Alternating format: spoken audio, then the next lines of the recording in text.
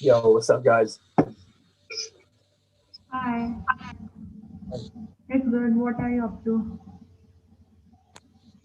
Chilling. I was talking to Mike, like just before this. I think he's about to get on. But yeah, but you.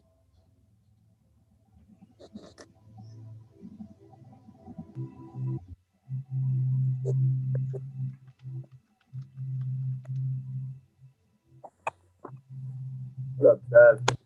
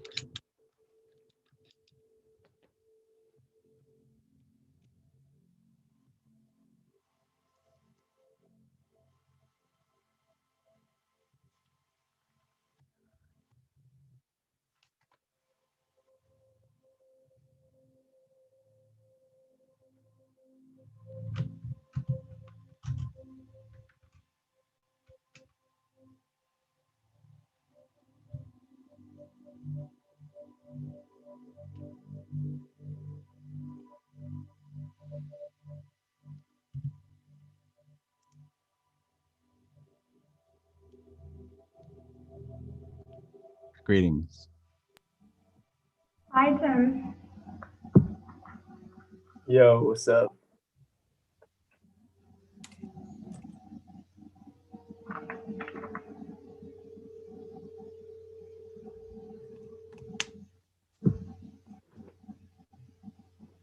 Can I Testing, start testing, asking one, questions? two. Can you guys hear me? Greetings. Yeah. Can I start asking questions? Yo, what's up? What's up? Wasting no time. What's up? What'd you say? Oh, she asked. She was asking something.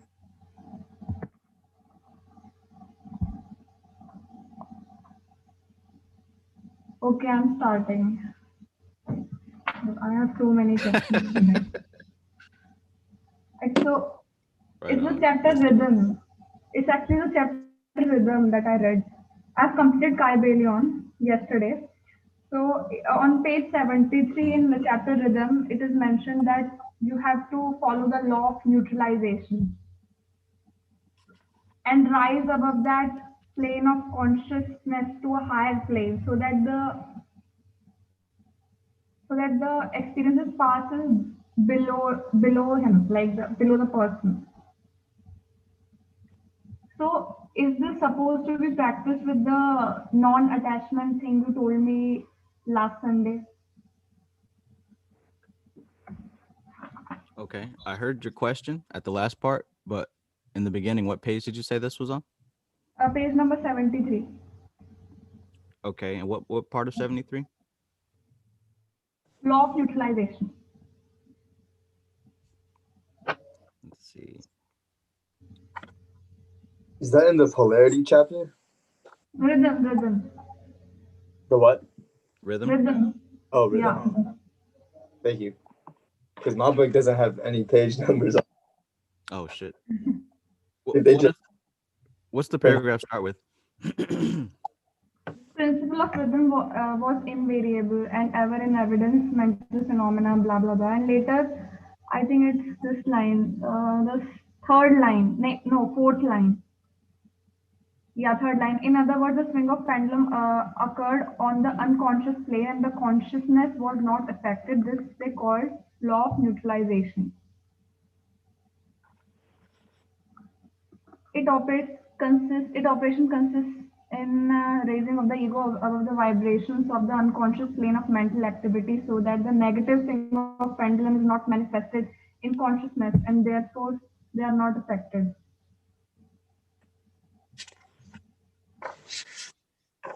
Okay, our page numbers might be a bit different. So, which Yeah. of I guess of the paragraphs that we have here, is this the last paragraph? No. Much before that. Okay. Uh, did you read the when it said the hermetic masters long since discovered? Is that the paragraph? Yeah, that paragraph. It's like Okay, I see that.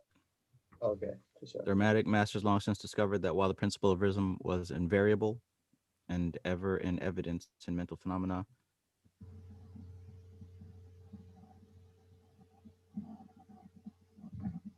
The law of neutralization. It is later mentioned in the paragraph. So I wanted to ask if this is like similar to the non-attachment thing. Like this can be practiced with the non-attachment to everything, Hmm. or some different method should be employed for achieving this. Yeah, absolutely. Especially when it says here, it is akin to rising above a thing and letting it pass beneath you, Yeah. refusing to participate. Excuse me, you are a great teacher, and your presentations resonate deeply to my soul, one Gemini to another. Thanks. Same.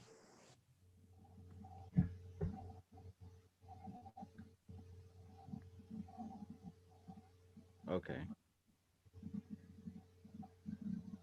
Yeah. So absolutely. That would have a lot to do with non-attachment because it's the attachment to the result that causes you to be swung to and fro with it. You know how they talk about here that there's two planes of consciousness, a lower and a higher. The lower plane, being the unconscious plane, is closer to being wrapped up and involved in matter. And the plane of matter is the plane of effect. That's where consciousness is taking place. That's where it's manifesting. So when it talks about that unconscious plane and that higher conscious plane, if your focus and your perspective is set on that lower plane, it's almost as if as you try to move things, you're moving with it. So you're wrapped up in the swing of the pendulum. But they're saying if you place yourself at the opposite end of the pole, it doesn't matter if what you're asking for happens or not. You're still where you are.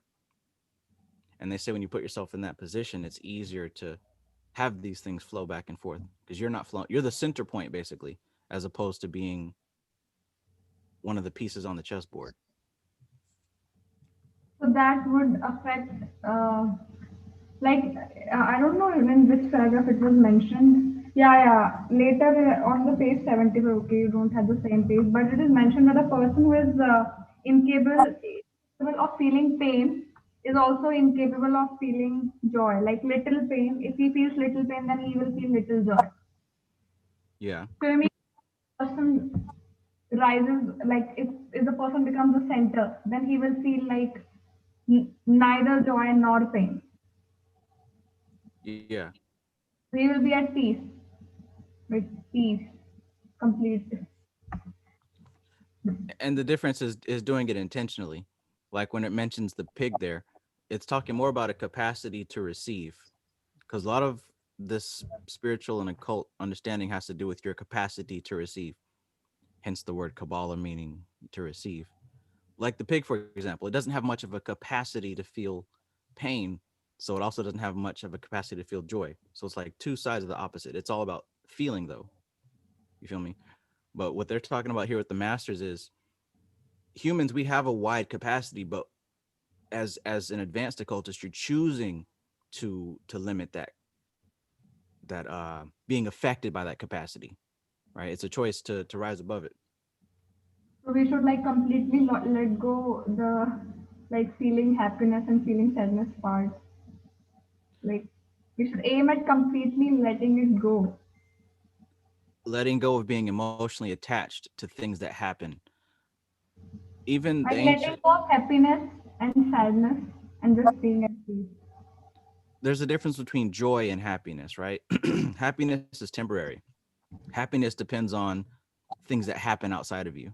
Oh, I'm happy that, they did this for me. I'm happy that I received that. But joy is very consistent and it doesn't depend on things that happen. Yeah, that's where the confusion was. Like the inner joy, like I was saying that we have to like give it up completely. We can't feel happy.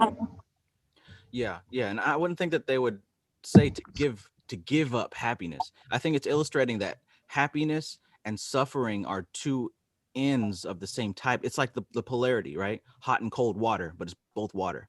Happy and sad, they're both emotions. But So joy, inner joy can still be experienced, and yes, that will not depend on the outer experiences. Yeah. yes. And also later, like after one page, there is a but the hermeticist, uh, yeah, can you see that paragraph? In that it is saying that negative is precedent to the positive in this matter, and to say that experiencing a certain degree of pleasure does not follow that he will have to pay up for it with a corresponding degree of pain. Like in Kybalion, it was mentioned that the positive is always higher than the negative. I Hmm. think it was said in the chapter of polarity that the positive pole seems to be higher in degree than the negative and readily dominates it. And negative is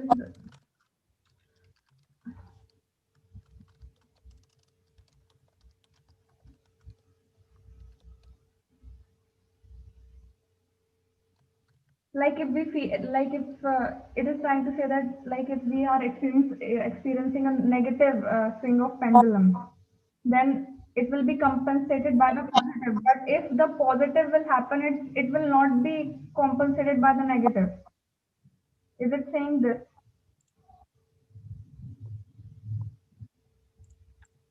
So it sounds like at that point they're really trying to describe what karma actually is. I actually thought that karma is quite different than this. Like I Yeah, thought just that it was different than the karmic aspect. That maybe karma didn't exist, like karma didn't exist, and there will always be the swings, positive, negative.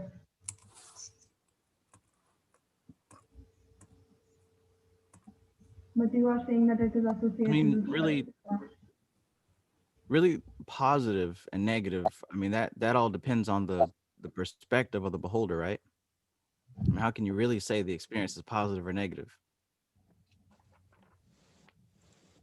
Like if it's a crime or if I'm experiencing some sort of physical pain or emotional pain, then it is considered as negative. Right? But still, it's perspective because you can find somebody to where that negative thing can be positive. Some people enjoy watching others suffer. Some people enjoy inflicting suffering on others. Some people enjoy committing crimes. So the whole labeling it as positive or negative, that's still being in that unconscious realm. That's still being in the plane of effect. That's still being pushed to and fro by the pendulum. But to be on that higher plane is you see these things as events that happen, but you don't attach to Label them in them. any type of emotional way. Okay.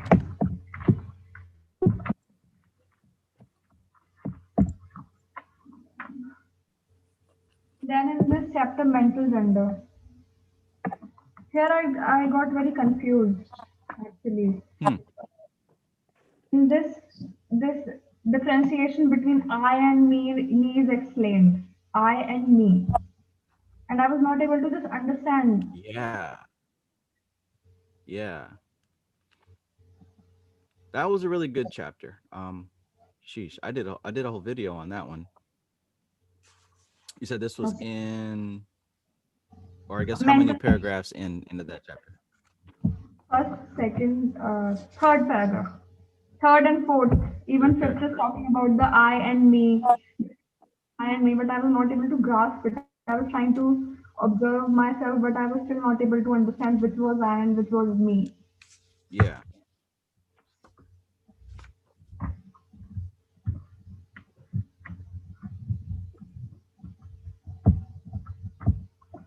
And the same similar thing was also mentioned in the, is also mentioned in Dharna Darshan. So that is also Yeah. confused. Like I was so confused between the subjective and objective. What is subjective? What is objective within me? Like, can you explain What chapter is this in? mental gender? Paragraph Oh, three, okay. four. Yeah.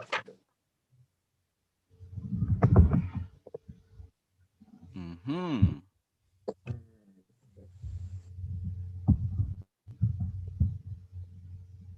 Some of the stuff we've been reading lately, I think, gives us much more elucidation on this part. Yeah, I was just yeah.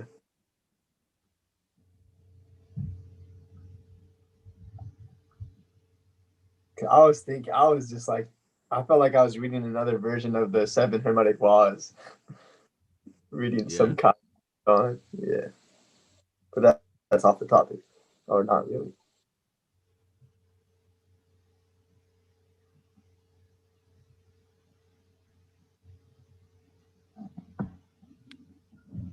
Yikes.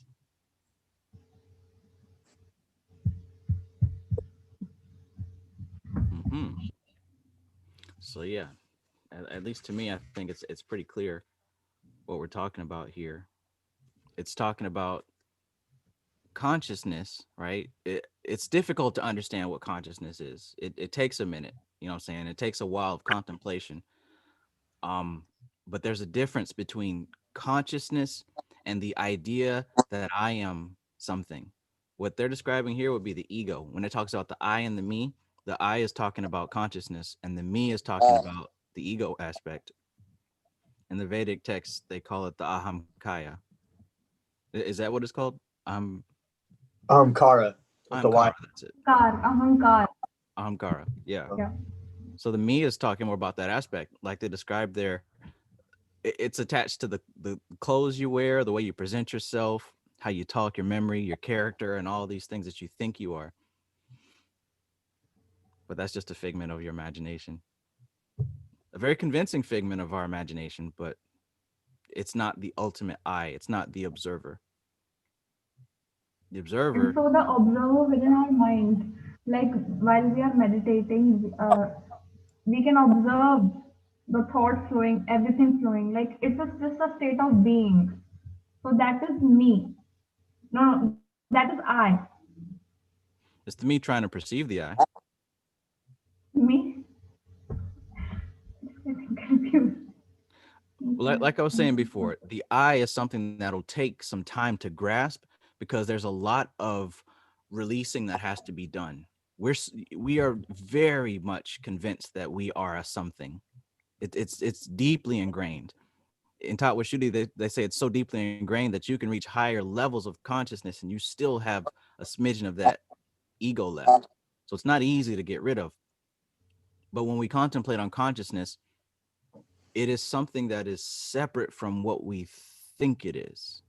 It is like Consciousness doesn't the have any attributes whatsoever. pure There's no way consciousness.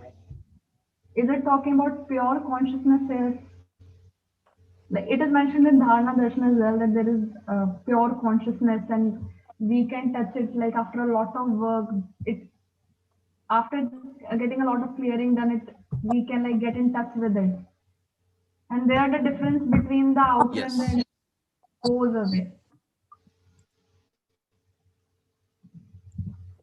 So it mentions that there's this transcendental consciousness. And what makes it transcendental is that it exists beyond the five senses. And that's what I'm talking about. Our consciousness exists, and the only way that we know of it is because of the five senses. So it takes a new way of learning to recognize a consciousness that exists beyond the five senses. You feel me? Yeah. We have to operate with a different type of equipment to look inward to see consciousness. That's what a lot of this work is, developing that equipment. But the distinction has to be made here in that part that you're asking about in mental gender. There's a distinction that must be made between I and me, between the observer and what we think we are. We exist somewhere in between consciousness and matter. We exist somewhere in between that, or at least we think we do. So this I and me difference is similar to the subjective and objective difference. It is similar Different to that. It subjective is mind similar to that. and objective mind. I'm still not able to grasp it because I think you are mentioning that it is difficult to, touch that I part. I think it will come after a lot of practice and Yeah. So yeah, it's like I was earlier thinking that that observer which when I close my eyes and I observe my thoughts, that is the I. I was thinking that. I But feel like you say it is not that, that's me. I feel like just the fact that you can say that you're observing it, who was observing you observing it?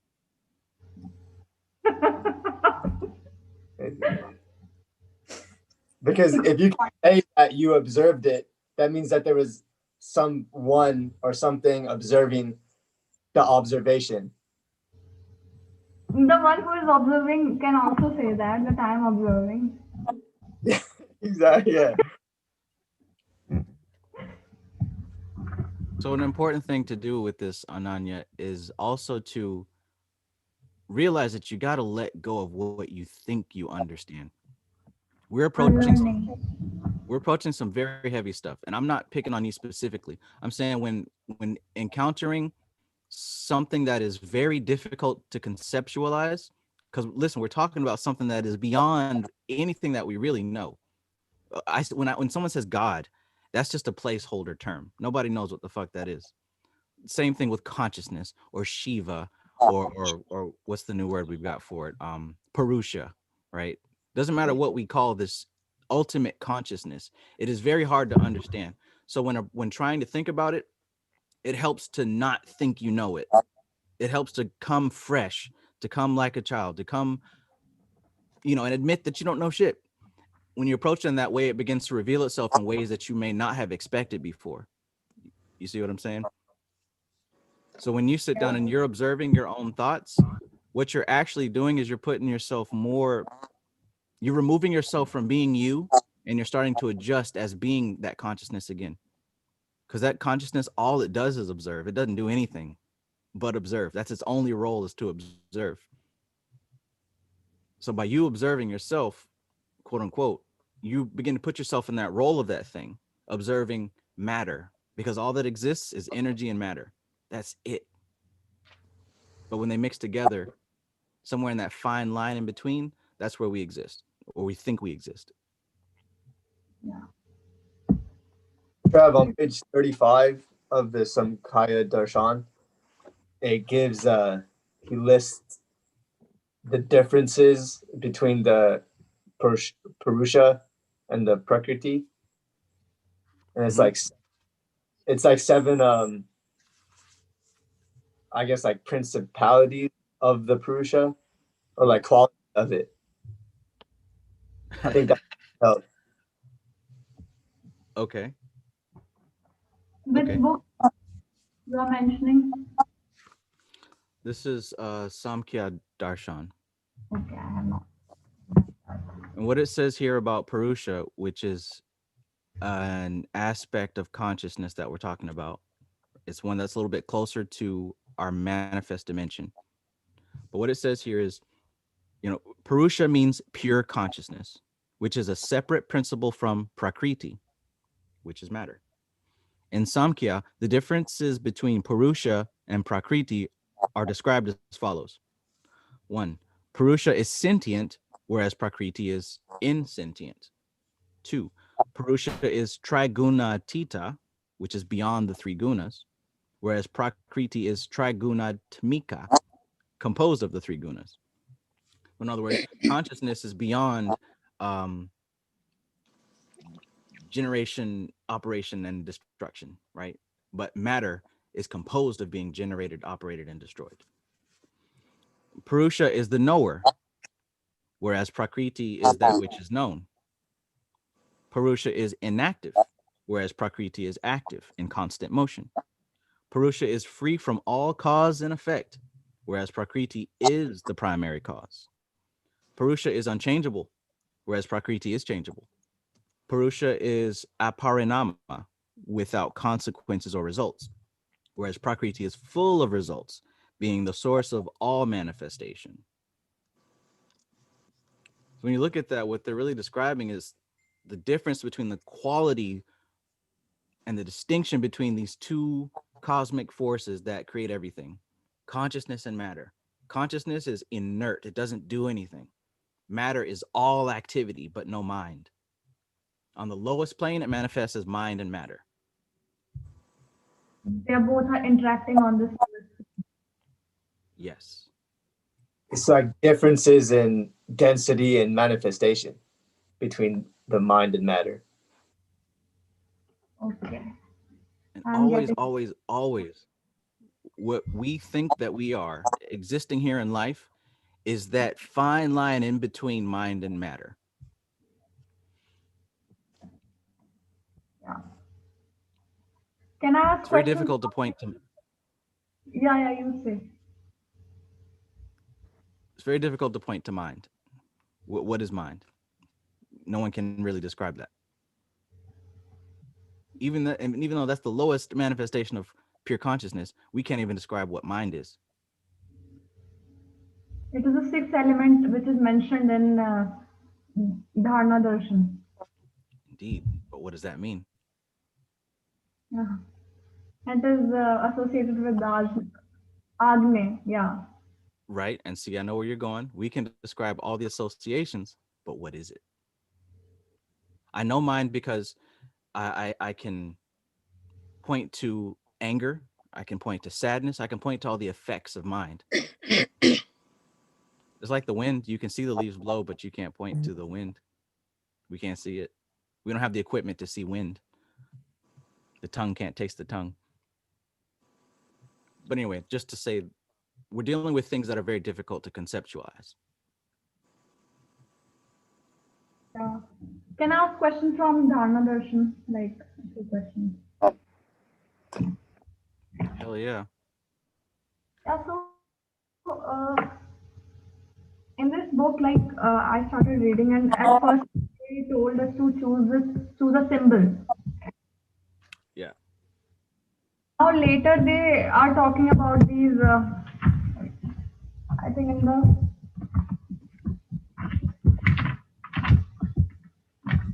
I think yeah. On the 46th page and 47th page, they are talking different types of practices, especially the Bhuchari Mudra. First of Yeah. all, I was not able to understand how this will be practiced. Like staring at the space. like seeing the finger and then removing it and then staring at Hmm. that space.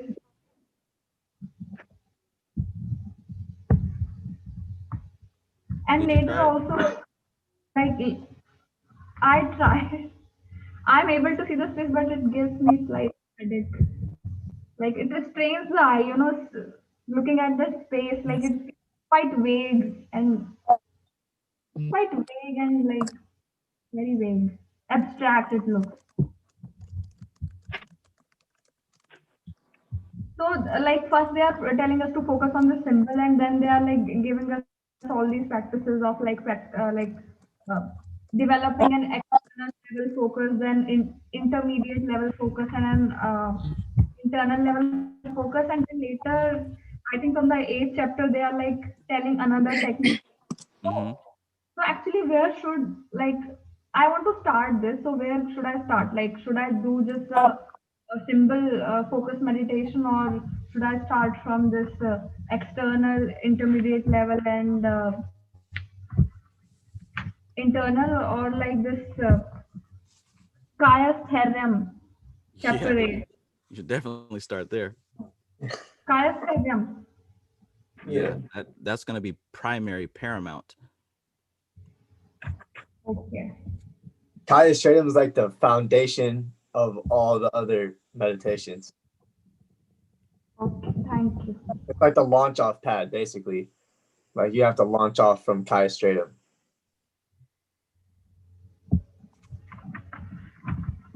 And then this Bhuchari Mudra and this Akashi Mudra, like gazing into space. Hmm. Are they talking about like the space as in the stars in the sky, or just like that vague space that is left after we remove our finger? They're talking about that vague space. I It's really it's got confused. it's practice for a lot of the other techniques that are going to be described there. As you begin to develop the practice of stilling the mind, right? Because Kaya is going to be extremely important.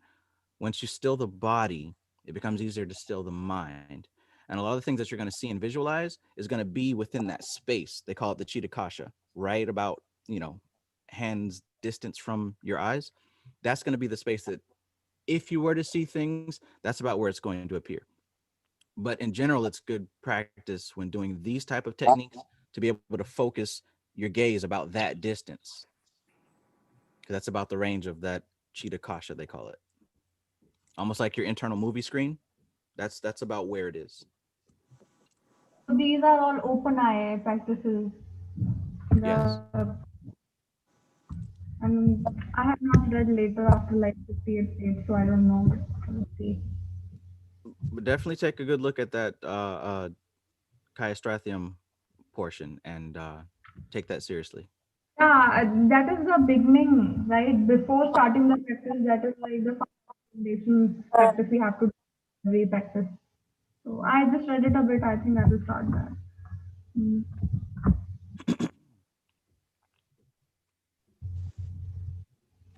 Goodness gracious. How did we get deep into the Bihar School of Yoga and all these damn books? Like, how did this even happen? That's what I'm trying. I was trying to figure that shit out this morning, bro.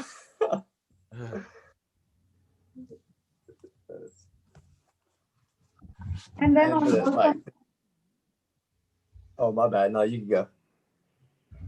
so on the 36th page of Dharana Darshan, it is mentioned that when the mind becomes quiet, you should start to use a psychic symbol.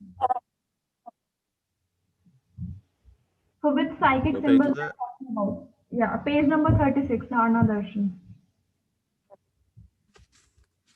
It's whichever symbol that you choose. That I thought that a psychic symbol will appear like after some. Okay, it's the symbol that we chose at the beginning. Yeah. I think he talks about in the first chapter. He says that it can appear to you in like a dream or something. So it's like if you set your intention for your subconscious, like before you go to sleep or something, and do a ritual to get a psychic symbol, it can appear to you in a dream that way, or like you can consciously choose one too, like whichever one you resonate with. I think they're on page. He gives a list of them on page. Like you can choose a person, you can choose a deity, you can choose an object. So I also wanted to ask that if we end up choosing a person, suppose as a symbol, so we will visualize their picture or photo in our mind. So, like choosing a person, will it end up being detrimental in the later stages of the practice? I want to ask that. Will it be What he bad? says in the book, what he says about that in the book is that it's best to choose a symbol that you don't have a strong emotional attachment to, that you don't really have a library of associations with. But it also says that we can choose a symbol which is our distraction. Right. But the same But principle applies. then you are saying that it is also saying that you have to choose a symbol which you don't have an association with. A strong emotional association with. For example, Oh, it wouldn't be a good idea for me to choose the cross of Jesus, because if I sit here and visualize that, I've got all this stuff already associated with it. That's going to overpower my practice. Now, say if I choose something like a Oreo cookie, there might not be there might not be so I'm many back. associations. okay, okay. Yeah. Yeah. Now it's clear. Take your geometry on the Oreo cookie though. That shit goes hard. There's hell Oh man. Oreo. I And don't see any separation from the cookie. there's like 12 little lines around that circle for the 12 disciples or the 12 zodiac symbols. Yeah. There's also 12 little crosses. Oreo. I saw use- that somewhere recently. I don't remember where I saw that from. I think like last month. That It was Knights Templar meme that I sent you. Yeah. That sounds about right. Yeah. Like the little crosses. The Knights Templar cross is like across or around like the middle of the cookie. Yeah. Some meme that I saw sent to Travis. Apparently the Oreos are, invested in and created by the Knights Templar. Who would have thought? Definitely going to be putting a bunch of these on top of my white cake.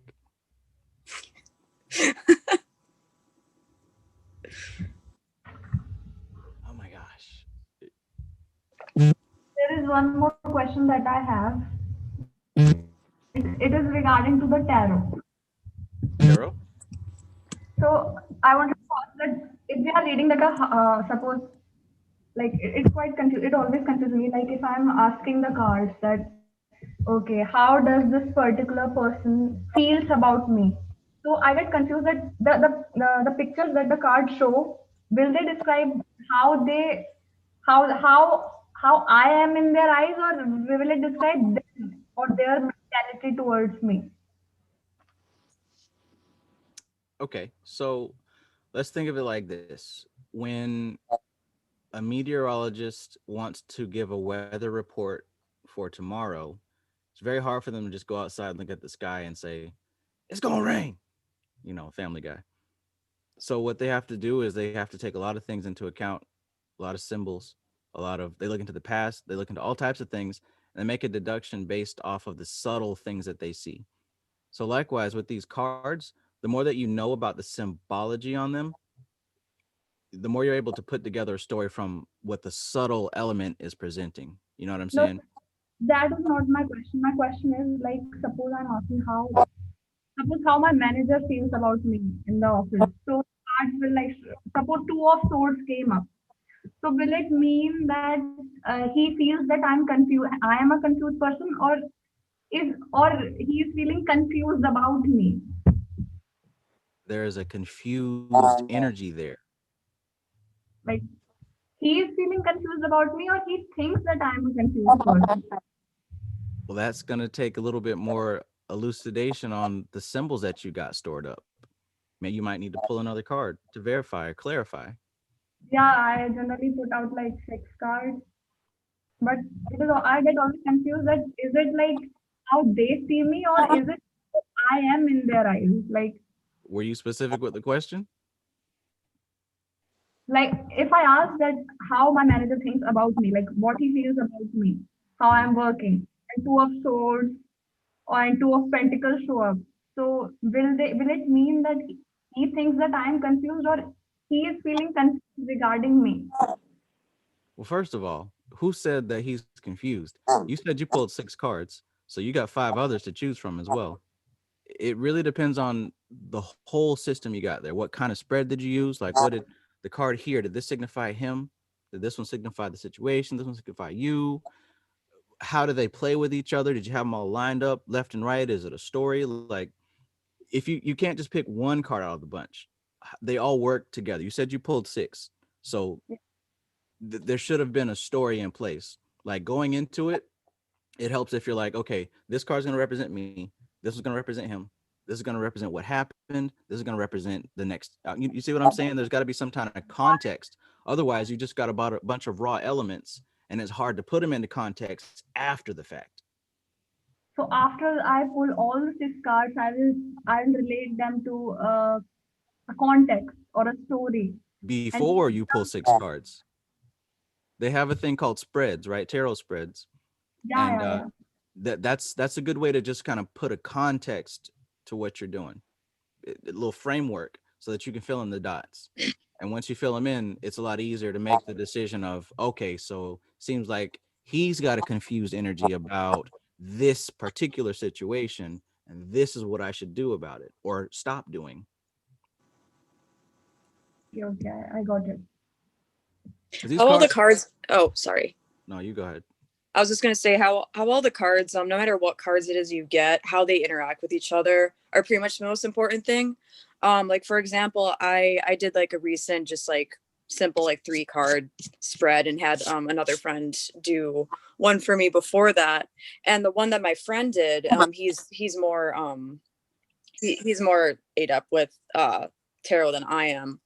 The first spread that he did, what some of those cards represented by themselves, just by themselves, are thought of to be bad cards, but them in conjunction with all of the other cards, like came, they all have like different, they all have different interactions with each other that make it so that it's not such like, they're not such like negative, like they're not such like negative cards. You know what I mean? Yeah, yeah, yeah. Card interactions also matter, and their placement, Mm-hmm. and their getting it. Yeah. And like also depending on like if you have somebody else reading your cards for you, it's kind of like a good it's kind of like a sign on whether or not they're like, I would say good at what they do, because like if this person is talking to you about the spread that you got and they're like, oh, this is entirely good, or oh, this is entirely bad, you should watch out, these cards are terrible. It's just like, nah, you're gonna need more like nuance with that, because like really like there's so many outcomes you can get depending on each card, like and it's up to like how you interpret it. Yeah. They're all the cards are like very multifaceted, especially with how they interact with each other. Yes. Also, I noticed that picking out one card is in tarot readings. Generally, it gives a very wrong. Like if I only pick out one card for a situation, then it gives a very like narrow perspective and not the whole perspective. But many Yeah, readers absolutely. do that, and they're like, no, you should pick out one card and this and that. And I'm like, no, I think I should pick out more. And they make predictions based on one card.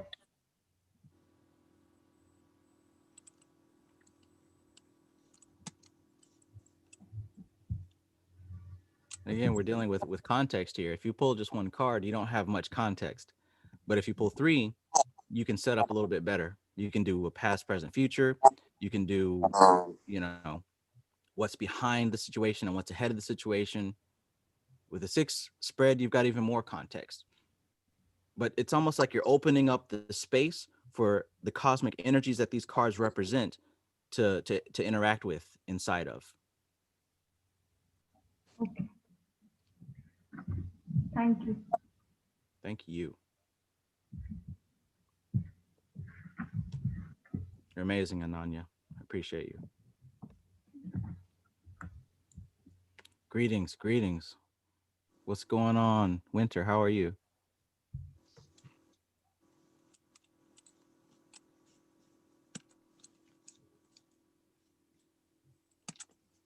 Okay. What's up, Mike?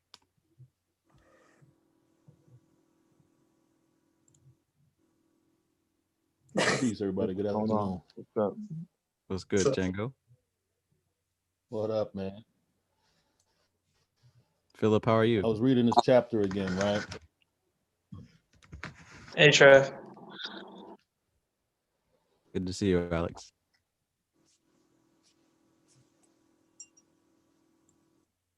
I was reading this chapter again. Transmutation. I'm trying to pull it back up. I just really broke it. It just really was like I had to really break this thing down to absorb it again, like on a micronutrient type of level. Not that I lost the understanding of it, but it just hit, as they say, it hit a little different. Yeah. Now with putting all these pieces together, kind of like I can kind of see now that I never had the pieces to the puzzle. Like people say put the pieces to the puzzle together, but I've never really heard nobody say, you know what, I never had the pieces to the puzzle. So now I'm obtaining pieces to the puzzle.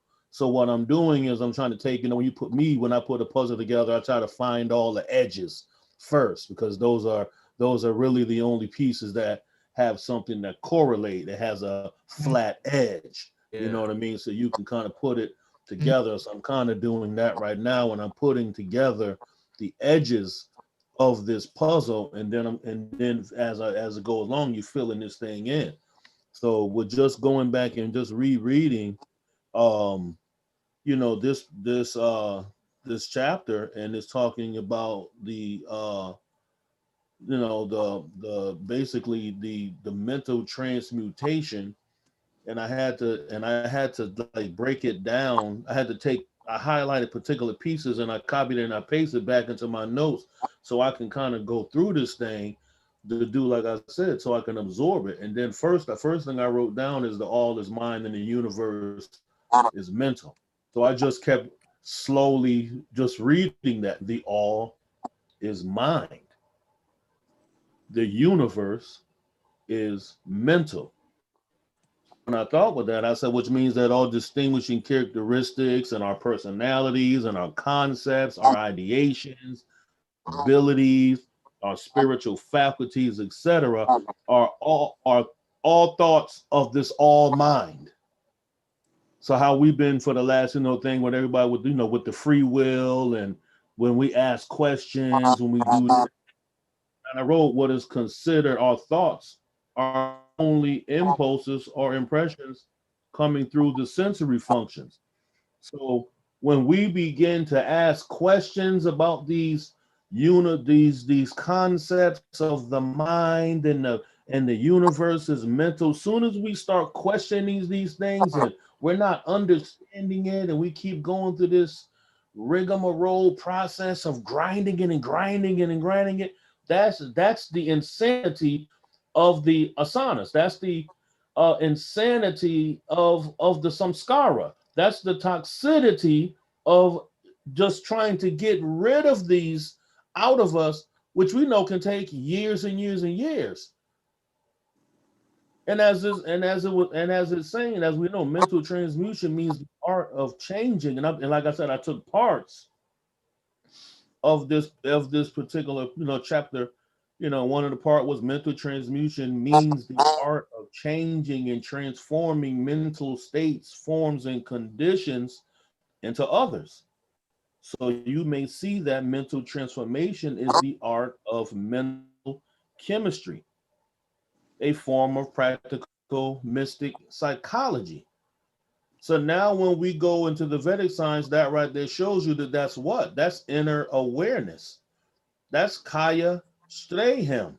That's sitting still, going into the inner workings of ourself, whether we call it tattva shuddhi, a chakra shuddhi, whatever the shuddhi, or the purification process means that one of our main ultimate goals is to actually totally separate the mind and cut the vocal cords from this sensory input, because the sensory input of our living experience upon this material plane has basically, for lack of a word, the material plane is totally fucking toxic.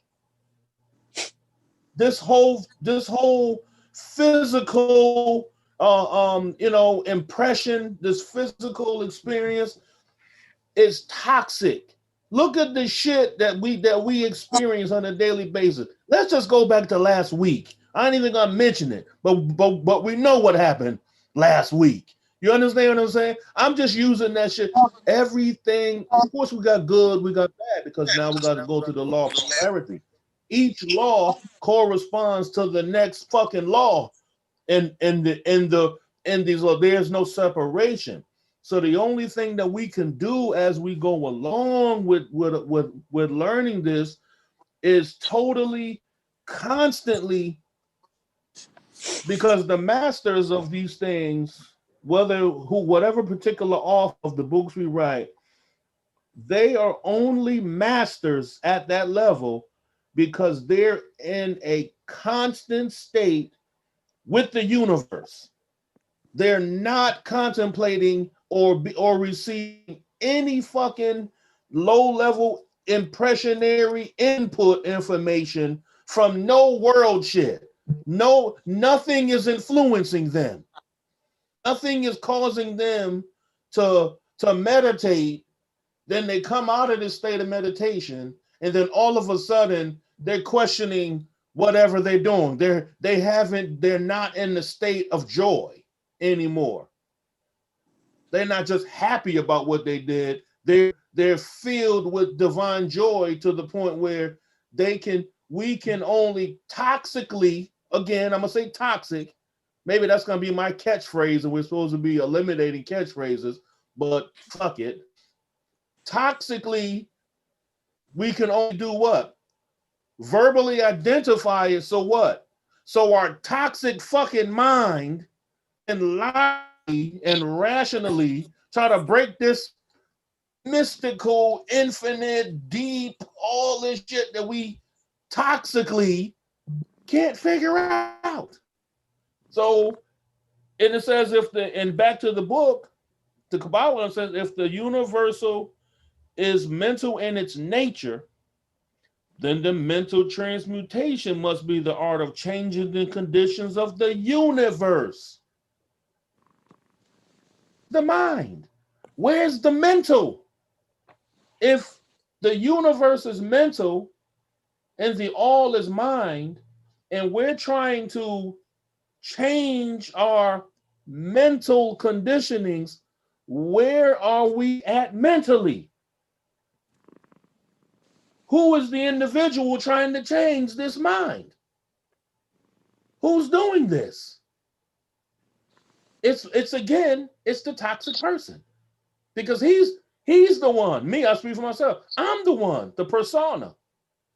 I'm the one that's taken on this shell and agreed with all its foolishness to who I think that I've become and what I think that I've known, and I've absorbed books and my intellect. You realize how many times have you read anything about the intellect in the Vedic information? It's not necessarily breaking down the intellect, it's breaking down the mental, spiritual capacity of the inner self, which is undefinable.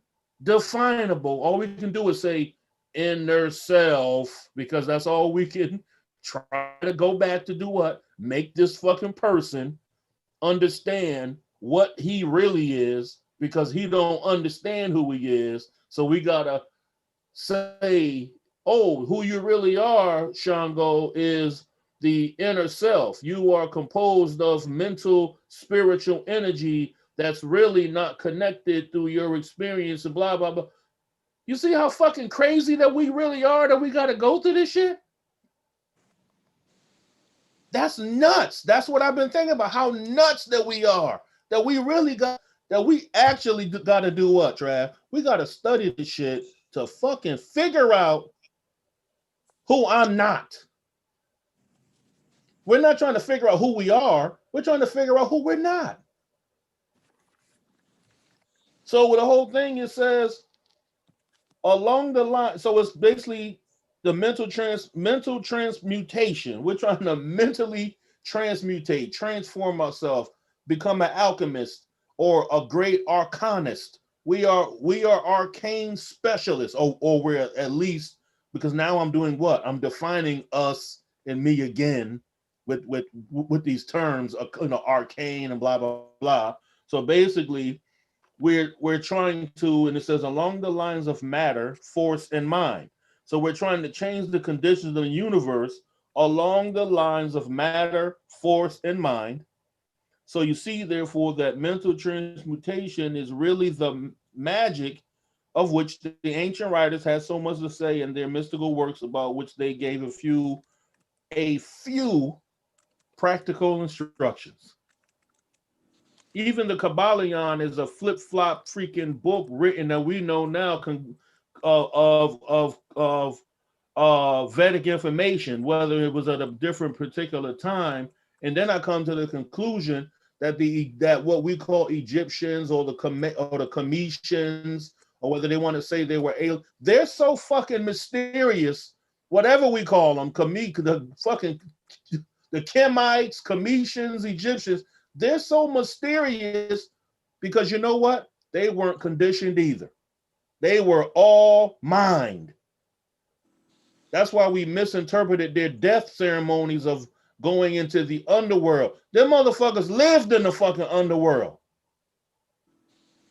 They only operated here in the mental plane because, as we keep reading, it goes on and on, that the student and practitioner of mental transformation works along the mental plane, transmuting mental conditions, states, etc., into others, according to various formulas, which we know hieroglyphic text on the coffin and all of these were what? Formulas, and more or less efficacious.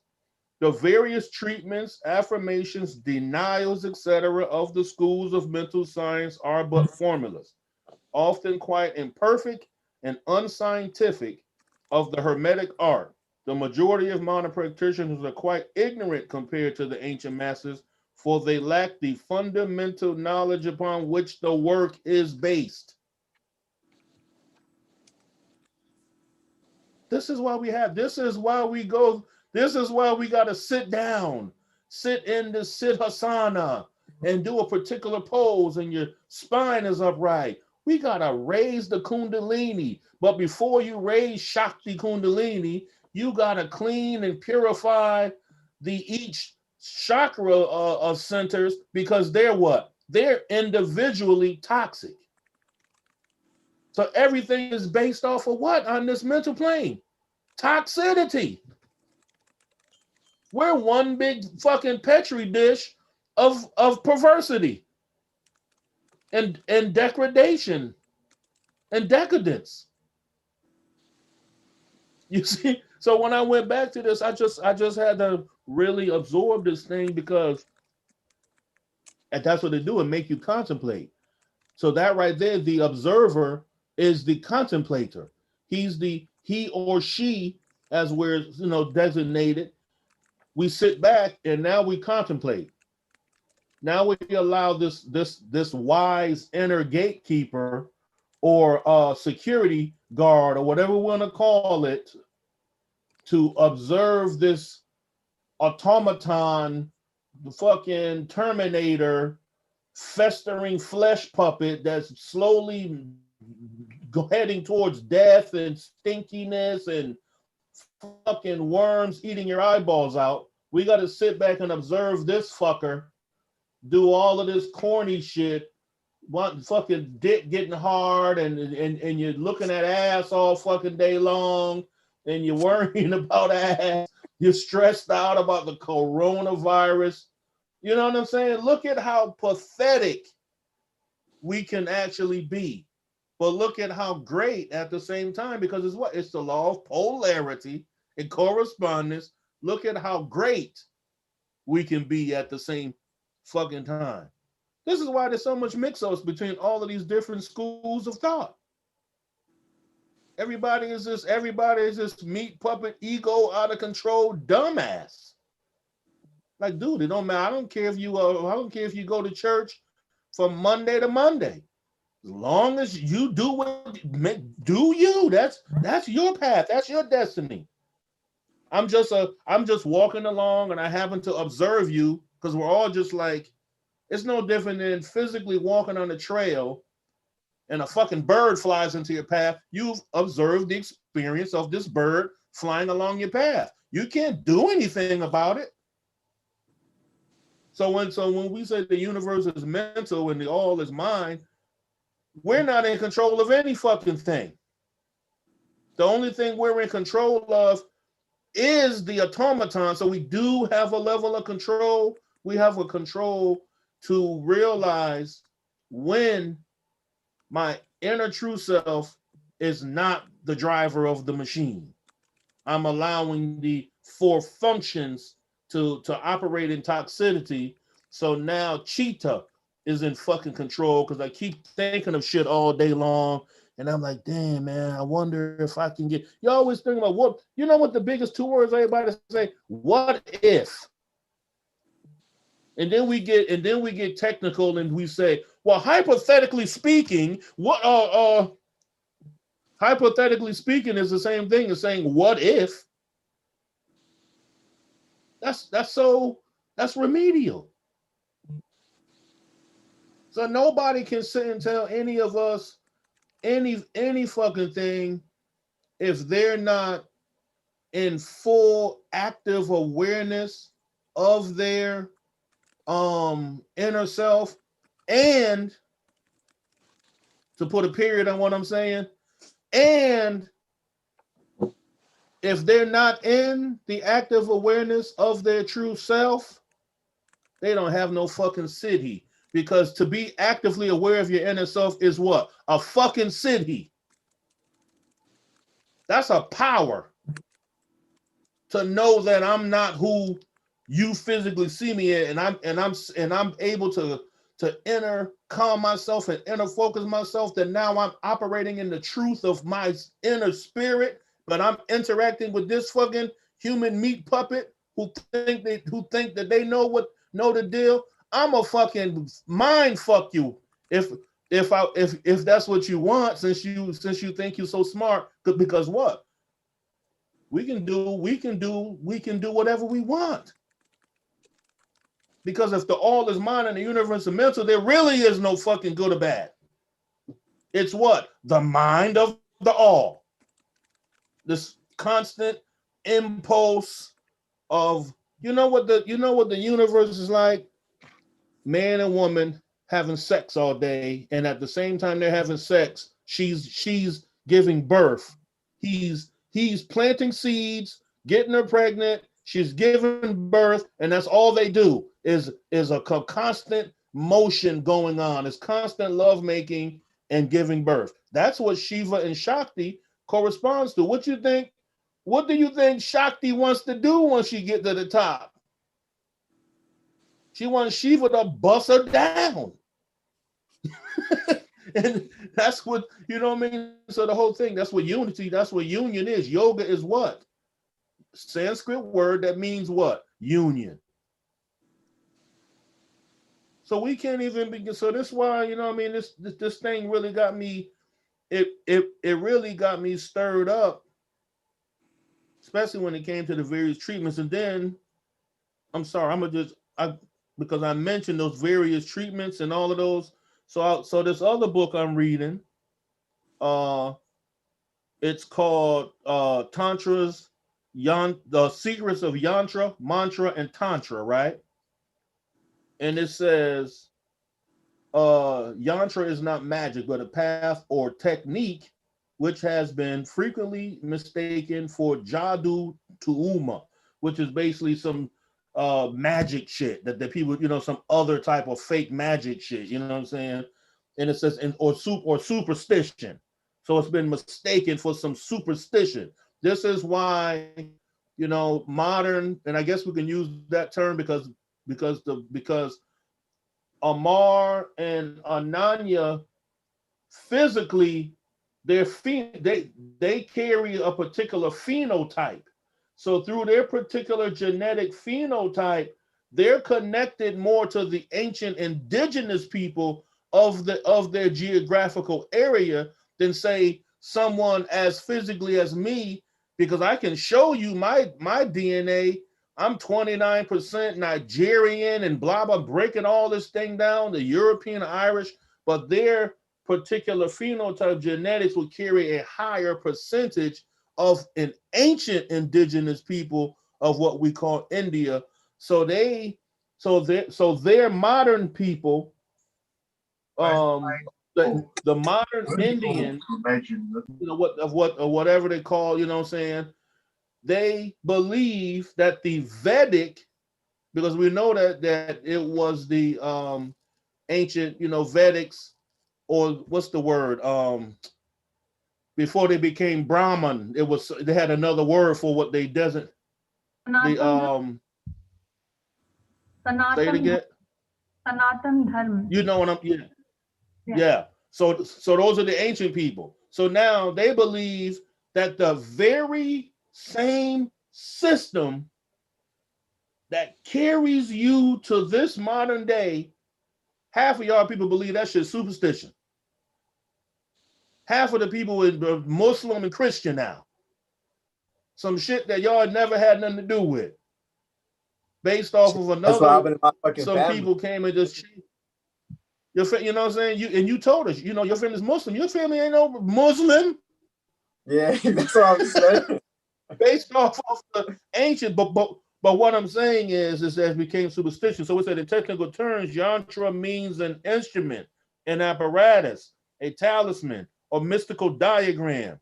By following certain techniques and instructions, one can what? Attain siddhi and fulfill what? One's desires and ambitions speedily. This is a whole nother book, basically speaking the same thing that the Kybalion is saying, which means that the distinguishing characteristics, personalities, concepts, ideations, blah, blah, blah, are all of the mind, and you have the ability to use that shit when you become a master.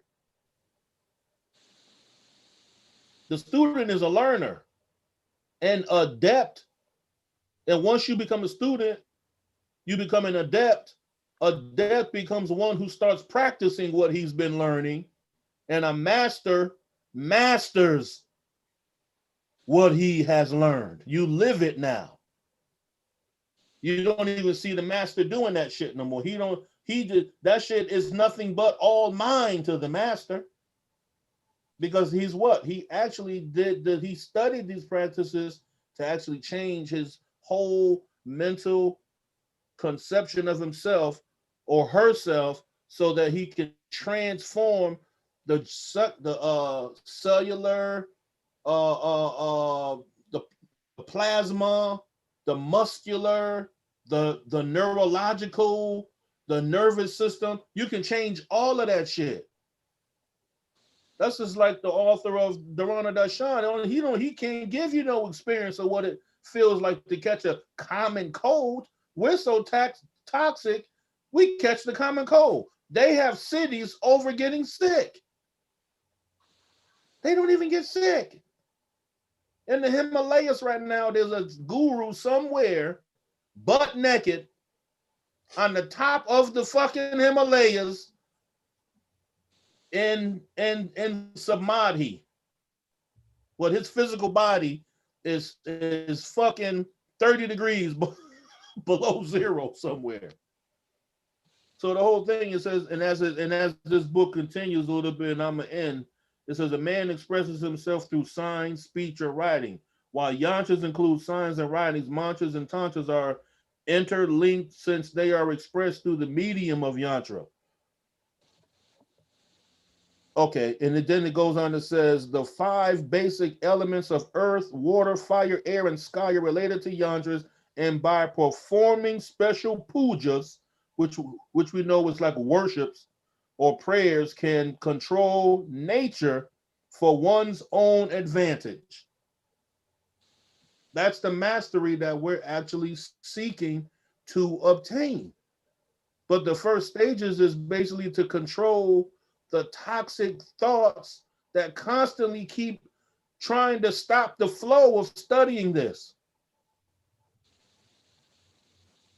You know what I'm saying? How we study this, and some people seem to never get it.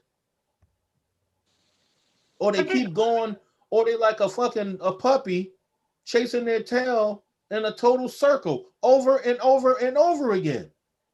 You're like, dude, don't you realize you're keep asking the same question over and over again?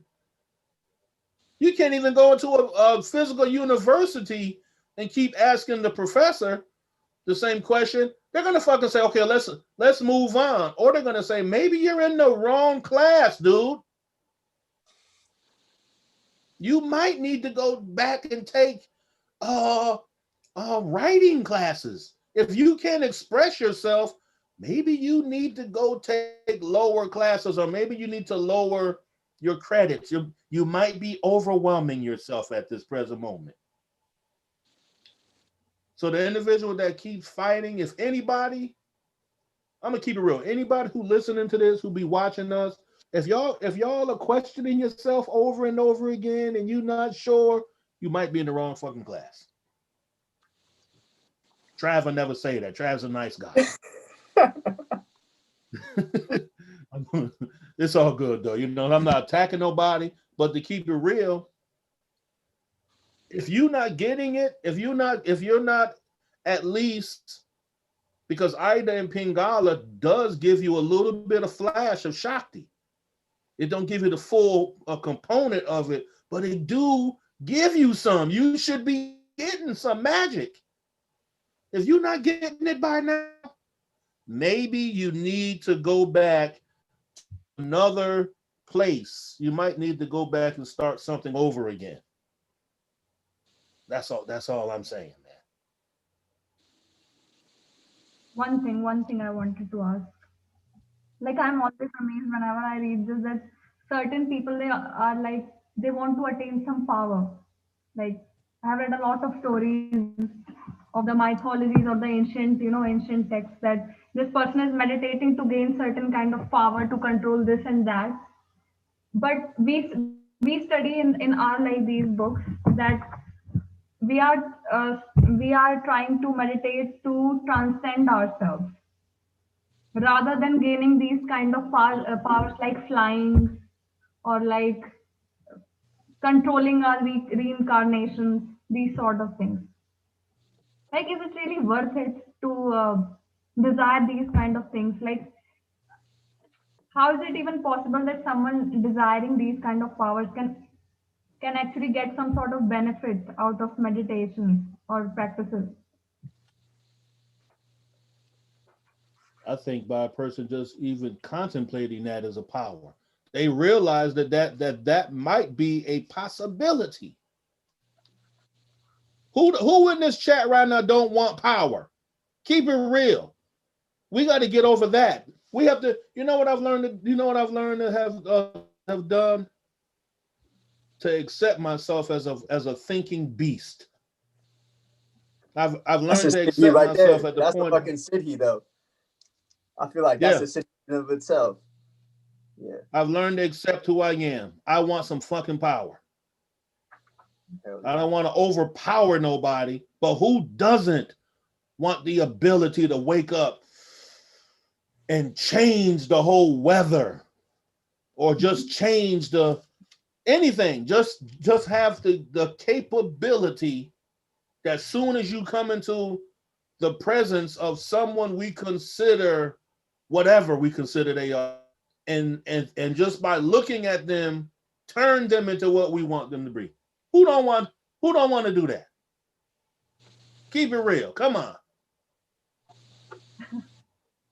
Because it's nothing good or bad. It's all usage. Because it's about polarity. We haven't even gotten to that yet. The sun, if we have the sun over here and we have the moon over here, that means there's a line that goes from one to the other. So darkness is the opposite spectrum of what we call darkness. So what we call bad has a line goes to good, and it's just the opposite polar. And whatever we choose to define each action in the middle or along the line is what our sensory input, what we call our morals and value system, says that's not right. Let's storm the Capitol building. It's not right. They stole the vote and blah, blah, blah. That right there is a total example of a bunch of toxic individuals who exemplified a pulsation of the universal mind, because each action is a part of the universal mind, but it was a lack of control because the input came in to make you, even first of all, it was based off emotion. It was emotionally based. It's an emotionally based action. So they had the inner ability, because all potential exists where? Within your mind. So they had the ability to do what? Say, man, I'm fucking bugging. Who gives a fuck what Biden does? Who cares what Trump says? Whatever, dude. Who cared what Bill Clinton said? Who cared what Barack Obama said? Who cared what Ronald Reagan said? Who cared what Richard Nixon said? They all were a piece of trash. Let's go back to George Washington. They all were full of shit. Because they were what? Selfish. The government is not based off of anything good. Fuck it. Let's just go to America. Established through what? War and bloodshed. I declare war against England right now. Here's what we call the Declaration of Independence was a statement of fucking war. And then what they do? The American Revolution. Everything that we live and feel so happy about and feel so groovy and Zoom and we doing bullshit was based off of fucking somebody else dying, getting their ass killed.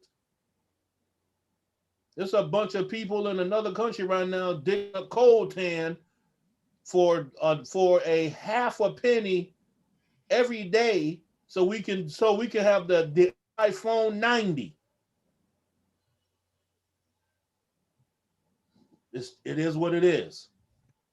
No different than right now. There's a giraffe being born right now, and there's a group of female lions smelling that new giraffe coming out, and they're gonna kill it and they're gonna eat it as soon as it was born. That's just what it is. Is it bad? No, it's just nature. What we call human nature is based off of our sensory input. Because going back to, like you said, with the should we seek power? Of course, we want to have power over the sensory perceptions. And then whatever else you do is just like icing on the cake.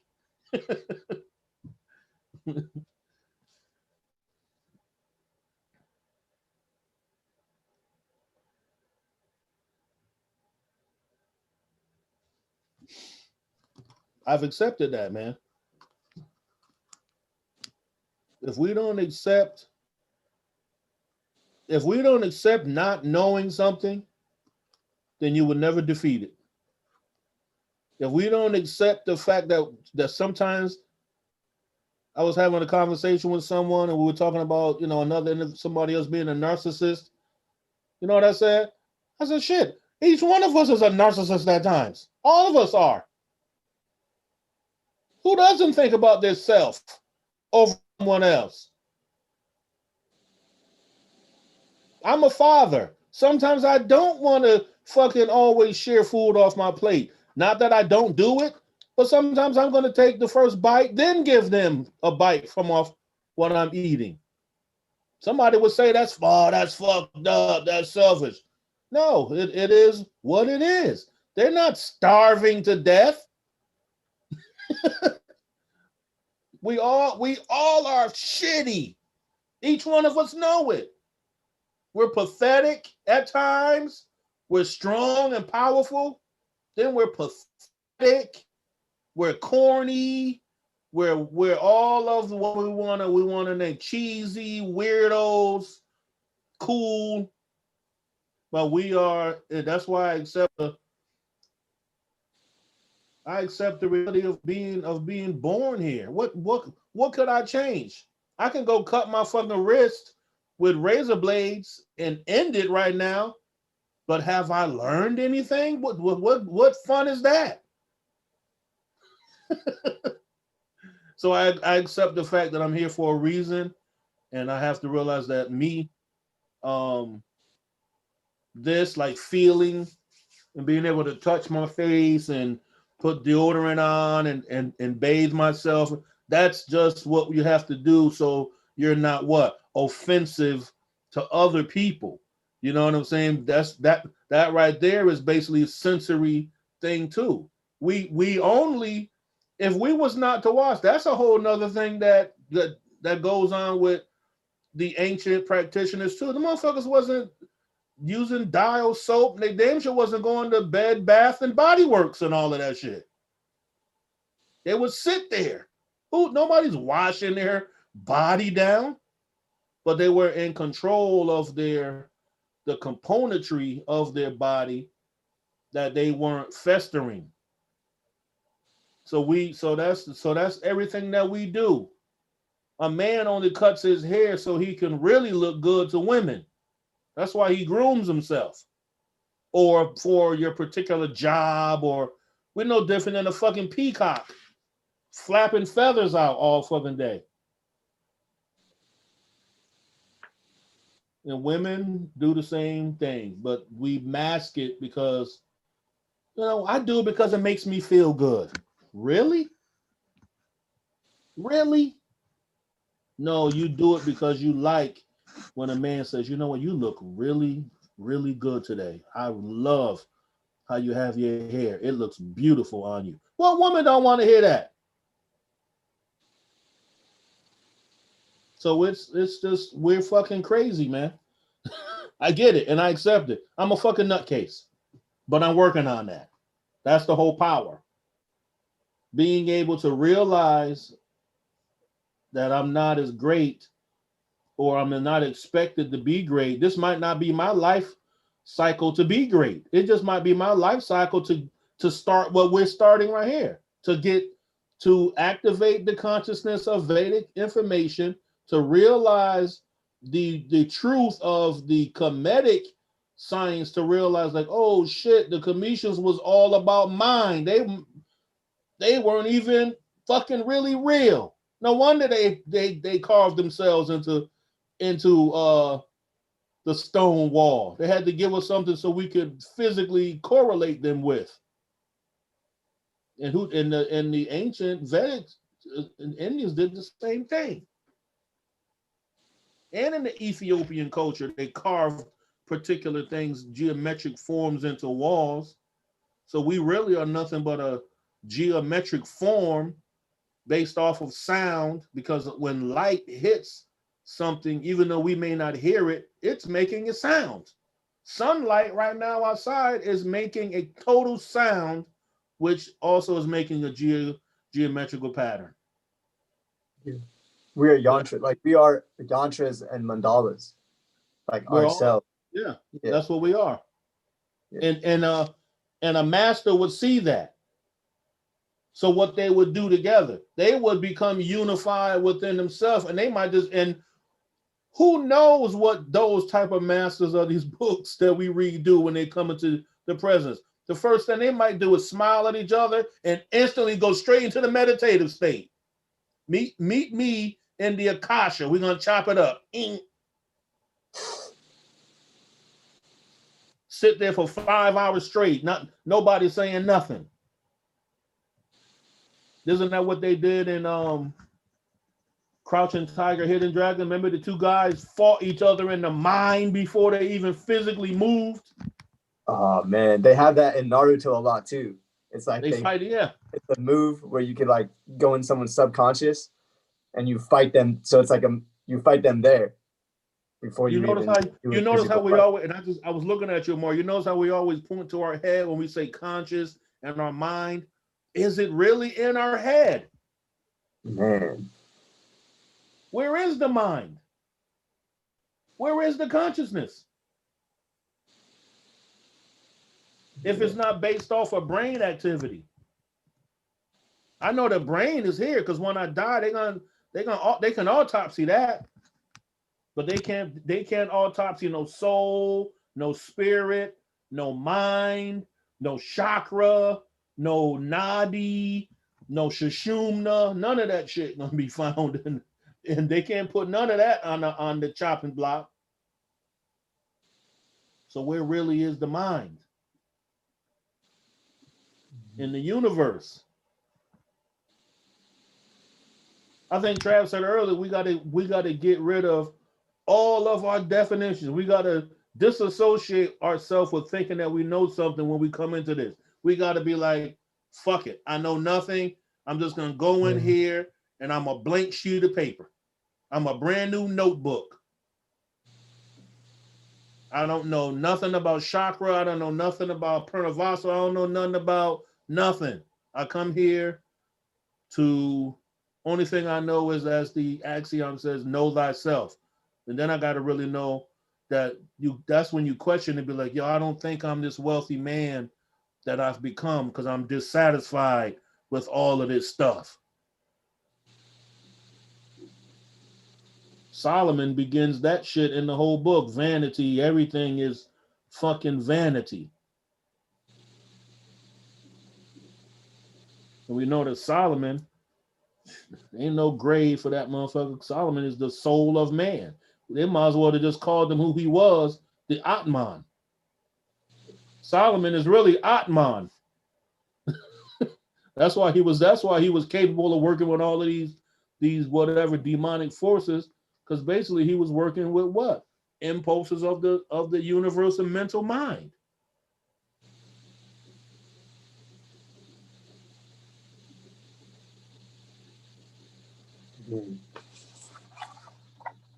Yeah.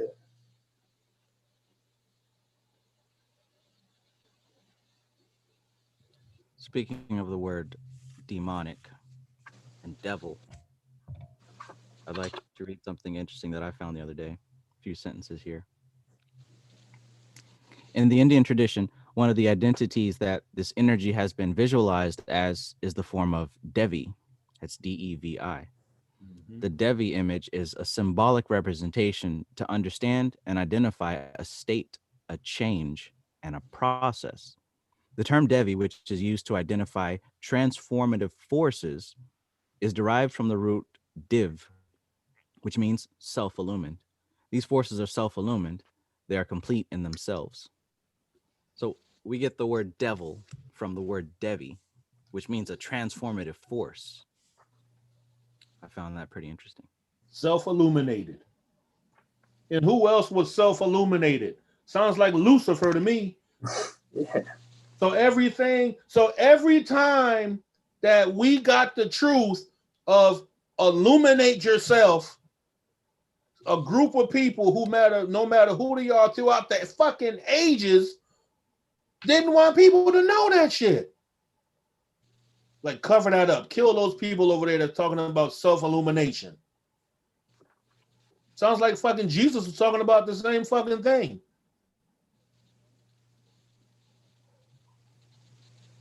Self-illuminate. As soon as we come to the consciousness of, I don't need your form of worship to this God where I give everything away, all the power of myself, and just put my dependence in just some faithful expression, and then go on with this drabness of life, not doing no fucking work.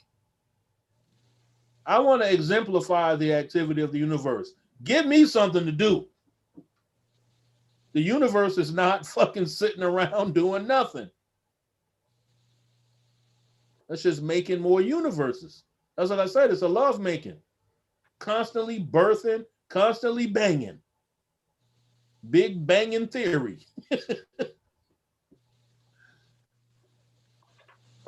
So they want to say Devi, which we know is a word of God, and then let's just go ahead and put an L on that thing, man. Come on. See how toxic, Trav? You see what I'm saying? Self-illumined transformative force. So a note on Self-illumined this. transformative force. A note on this toxicity we seem to be observing. It has a lot to do with ignorance. It has everything to do with ignorance, honestly. And ignorance is a direct result of what these books are calling tamoguna, the state of tamas, which is the state of degeneration, deterioration, death, and decay. It seems that there only exist these two forces in the universe, which is Shiva and Shakti, which is consciousness and energy. Energy because energy exists in different states, including matter, but energy is activity. Consciousness is inert, but it is the observer. So we've only got these two forces. But just like with the Kabbalah, we've got the 10 spheres, but they can manifest on 4 different planes, right? We've got a higher plane, middle plane, and then the lower physical plane. So we've got these two forces of consciousness and energy. And at the very highest plane, they're in their most pure state, almost together. They're almost inseparable, even. And that's what Brahman would be, the all pervading, all potential, unmanifest, right? Brahman, the world of Atziluth, and even beyond with the triple blackness. But as we get more and more dense, we get, because it's just like if you've got a pond or, a soup or whatever, the sediment is going to go to the bottom. The lighter stuff is going to be at the top. So that would be a representation of these 4 worlds. On this lower world, consciousness and matter, their dance of sex, their intermingling, is what causes what we call life. In particular, us human beings, we're so blended with this mishmash and mixture of consciousness and energy that we think that we are something separate from both. Consciousness no longer sees itself as it is. It's seeing itself through energy. It's seeing itself through matter. It's discovering itself through thoughts and feelings, which are expressions of consciousness. And what is it thinking and what is it feeling? Nothing other than energy, nothing other than Shakti, nothing other than matter. So we are consciousness wrapped up in matter, wrapped up so tightly that we forgot what we are. Literally like somebody playing a video game and thinking the game is real, and in that game playing a game and thinking that game is real. Imagine never remembering to even turn the game on in the first place. Talk about toxicity.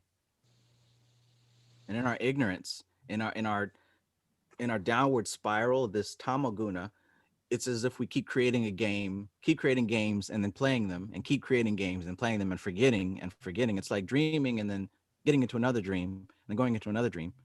That ignorance, it perpetuates. It's literally a downward spiral that continues until we start getting a glimpse of that light from source. That's the only way to go back up that spiral. That's the only way to go back up that spiral.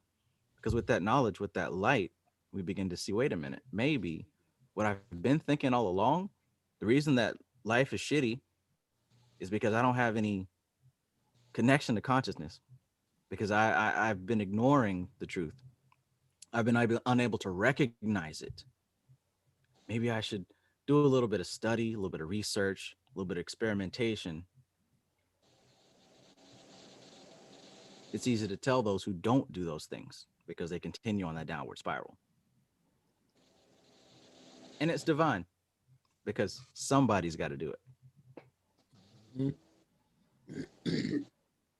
It sounds like the scene from the Nines when she basically called him like a cosmic druggie, and like his drug of choice is creating world after world, just being stuck in the illusion and like deluding himself that he's the character that he's playing.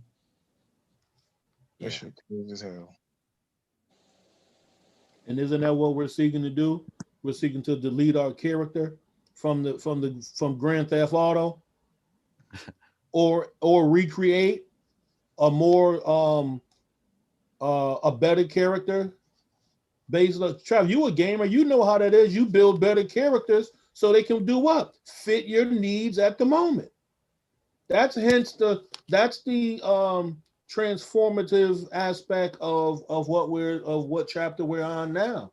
That we're capable, that the adept metaphysicist or scientist is capable of transforming the state of his or her mind into whatever state they choose to be. State being characteristic of Odin, characteristic of a fairy, an elf, whatever you want to fucking be. What do you, or unicorn? What do you think that the what we call the Native Americans, they always had these animal, they call them the animal spirit, whether it's a bear or some sort of a puma. They were able, the shaman was capable of transmutating their energy into a fucking bear, and they became a bear. So we can do the same thing. If this character don't fit, is what we're doing. We know that the character that we've been playing with is not fitting anymore. It doesn't suit the purpose. So we're seeking to what? Change the characteristics.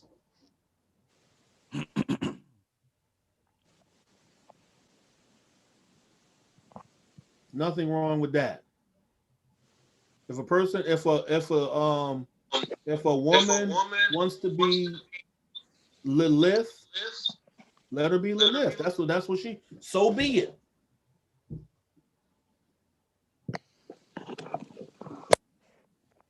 Talking about the changing of this character, it's just like driving and needing a map to travel. You can't get to your destination if you don't know where you are to begin with. So it always starts at home. It always starts here, you know, wherever we are. It starts within the perspective of the current observer. Mm-hmm. As you observe the self, this is where the shadow work comes into play, because you start to notice you're getting triggered by different things, different topics, different subjects. Why are you getting triggered? Well, you got to analyze. There's memory, there's chitta at play, there's vrittis spinning.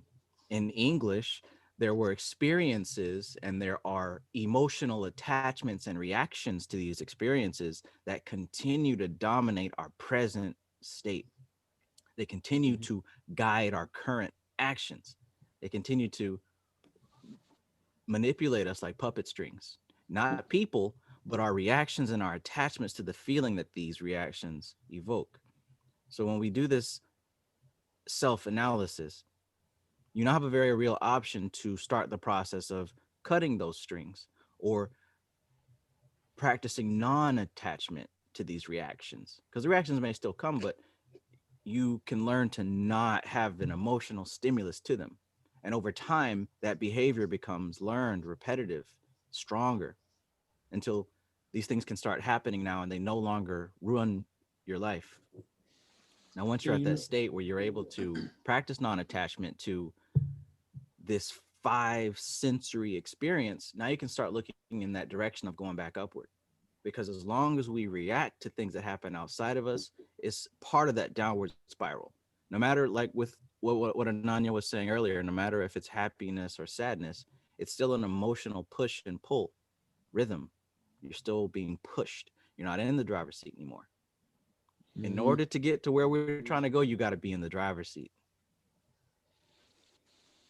And you notice that that's never learned within your own family. None of the authors of these books said their father taught them any fucking thing. They don't even mention their mother or fathers. They had to go to the ashram. And we know that, and I always forget his name because I mixed all their names up. The author of Dharana Darshan, he went into that thing when he was what? 4 years old. He never left. So this type of transformational or transformative tools doesn't come from our mothers or fathers. No. It gotta come, it comes from elsewhere. And you have to spend time away from your homeland or just your home. And I'm speaking in a broader sense. You have to spend time away from your apartment, from your house, from wherever you live, and you got to be able to go somewhere by yourself. Without being able to be by yourself, a lot of this stuff is unobtainable because you're going to always be bombarded by something outside of yourself, which is going to be communicating to your senses, whether it be mother, father, uncle, cousins, children, your job, your bosses, co-workers, blah, blah, blah, whatever. You got to be able to go somewhere by yourself where there is nothing coming in into your being from another individual's mind state or opinions. Right. The only input should be nature, water, birds, wind, leaves, animals. That should be the only thing, because that's considered the lower state than man. They can't communicate with us through any type of verbal activity. We just experience them through their activity. So now they don't become one with us. We become one with them. Yeah, that isolation is extremely necessary because that's how we learn the difference. You know, just like being in this 3-dimensional experience where consciousness and matter intermingled. So we don't know the difference between consciousness and matter. We think it's all the same thing. Likewise, that's reflected in being a part of society. We don't know who's who. You know, our boss is telling us what to do, our parents, our friends, loved ones, everyone's telling us what to do and what to be. We don't know who we are versus their opinions. So that isolation period is extremely important to establish those boundaries, at least to start the process. And once you go back into that world, now you've created a space to operate within. Now you've got your magical laboratory set up. You can't do any of this work until you got your temple, right? They say my body is my temple. Well, how do you know? Did you ever spend time in it yet? And how many shells or veils of someone else's opinion about you are you covered up with throughout the years? You can calculate how many breaths you've taken from birth to now. You can do, if you was able to go deeper into stuff, you can see or go through your mind and find out how many times you were traumatized by the words of somebody. And most likely you will find a continuation of a specific verbal trauma that has been a constant in your life until the day you realize it and don't let it happen again. Or even on the sweet side, someone says something that just boosted your head up so good that you held on to that thing for years, whether it may be true or not. You still use that thing that someone else said to define you. Never got out of it. That's why us men, we have a particular pattern until we break it. A lot of us unconscious don't know. We try to form women into our mothers. We try to form whether we got, whether the mother gave us everything we need, or we always desired something from the mother in need. Because we're men, and we are, and the women, your mothers, are our first teachers. So what we didn't get from our mothers, or what we did get from our mother, we're trying to get that shit from every single woman that we ever meet, and we're trying to get yoni at the same time. Yeah, that reminds me of how many guys that I've dated and how many guys I'm friends with who just like kind of have accidentally like used me as a therapist, you know? Yeah. That's like Shango, I can't lie.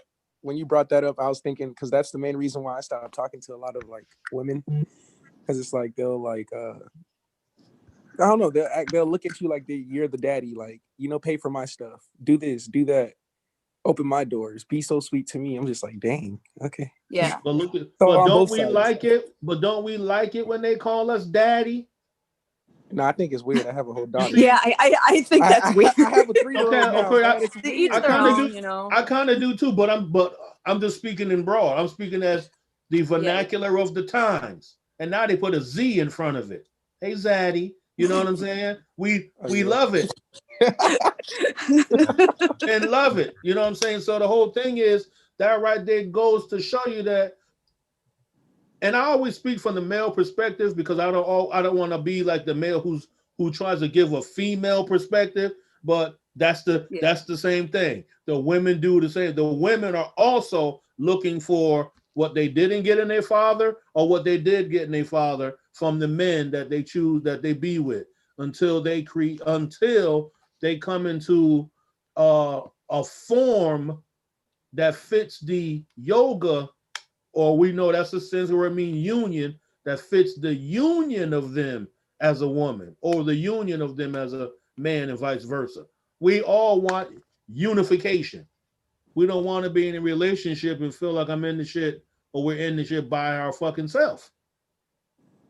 And we don't want to be coddled. That's the whole thing. We're always, because we get into relationships to be satisfied. It goes back to the toxic samskara. We want to pull up this memory of satisfaction. We like the way that it feels. It made us feel comfort.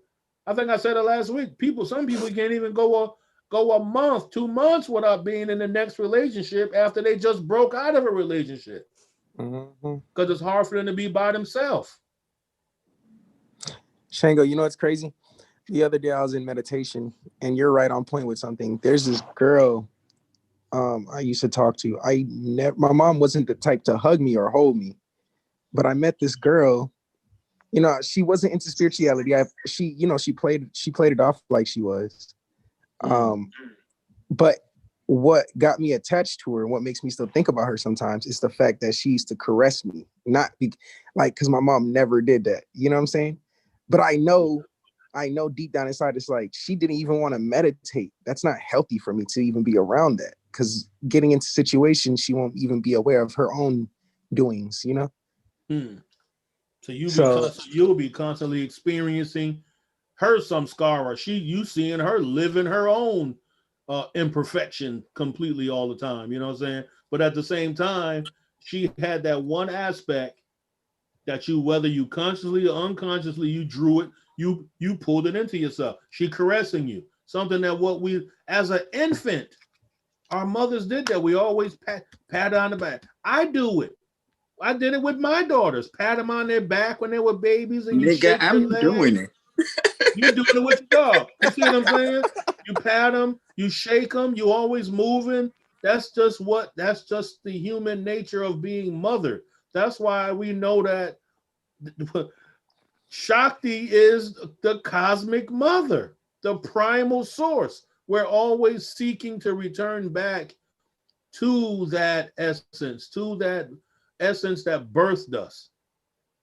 We don't look for the cosmic father. The cosmic father is always there. We don't bother the cosmic father because he busy all the time. You know what I'm saying? That's kind of like, if you want to look at it as a person, dad's always working. It's like the daddy watching TV. Hey, go sit down. Yeah. Not right now, the game on. You know what I'm saying? But the mom is like, come here, baby. Come over here and sit with mama. That's what we look for. So then we start really, so we get to the thing of why man or a woman that have multiple partners, polyamorous or whatever, and polygamy, because now we're trying to build one person out of 8 different people. So we get each component from each individual to make us what? Feel whole again. Oh, I'm glad you said that, because I see that. So one of the women may not be able to cook too good, but that don't make her a bad person. She's a beautiful person. Everything else is perfect, but she couldn't cook a hot dog. You understand what I'm saying? But now you find a woman, when you go over there, she cooking real food. But she's not what? She's not the greatest conversationalist. But she got good food.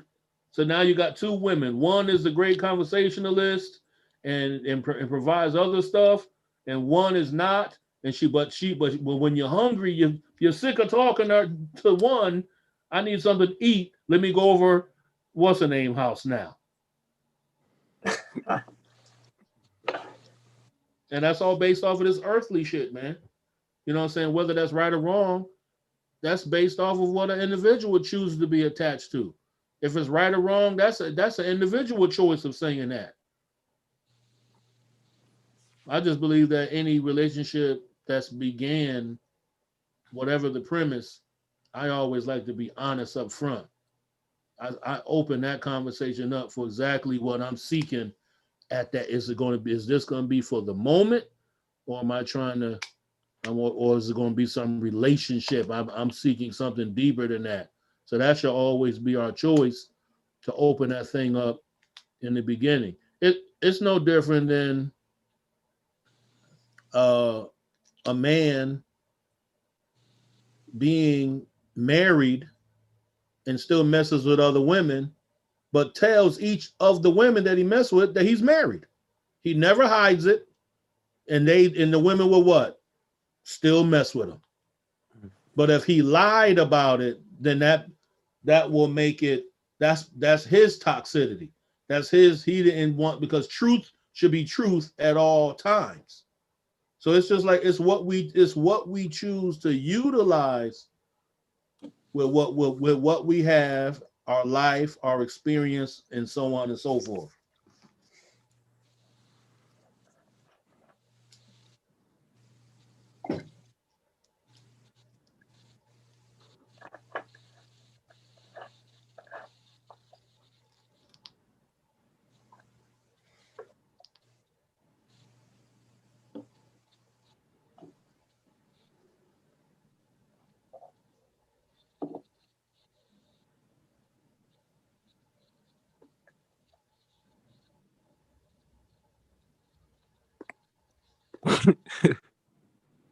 No, I think he's awake. Nah, yeah, he's awake.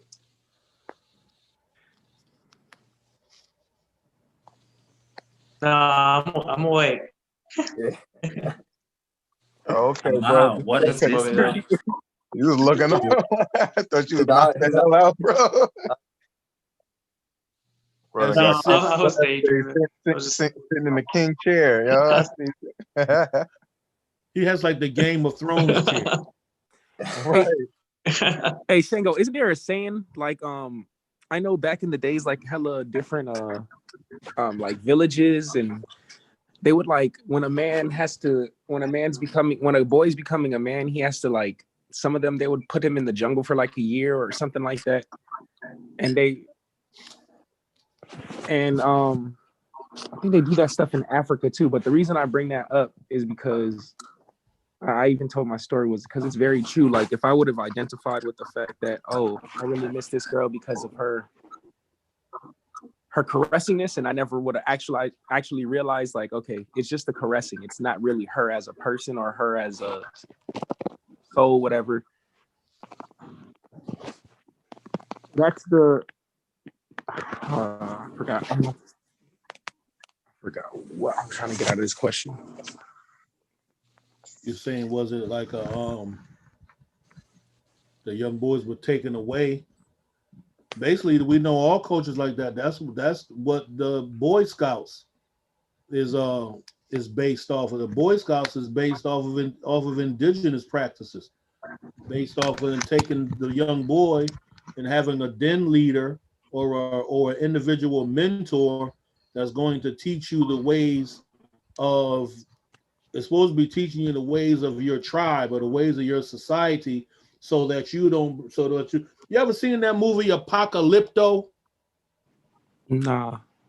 Apocalypto was a dope movie based on like the Mayans or something, and they were in like the forest, and they came in contact with like some intruders, and boy, one of the guys was kind of scared, and his father saw it on his face. So as they went back after on their hunt, they went back to their tribe, and the father stopped them, and he pretty much told him, "You cannot bring what you felt back into this tribe, because you're basically like you pollute the rest of the people." So that's just like the reason why it's called rites of passage. We don't have those type of things anymore. That's what gangs symbolically and on another level of mental impression and pulsation of energy. That's what gangs represent. It represents a, whether we call it toxic or whatever we label it, it represents a offsetted balance of teaching a young boy to become a man or to become a part of a group of individuals similar as yourself. But we don't have that no more. We don't have societies that, we may have it, but it's not something that's a collective outward effort. Schools should be providing some sort of a particular activity like that, or the parents, the father should be doing that with his own children. But we know that's becoming, even a family is becoming a fucking mythological thing. Yeah. Becoming, what the heck?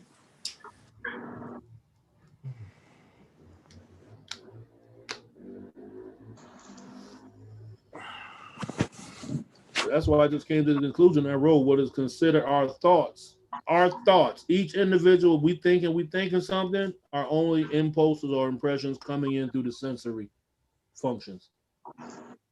We don't even have our own thought.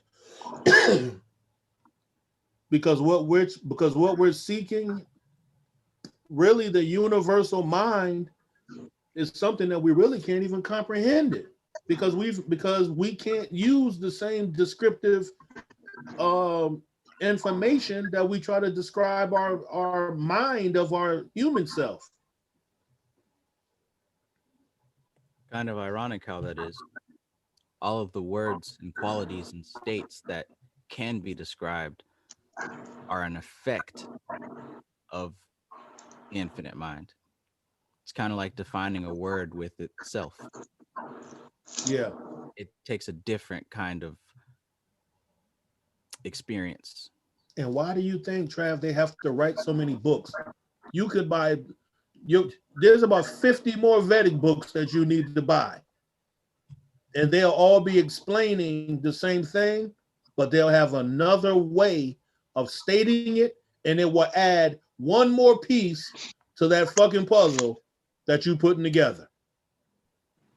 Because they continuously know that that we are an evolving creature.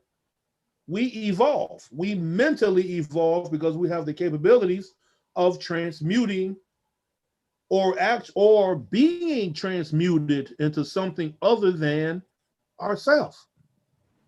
Being transmuted. Something or someone is constantly Dr. Frankensteining us, man. Turning us into genetically modified individuals. Mentally, spiritually modified individuals.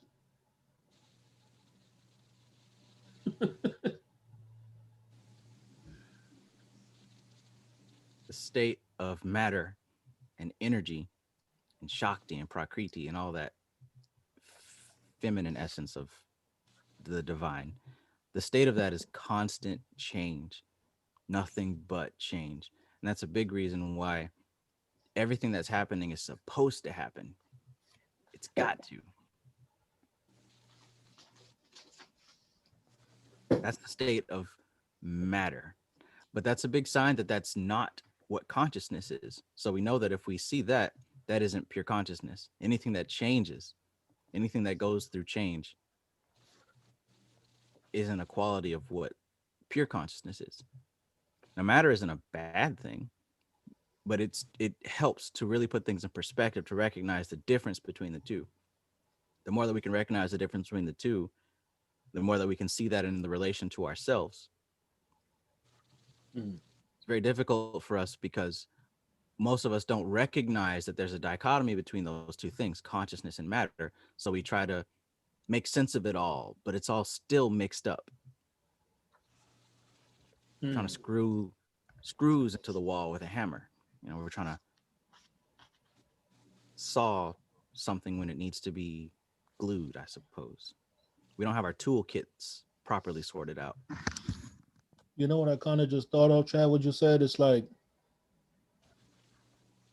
when we create a thought or we transmute our thought, but we don't follow the law, it doesn't correspond with the previous law and the next upcoming law. Once we do that, then it's broken. It's a broken pattern. Mm. It's no different than ein so, and ein so fur it must manifest into Kether. Then it must manifest into Bina. Yeah. And so on and so forth. It cannot go from Kether and then manifest into Malkuth and then manifest back over here to Yasar. That's not, if that was it, then it would have been so. It can't, it has to follow the particular law. The universe follows a law. So that's the whole thing that gets us really confused, is as we become the masters of mental alchemy, it must follow a pattern of universal law. And we know that the first law of hermetics is the all is mind. The universe is, that's the first one. Then we're in the third one right now. It has to follow it. Right. That's the importance of this study, is because we learn the pattern, we learn the context.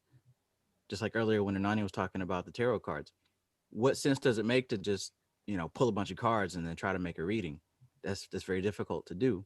But when you have a spread, when you have a context to put those cards into, you can relate one to another and it makes sense. Just like the tree of life, it's showing you the pattern of creation. Starts here and it zigzags on down here. It's not just a pretty picture, it's a process. Just like when they try to describe to us how the elements manifested, it starts from the subtle and goes down to the gross. It only helps to study and get context for what we're trying to do. If you try to skip that part, then it's almost as if you're not doing anything but spinning wheels.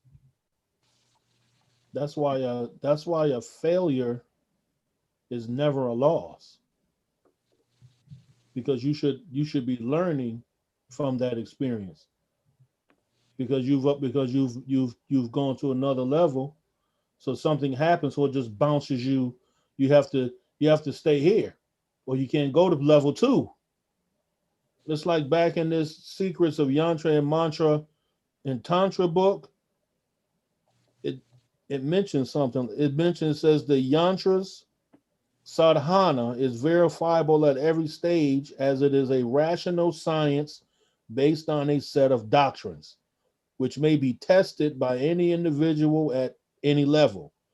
In order to obtain siddhi, the sadhana must be done selflessly, and with all faith and humility. It must be admitted that despite the best of intentions, the desired results are not always achieved. People become disheartened, are often known to label both yantra and its sadhakas as hoaxes. However, just as scientists do not always succeed in their endeavors, so too the yantras are those who practice its prescribed rituals may register failures on some occasions. That's the same thing as us having to go through the obstacles of Dharana. He just didn't call them failures, he called them obstacles. Something that takes us off our game at the present moment. We have to be, but the whole thing, what's important, as you said, this is the realization, and that makes it a siddhi, is by realizing or practicing it, knowing that it's not always about just you as an individual, because what you're obtaining, it's a part of a collective whole. So you have to do it selflessly, and you have to be faithful, and you have to have humility. You got to be humble with this thing, because the only reason you have to have humility is because so you don't have a shattered self-image and ego when you do fail at what you've been practicing, the chakra shuddhi meditation. You got the Sanskrit words down pat. You doing the mantra. You doing everything that you're supposed to be doing. but nothing has fucking changed in 3-4 months. You've been doing it. As soon as you lose humility, now what's gonna happen? Man, that was a waste of my fucking time. I knew it was full of crap. That shit don't work. That's why they all the way in the Himalayas and not over here with it, because that stuff can't work over here. Now you start developing negative opinions about it based off of you getting your ego hurt. Now you're bruised. You become a little bad kid who's upset now, and somebody took the candy away. Again, So why that's it's the whole important thing, to man. understand the context. If you Important to understand the understand. context and you understand the process, you understand that it might not be immediate. Sometimes it takes several months. Sometimes, and that's another thing. What she says in the Taught with Shooty book, it will, doing these practices will take you to certain levels where you will achieve certain cities, but that's not the point. The point is to do these practices because of the bigger picture that's going on here. Likewise, if you focus on just the little benefits, you're going to give up if you don't see them quickly enough. That's why you got to have a purity of heart when going about these things. But dealing with mental transmutation, another aspect of it is that nothing exists independently. I think one of the themes that have been popping up over and over in this conversation is that is context and how everything is connected to everything else. So when you adjust one piece of it, that means by default, the other pieces are adjusting too. So sometimes the result doesn't come immediately because more pieces of that clock wheel have to turn before you see a big change. That's what I meant by what I said by following the law. It has to, the next law lined up has to follow the same pattern of emanation as its predecessor. It can't just go off and do. See, that's the whole thing about. Now we can use the opposite side of the tree of life, which we know was called the cliphotic tree, because it basically went against these type of laws and created its own pattern. Now, can we say that's wrong? No. You know why? Because it became a pattern. You can there's a system that it created. It just linked itself to the past, and it became a awareness of through the city. That's what I meant to say to Arimar, that just because we know that the cities are there don't mean we have to look for it. Even though I said, who doesn't want power? If we know that we're doing something and we're humble about it, I don't have to look for the power of being able to control certain aspects of existence. That's going to come regardless, as long as I'm putting a proper effort into it and I'm following the laws of continuation and construction and deconstruction. That's why Kali Ma be chopping and Durga got fucking heads chopped off. That's deconstruction. In the Yoga Sutras, the book 3, verse 38, he says that he's talking about the siddhis. So these siddhis are obstacles to samadhi, but are siddhis in the worldly pursuits. Mm-hmm. So it's like on the real goal, these siddhis are just obstacles to the true adept. But if you look at it from that worldly perspective, they look at like superpowers. See, so that means so that right there, that explains it right there. That the cities are gonna come. You're gonna be Superman. You're gonna be super thorough. But even that's an obstacle, because the real siddhi is elimination of all earthly things, even earthly power, wealth, control, emotion, stimulation, happiness, death. That's why happiness don't laugh, because happiness has to yield to death.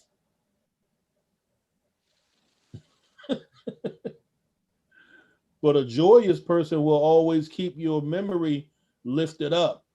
They don't want to. People be like, man, it hurts every time I think. But like, nah, man, remember that time that nigga was. You want to be joyous. That's kind of where. That's why New Orleans funerals kind of celebrate. They be having music. They'll start off with the slow, dragging music, dragging along, but then they'll hit it. They'll go right into that Zydeco on your ass. Because that should be something you should be joyous that this person don't got to be a festering meat puppet no more. You ain't got to worry about your skin itching and festering if you don't wash your ass and being offensive to other people because your breath is smelling and you ever notice how the human body, we got to do everything to make it smell good? It's dying. It's death. It's constantly in a state of decay. And that's the mind until we get control and mastery over. That's why those yogins, that's why they look so good at their ages. They've slowed down decay. Mm-hmm. Until it's time to what? Be like, you know what? I've served my 78 years of physical existence here. It's time. My time is done. I'm meditating the fuck out of here.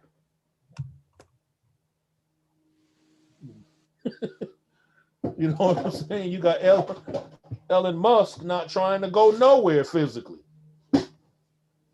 Elon or Ellen, whatever you want to call them. But these masters, they don't even age the same.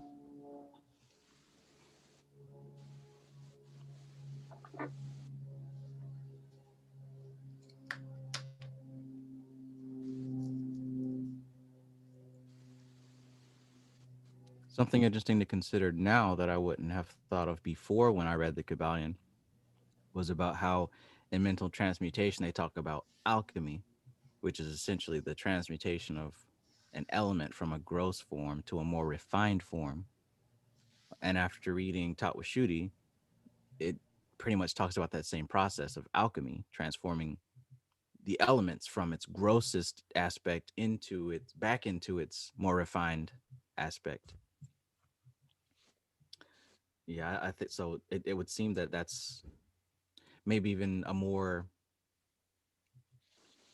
pristine form of mental transmutation. That might even be more than mental transmutation. That might be on the level of like spiritual transmutation. Yeah. Especially when you're talking about going from that tamasic level, which is that like inert, to the sattvic level. Yeah. Yeah, so it would seem that might even be really one of the big benefits of mental transmutation. Not so much just trying to control, you know what I'm saying, your world as far as like, oh, I don't want bad things to happen to me and I want money in my bank account. I don't think that mental transmutation, the chapter, is really trying to speak on that level. I think it's hinting at what we were reading in the Vedic texts about transforming all the aspects of your life from a state of tamas, of deterioration, of ignorance, up to a level of balance. Maybe not so much to a level of activity and generation, because in that state it generates karma, it generates cause and effect. It's like what Django was saying with the sex and continually having babies over and over and over again. That's what we get when we're in the tamasic state.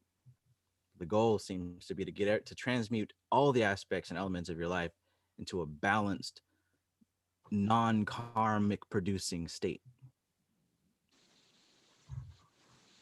And I can see why. It makes sense. You know, being ambitious and I want to do this and I got to do that and, you know, we gotta and I gotta. That's more on the Rajoguna, Rajasic state.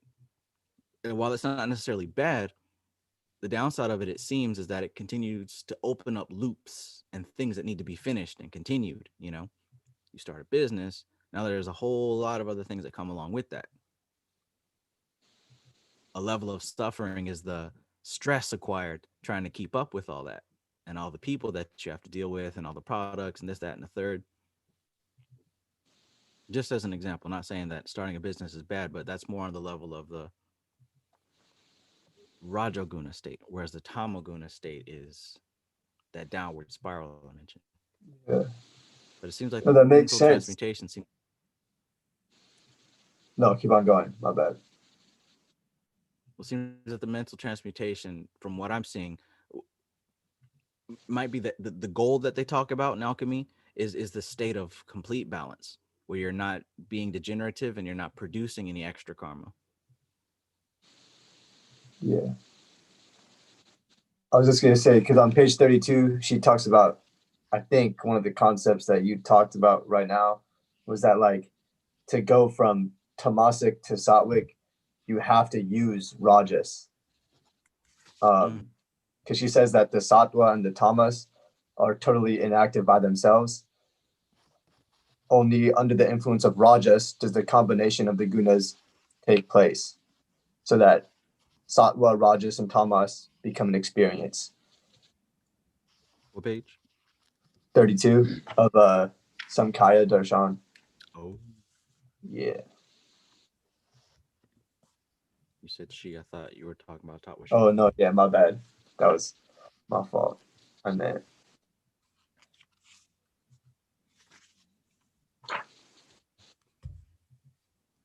Ah, yeah.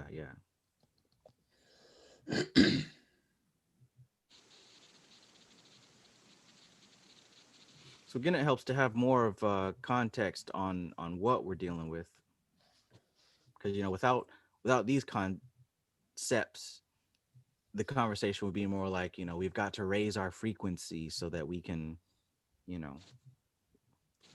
Our love energy. yeah, for our energy to vibe higher. What does that mean? I don't know. But when it comes to the intellect and the five senses and the memory, it's good to know that by default, they're in a state of inertia or deterioration or going backwards and returning back to old patterns and old habits and things that are not very fruitful. That's the default state. What part of this work is to stop that retrograde motion and bring it upward to where it's not, to where we have more of a control on how those things are spinning, so that the memories that we have aren't driving us to react, running towards pleasure, running away from pain, so that our intellect isn't doing the same thing. We want to stabilize and neutralize all of that, so that we can use what we have in our memory and our data banks, and when we can use our intellect to move in a direction that we would like to go.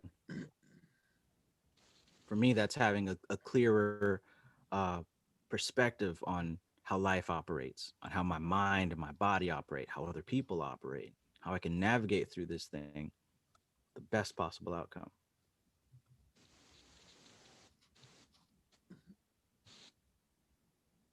Or I can just take my crystals outside and charge them in the moonlight and, jerk off to Lilith, whatever that means. You're crazy, Trav. Do you know something? I got this book, right? It's called the Book of Rosicrucian, or the Book of the Rosy Cross. And it speaks of this process that they call these great men. These men were like people who, throughout this book, they call themselves philosophic initiates, or they go through this process of philosophic initiation. And it says that that the object is one, namely man's improvement or development into a spiritual being. An example, the throwing off of mortality and putting on of immortality. And he says he also taught that the method itself is only one.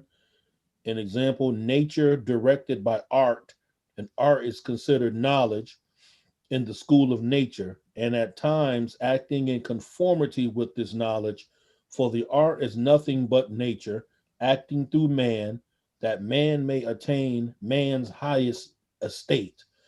Then he goes on to say, the real alchemist, an example, the true initiate was never in pursuit of worldly wealth or honors. His object was the perfection, or at least the improvement of man, being himself an agent for this same purpose. Mhm. Such a perfection lies in the attainment of a unity, a living, constantly present experience of the unity or oneness of the human with the divine nature, the attainment designated as the new birth spoken of in religious lore as a fact, not alone as faith. The attainment of this is philosophic initiation.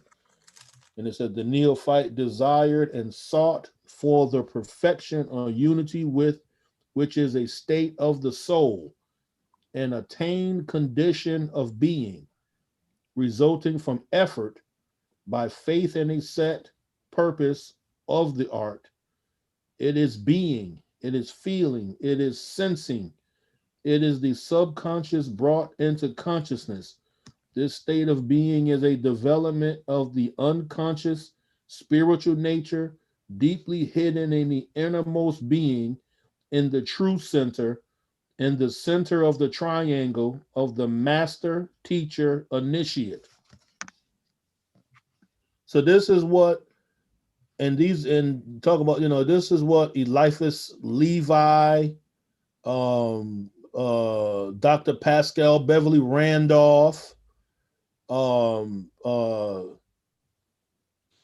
whole bunch of other creators of this book, and there's names of a whole bunch of people within this book because they call themselves the great actors in the arcane mysteries. So you got Henry Cornelius Agrippa, then you got George Ripley, and I'm talking about these people were born in the 1400s. And when they say their name, it says he was a pre-Rosicrucian initiate member of the World Council. So they had particular world councils of families, like we know, like the Rothschilds and whatever, because these are only the outward faces. The Rothschilds are pretty much an outward face for the inner family. There's another name of a family that's not the Rothschilds, but you will never know them because because they physically have to represent the arcane science. You have to have an esoteric side and you have to have an exoteric side. You have to have a side that's seen and a side that's unseen. No different than the subjective, and you have the objective. So while we worried about the Rothschilds, there's a whole nother family, the Ripleys, who really is in control of the shit. You see what I'm saying? So the whole thing is, and as I know, and as we know, these people been globetrotting for hundreds of years. They already been do that. That's why one of the yogins found it. He was the one that brought this particular science to the West because it had to be brought through a pure source of an individual from the pure source, because the more that it came from the mouth and mind of a foreigner who came in to learn it, the more it was going to be filtered down and watered down. So now you got to do what? Be like, fuck it. We got to go ahead and just go ahead and give permission to this individual to bring the information. Because you couldn't just think about it. They couldn't just give it to the West. They had to go through a process of like, they followed laws. They followed the laws of their society. You had to get permission. It's no different than I'll use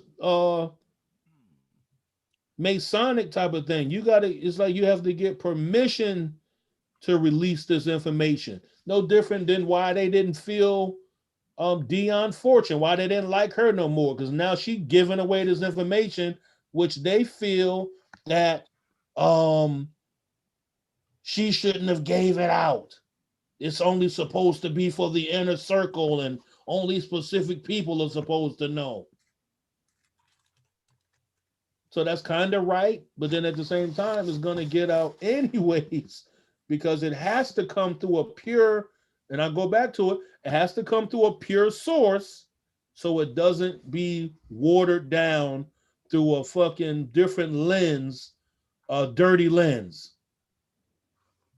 Holy shit. So it had to gradually be seeped over here, little by little, almost like a vaccine, slowly be introduced into the conscious bloodstream of the West until we finally come to a time period where we're able to fully take the full dosage. We would I'm sure never that be these reading books- Darana Darshan. We'll be reading the consciousness of inner self-being. It'll have a whole westernized title to it, and then it'll be giving you all these roundabout fucking stories and definitions of the how it's being given to us in these books. It wouldn't even be given to us like it would go from 84 pages to 384 pages. Fuck. But see, we had to go through the Aleister Crowley.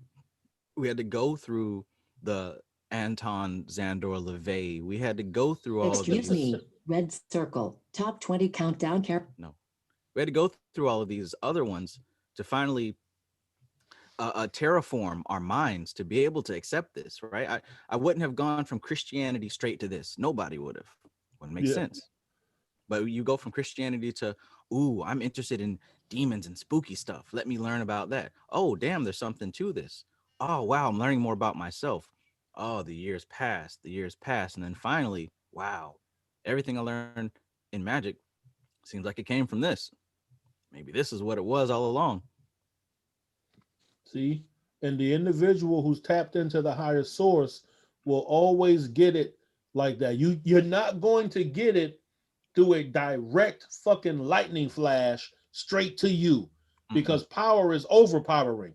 It has to come filtered down so you can gradually benefit from it. So like you said, some people got to go through Christianity. That's like I said earlier. Some people may be on this right now, but this might be too advanced for them right now. You might got to go finish out your Christianity studies. Go understand that shit and get that out of your system, because somebody trying to turn Dharana Darshan into a Christianized form of what they trying to get away from, because they haven't gotten out of their religiosity. That's why you have yogins, and then you have a yogic society, which is a religion.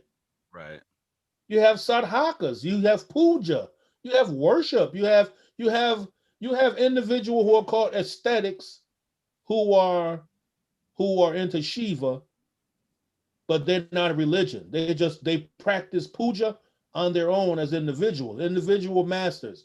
Then you have a whole religious Shiva cult of people who have real religious services, type of things. They don't be as aesthetic and raw as the other ones. They make it look more fancier. It's a cleaner temple. They put more brighter flowers in there, and the Shiva lingam is not just two rocks formed into, you know what I'm saying? They make it look more pristine.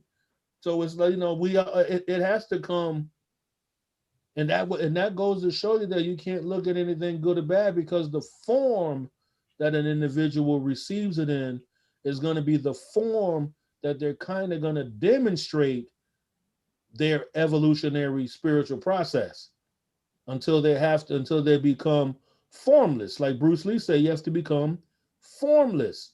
But even in Bruce Lee's formlessness, he still did what? He created a form of Kung Fu.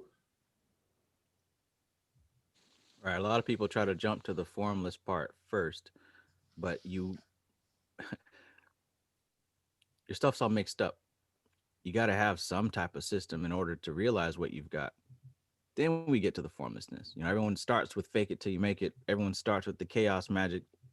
Oh, I'm just going to throw shit at the wall and it's going to stick, because that's how magic is supposed to be. Somebody messaged me like, Trav, don't you think it's ironic that you make fun of people that do it wrong? Isn't that religious? And I don't make fun of people that do it wrong. It's just you have to start somewhere. You can't just dive in and just wing it. You don't even know what you're winging. Yeah. If I throw you the controls to a game and say play, you're not going to do very well. You got to go through the training, learn the rules of the game, then get good at it. Then you get formless because you know how to play the game now.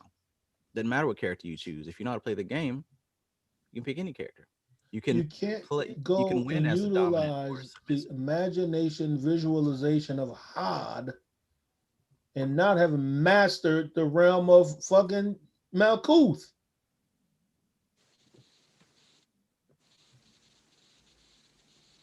There's a system.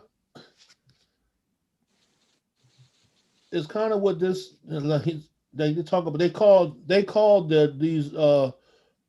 themselves neophytes, right? In these mystery schools.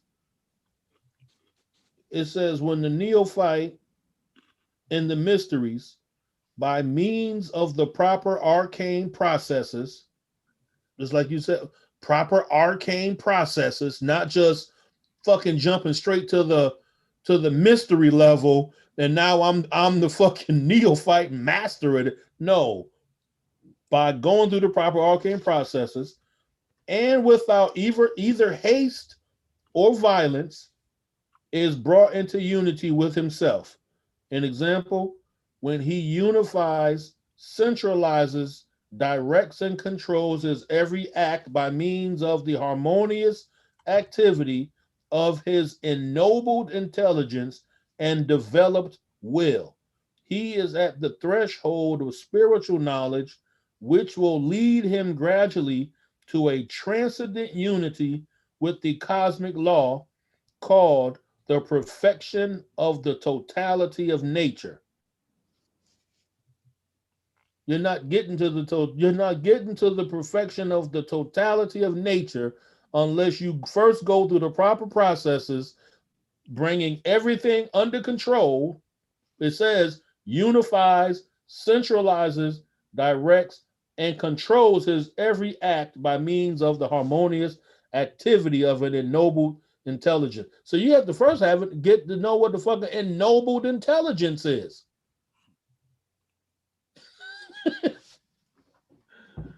I'm gonna pick this book up for the first time, read that sentence, and then tell myself that I got it.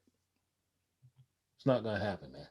You know what I'm saying? Panic said fake it till you make it, so I'm gonna fake it. Are we supposed to fake it till we make it? So Panic said. Did he really say that? I mean, I've never heard. You know what I'm saying? Panic be bugging out sometimes, man. You know what I'm saying? But hey, if you didn't know any better, you wouldn't know that, right? But if you gotta fake it till you make it, then that means that you know that you should be doing something that's not fucking fake. Why fake it till you make it? If you're trying to make it somewhere, then why aren't you studying the process of how to obtain what you want by the proper fucking means? So you trying to say that, you know what I mean, if a motherfucker want to be a rapper, he go out and he find out what's the latest brand of jeans, because you know niggas ain't wearing Levi's. They're wearing either some True Religion or whatever is the latest one, Chanel, whatever it is. Homie was telling me about Fendi. Huh? Homie was telling me about Fendi. I think they're doing Fendi now. So Fendi is the thing now. So now you need Fendi. You need some Balenciaga. You might as well get some Balenciaga shoes, Fendi, whatever the name of the jeans, Fendi shirt,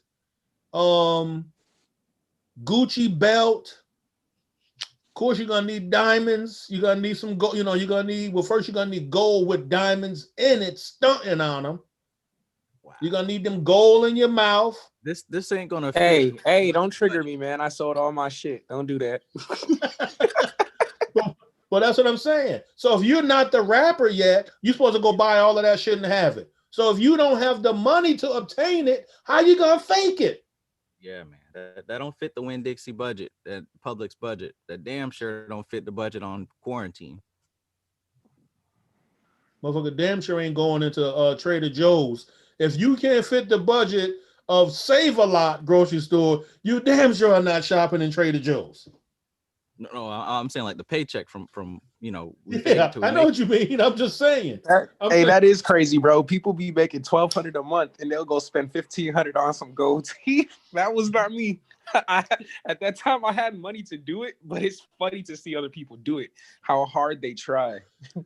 Yikes! For what? For what? What you get out of that? Bro, half the outfits that these people wear, like you can go to Ross, spend like $40 and still look like them without all that. So Fake it till you make it is so corny.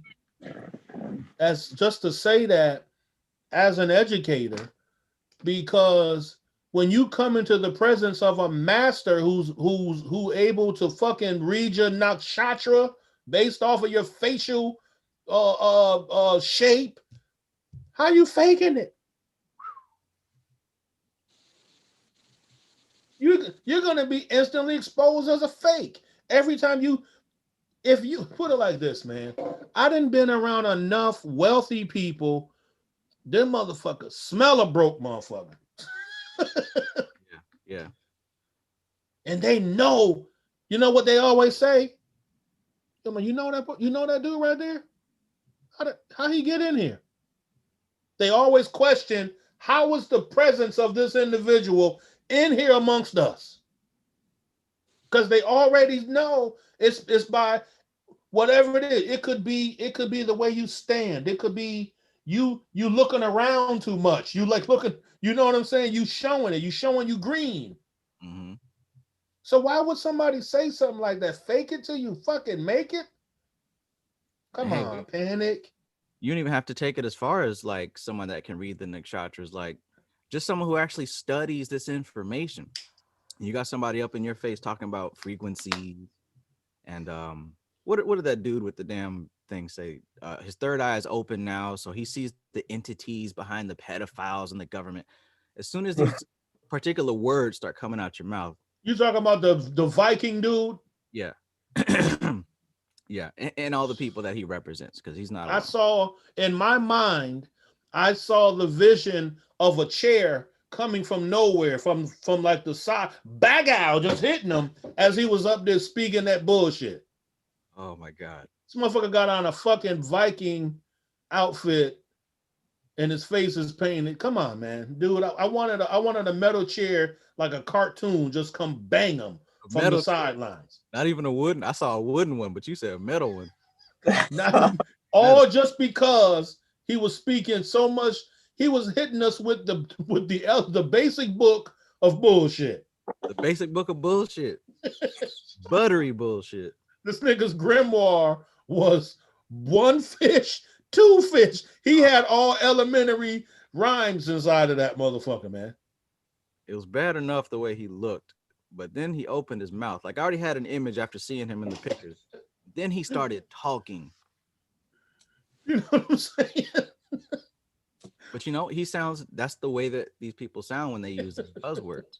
You can literally tell immediately that you don't know what you're talking about. You can tell instantly if you know what you're talking about. It was, you know what it was like? You know what it's like, what you're supposed to do? You ever seen when Joe Budden, that he was interviewing the Migos, and when he got sick of interviewing them, he just stood up and walked away, and the Migos got pissed off at that shit. Joe Budden just dropped the whole mic like, do, and just want, that's kind of like that, what you're supposed to do to people that's talking that bullshit. Just get up and walk right away. Don't say goodbye. Don't say nothing sarcastic to them. Just get up and completely just walk away. Kick rocks. Right. So those wealthy people in the country club, when they see a guy like that walk in, are they gonna get mad at this fellow? Are they gonna try to debate this guy about wealth and his money and his business? If anything, they're either gonna ignore him or get security to escort him out. And that's usually what happens. Yeah. Like, can you go over there and find out who this guy is? But like, you come back with information and everybody's over there. But like you said, he's new. He just, he just received the, he's looking to spend a little interest capital. What? He's not invested in anything yet? Where's Jim? Can you get Jim to put this guy out of here? They want him out of this motherfucker because they don't want him faking it around them, receiving what? Valuable information for fucking free. Because what? He's competition. Like, I got enough competition with the fucking fake guys. I don't need another one hanging around me. So for somebody that people really utilize for information to say something like that, you got to fake it. And I've heard that term "fake it to make it," and I never really that shit don't fit reality, man. Because fake shit always get found out. I used to sell fucking fake purses all the time, but eventually, them sisters found out that them fucking purses was fugazi. When you look inside, when you start looking deep enough, you start looking at the inner seam, and it start off straight, and it go this way, and then come. They be like, "Yo, this shit will never be sold like this. This is fugazi." Right. And I get it. Well, you I got get niggas walking around now in the hip hop world with diamond testers. If I could put a diamond tester on your chain, they can find out his whole neck is worth $19.95 at the Chinese hair supply store. You can go buy all of that shit and put it on, and niggas think you're bossed up. Hey. Your jewelry came from from super cuts. You know. Yikes. I get the context that Panic was using it in. You know, he was talking about belief and that kind of thing. You know, when it comes to these abilities or these things that you want to manifest and this, that, and the third, you know, you kind of want to put yourself in a mindset of. See, Panic don't rock with humility because he don't fuck with humanity. Don't forget, Panic is an anti-humanist. You know what I'm saying? So his point of view would be more aggressive to say, fuck it, man, fake it till you make it. You ain't got to fucking humble yourself down and hang around motherfucker to try to get some information and shit like that. Fake it till you fucking make it, and then you will obtain it. Okay, you're right. You can't get it like that. But that's his perspective, because like I said, Panic ain't with no humility shit, man. Bobby Hemmett wasn't with that shit either. So let's not forget, if we look at a lineage with gurus, Bobby Hemmett was Panic's guru. Bobby Hemmett would tear your ass up in a fucking one-on-one with this motherfucker debating him about some ancient fucking occult culture. He'll eat your fucking lunch. And Panic is nothing but a younger, more aggressive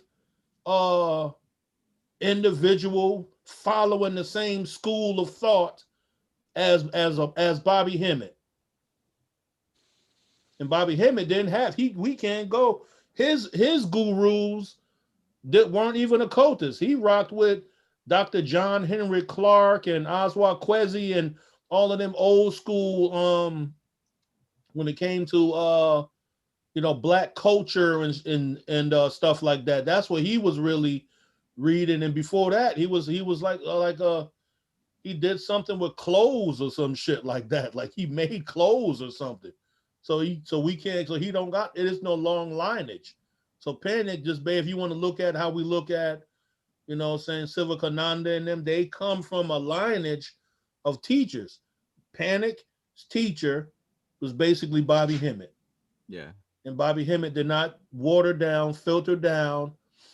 You know what I'm saying? If you introduce anybody that's, like quote unquote not black, you're gonna have to get your mind right, because Bobby Hemmett gonna hit you with the white boy several times in the fucking lectures. So if you can't get over him speaking like that, you'll miss the information that he's actually given to you. The goddamn caca. Yeah, he gonna hit you with that several times. You know what I'm saying? So the whole thing is, Panic would say something. And who doesn't love fucking Panic? You know what I'm saying? Of course we know we like Panic. But yo, you wilding with that fake it till you make it thing, because Panic is just about the same age as me, and he know that shit wouldn't even fly on the block. You don't want no fake nigga coming up the block. Fuck out of here. Look at this nigga right here. I remember when the sneakers was Fila, and then you know what the fake Filas were? A sneaker that looked like it, but they were called Jumps. Jumps. Whoa, I think I had a pair. Wait, they had fake Filas? They had fake Filas, man. It was called Jumps. Fake Filas, bro? Like, really? What was that? This, oh man. That's like going to Ross and Jocks. Was it there's Jocks? always a size fucking 50 Shaq sneaker in that motherfucker. Don't nobody want no fucking Shaq. Hey, what are those shirts from the corner store, bro? I know what you're talking about. It's like you get a fake Fila, it's like having a fake corner store shirt. What the hell? You get one wear out of those gas station shirts here in Florida. I done bought several for doing jobs and shit like that. Fuck it, I need me a quick little shirt so I can go fix some shit. You go to the gas station, you buy one for $7, you might as well throw it in the garbage because as soon as you wash it, if it's a 3X, that shit's shrinking down to smaller than small. So you can't fake it with certain shit. You know what I'm saying? I'm just saying, you can't fake the Rana Dart shirt. How are you gonna fake it to make it with this? What you gonna do? What does that even look like? What is faking being a yoga? Well, I guess just speaking about philosophy. Yeah. But if you instantly around somebody, they're gonna be like, dude, that has nothing to do with.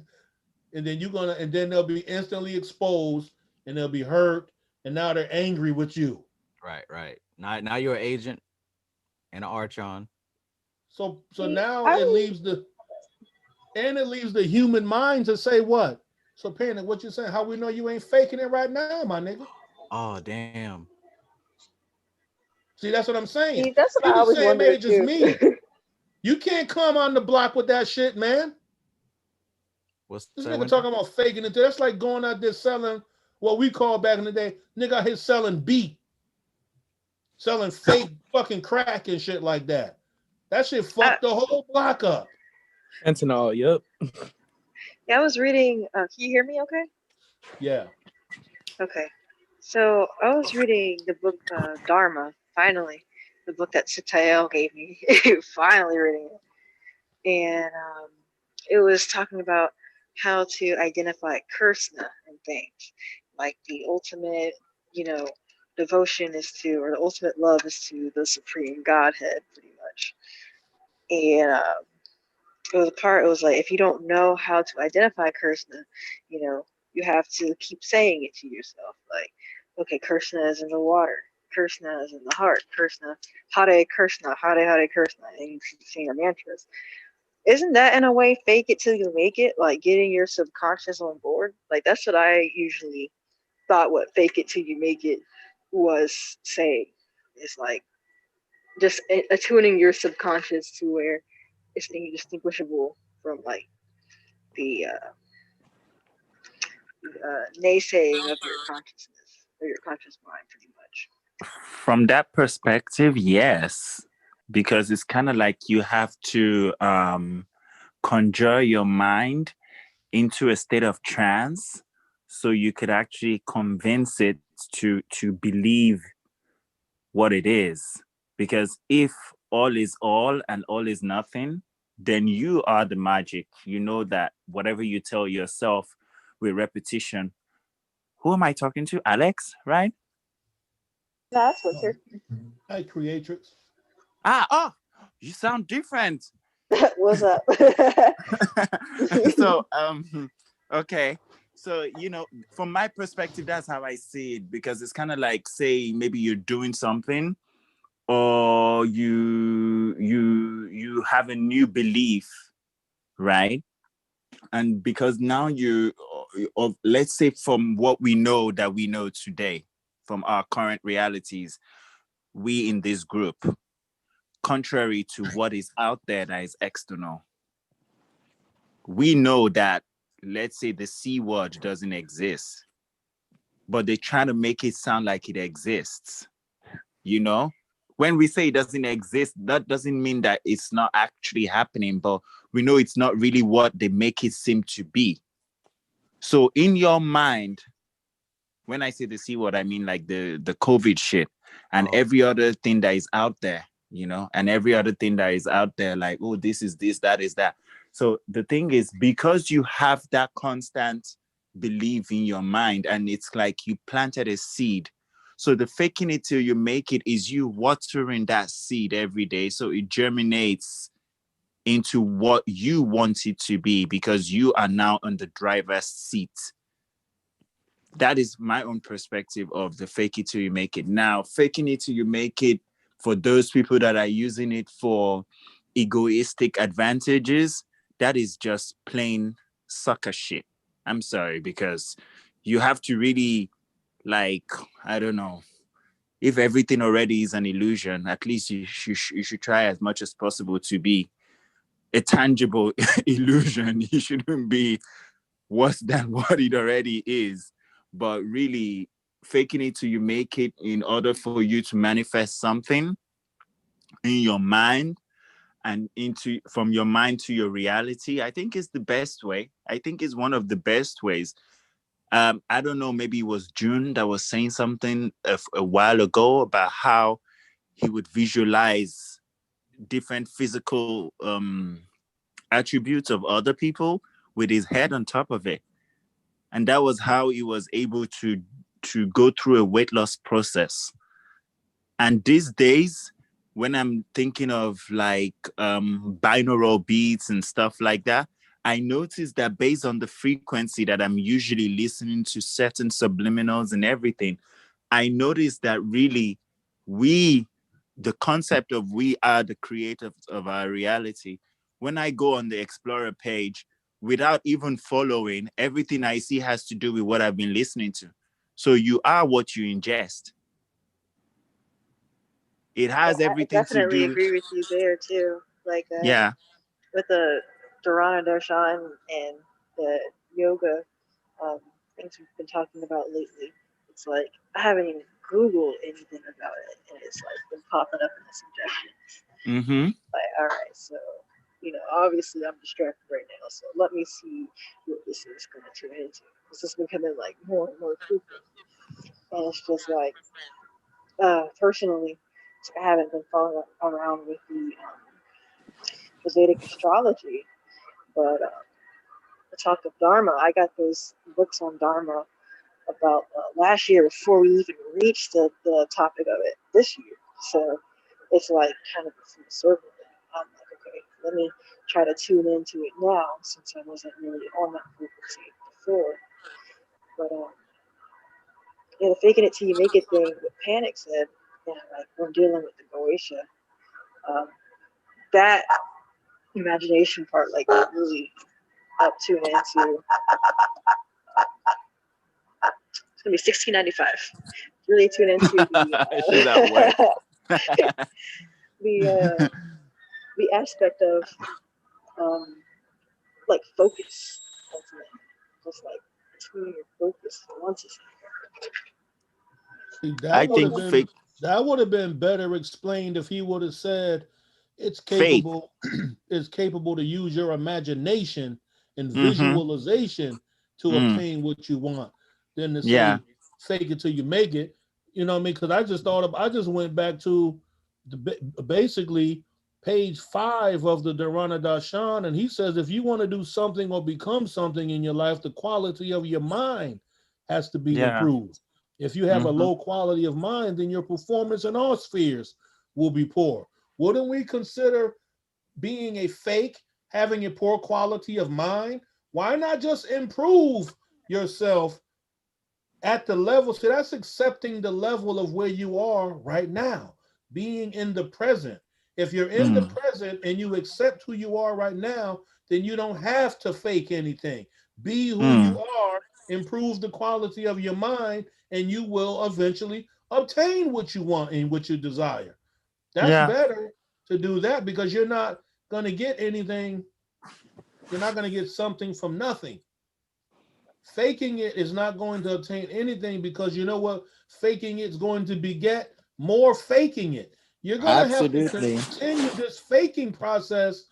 You're going to have to keep doing, you're going to have to add more. You know what comes with faking? Lies. Yeah.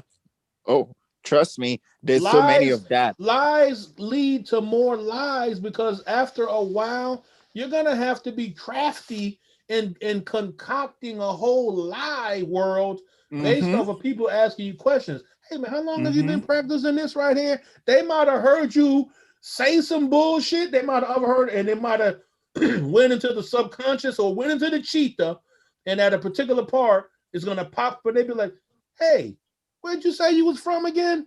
And now you got to instantly go into the mind. Remember that you didn't told these motherfuckers you from Wisconsin when you really from Connecticut. So now you might go, Wisconsin.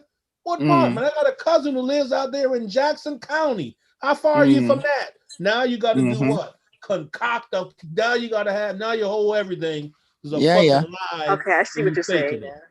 I see what you're saying. I think the best way to put it will be faith it till you make it. Faith it.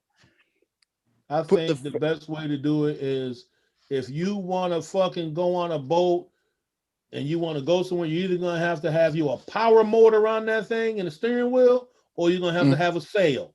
If you just go out there and you put a vessel out there in the ocean and you don't got no steer, no rudder, no nothing, no sail, good luck to you.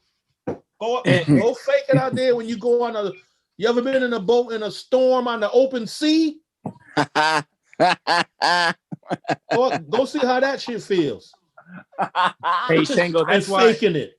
That's why I feel like that's why not even feel. That's why I know for a fact through my experience, being to yourself is very important, you know? So you can really recognize why you even being fake for. You know, I gotta go back. I gotta go back to occur what I said earlier, man. Panic should know better than to say something like that, because you can't come amongst trying to be out there and I can only speak from my experience. This is my experience. Taking my ass up there, up the block to Newfield Avenue, came with a different set of individuals that had a whole nother narrative up there. Let me would have took my fake ass up there and seeing what would have happened. And you can tell too. You could always tell what is real, and you know, you could tell from all perspectives of everything. Like what? I don't know. I mentioned that movie Time with Justin Timberlake. Everyone should see that movie. And literally, when he moved into the upper class region, one of the first things the girl told him was, "Why are you running? If you got all this money, why are you running? Nobody runs around here. Everybody strolls." See? Exactly. That's the outwardly display of somebody who ain't got no business. That's why, and I got to look at it like this. You know how some black people go inside, they be on in California. What's the boulevard with all the rich shit, all the good stores and shit like that? What's that called out there in Cali? Rodeo Drive? Rodeo Drive. Go into one of them stores on Rodeo Drive with Walmart clothes on, Faded Glory. You got Faded Glory shirt and pants on, and think them motherfuckers at the counter won't instantly know you got some Walmart clothes on without ever looking at the collar.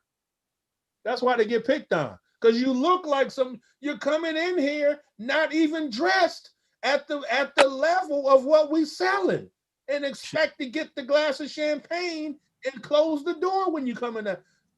Dude, you look like you're not even supposed to be here. Walmart clothes fit funny. You know, Winter, I think you saw it in a very clear way. I think you saw it in the way that he might have intended for it to be seen. Bye, Alex. That's the way that I saw it as well. But I think the problem is that most of these other people didn't see it like that. They took that easy way out of. You got to be careful what you say as a teacher. Right, and that seems has caused a whole army of fakers until we're making it. So we got a lot of hotepers.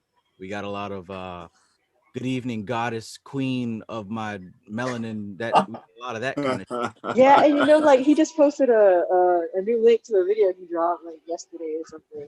And everybody's like on the comments like, we need it, hurry up and put it up. It's just Listen, like, yo, like that's kind the of worst, like, God forgive me, but the worst is what I've been saying online lately. It's like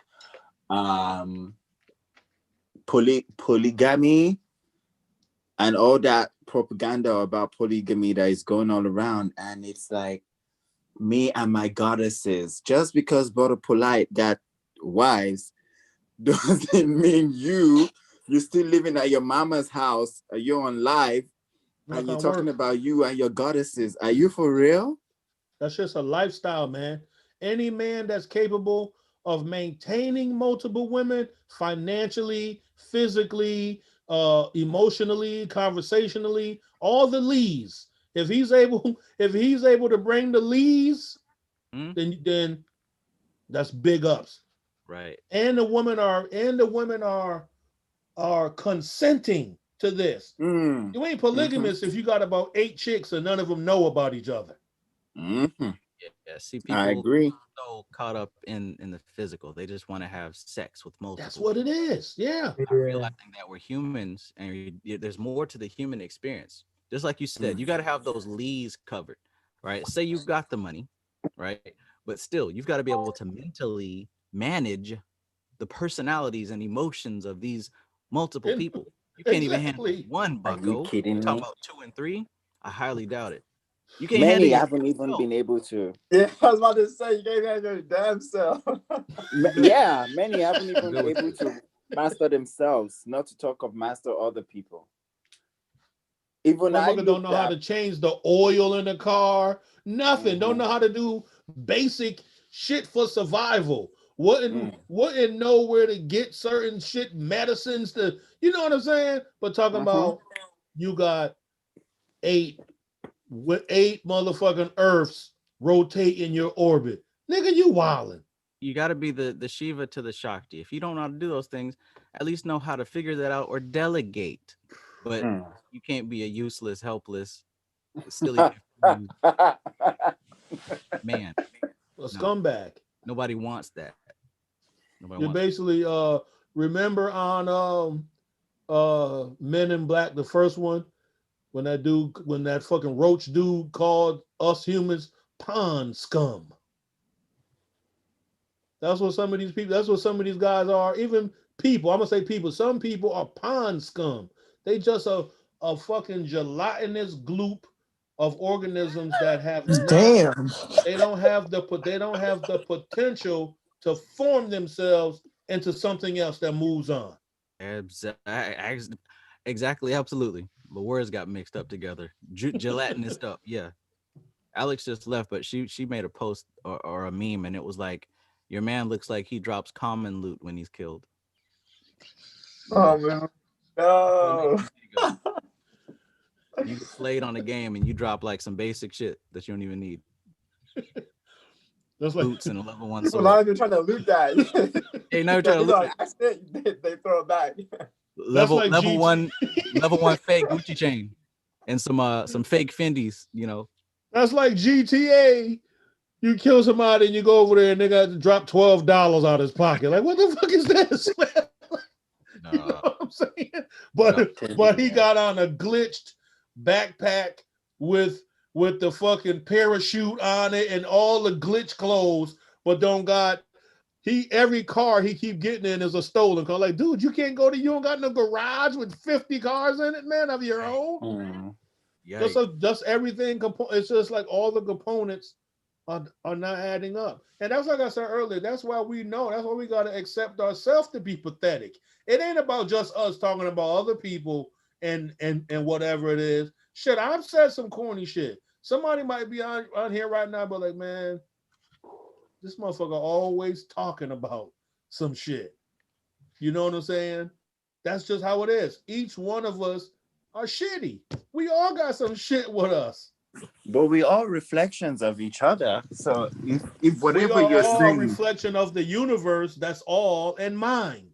Yeah, it's kind of like.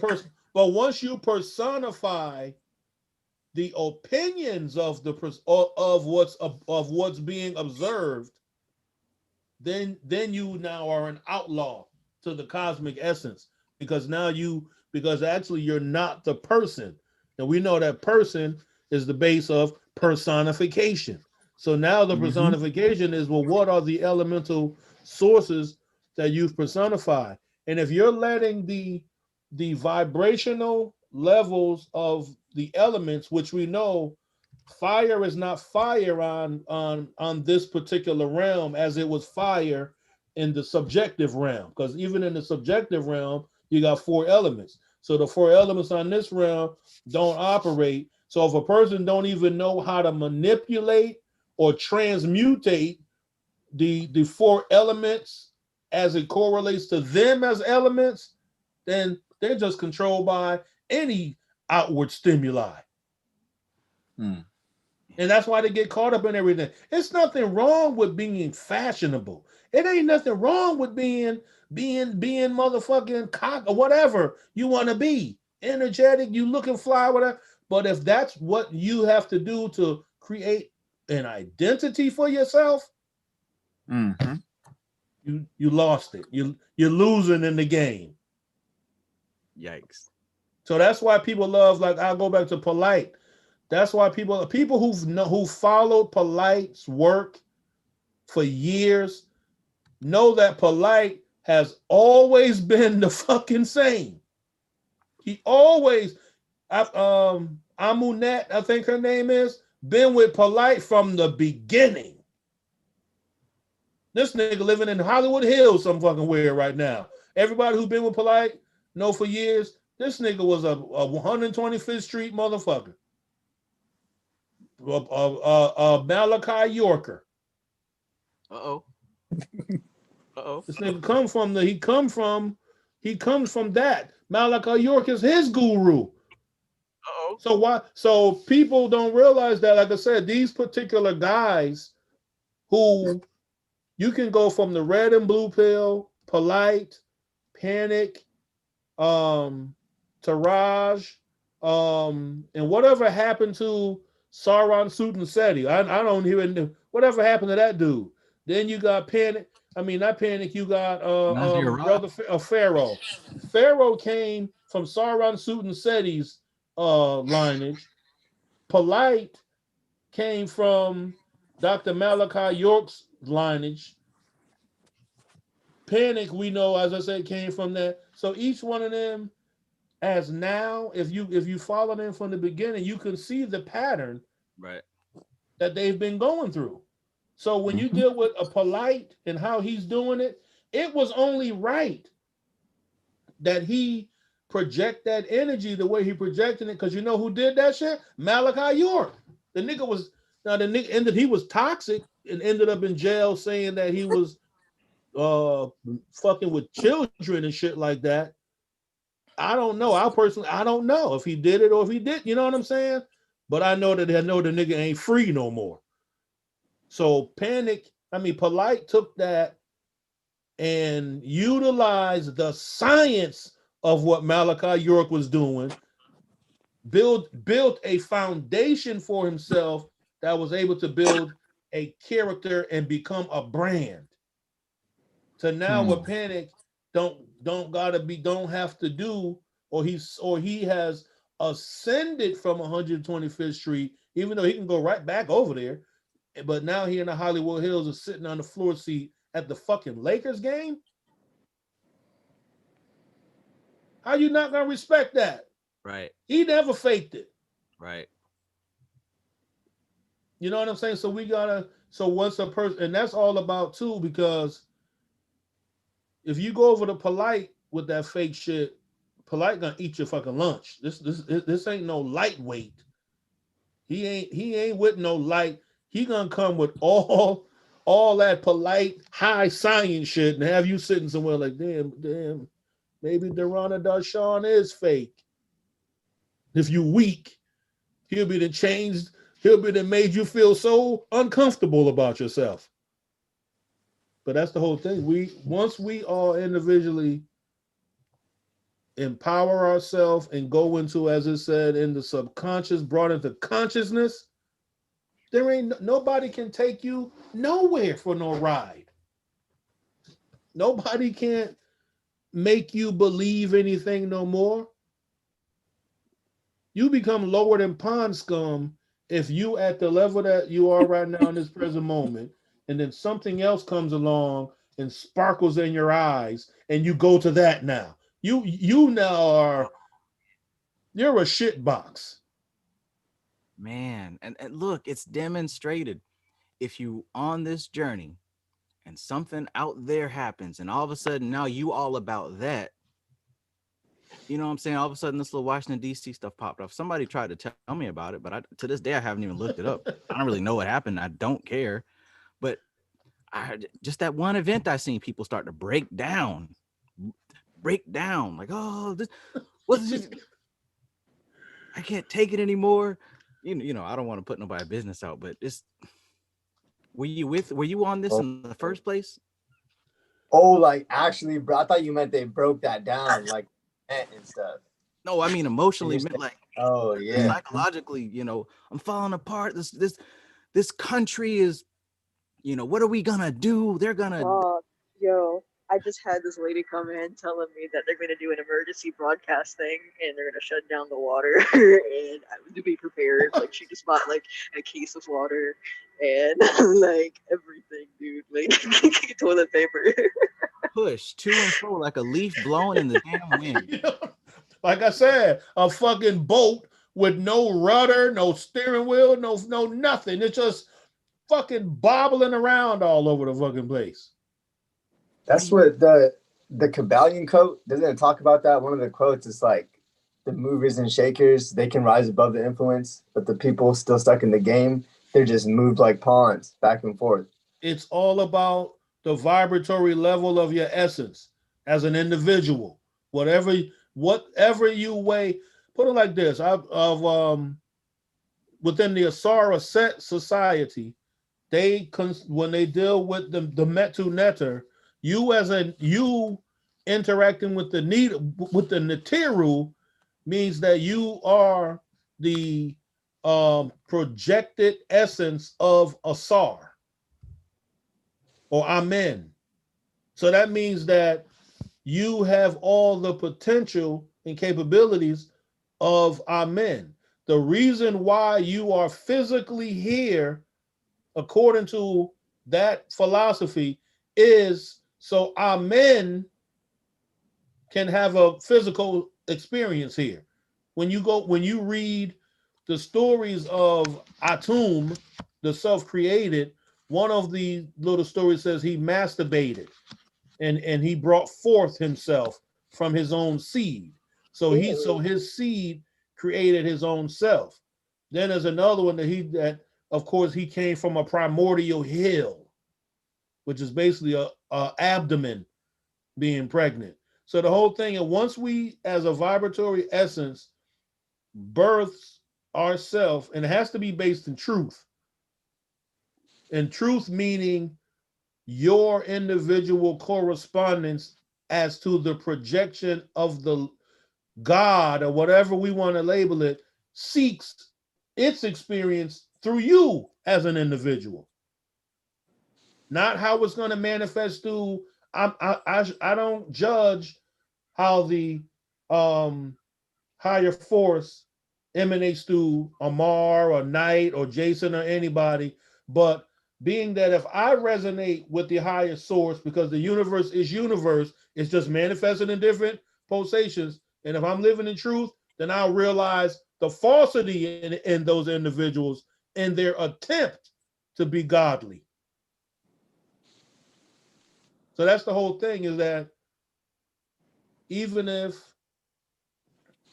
whoever, an individual, whether they obtain their finances, what we call through like a scam or anything like that, or particular information, but we consistently seeing this individual and they're not hiding, they're not running, they're in the public eye, something may not be too truthful about that. Because if a person is like, if a polite or individual is projecting this energy with untruth, then they would have had, then the vibrational level of their opposite polar side would have caught up with them. You have to meet the opposite side. So that's the way we got to be so abstract. You know what I'm saying with this? That's why, you know, I be long-winded with what I say, with some of the stuff I say, because I have to explain it so abstractly, so that you know what I'm saying, that I can hear myself saying it as it's being given to other people. Because we can't analyze this information from the same lowly perspective that we analyze basic shit in our life. We ain't fucking basic. I ain't no basic ass dude. Let's just put that out there. I don't fucking do basic shit. You better tell somebody. So the whole thing, anybody who is projecting their energy out and they live in their truth, there ain't nothing basic about that shit. You didn't rose above the basic level. So now you're capable, because when you manifest your inner truth or your inner center, you are now manipulating or transmutating, to go back to the book, you're transmutating your elements. You didn't reformatted your mind. Ain't no faking that. We would have been saw if Trav was faking it till he making it. I'm gonna just throw Trav out there. If Travis Magus was fucking faking this shit, Yikes. motherfucker would have 13 followers on Facebook. Imagine me doing a bunch of unboxing videos of books week after week and never talking about a single one of them. Never. The books were never yours. You were unboxing someone else's fucking books, making it like it's yours. You work at a bookstore. Yikes. Oh, wow, that sucks. And you making it like you get all these books. You done made fake labels, all kind of shit. Oh, wow. Wow. Or he gets the books and he just starts sleeping with them, and then he says, "Yes, I channeled the book. I didn't need to I channeled the read it." book. I sleep with it under my pillow, and the information manifests into my brain. Yeah, and someone asked me some questions about it. We that dumb? Come on now. There's a lot of people 7 years deep into Travis Magus. They ain't figured him out to be fake yet. We that dumb if this dude was faking it? Come on, man. I'm sorry. I don't even know why I even went back to the faking and shit. But I'm just saying that when you transmutate, because basically we can say it a million ways. So we can say transmuting your energy is basically raising your vibrations high enough that you separate from the fucking sheaths. Yeah. You separate from the veils. You now are a chick pecking through the eggshell and you're coming out now. That's the whole thing. There ain't nothing fake about that shit.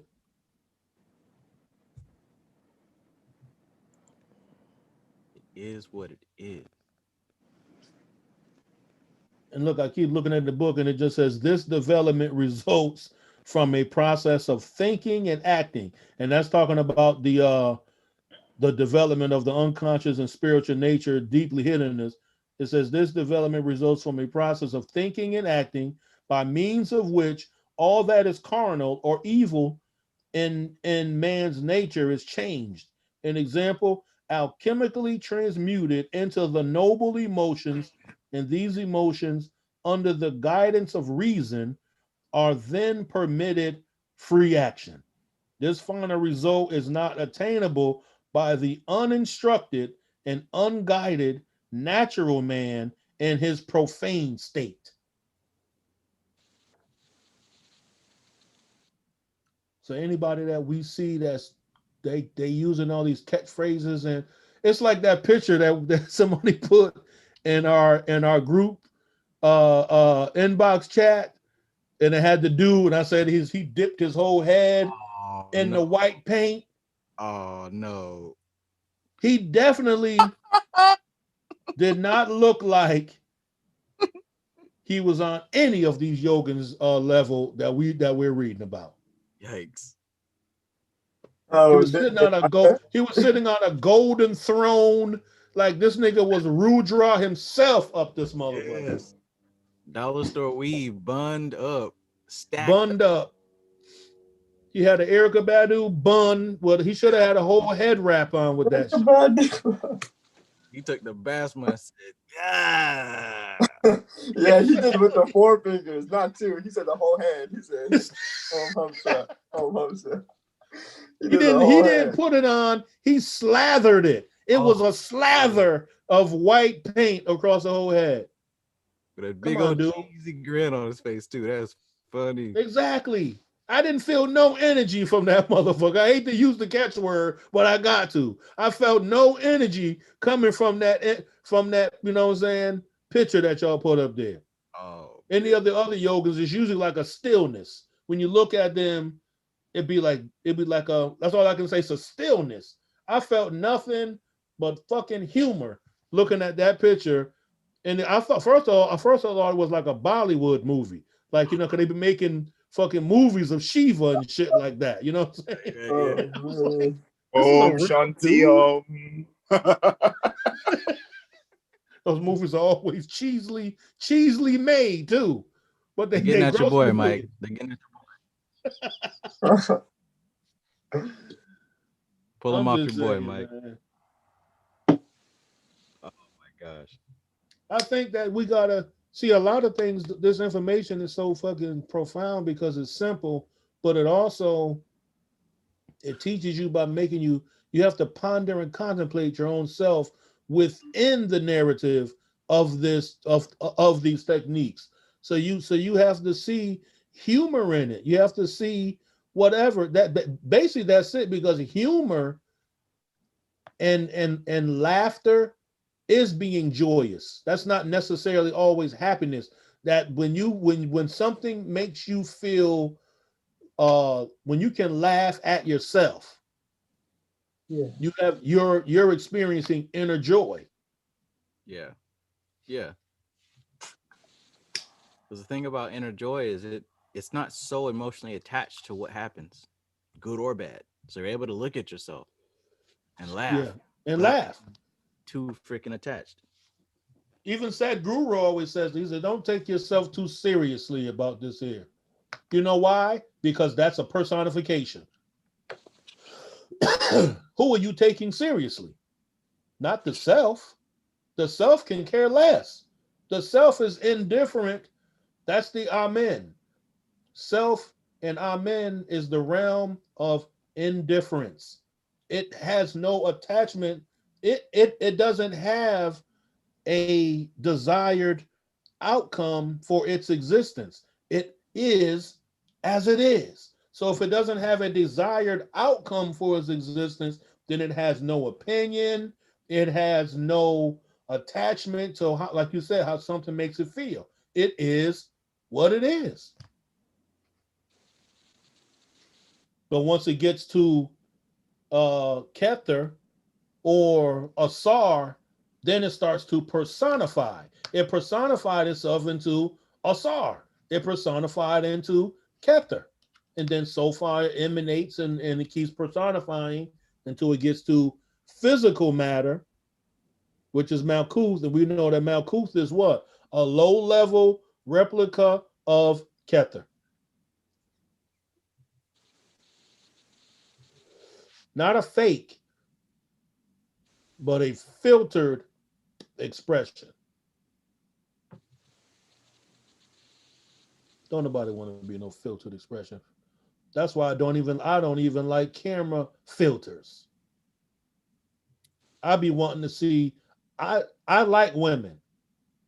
Not that I'm out of control with it, but I like to see a woman who knows she looking good. But when she put that fucking filter on with fucking bare fucking ears and the fucking glittery, I'm like, I be wanting to see, I want to see the truth. Give it to me truthfully. Because what if I was? That's how people get caught up in a lot of shit because they become emotional. Attraction is an emotion because it stirred a feeling of like, a feeling of wanting or yearning. I would rather yearn and like something that's totally fucking right than the one they find out like, oh shit, you didn't hit me with the whole motherfucking fugazi. Yikes. Your whole name is Fugazi.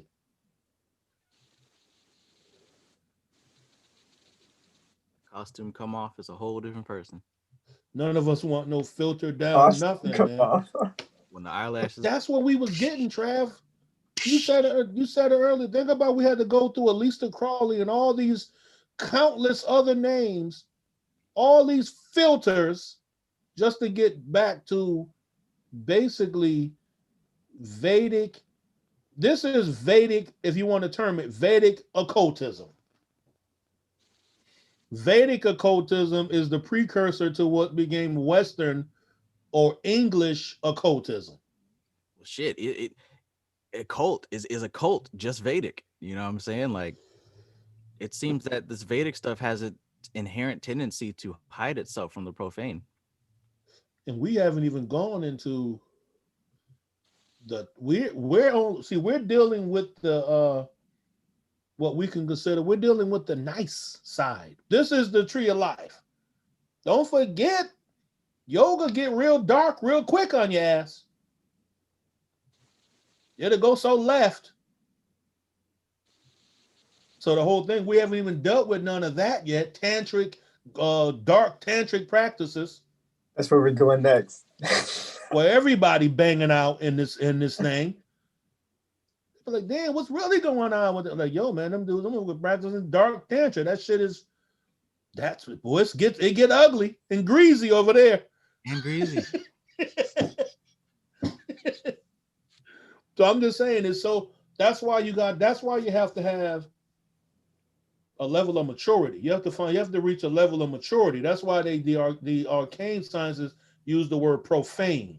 A profane mind is an immature mind, not capable of grasping these different occultic, arcanic terms and expressions. They're just not able to right now. That's why, like masonry, a motherfucker don't become an entered apprentice. You have to be a candidate, and before you a candidate, you just a fucking paperwork. You a person that's being investigated to see if you're even capable or have the qualities to become an initiate. That's something that's being lost too, because a lot of things are being misinterpreted. People think that initiation is unneeded right now, or following tradition is unneeded, or following a pattern from 1 to 10 is not needed. No, I don't got to do it like that. No. Right. Dude, if you didn't need to do it like that, that shit would have been in obscurity and lost and fizzled out with time. But instead, this is an 8,000-year-old process that has always been done like this. How the fuck you now gonna say you can change it and do whatever? Yeah. Who the fuck are you? Right. And it takes a level of maturity to learn that. Because in the beginning, I was thinking that same way. Oh, I don't need this, I don't need that. But the difference, I would say, with me and a lot of these other people I'm hearing saying it is, I had the wherewithal to continue researching, digging, searching, practicing, trying this shit out. A lot of these other folks aren't doing that. They're just doing what you said. Oh, I'm gonna just do it my way because spirituality has no rules. Well, how is that going for you? How far are you getting with your no rules? Yeah. Yes, there's a process. There's absolutely a process. Spirituality is not just this free for all. Who told these people that? Everything emanates the other. Basic city ordinances, which we know that the stop sign says stop because that's a rule and that's a law. We cannot drive through these neighborhoods just on a continuous flow because somebody's children is walking on the fucking street. There's cats and dogs and people all over here. So if we all just said, man, if the speed limit wasn't 35 on this here street, fuck it. Why not I just go ahead and bottom out the car at $120 straight up the fucking street with no rules and regulations? That's horrible for everyone involved. Everybody is discombobulated by this thing. Don't want to follow any rules. You want to wing it and do your own thing. Yet, what demon do I summon? How do I do this? Hey, what does that mean? Which one is it? If you ain't want no rules, why are you asking me? Yeah. Be your own demon then. I don't care who you choose. Choose yourself. You just say, fuck it, I'm a demon and I'm gonna do this. Just say the same stuff to yourself as you would to fucking whoever. Right. If you want to learn how to play a sport, you research the rules, you try it out. Just like what you said with Bruce Lee. Yeah, he created his own system, but he didn't jump into the game, so I'm gonna make my own martial art. No, he learned and studied it. He lived for decades too. Decades. Like, come on. For decades. And a person only gets to that type of greatness and being capable of creating a system. To create a system, you have to have been humble to another system. Right. That wasn't faking it. I got to go back to that again. You can't be a part of a fakery system thinking that you're going to create the truth great system. Come on, man. Let's go ahead. You know, you ain't got to listen to me. I'm just speaking from my own point of view. I know that you're going to have to follow some. There is going to have, we wouldn't even like the Kybalion. How we going to discuss, man, why is people even in the chat right now watching you if they didn't have some kind of truth that they know that they can correlate with in the Kybalion? But if all of them feel like, man, you ain't got to follow no fucking rules. You just do whatever you want to do. Yeah, right. Let me come disrespect. Let me come cuss all up in front of your mother. And I probably need to stop cussing so much on here. Let me cuss all in front of your mama and grandmother and see, don't you put me in my place according to the rules of your family. Like, yo, man, we don't talk in front of my grandmother like that. Yo, you got to cut that off, man. Yikes. What's up, Mike? Mike out of there, or was he? No, I think he raised his hand.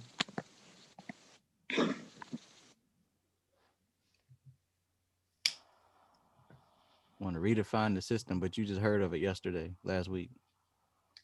And right now, we're following a very so us as a system, the Magic Society as a system, we adhere to a very challenging path, a very high operative quality path that you have to be an operative worker. You have, this is not speculative masonry. This is operative masonry. That's what separates the fucking weak from the strong. That's why a lot of people don't go to the gym. They don't want to go to the gym with a bunch of fucking good in shape people, and then they go in there and they're the motherfucker who can't fucking bench press 10 pounds 4 times. They don't want nobody to see them do that. You know what I'm saying? That's what, you know, just be who you are, accept who you are.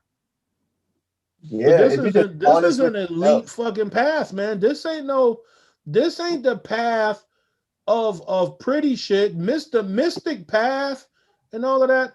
Man, that shit come with failures that could become an obstacle to your growth. But the failure was the part that you needed more than the success. Right. Doing it for 3 months, somebody may not even ever obtain nothing yet. Be like, damn. You know I don't care how fucking good I make it sound. You don't think I motherfucking be sometime? What the fuck? God damn. Because what? I'm still fighting that human shit. I ain't a master. I ain't Siva Kananda. I'm nowhere near these dudes. They may look at me, but like, this motherfucker ain't even supposed to be in there. Who let this guy in?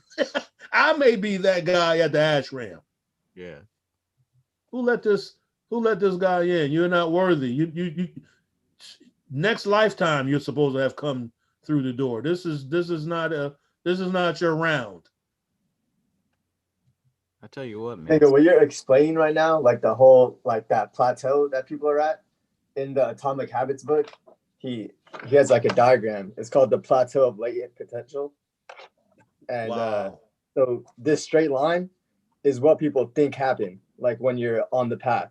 It's just a straight line. But what really happens, it's a curve. So this like valley right here that's where like the energy is being stored. So it's like latent potential, like if there's a piece of ice at negative 30 degrees, ice is gonna melt. It's gonna become water at 0. So like all that time, the energy is still being stored, but the ice is still ice. It's not water yet. So it's like that's what's happening. Like when we're doing the work, it's all being stored as a latent potential. So it's not like it's lost. It's just stored energy up until it's strong enough to break that plateau. But people basically get like disappointed or frustrated before they have enough energy to break through that plateau. Because you know what it is? It's like, you ever heard the word muscle memory? So that's just like saying that we had that the actual potential for the muscle to do what it do is already there. It may not need to look like a big muscle, but the potential is there. You just haven't reached it yet through fucking working the muscle so it can kick back into that memory of the latent potential to be like, oh shit, I'm supposed to be strong. But some people don't make it because what's going to happen before you get there? You're going to be hurt. Your body going to be hurt. It's like starting anything physical. Your body be hurting doing certain things. And then once you get past the pain, no gain. Now you're going to gain something. So does that chart say that as it was curving up, does it go back and then come back down, or does it just continues upward? It repeats. It's like a repetition of this whole process. So like it'll go up, but then you'll get to a point where even this, you reach a plateau in that. So then like it'll be like you reached your goal, but then even after a while, those meditations will start feeling like you're at a plateau. But that's that feeling that you're at a plateau, that's when the energy is being stored up. So it's just like cycles of that keep on going. That's what like mastery, there's no end goal, because it's like once you reach the top of the mountain, there's like another peak. Damn, that's deep that you said that. I think I watched it might have been Anthony Bourdain. Remember that show? He would go all over the place cooking, eating food and stuff. Well, he went to I think it was him. Well, anyway, somebody went to China or Japan, and they wanted these knives, these cooking knives that this one particular man over there makes, that chefs. He's like, like he's the knife maker for the chef across the world, but he's like a regular dude. He ain't no famous man. He's like an old man. He was living in a regular house. So as he was making these knives and shit like that, the guy kept, of course he was asking the questions, and he had to have an interpreter because the dude didn't even speak English. So he asked the question. He says, how do you get this perfection? And, how do you know that you've reached perfection? The interpreter said something to him, and he smiled back and said, he don't understand what you mean. He was like, well, he said, there's no word that I can interpret perfection into in his language. Because they don't have no understanding of that. It is what it is, I guess. Once he reached that level of when them knives and them blades supposed to be at, he don't need to say it's perfect. He just reached that plateau. Yeah. Wow. So everybody reaches a plateau, and then what makes them descend is the feeling that the latent potential is not being utilized. Like it just, they feel like they're not outwardly seeing something. Exactly. But all that is just like a seed. When you plant a seed, it's like, it looks like it's not doing shit when you plant it for like 2-3 days. But like inside of it, it's probably the most active is going to be because it's preparing to come out. It's no different than when a sperm cell hits the egg. That's an instant active motion. They start splitting and moving and splitting until it gets to once it starts becoming, it forms a fetus. What it starts doing, that forming into matter starts becoming more dense and slower, and then now you're just like this. You're just fucking laying or floating around, and then once that baby gets to a particular sort of weeks in the womb, getting closer to the birth, that baby gonna want up out of that thing. It's gonna start moving and activity, blah, blah, blah. And then we get out and we come out again and we become slothful behemoths that we are. That Tamoguna takes over. Yeah. You seen that movie? Sorry to Bother You, I think it was called. And they was changing people into like these freaking donkey, horse-looking people. I think it was called Sorry I Bothered You.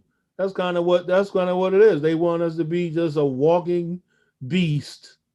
And a lot of us are just walking dumb. It's just like we have no attachment to anything higher than what it is.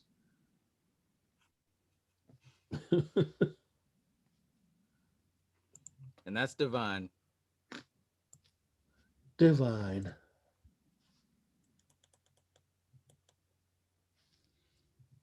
We even misinterpret that because I guess those are catchwords too. Divine, the divine feminine.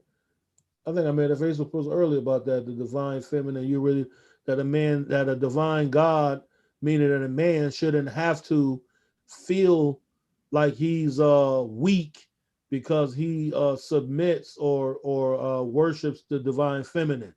Some people, because I keep seeing, and what made me think like that is because I keep seeing these posts like on Instagram, and it's about dudes, and they keep using the word simp. So to be honest with you, I don't really know what the word simp really means, but I kind of get what it means. It means like there's a weak type of dude, I guess. You know what I'm saying? But I don't think that if a person acknowledges or he submits, like that's the whole thing, because we know that even though Shakti, she raises to Shiva, Shiva has to submit because he's the Lord of meditation. One of his titles. He's the master aesthetic. So he's already meditating. When she comes there, he gives up what he's doing to accept her. So the same thing in the outward, there are, and I think I might have said this, there's a lot of sisters right now that are living the goddess lifestyle. Not, some of them are faking it till they're making it. I guess I can apply that to that, you know what I'm saying? But a lot of them are not. You actually, because once you're capable of being aware of the signs, because the actions of particular people, we're psychic symbols. So once we're able to read the pattern, you're able to catch up on the frequency that this particular woman is nothing actually but a vessel of the goddess that she's actually been worshiping. Yes. You can actually see them looking, they start doing things really be Oshuns. I used to make jokes like, Oshun is the hardest working deity out there.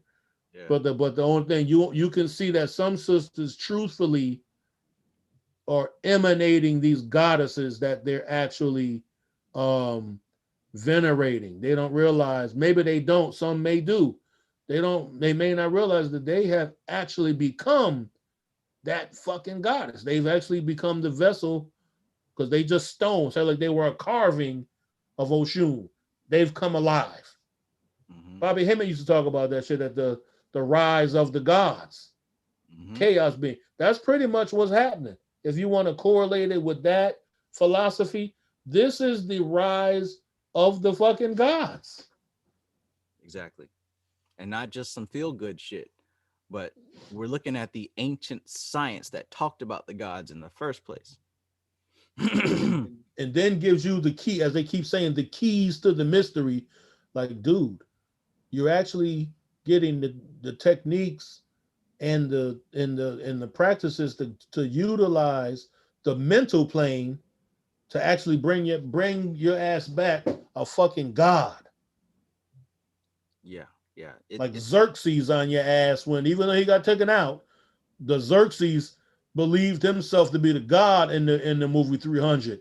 And when that motherfucker held his arms out, you fucking look, you believe that. Yeah. He was an ego god, you know what I'm saying? He wasn't he had a massive warriors, but himself, he really wasn't a fucking warrior, you know what I'm saying? He looked the look. So that's what it is. That I'm just thinking that even with the sisters, a lot of men too are. That's what people don't realize what happened when they thought about this whole superpower shit and people been real quiet about the superpower thing too, just seeing that nothing really happened. Nobody never brought it up. But the whole thing is people really are obtaining what can be considered superpowers, which is basically they it's just the terms that we apply to it that make it ridiculous. But what really happened is what I just explained. People are becoming nothing but a vessel for a particular venerated deity to manifest that energy here. Like Amar just said, that this potential energy that a person has built up, that whole, say like a person been venerating and invoking and ritual, that's potential energy that they have built up on the vibratory mental plane. So what happens is that being that potential energy, it gets motherfucker congealed into it becomes prana. It's an actual prana. Because we know that what? All these Sanskrit words, when it comes to the body, prana and pranayama and nakshatra, those are all fucking deities. They're not just terms. Like the heart, the eyes, the nose. Those are just American. See how I don't got no vibration to that shit? But when you use a Sanskrit word or a Hebrew term, that shit becomes a particular aspect of a lord or a god. Because the cymatics of the language is way more harmonious with the actual word. And that's how we use that magic. We gotta speak certain things in a different tone language to have a different outcome with the magic. Because like I said, don't forget that we were practicing, a lot of us were practicing magicians before transmutating into Vedic information. So we got to, so now through this whole process, you go take your ass straight to where the magic come from. Whatever particular magical rite that you're seeking to use, you can go, like how Amar said, it's a fucking seed of potentiality. You can go right to where that motherfucker buried at. You want money ritual? Let me go to the very center of where money ritual, money magic comes from. Aisle 6, row 5. I'm going directly to that motherfucker. That's what a master of this information can do. That's the only thing that will separate us by being a modern practitioner to being an ancient practitioner, say like the Vedic information, because we are going to, some of us are going to utilize it along with other practices. So that's the only difference. We're not perverting it. We're basically adding on to the shit. It's whether you want to call it modernization or whatever. You're still following the pattern of tradition and purity. But of course, being that who we are and where it's at right now, boom, so be it. Making your sauce with a different recipe. Different recipe for sorcery. It feels like that's what's happening. Like we're getting this information for that reason, though, to evolve it or like push that energy forward. Mm-hmm. Everybody, man, who's actually involved with this and involved with what Trav got going on, man, they should realize, man, you got to look at, when you look in the mirror, you shouldn't even be seeing the same person. Yeah. You right now rocking with, like I said, you rocking with the awakened fucking God. Some of us still like this though, just getting up, rubbing the fucking eyes, yawning.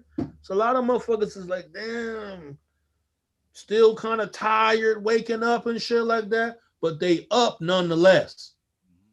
They ain't getting about the bed. Some motherfuckers they got their feet on the floor in the bed, like, but they up. They ain't stood up. Once a motherfucker, you awaken a God like that to you, it takes a lot to get that energy flowing. That's what pranayama is about. That's why in Dharana Darshan, you were supposed to focus on particular parts of the body, because it takes some of these parts of the body, you got to fill up the whole part with this prana so you can manifest Shango or Ogun or whatever you want, or whatever, Parvati or whoever.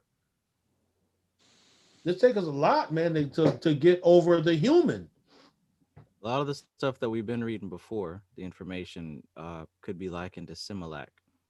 And this current information is milk straight out of the breast. Yeah.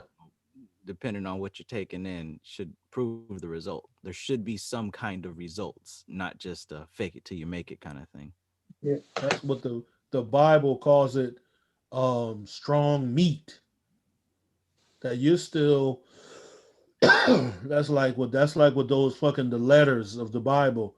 Basically, when you deal with Paul, the nigga got to go back to the Ephesians and say, God damn, y'all ain't get this shit yet. Y'all still suckling the breast, feeding from pablum. I should be able to give you strong meat. I done brought back some motherfucking oxtails. Y'all niggas talking about you can't chew it. Y'all done had this information for months. Sounds like what we got going on in current times. Something that's kind of like back in the day when it came to the knowledge of 120. When you had you can't, people don't know, in the nation of gods and earth, you can't God yourself. You can't just read, you can't just Google supreme wisdom lessons and print out the whole shit and then read through it and become supreme understanding born Allah. You didn't manifest. Shit don't work like that. You have to get an enlightener. An enlightener is an individual who's going to walk you through this particular information. So you have to go through, so back even with that, it goes through a process to raise yourself up to a what? A living deity. So we got to go through this. It just takes a lot for people to really ingest the information. But at a particular point, once you reach a certain level, once the enlightener has taken you through a rigorous process of remembering this stuff at a particular time, It should be like a 6-month process for you to have what's called the Supreme Wisdom Lessons, or 120 degrees of information within your mind. And you should be getting students to fucking teach. So that's the same thing with us. There has to be a particular level where we reach, or as Amar said, a plateau that we reach within ourselves to know that, okay, now I can go ahead and go read chapter 11. Because don't forget, we still reading Dharana Darshan, and we still in chapter. So now, if once you reach a certain plateau, you be like, now I'm going to Tritaka now. But everybody knows that you couldn't even follow that pattern. We couldn't just read through that book like that. That book then led to shit. How many books you didn't bought so far, Trav? Like 6 more? More. Trav be so he don't be wanting to even say it. It's like I got like 7 my damn self. So Trav got more. It just keeps it's taking, like I said earlier, this society, which is the Magus society, takes you on a rigorous process of transmutation. And it's creating its own pattern of study. You couldn't go through the Dharana Darshan and filter that shit out the way it comes like that, because you gotta, because we're too inquisitive for that. Because there's too much terminology that we are unfamiliar with. You can't just read that shit thinking you understand Tat Washudi in one fucking reading. You're fooling yourself. That's the faking it. You can't even fake that shit you can't fake reading Dharana Darshan, man. Thinking you're gonna understand all of these terms. That should have you 3 weeks on one page breaking down each term, because you know what? Once you start reading about one concept, it leads you to 15 more different concepts. All tying together. Serving to flesh out the original ones that you didn't. Because it knows how many filters that we got on ourselves. Filters, veils, sheaths. We got to go through all of these different sheaths, and each one has to have its own. Oh shit! So that means that, say, like the 4 elements, they all have their own particular communication. You can't speak to fire the same way that you speak and interact with water. It has to have its own language. So that's just like with us.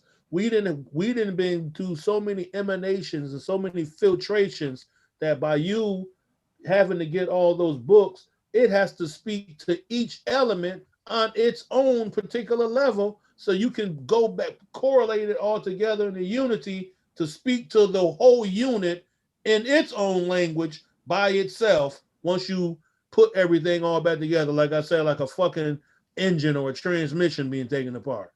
Yikes.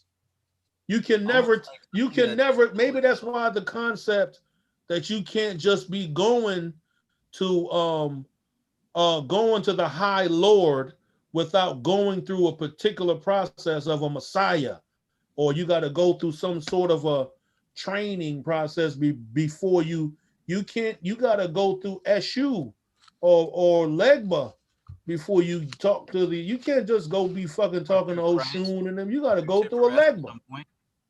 Huh? Tiferet or some point like that, Christ. You can, yeah. Like we're dealing with an unknowable force, a force that can't be known by regular, common, basic human thought. And it seems that we're gathering the vocabulary and the language and the conceptual parameters to even be able to assemble a discussion with this thing. Yeah. Be able to grasp what the unmanifest, because that's what we're dealing with. The unfortunate taught us about the unmanifest.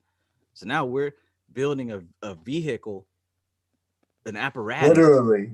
To be able to communicate or understand the unmanifest. We're building a laboratory here.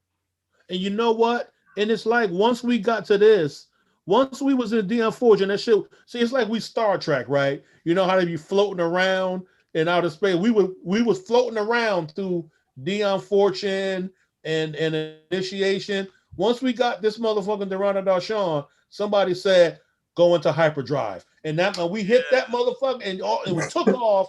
So we didn't left Dion Fortune so quickly. We're gonna have to actually go back and revisit and reread the whole fucking book, now filtered through Durana Darshan type of mind. Now That's exciting. We didn't hit hyperspace on some on this shit. Yeah, man. Yeah. And see, in the studying of this stuff, I haven't been in the Facebook group as much. And it's like, I'll go back after being away for so long in these books, and it's like, wow, y'all didn't follow along at all. We still have march-ons and stuff. So that's the whole thing, man. We didn't. Not everybody, of course, but most. It can only be 7 planets. They can only be these planets in the sun. It can't be a whole bunch of others. Some people are just asteroids, man. Some people are meteors. Yikes. Some people are the other small planets that rotate other planets. There's nothing wrong with that. They all play their part. Fuck it. If you are an asteroid, fuck it. Rock with that. But find some control, because even an asteroid follows cosmic rules and law. It's spinning off somewhere and flying off, but it can't fly its ass out to make it do some shit, throw somebody off of orbit. Can't throw Jupiter off orbit. Jupiter be like, or Earth be like, okay, motherfucker, you're gonna crash right into my ass now. Because you ain't gonna take me off my orbit. That's like boxing. You should be able to take a hit, but that don't mean you gotta be knocked out. You might get knocked down, but you ain't fucking out for the fucking count. Like, god damn, this nigga took one hit, the nigga down for the count. He knocked him off his whole orbit.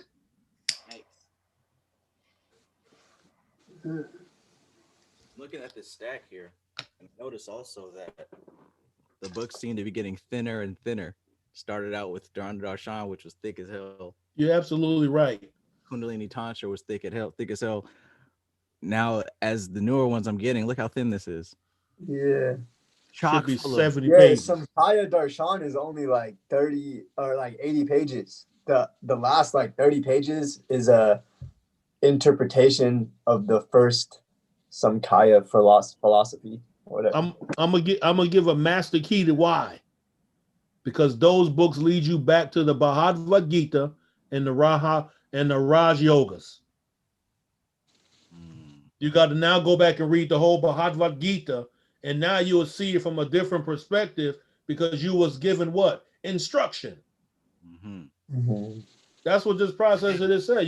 That the neophyte, he has to get particular, he has to be instructed. So this is instructions right now. We're not even in the Vedic text yet, technically. We're reading about the Vedic text. Yeah. You're absolutely right. Preparing us for the Vedic text. We're getting instruction in the Vedic text. We're not even reading the Vedic text. We wouldn't. That's why ain't none of us fucking read the Bhagavad Gita before. That shit's so obscure. You'd be like, man, what the fuck is this shit really? Man, I'm gonna just go ahead and put this on the bookshelf. Looks pretty. See, I'm cultured. I'm well-rounded. I've got the Bhagavad Gita. I read it, but it was like more of a story at the time when I did it. But I got something out of it, but I probably will get more. You know what it was like? It was like, anybody ever read the epics of Gilgamesh? Tried to, at least. Talking like that, it's like that same thing. It's like, then what is this really ancient, or is this Stan Lee write this motherfucker? But I like how what's his name, Arjuna or something. I like his. It kind of reminds me of the Turtle deck, how he kind of went through it too, and how it's, he's got the I forgot who's there. Krishna, somebody's there, just talking to him the whole time. But I like how the personal change of the personality through it is what I can remember. Yeah. I know I show this book hella, but like, yo, like, Paramahansa Yogananda breaks down everything with this, like, commentary of the Bhagavad Gita. Yeah. Like, yeah.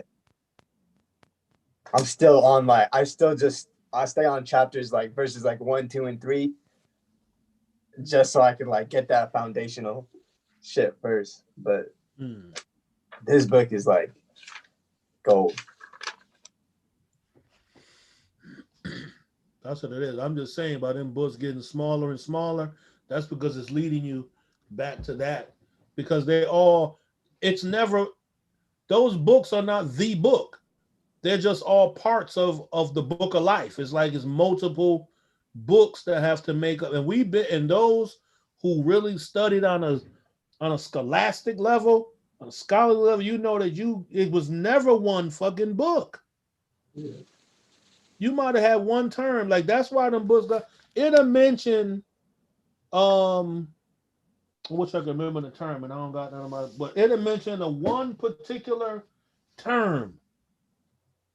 And they can write 3 books off of that fucking term. Yeah, and that's what we got right here. Samskara. It'll be just take that word. You know how many books they can write on just the samskaras? I mean, shit, there's a book on the tattvas.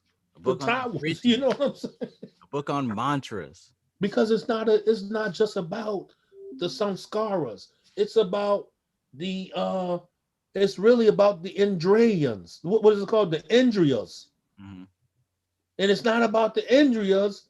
It just keeps going. So we never really got that kind of information that actually offered a breakdown. No particular system in any other study gave this type of in-depth, high-quality look into the self. Jesus, hell. Along with ways to fucking fix it. That's the whole thing that's been missing that I can say from my particular with reading and stuff. Of course, you can find grimoires on how to do this, and they give you instructions, but they were only outward instructions to do ritualistic type of shit. You need this candle. You need to do this. You need the lesser banishing ritual, the form relations. But that shit didn't really go into the deep intricacies of fixing the deeper mind and deeper spirit to work as a full union, like a fortified force. It was just do the best, lesser banish your ritual before you, in the closing before you do this, but it wasn't like this. How these guys presented this information. It's profound and life changing. The amount of detail leaves nothing to assumption, and that's what I love. I want to know. I don't want to just believe. Let me understand. Yeah. The fact that they have so many different books on the individual concepts does nothing but help to flesh out more aspects of this humongous thing that we're dealing with. Yeah. I think it's like a good orchestra. If you was to take out whenever a particular orchestra plays, there's a reason why they have that many in the orchestra that you're seeing perform. That's because the particular songs that they perform needed those amount of instruments in there. So the whole thing, if you was to take one trumpet player out of there, it'll throw the whole song a sound totally different, because they already practice it with those particular amounts. So that's just like us. We're an orchestra, but we be missing the fucking brass section. But some people be missing the fucking the drums, or the big bass drum. Some people would be really their music, you can tell some of us, our music don't really have no rhythm to it. So this information kind of like activated a better rhythmic flow. And I guess that goes into the law of rhythm, that it makes it more free flowing and easygoing and harmonious. Yeah, like when I was I know I bring this up a lot, but with the Citael, when I did that evocation of Citael, looking for a job, and I was like, I want this much money, this much, bingo, bingo, bongo. And then that guy immediately brings those Dharma books to me. It's like, I didn't pick up the books for a minute because it's like, man, I'm not going to learn all these Indian words. Like, I'm not going to learn all this stuff right now. I'm focusing on A's and B's right now. And then it's just like full circle a year later. It's just like those same energetic pattern comes back. Hello. And it's just like, hello, hey. And he repeats. Yeah, constantly going in circles with that pattern. And then this time it was like, okay, I'm gonna actually sit down and read it because I'm noticing I'm feeling the same way about life, about career, about being successful, blah blah blah. And yeah, I'll have to go deeper into it when I get home, but that way I can have a visual representation of it. But like I've never really thought about the cycle in this way.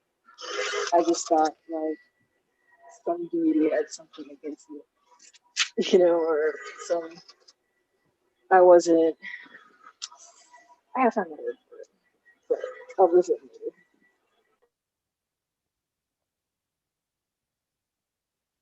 Hey, do you have any intention of getting the Tatwa Shooty book?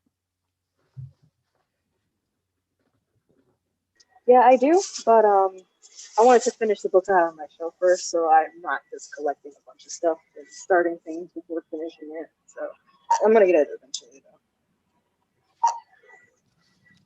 I see something in there that would be pretty helpful for you. That's all. That's why I bring it up, but all in due time.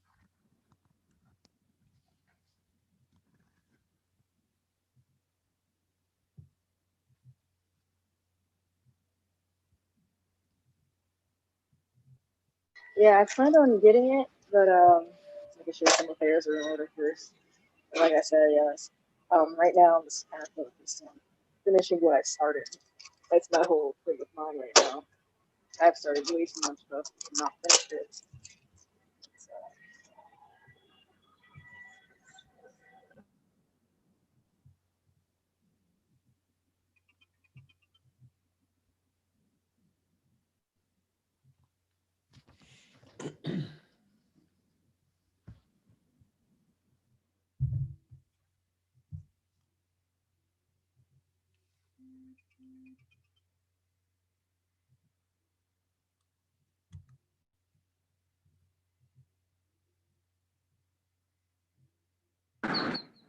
Hey Ruth, how are you today? Hi, good. How are you? Good, good. I'm just listening and I don't want to interrupt anyone. Do you have a chance to check out the Kybalion? Yeah, I haven't really read much. I had it a long time ago, but I've been following with Tatwa Shooty and Drana Darshan. Okay.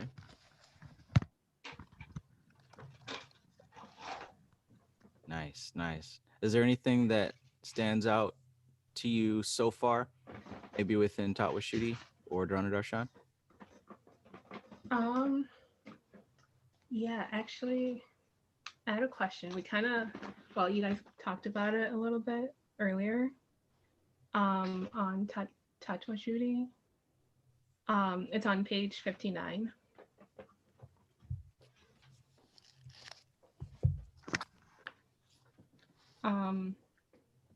So it kind of goes with the Sephiroths and the Tatwais. So would you say that they are like they're similar to each other? Like, would you compare them to each other?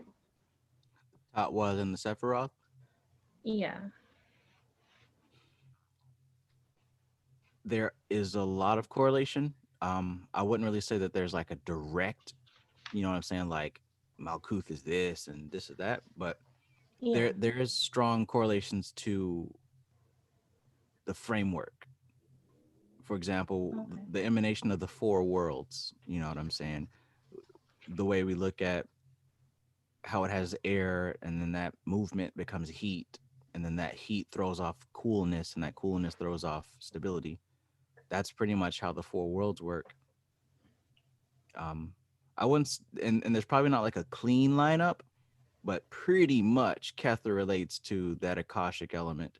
And then of course Malkuth relates to the, you know, the Prithvi element. Okay. And that diagram she has also, it kind of lines up with it. Maybe not like cleanly, but you get the gist if you kind of just look at how it functions, you know what I'm saying? Mm-hmm. On 59, like towards the end, it says Akasha Tattva, which evolves from the Akasha 10 mantra, does not contain the qualities of the other four tattvas as they are grosser than it. So that kind of confused me because I thought since all of the other tattvas came from the Akasha, it would contain like the qualities of it. And then as they became grosser, they would just become more like structured or dense.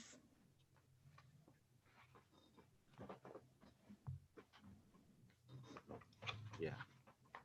It seems interesting from one of the other books that I was reading, might have something to do with it. It talked about harmony, and in that Akasha element, it everything exists in a state of harmony. And they say it's a lot like a seed. Within the seed, if you cut it open, you're not going to see a full grown tree in there with more seeds, right? But there's the essence of all the parts of that tree. There's the essence of the bark, an essence of the fruit, an essence of all those things. But it's in such a harmonious state that no one thing exists more than the other. It's like a complete balance to the point that it's intermeshed, just like Kether.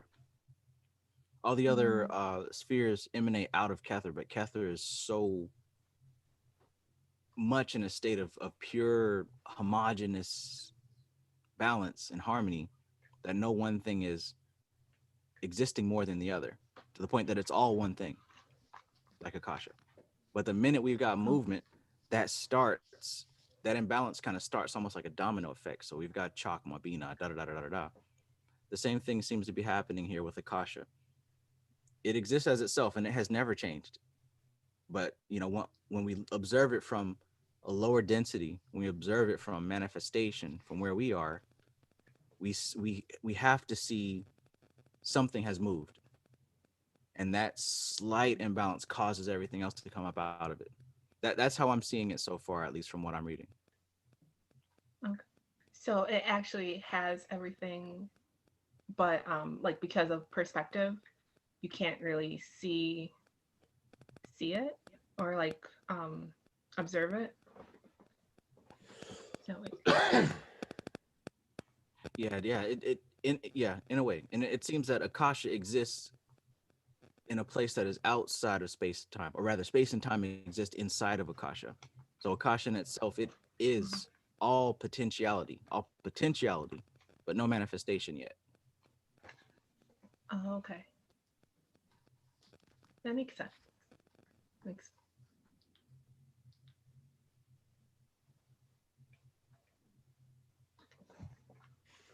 You know what it's like, dude? You ever watch those videos where they have like a runner and they'll have those probes or those things, you know, the brain scanner things on their head, and tell them to imagine themselves running, and it triggers all of the nerves and all the muscles areas that they would really use if they were physically running. That's the potential that's there. That you don't even actually have to physically run for your body. You don't even have to move for your brain waves to react in the same way that they would as if you were actually running.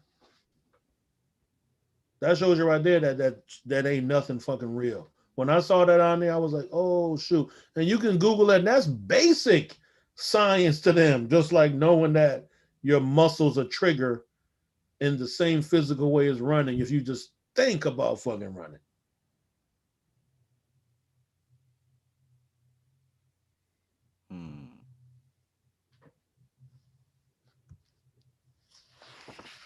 Fake it till you make it. But is it?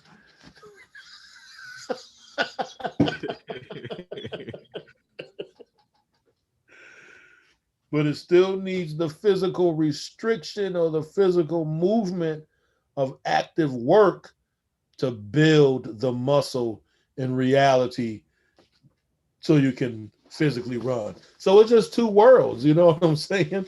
I don't think faking it can apply to the spiritual essence of things. There is no faking meditation.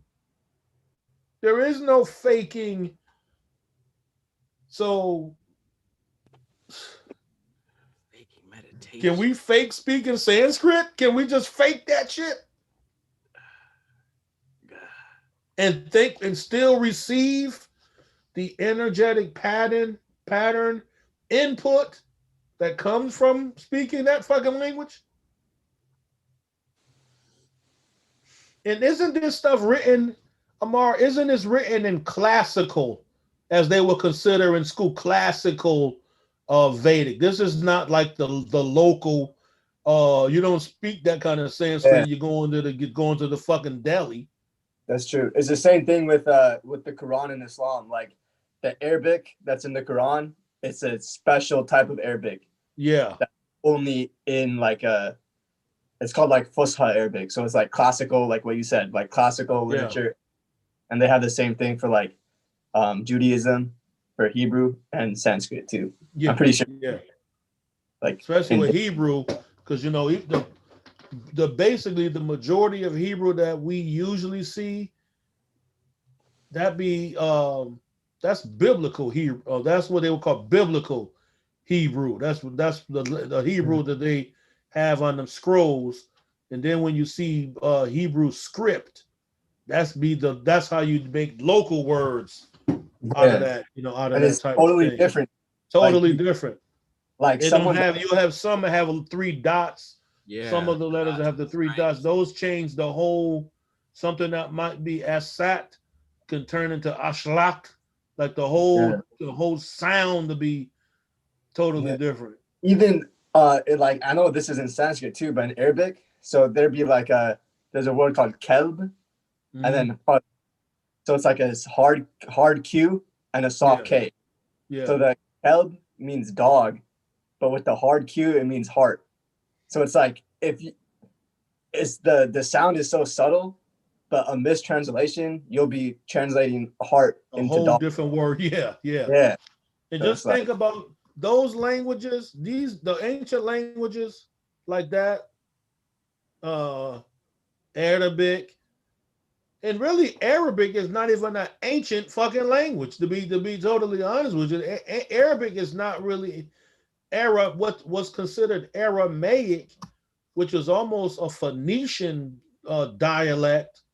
Those are more older than some of these Arabic languages, you know what I'm saying? But just what I'm saying is Hebrew, even Latin, and Vedic language, they give a whole breakdown of the particular parts of your tongue that you're supposed. There's spiritual stories about your fucking tongue movement when you're saying a particular term in Sanskrit. So just to say the whole fake it till you make it, that shit wouldn't even fly with that.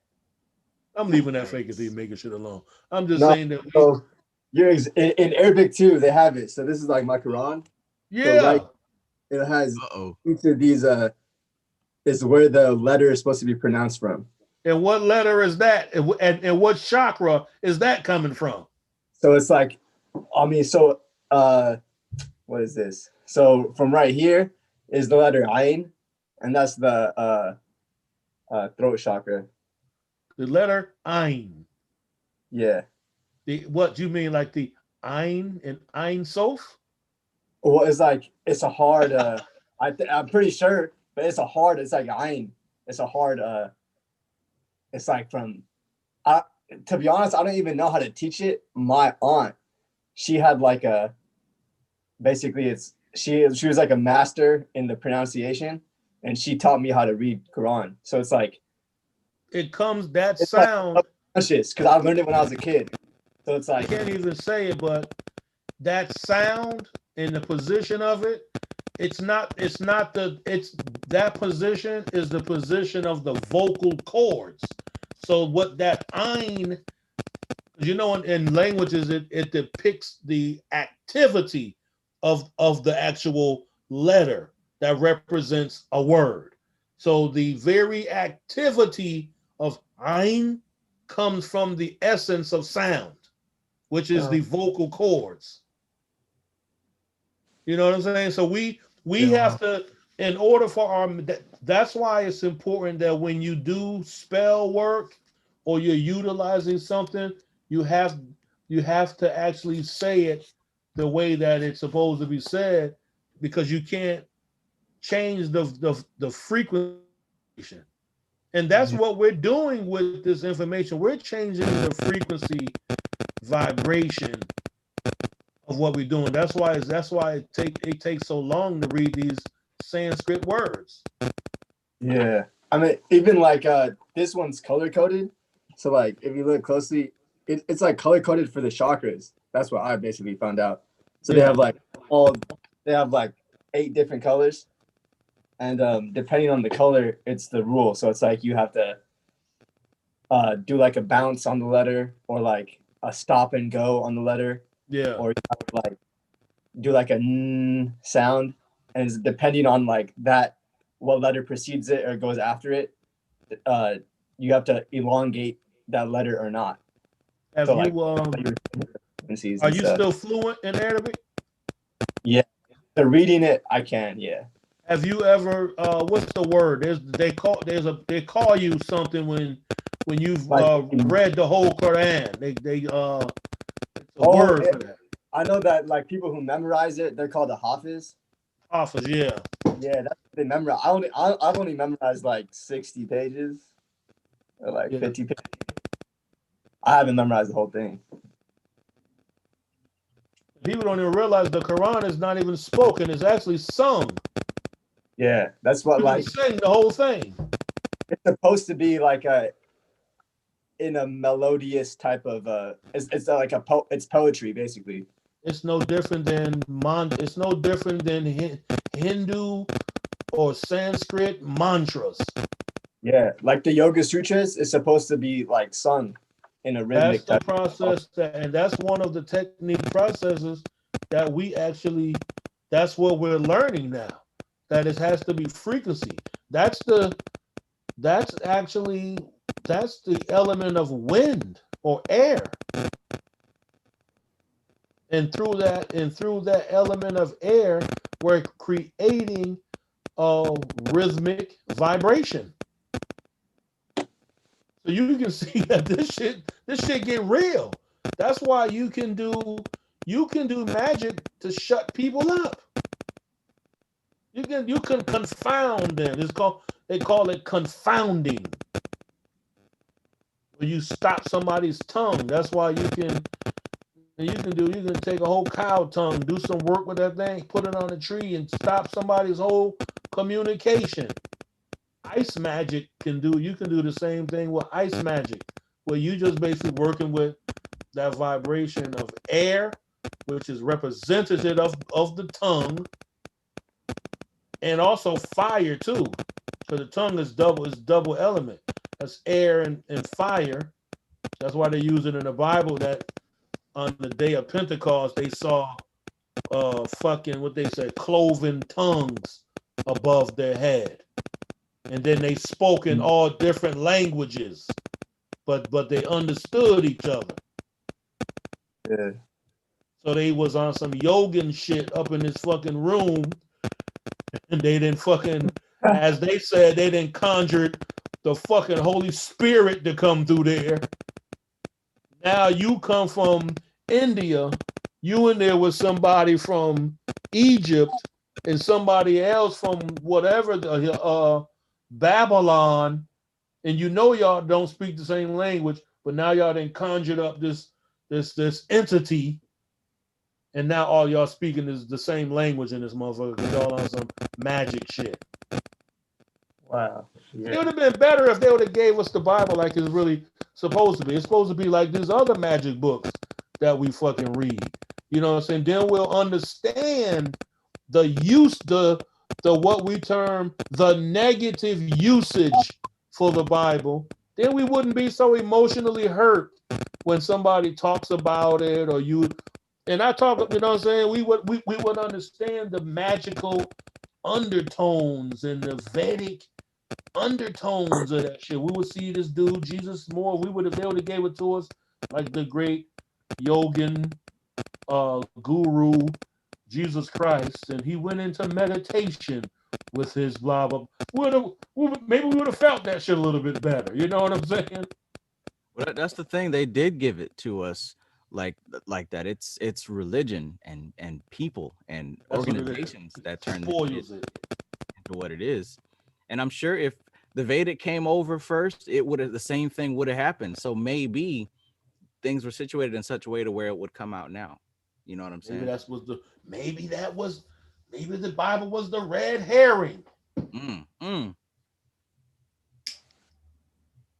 With a tiny Vedic seed right in the very end. Go ahead and put that Bible on their ass and trick them. See, I think this whole thing, this reality is nothing but one big initiation.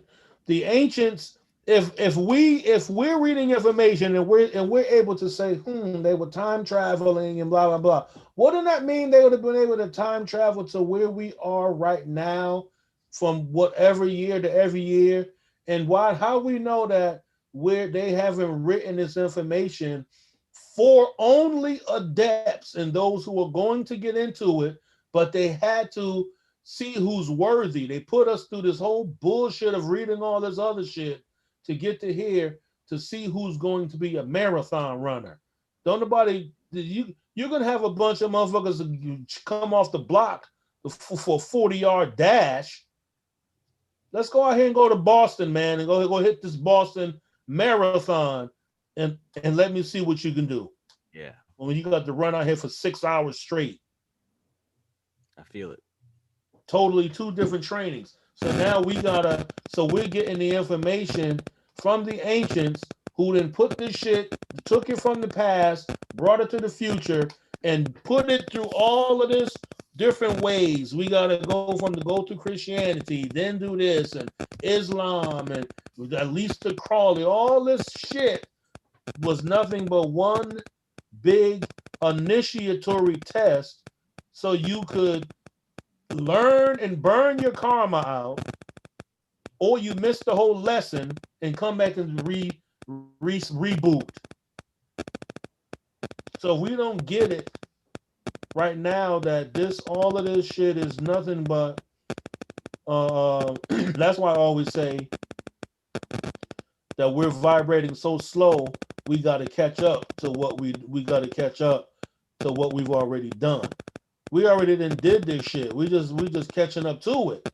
That's why we always familiar. That's why we can read foreign ass information and can understand it and put it into practice. Go give this to you. Go give the Durana Dashan to your auntie or your mama, them people who vibrated on the energy of the 50s, and see if they would absorb this and be inspired by it. Yikes. Even the people we went to high school, like even respectively, like the people I went to high school with, and like I'm pretty sure y'all like giving them a pick like this. That's like, oh, wait a minute now. Just think about that. Just a few months ago, we started. Okay, let's do Darshan. Fast forward to now, 7 books later. You know what I'm saying? 100 new words later. Mm-hmm. Literally. And we getting it. Yeah. Just think about that for a second. We're getting it. Anybody else? That actually hit me, Trav, when you sent the picture of the inside of this when it was postgraduate studies. I was like, oh fuck. Like I took a step back. I was like, all right, like this shit. Exactly. Somebody is studying this at an Ivy League university. Really. In the beginning of this book, sometimes we got to slow down and just smell the flowers. It says compiled from lectures given to postgraduate students in yoga philosophy at Bihar. This isn't beginner level. This is you've already gone through the graduation in yoga philosophy. You've already gone through it. Now you get this book. And we just we're just like, oh yeah, I'm 12. Got a new book, Instagram book. You know what's up? And we're reading this. You know what I'm saying? We were supposed to. There's no coincidence. We're not just here like liking it and chopping it up for fucking hours and shit like that on here. This is our ashram. This is where. That's why Vedic information. If you really watch them, all they do is they sit up there, and I'm not making light. They sit up on the stage. Somebody brings them pieces of paper that has a question written on it about all types of shit. And they read it, and some guru always be laughing at your ass. His beard be silky, you know what I'm saying? He go so profound off the mind. They don't even be quoting shit. They be coming straight from the Akasha on your ass. That's basically what we're doing. We're communicating about information that says right there that this is postgraduate information. This is like extra credit. You're already a doctor of motherfucking yoga because you're a postgraduate, meaning that you've graduated. Now you're gonna get some extra shit right now. You're a doctor. Now you're thrice the great. Trismegistus on your ass. What This shit already been written, man. All we doing is falling.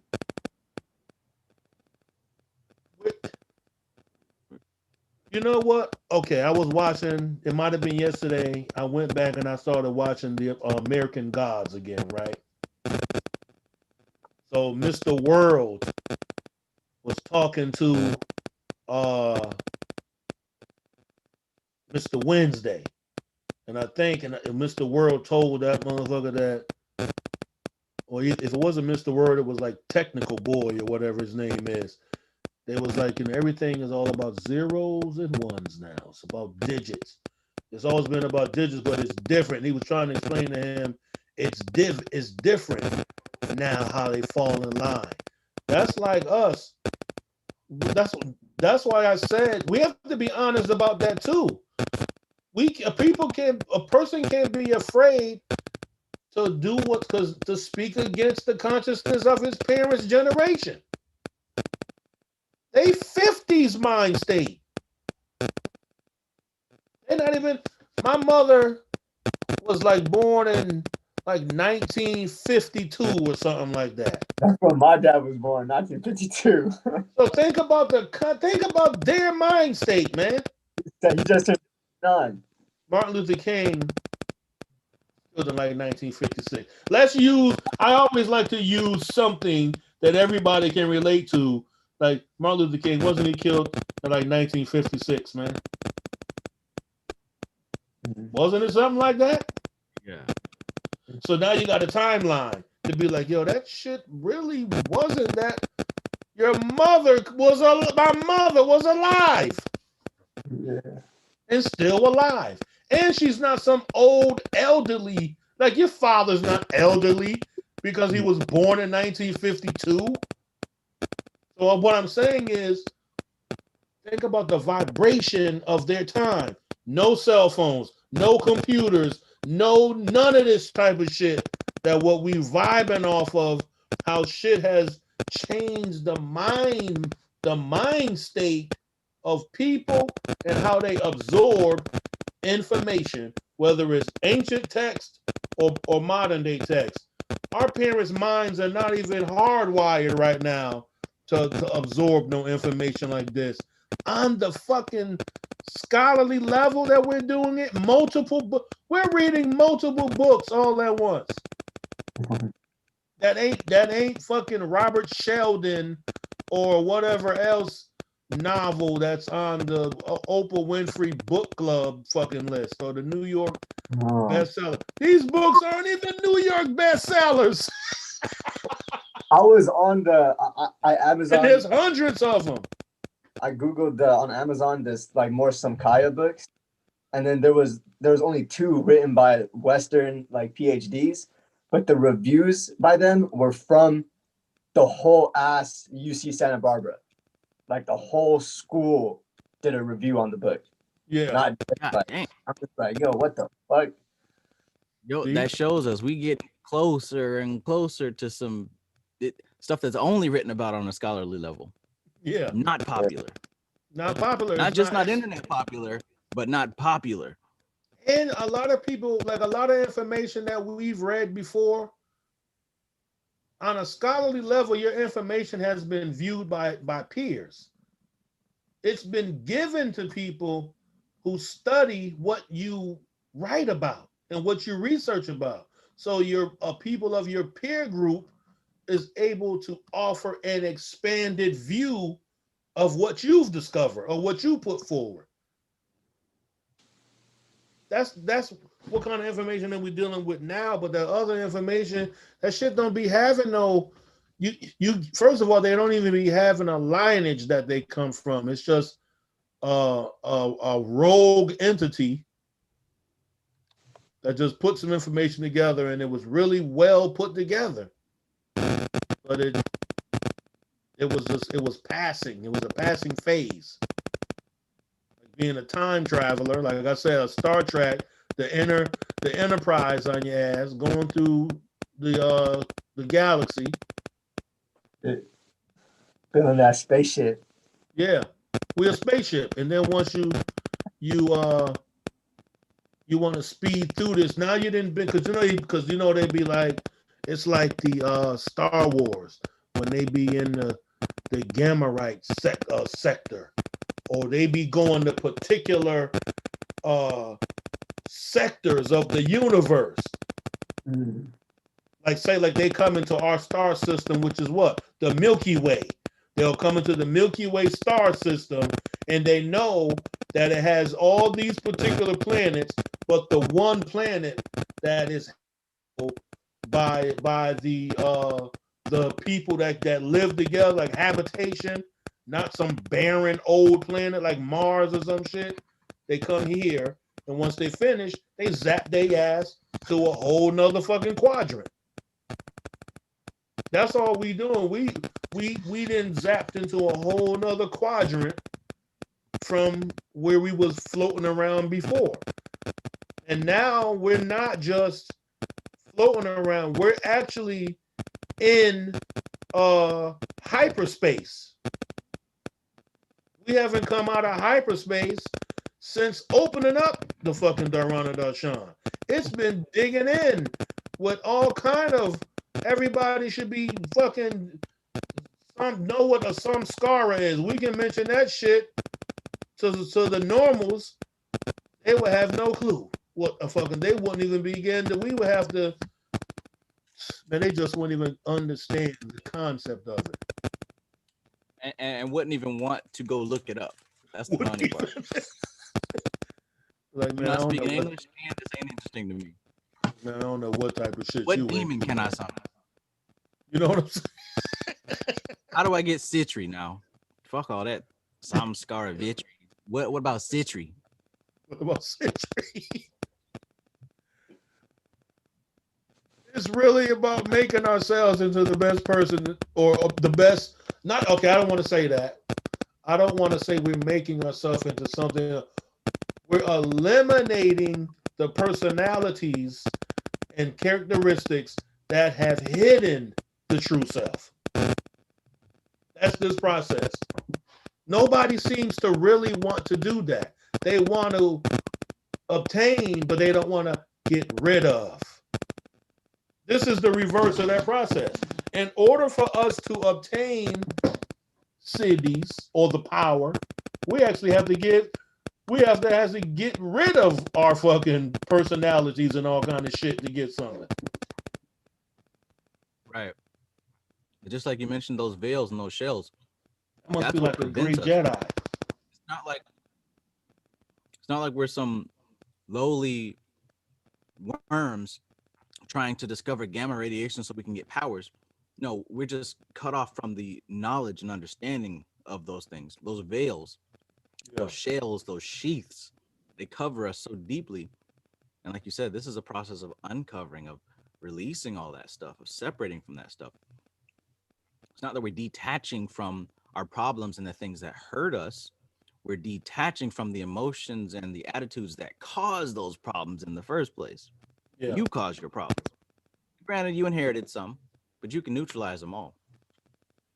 I think a lot of people they believe that when we say detach and separate, like they think that we become some cold, some fucking iPad and shit like that. You know, there's no emotion at all. That's not it. You still are going to have that because that's a part of the vibratory pattern of Earth, of this planet. You're a fucking mammal in your emanation of the divine source. You are a communal animal. You have to have fucking happiness and communication and all the other humanly shit that come with being here. But at the same time, there's a whole nother pattern that's going on too. You got this electrical currency pattern that's not even just electricity, but the source of what we conceptualize electricity to be. That's keeping everything in this total expression. You know?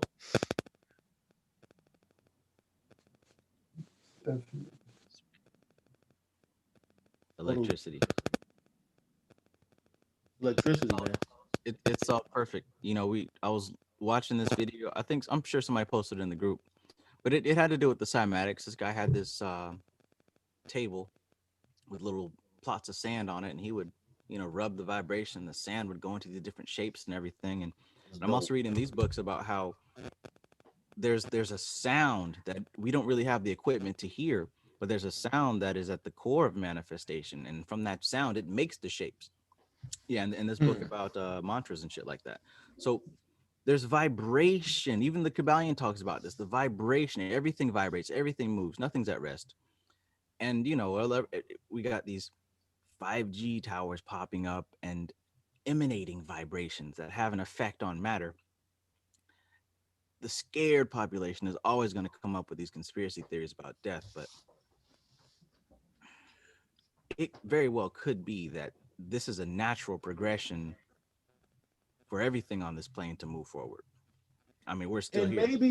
Maybe with that natural progression, Trav, only the people who ain't vibrating high enough, you the sick motherfuckers from 5G.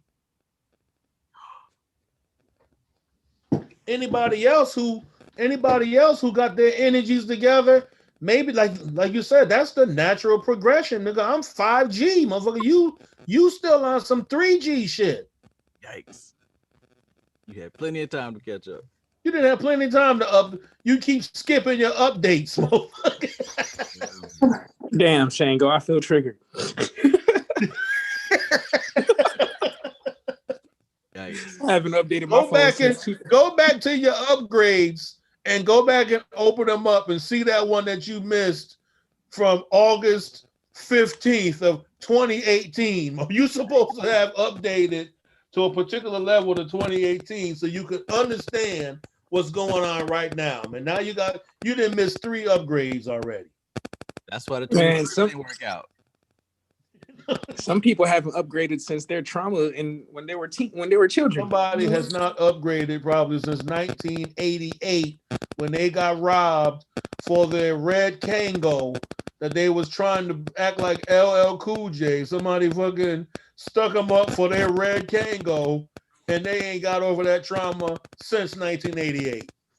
You see, if they weren't trying to be the trend, they wouldn't have gotten sucker punched. If they wasn't trying to fake it till they make it. Oh man, it's not gonna stop. This is gonna continue past today.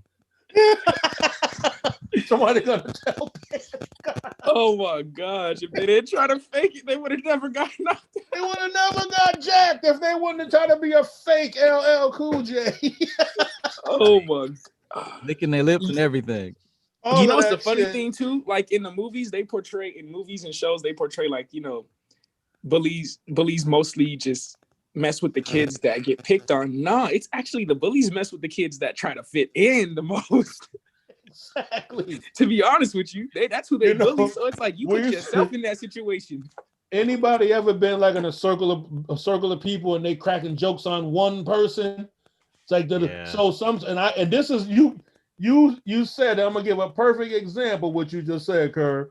That you in this circle and they be talking about, man, look at your sneakers, yo, we're gonna bust and turn over sneakers, and everybody laughing, So and I'm not saying you, but somebody's in that circle laughing that's trying to fit in. So why they laughing, everybody laughing, the motherfucker who cracking the jokes look at, what you laughing at, motherfucker? What you fucking now? They pick you out of 30 people.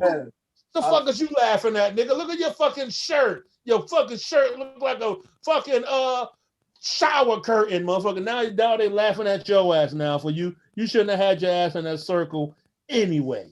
Yeah, man. What you doing over here, man? Those are some that goes back to us knowing that if you look at the pattern, because this is a pattern too. If you look at the pattern of this information and the people who deliver it, they not hanging with people that ain't on this level, man. And then they get to the point where they're not hanging with no fucking body. They going to the top. There's Himalayan caves that's been in there exactly. There's Himalayan caves and cave systems that them kind of dudes been knowing about and using for thousands of fucking years. Now we don't even know about. Jeez. You can't even get to that shit if you don't got this dude with you. And that's even in the book. Anybody ever read Carlos Castaneda's books? I've heard of them, but I'm planning on getting them, but after these Bihar yoga books. I know I got one of them somewhere. But basically what I'm saying is they were called the shamans of Mexico that he went to, they were called naguals in the Spanish term, like a sorcerer, you know what I'm saying? So the whole thing is this one guy who was over there studying with him, he took him to climb up on these mountains, and when he was climbing, certain mystic shit, and this is not like no story, this is like his real journals of him over there studying with him, that he was going through areas as they was walking, he could tell that there was like wasn't time no more, and like the fucking, like it never turned nighttime, and you know what I'm saying, shit like that. And he would take him to these caves that basically, when you look over the top of the mountain, you thought that this, like, yo, we fall over here, this is a wrap.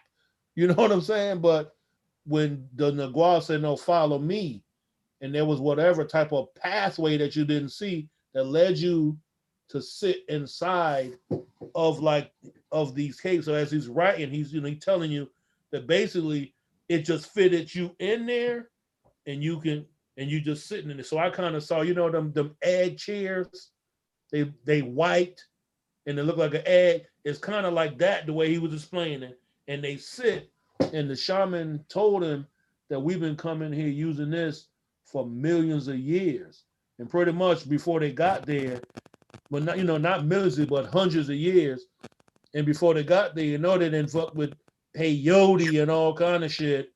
So now he up there, and this nigga's going to the astral. These caves are to go into, for a shaman to go into the astral realm, because you go into a meditative state by the way it holds the body. So that's the kind of thing that we're supposed to be able to get into with what we're dealing with, so we don't even fall into the pattern of normalcy. Basically, we're in the spiritual regeneration. That's another our term from like the Rosicrucians. Spiritual regeneration is the process of spiritual transmutation.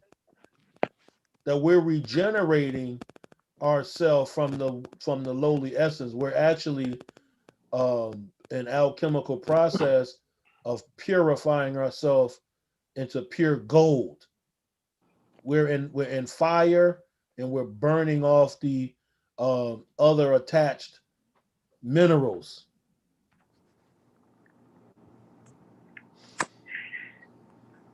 Yeah, I can tell that this is definitely going to start becoming something less and less physical. I started getting that hint once I learned that Satchidananda evaporated. Yeah, it's definitely going to be. It's going to be a higher depth science, and that's why they used it in the what I had asked you, what book it was. It was the Secrets of Hermetics, was it? And at least crawling in when they got to a particular part of their study, that shit is in their lessons. Dharana Darshan. Yeah, the magician's tables. The magician's table.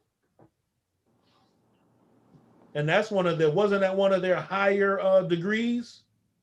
Yeah, well, yeah, that was that was across the middle. That was the middle right there, Dharana. Yeah.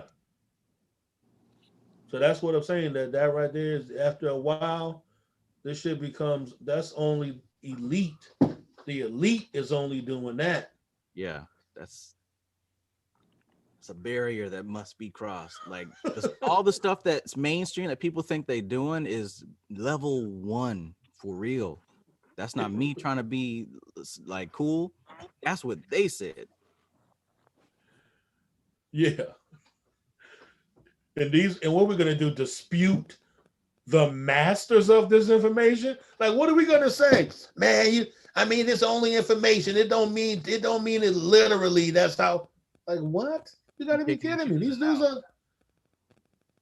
You couldn't get more closer to fucking Shiva than this motherfucker right here. You know what I'm saying? Right. And I get people asking me like, well, what if they're wrong? What if they're where does that come from? What do you mean? What if they're wrong? Like this. So that means that Patanjali is wrong, because really their information is coming from the Bhagavad Gita's and Patanjali. So what we're gonna do is we have to say those are wrong too. I don't know where that came from. It's 6 o'clock. Thanks, Maxine. It's what if all these yoga people are wrong? What if these swamis got it wrong? Huh? Like, what did they get wrong? What did they get wrong? Trying to make themselves better? What? Through meditation? Let me direct you back to Demons of Magic. Who's been doing it right if now the yogins are doing it wrong? Who's doing it right? Fake it till you make it. I guess, shit, maybe everybody faking it. I don't know, man. This is the psychosis, the schizoid psychosis of this species that we're in, this culture. It's astounding. Bro, I can't lie. I was when he said that, fake it till you make it, I started thinking about Sadhguru. I'm like, I don't think these niggas faked it till they make it. Cause like, what the heck? And maybe we should add a disclaimer and say, well, maybe, on a particular level, which is not spiritual, you can fake it till you make it. But I just personally know, like, yo, that shit ain't gonna fly too long, man. Like, that's just not gonna get you too far. And imagine how much weight the person that's faking it, you know what I'm saying, when they're facing reality, how much weight they're they're carrying within themselves, you know? Nigga, we wished the motherfucking white people who had slavery would have faked it till they made it, motherfucker. That shit, it would have never went down like that. I'm gonna just go ahead and throw that shit out there like that. We're gonna pretend If we want anybody to fake it, let them motherfuckers fake it, man. We gonna pretend to beat y'all. Y'all pretend to listen. They went all the way in with what I'm saying is, ain't nobody faking a motherfucker thing when they really trying to obtain some power in something, man. Ain't nobody who became a mover and shaker from Donald Trump to Air Jordan, motherfuckers ain't faked it, man. Bush ain't faking with them towers. Them folks in DC ain't fake their beliefs. I'm just saying. Wait, Trav just sounded southern. Trav said them folk. I just think that he, you know what I'm saying, in speaking, and we know Panic, you know, like I said, Panic be, you know, he be wild, and Panic is Panic, you know what I'm saying? He just didn't expound on it. He didn't mean it like that. I wouldn't even put it on him. I'm putting it on the receivers of the message. They heard that and took it and ran with it. Oh shit. And like I said, I never even saw him say that. So I can't even really be directly addressing him. I'm just addressing the statement. The overall statement of faking it till you're making it. I personally am not going for that. Maybe that might work. Man, it just won't work. I'm trying to put it to everything. Maybe if you was wanting to play soccer, faking won't last too much because either you're gonna be chosen by the coach or you're not, based off of your skill set or your potential to be coached into the skill set needed for the team. So I don't even think you can't fake it for that long with that either. Real recognize real, as they say. You can lie to get on the team, but once you're called to run the drills, you're like, God damn, I thought you were a little bit better than this, man. You know, take the shirt off. Yikes. It could be a red shirt. That's like falsifying your resume and then getting the job. What sense does that make? And then they start asking you questions because your resume was so beautiful, but you don't think they're going to be interested in this person who's represented it on this beautiful resume? Like, well, geez, man, I'm glad. You know what? My daughter went to Yale, was graduated in '93 as well, so she's a part of the '93 graduate. I'm using it could be the University of Connecticut. You didn't put on there. You graduated from the University of Connecticut in 1993, not realizing that the boss's daughter graduated from the University of Connecticut in 1993 and just so happened to be an economical major as you. But you don't know who she is?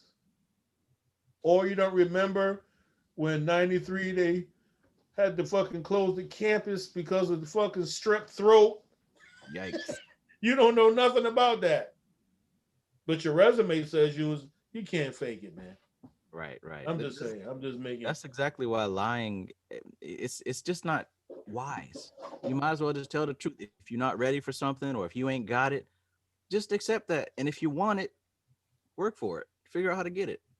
But if that's not where you're at on this particular level of your present moment, accept it. And once you do that, you have now switched the narrative and the vibration to where now you can change it. Yeah. Because once you acknowledge it and accept it, there is no more fear of it. There's no more mystery to it. You accepted it.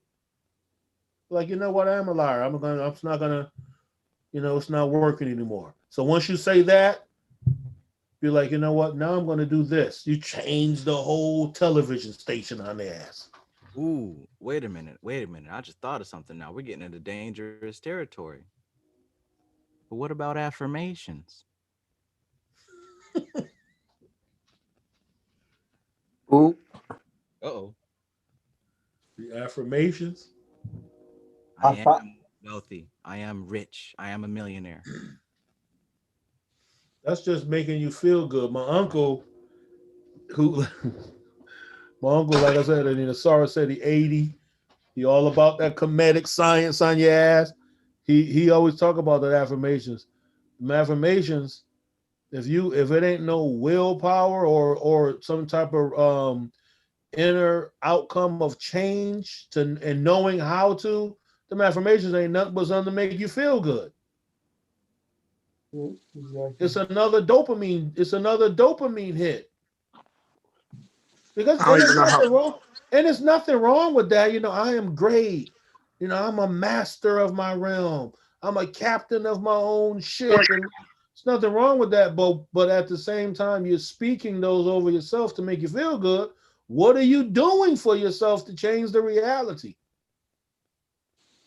It gotta be something. So affirmations make you feel good, but you gotta be doing something to put them feelings inside of.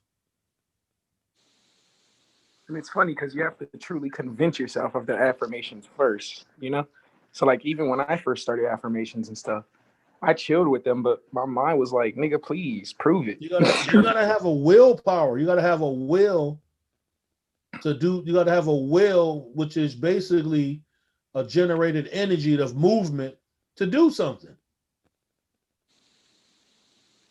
I can say this: the first time I reached my first goal, like 3-4 years ago, I wasn't using affirmations. I was just sincerely meditating, doing different meditations, moon meditations and stuff like that. But I didn't utilize no affirmations. I didn't write really a plan down. I just went with it, you know? I just did the work, to be honest. I just think that a conscious effort, there's nothing wrong with affirmation, but think of how much better everything that you do utilize will be if you're doing it consciously with a total, complete understanding of its application. You're in the total awareness of what it is. It will work much better from that point of view. Like that's like you said, some people don't want to do the work. They just want to.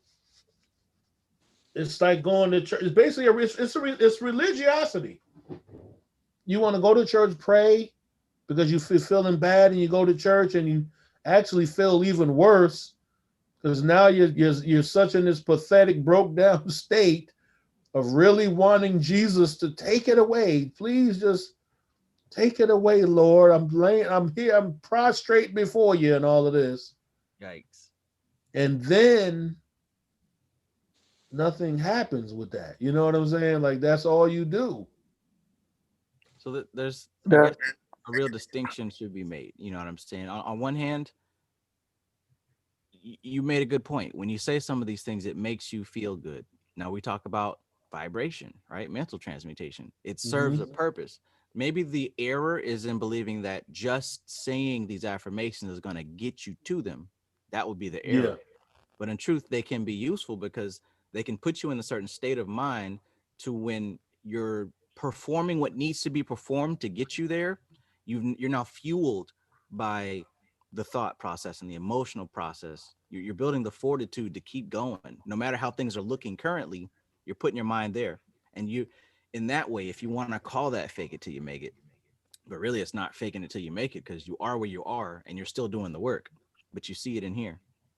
So, like, what's the difference between an affirmation and a mantra? Language, vibration.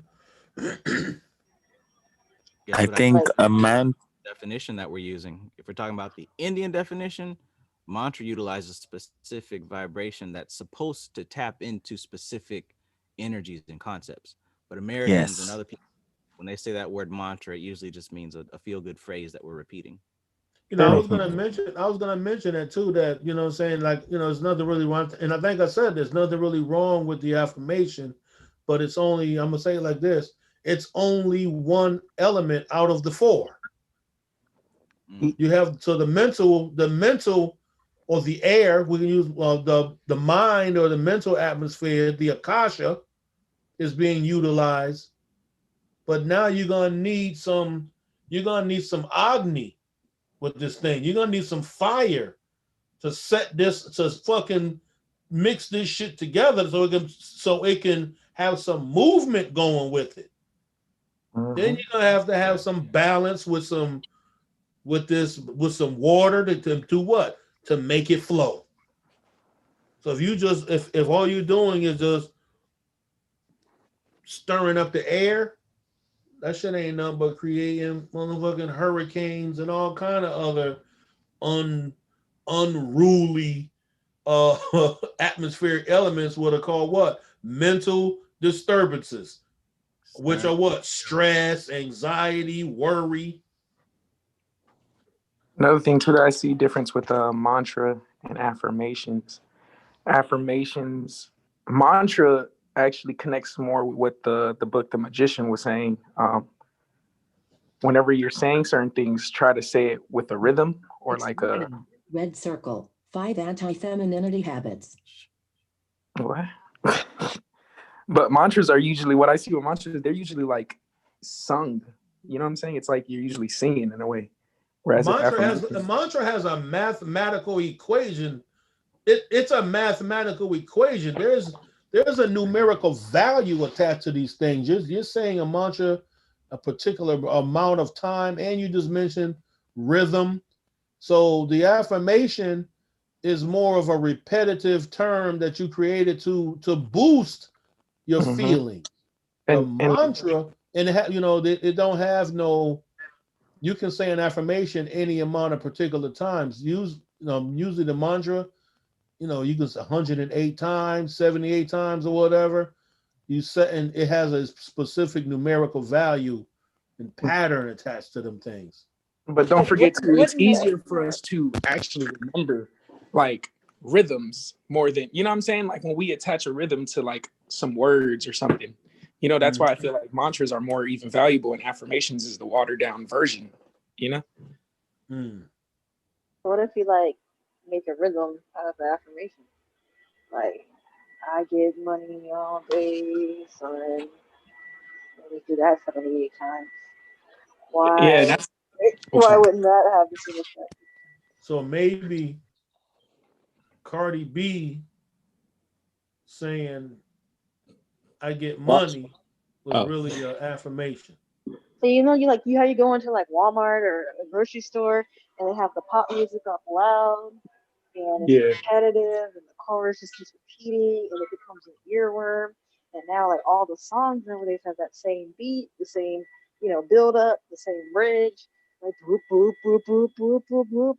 Like that does something to you, even though it's not really a mantra, even though it's like why wouldn't an affirmation do the same thing as something from I don't know a Sanskrit language or Hebrew language or whatever do just because we're at a different time? I just think we don't have no, like I said, it don't have no numerical. It doesn't have a deeper vibratory pattern. It has a vibration and a pattern to it, but I think it doesn't correlate with a mantra because mantras have, like I said, it has a particular deities usually attached to the mantra, and and it has a breathing pattern attached to it, and it also has this a particular numerical value where it's going to be on a counting rhythmic type of level. Now we can keep going on, and you can say you can create a affirmation with that. Yo, Shango, I can't lie. When you brought up Cardi B, I thought you were gonna say that song "WAP" is her affirmation. But why not? Because some of them if that makes them feel empowered, knowing that WAP, put that magic on your ass. Affirmation is what? A repetitive words to make you feel empowered.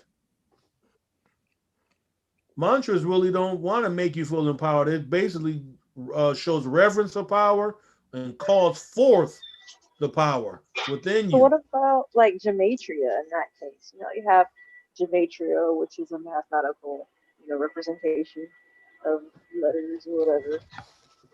Couldn't you apply that to your mantras? Couldn't you You apply notice that? how Your affirmations? Night And Creator, you notice how you said those two words I said earlier, the what if? yeah, I'm just speculating here. I must have heard that. Didn't hear that part because that worked. But What did you say about it? that those words get us trapped in. That's one of that's a samskara that we consistently want to get to this bottom line definition based off these patterns. I just know, like you said, with the affirmation, it's really nothing wrong with affirmations. Oh, no, I'm not like trying to defend affirmations or anything. I'm just trying to like see what the fundamental differences are between it. Like it's just. I don't think the affirmations carry. Because it just seems kind of. Affirmation is a mantra, but a mantra isn't an affirmation. It's like, I guess depends on like, I don't know. From my standpoint, again, I'm not speaking from experience, but it just seems like a subjective kind of thing at the moment. Like, not like a faking it till you make it kind of aspect, but like if you see something enough or you repeat something to yourself enough, you start to believe it in a way. And it's like you can get effects from both, but it just kind of seems like we're saying like one is more effective than the other. It just kind of sounds like a little. What if the difference is between one is knowing and one is believing?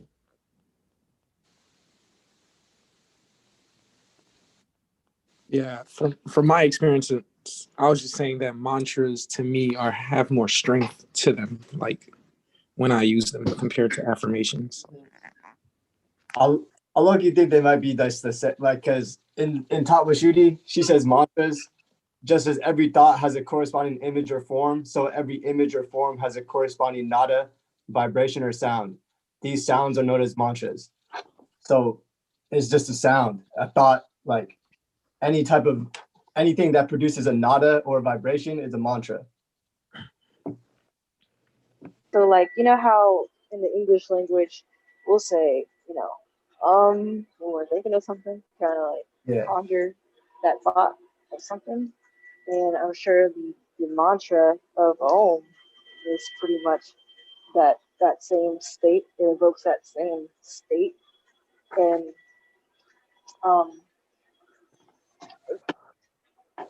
I guess what I'm saying is like fundamentally, it just seems like the vibratory pattern of the words is what really matters. Because if we're saying anything, then it's a vibration, and if it's a vibration, it's going to have a numerical correspondence. It's going to have a frequency. It's going to have a number. Yeah, that makes sense. It just, I don't know. Maybe I'm taking this too far. No, I don't think you are, because like a mantra doesn't have to be Om Namah Shivaya. That is a type that's like it can fall under the category, but like how she says it in Tatwashudi, anything that produces a vibration or a sound is a mantra. Okay. From my own perspective, I believe that a mantra should be anything that actually raises your vibration, regardless of whatever it is. It could be a song, it could be words, it could be a prayer, it could be a wish. Whatever raises your vibration, you have to remember it's only the present moment that counts. And if we are creators of our own realities and we're creators of universes, then you actually know that whatever you're saying out of your mouth at a particular moment is what you're creating. And what you want to see in your physical reality is what you should only repeat. Because if you're repeating the reason why you have to, say a mantra many times, or you turn it into kind of like a routine, say ritualistic, or however we want to label it, is because we know we're living in a dense reality. You can't manifest instantly. So it is better to just have that in mind. Like, one thing we've come to understand studying the occult is solitude is the best attitude. So when you are in solitude, instead of spending your time with Netflix or on Spotify, well, you can be on Spotify depending on what you're listening to.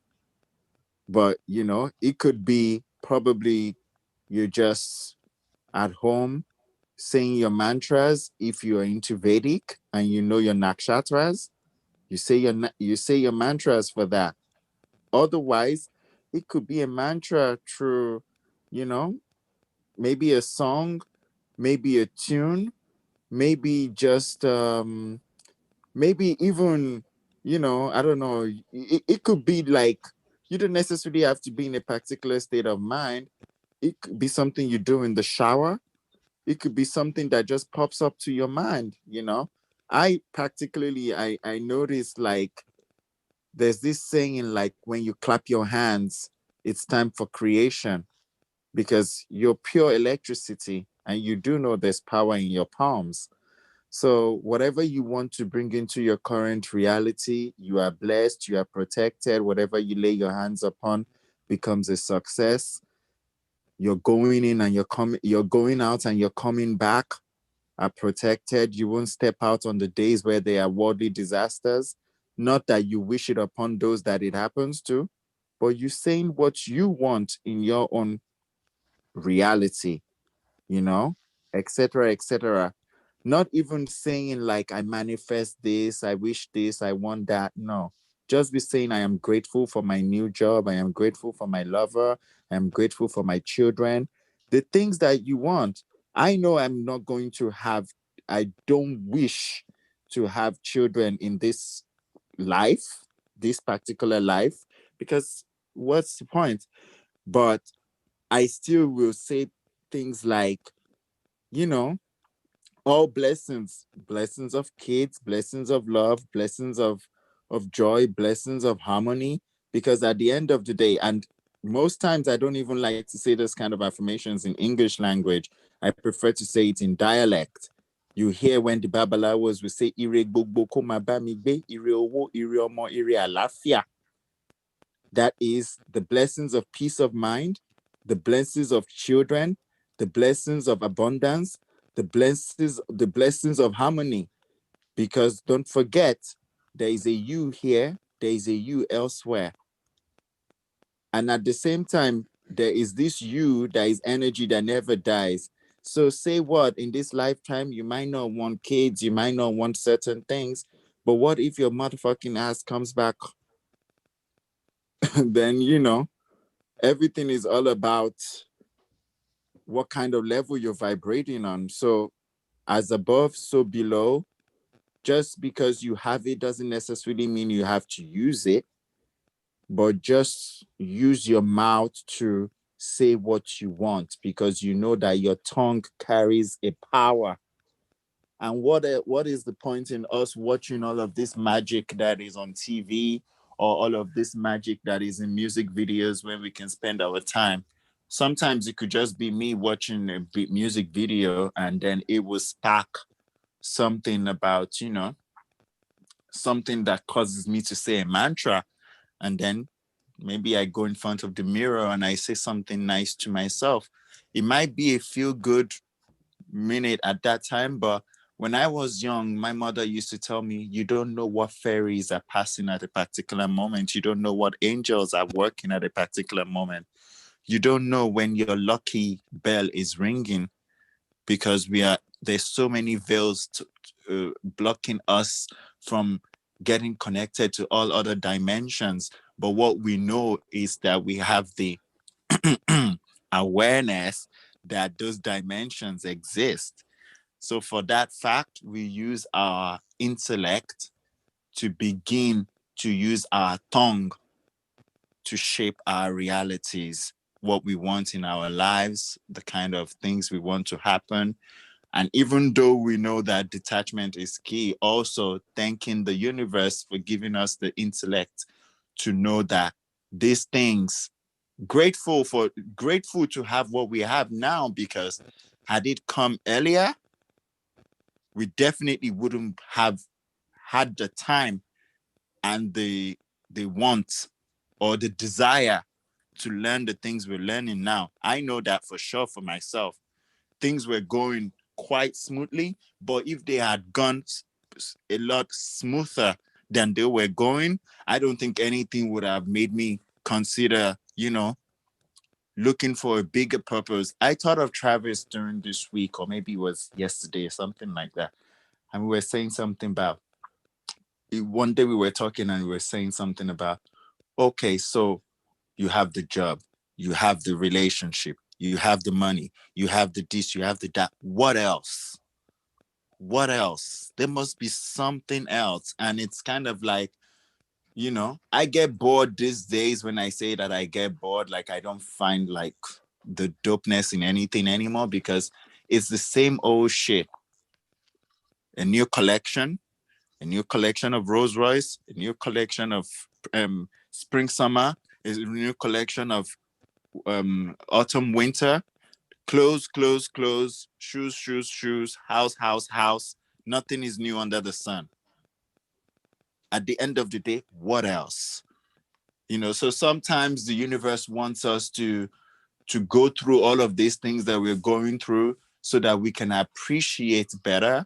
And also we wouldn't become, like those child stars. They get everything and then you see them, they get into drugs, they get into this, they get into that and everything.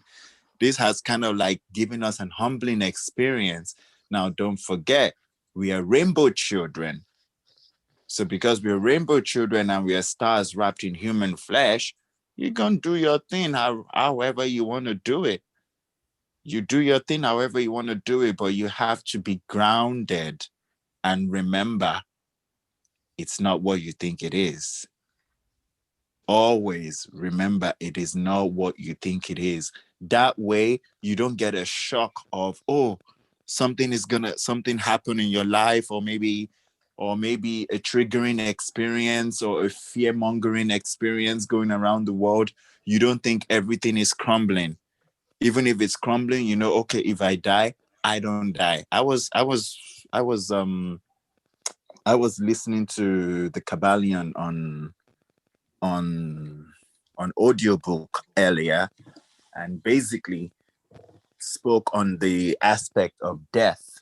We never die, we only transition to several other planes, and those kind of informations are never given in the public, and you have to come to a certain understanding and a certain alignment within yourself for you to look at things from that manner, for you to look at things from a point of refinement, a particular level of fine understanding, which is not like you're being heartless, But I remember like last night I spoke to my mom and she was telling me how one of her best friends was very ill. And the first thing I told her was, what does that have to do with me? And she just looked at me like, why would you say such a thing? You always told me she was a nice lady. I was like, yes, but I have my issues here. I told her, look, I just got out of the pharmacy. Does anybody know what I went to get there? Why are you giving me the information about hers? I've told you how energy works. You want me to harbor her information in my system. What for? Go see her if you want to go see her. That's your business over there. You have to come to that particular moment whereby you're fearless, not fearless in a heartless way, but you know that, like I said, loneliness is the attitude. I don't even know. I said it in a particular way, but so out of loneliness, that's how you build your armor. That's how you build your spiritual body. because mixing with other individuals, mixing with other energies contaminates alignment. So in that moment in time, it lets you know that whatever you see in your physicality, it was a product of whatever was going on in your mind. Why not spend your day and night, thinking of all of the things you want? You might spend instead of spending 4 hours on Instagram, spend 4 hours on Pinterest, creating it's kind of like, when you had Barbies and you had police cars and you had all of those gadgets, you started imagining a life for them. Look at yourself, like someone was saying earlier, I think it was Travis saying, you're playing a video game, but then people get so immersed in the video game thinking they're the one playing the game. So, begin to look at it like you are that character. You're playing with your avatar, Barbie and Ken, and then try as much as possible to create what kind of life you want and imagine what kind of things you want in that reality by the means of mantras, by the means of music, whatever. If I listen to Cardi B and I hear her talk about money, I'm like, okay, maybe at some point it gives me inspiration for me to furthermore, be on a vibratory tone of requesting from my sacral chakra and using my throat chakra to pronounce and enunciate properly, really why I want the money, or really visualizing myself how I would utilize it when it comes into manifestation. That part. And if you want a WAP, I don't think anybody wants a DAP. So if you want a WAP, I'm just saying, manifest your WAP. These days,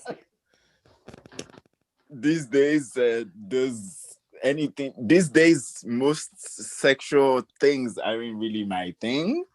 I'm just looking to myself like, so you did all this for nothing, because at the end of the day, like, now I prioritize myself more over anything. And sometimes I look back because I know and I have the assurance that things are gonna get better. Things are gonna even go beyond my expectations.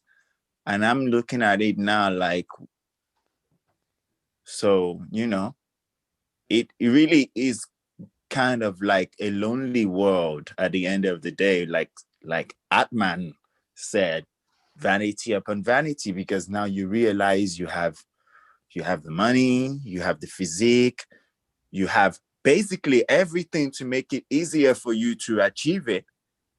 You don't even have to work twice as hard to achieve everything, because now you realize that you're the magic. But at the end of the day, it's like, what do you need it for? Most times there's a saying that says half of our lives we spend it trying to charm others, and the other half we spend it trying to defend ourselves from others, or something of that nature. You've played enough of this game, it's time for you to quit. And it's fact. More money, more problems. You're gonna get money, you get a Rolls Royce, they're gonna have something to say. You don't have to give a fuck about what they had to say. But okay, you got a Rolls Royce, so what are you gonna do? What for? It's a paradox in a way. It's kind of like, are you gonna be part of the matrix, or are you gonna just like be yourself or anything? So I think the only thing that is the most important is the things that we are learning here. Maybe by the time you get money, you might create a fancy library, and then maybe if you run into another group of people like we are, get people to break things down between yourselves and every other thing like that. For me, it's like, I was told I was going to have an epiphany last year, but the epiphany I had, I didn't know like it was really gonna, like, seriously, Kali really shattered my illusions. Really, in all ways and all ramifications. I still go out, I still put myself together and everything, but even sometimes when I'm putting myself together, I'm just like, bullshit. I'm saying it in my mind like bullshit. Whereas it's like, I don't know. I wouldn't even buy a perfume if it's not Creed. It's that crazy. Like, for me, it's like, what? You know, and then you look at everything. Like these days, I'm looking at people hopping out of planes and stuff and doing all that shopping and then videoing themselves online and everything. And I'm just like, this used to be you. Like, how dumb. But there is a particular sense to it. Everything is divine. Everything is divine. There is a particular sense to it. So, but you think maybe you can still do the same things, but just when you hop out the plane, it'd be on a different type of trip, you know? Yeah, we're going to India. We're going to India. We're going to Egypt. We're going to all of the portals where they have the stargates and all those things, doing much more interesting things, you know. That's like I said, I think that we don't, that's like I said, who doesn't want to be, you know, just because we on this self-regeneration and transmutation, that don't mean we gotta walk around here and not enjoy, because it's really enjoying. It's no different than Sadhguru drove across the United States on his motorcycle. You don't think he enjoyed that? You know what I'm saying? Like, he was like, we got to enjoy life. We still got to enjoy life. There's nothing wrong. We just now can see it differently from a different perspective. But we definitely want to enjoy. I know that I like to enjoy life. There's things that I want to, there's things that I would love to do more and striving to do it. But I know that the ultimate goal is basically, this is basically death preparation. Yeah. You know yeah. That's really what this right. is. And that's, you know, that's like that you prepping for your next life. Yeah, you are so right. It is death preparation, because I don't know, maybe it was earlier today, well, yesterday, because it's already Monday here. But it's like I was just watching like some things on the internet, and I just noticed that it didn't ginger me the way it used to. It didn't give me that oomph. And I was like, I now got the concept of the mirror effect. And I was like, see, this is actually you.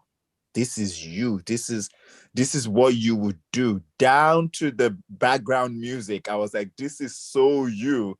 So this is like the universe showing you, like, you know. And then I looked at it from a perspective of, you see, when people get, that's why they say when people get money, it drives them crazy when they get this, that, because they don't have like the mental framework to know exactly what to do with things, because you keep getting, even at this moment, it's like I keep getting more stuff, you know. And it's like I'm looking at it from, like, I pulled a card for finances for 2021, and it was the Chariot that came up. So basically it's like, you better watch what you're doing,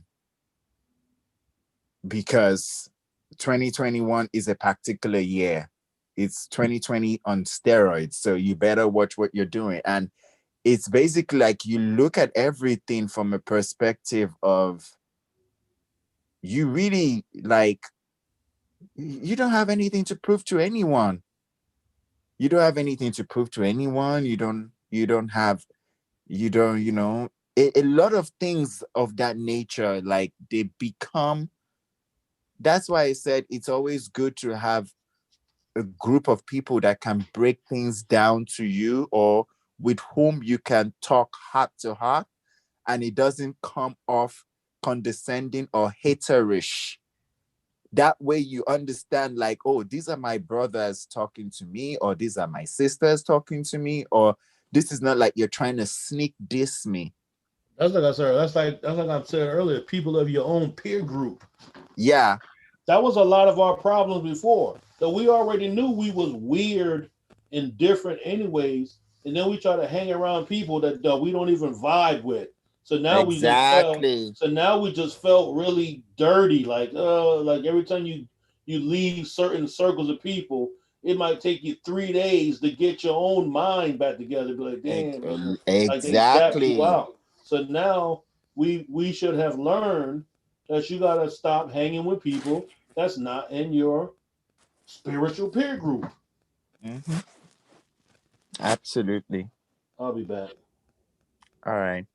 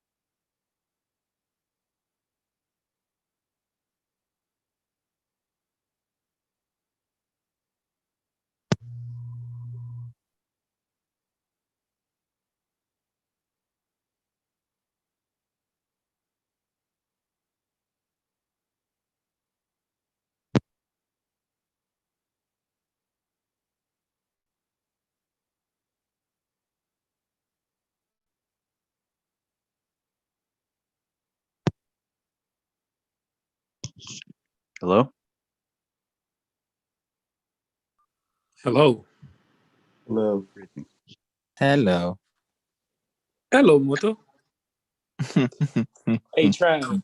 I just became a unicorn seeker. Does those two links still is it still up? As far as what do links? The book club community access? Yeah. I have to renew the domain. Oh, okay. Well, let me know when you do that, please, so I could dang it. Okay, I can send you the link without the domain. All right, dope. Cool. Next month I'll upgrade to Magus student. I read the Kybalion back and front like 5 times now. And now I have an understanding and it's in my brain. I still go back through it. Mm-hmm. Now I'm on my 3rd time of reading The Magician. The first time I listened to the audiobook. Yeah. Yeah, definite correlation between those two. So the next thing is the next thing is the Kabbalah. I didn't order it yet, but that's the next thing for me. Okay, the mystical Kabbalah. Yeah, because I never got to read that yet. That's why like half the times you guys talk, I'm quiet or I just relate things to what I can experience, what I've experienced. Yeah, and essentially one of those links is to some of the notes to the mystical Kabbalah, so that'll help a bit. All right, cool. Would you say read that first or read the book first? Have my own understanding and then read the notes? Well, the way that we did it when we went through it, and might actually go through it again in the future, was just like this. We did a chapter, and I'd do notes for it, and then we'd talk about it the following week. Okay. Cool. Mike said that he was trying to get on. I'm trying to find his thing. But yeah, as far as the Kybalion, what part do you think is probably the most important in that book so far? To me, it's the mental transmutation, because it's like putting everything together, basically. And just being able to first raise the way you think, look at things differently, so then you can utilize everything correctly. So that's why it's like, even with the mental transmutation part, it kind of connects with all the yoga stuff that's really needed. And then you could go back to that. You know what I'm saying? Yes. That's exactly what I was thinking. The mental transmutation chapter was probably the key to link all the rest of them together. When you really look at the seven, go ahead. Sorry, go ahead. I was just saying, when you really look at the 7 Hermetic principles, it's almost as if they're all describing a different aspect of vibration. You know what I mean? Yeah. From polarity to gender to cause and effect. It's all like describing the same thing, just a different angle of it. But in the middle of it all is the mental transmutation. Essentially, if mind is all, then that would be the central point for all 7 of those principles. Exactly. You know something that's good that the Rosicrucians, like I said, I can just go. This is how you know all this information is all tied in together, because it all be stating something that just correlates with something else. And I was just looking through this book, and it says the Rosy Cross taught and continues to teach that man is an embryonic God. Then it has in italics, yea, these are the sons of God. That he has within himself all the attributes, all the possibilities, all the potentialities of a God, that he has the right, the opportunity to bring these potentialities into manifestation and become individualized, a God in miniature, a microcosm of the macrocosm, soul consciousness, and godlike in truth and fact, a son of God, or after the pattern of God. Then it says mysticism, on the other hand, teaches the desirability and the possibility of becoming first a friend of God and ultimately fuse with and a part of God, with the loss first of the personality and finally the individuality. So this is all pretty much saying the same thing, that we are gods with all the potentiality, but as it expounded that some first used to become a friend of God, so then you lose. So now you lose, or you get rid of, as it said, you lose the personality and the individuality. So you give up that. I'm sorry. No, go ahead. No, my fault. You weren't done. Go ahead. I was to say you give up that to become back absorbed into the source. So that's the whole thing. Once we reach that ultimate level, there is no need for us to ask any more question. We become the total answer. And to add on to what you're saying, not to even add on, just to go back to what Trav was saying too. That's why, like, and with the Kybalion, that's why it's very important with the mental transmutation, because even before, like, you guys started with the well, not all you guys, but most of you guys started with the magician stuff. I started with the Eastern dialect because of the people that I had around me. Mm-hmm. But I didn't transmute the way I looked at things. So I still kind of held the power within myself, and I was still philosophizing everything, trying to make something a philosophy instead of just looking at it for what it is, you know? And we do that tend to a lot. That's why mental transmutation, and I agree with Trav that it's very, very important, because if you just read something, bro, the minute you're really just going to philosophize it, you know? But you know something, that's a part of reality. That's why, if you remember, did you read Initiation into Hermetics? Nope, didn't touch that yet. Like the first part was built for the physical, and the second part was more of the spiritual mental aspect of it. Mm-hmm. So that's what I mean. We gotta accept all of that shit about ourselves. And then once we become aware, be like, ooh, like fuck it. Now transmute it into something else. Then once you do that, become nothing, become none of that shit no more. Yes. The ultimate level of liberation is moksha and the yogic philosophy. So we're basically all. That's why it be hurting searching for these answers, and then when we get something that don't correlate with us, we have this inner battle because we're trying to get rid of that shit. Clearing up the gunk from out the bottom of that pond.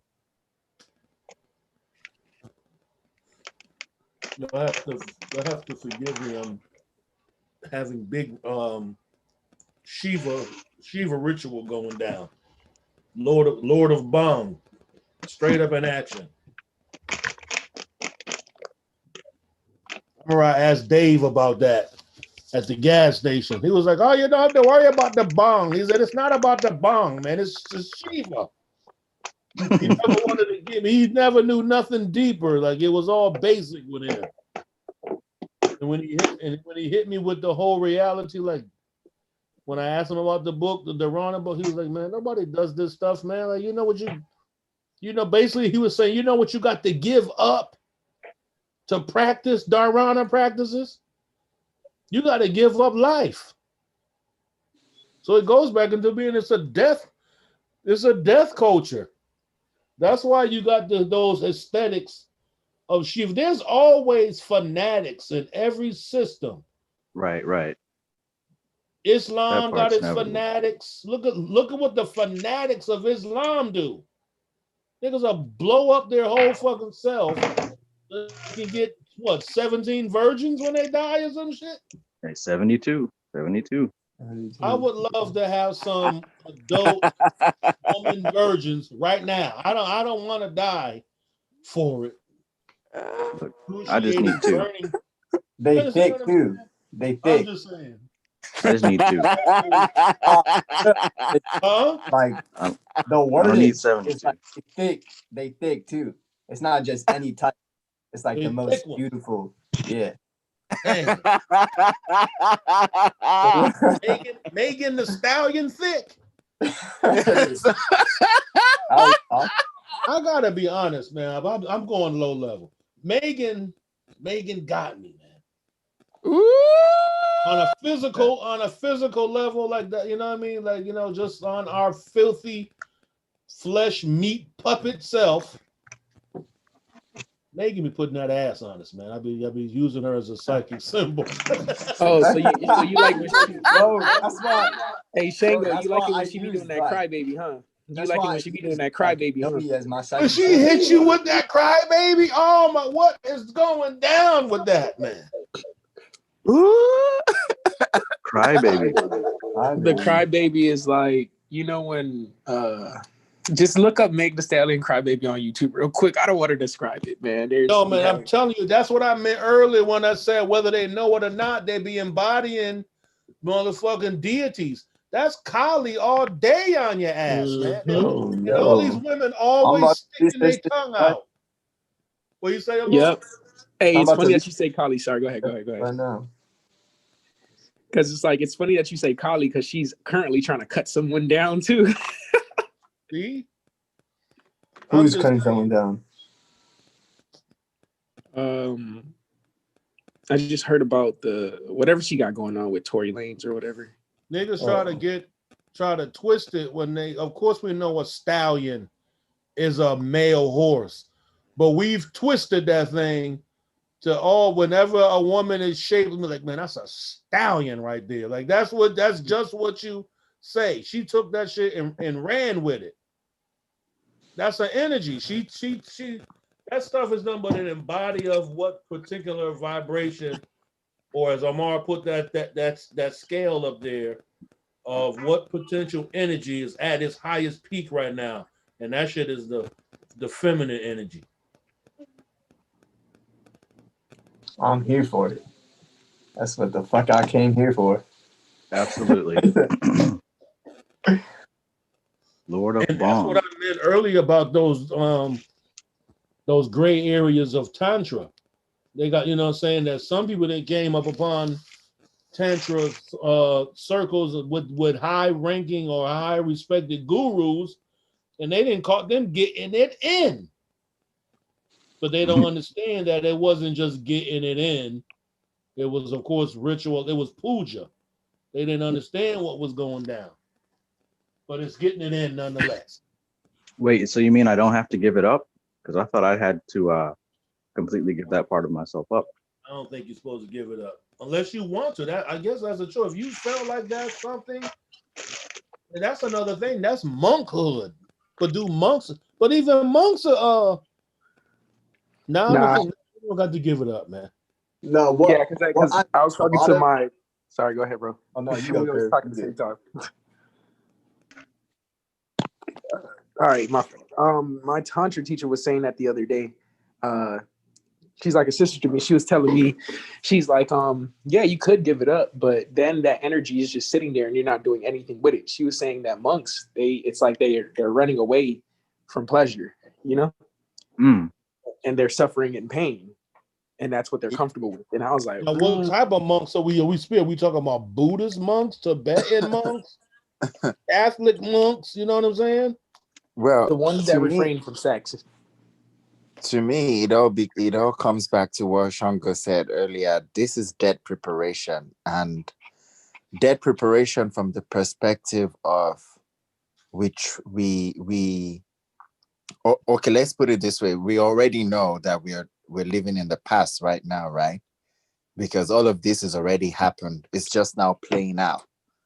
So it's kind of like when we say we're doing these practices and we're doing the work and every other aspect of that, is that we're really training ourselves to be. This is the kind of thing that, regardless of what kind of religion and stuff you're doing, most people begin to do this when they get into their 70s, when they're in their their later years, when they're getting ready to pack up shit and go.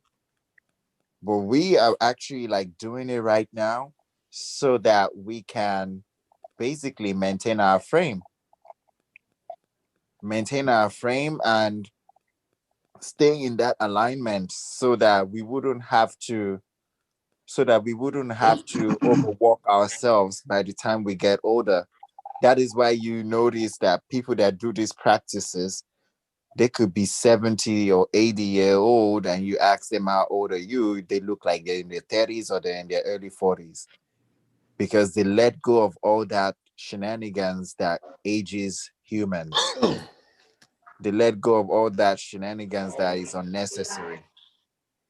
So in a way, I see it as a blessing, and I also see it as a way of, choosing what you feel is best for you. It's all a matter of choice. I don't want to mention free will. I would say matter of choice, because some people know that at the end of the day, regardless of whatever you do, you're doing it with yourself. If everything is still just one person. If Adayo, I agree with you. I agree with you on a perspective level. But like, if we're rocking in the middle, I would say this. Yes, it's all about choice.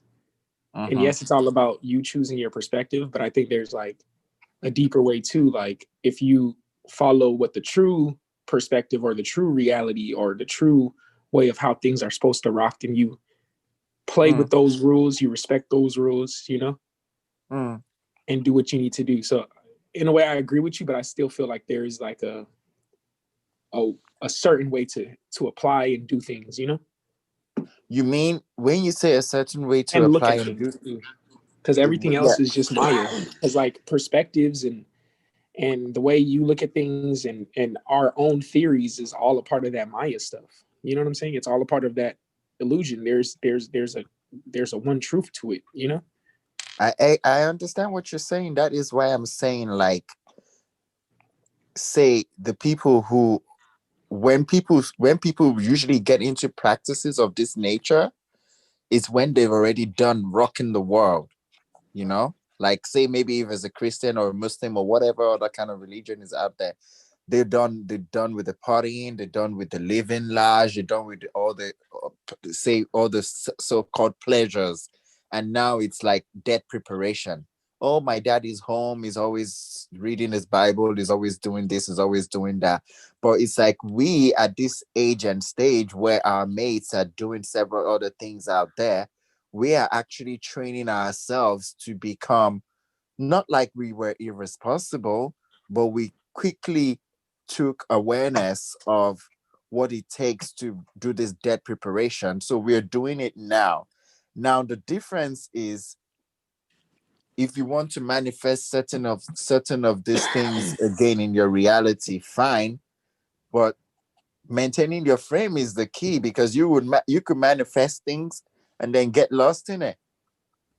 Don't forget, the devil will always tempt you with what you want best. It's never gonna come with a horn and a tail. I come with a horn and a tail sometimes. Yeah, I Depends know. on our mood, I suppose. Hey, Trav, you know what I learned this week? Unless you really want to go to the next place, you don't want to remove all your prana, because you need your prana to be in this reality. I was like, oh, because I used to say, yo, you got to remove all that prana. Bro, if you remove all that prana, you gonna be gone. You know? Wait, what are you referring to?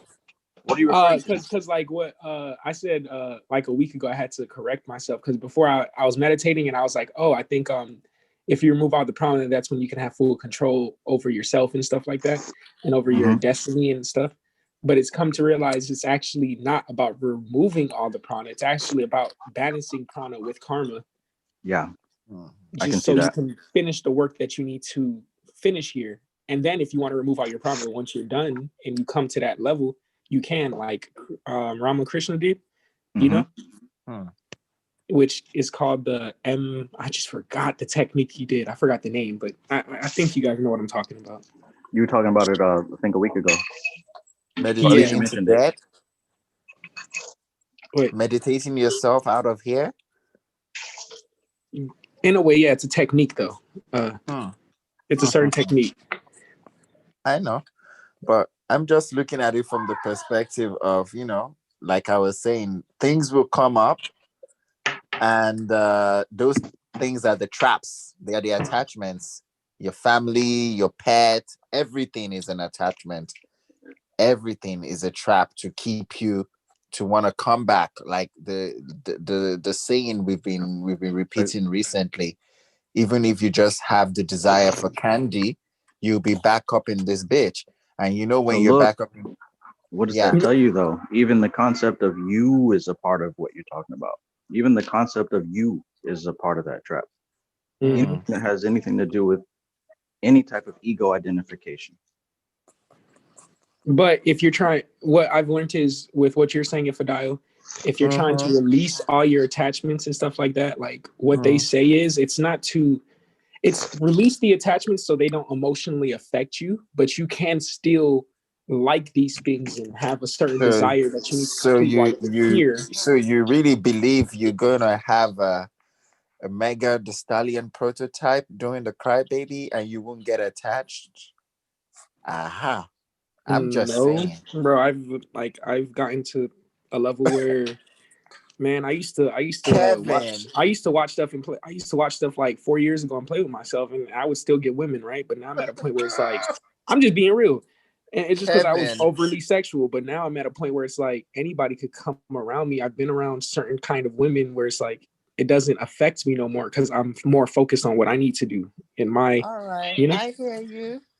So it's I like, yeah, hear I you. still like seeing that stuff. I'm gonna keep it 100. I still might hop on Facebook or Instagram and see I some booty shaking, There's a difference but it between doesn't seeing. it doesn't affect me the same way as it used to. I'm not There's a attached to it, difference between seeing online and bro. seeing. Even in person, bro. Even in person, it's Okay. not only online. It's even in person. It's easy Like, Okay. in person. All right. I think it's to be able. I think a person who enjoys life and finds, because it's in joy. You know, it's about inner joy. If something brings you joy, it doesn't mean that you have to have a reaction to it, or you have exactly. to have a action that comes behind it. Just because you're in a room full of handsome individuals, you in it with women, beautiful, whatever, you don't have to have a reaction to nothing. You can just sit back and enjoy. No different than being in a art museum. You got to regulate yourself inside of there. You may want to touch the fucking artifact, but you know you can't because there's rules. So the same thing, we have to have applied rules or governance towards ourselves to enjoy life. Do the same things. We can even be around people that don't even have to believe or practice anything we practice. We just enjoy them and enjoy them within life because you or me or anyone as an individual has total control over every aspect of their cognitive of awakening right now. Exactly. If let me just put it another way too. Let's just say someone's addicted to cookies, right? When they were younger, every time they got depressed or anything, every time they seen a cookie in their house, they just would eat it all. But now they got into the point where they could keep a pack of cookies in their house and they only touch it once a week. You know what I'm saying? I do that with alcohol now, you know. I do that with, like, I usually wouldn't want to eat without having a glass of wine or anything. But it's like I basically just don't do all the stuff anymore. Not like because of fear of getting attached to it, because I never was an addict of anything, but just from the fact that now I just know that, how will I put it? Let me put it this way. The conclusion, the personal conclusion that I have come to is like anything we're doing, you know, you're basically doing it for yourself, right? You're not doing it for like let me find the word. Stop, Sherry. It's like say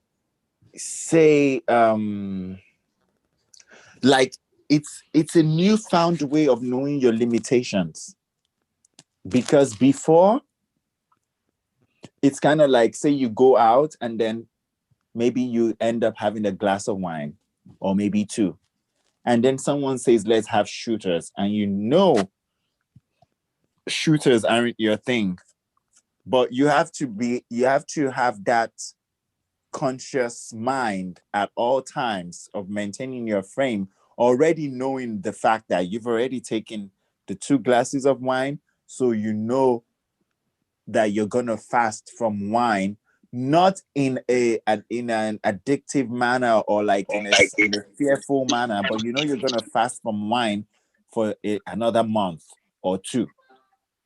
You know what it is, even though you have to have a controlled response, based off of the experience of the moment that you're in. Just because you go to the strip club don't mean you got to touch some ass. Now you do got to throw some dollars, you know what I'm saying? You got to come up all some change. Like, but you don't got to but you don't got to smack no ass while you in there. You know what I'm saying? That's about being in control. You can enjoy this atmosphere. It's no different than going in beautiful libraries. And just because you go into the library is actually a work of art. Whenever you go into a library, if you just stand and you look around, You're supposed to look at this thing as this is an institution of learning, which is an art. This is a creation. So you can go in there and just admire the library, or you can go actually touch some books, take some books out and stuff like that. It's basically any response that we have towards an experience is not conducive for anything spiritual on a higher level. Because a higher level, because anything on a higher level does not operate off of emotion. It doesn't have to emote. It don't have to have any type of response activity towards the experience of cognitively doing something within the awareness of consciousness.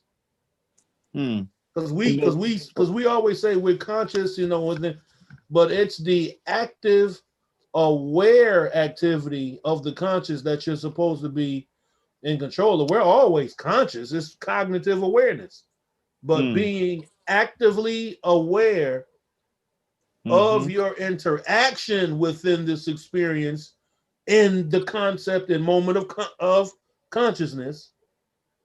It's what you're is what you are emoting towards, and the emoting or the emotion only comes from the subtle vibratory influxes of picking up the information from the non-communicative language. It's unspoken information. I'm looking at it from a perspective of non-verbal communication. I'm looking at it from a perspective of not relapsing, you know. Relapsing? But I understand what you mean.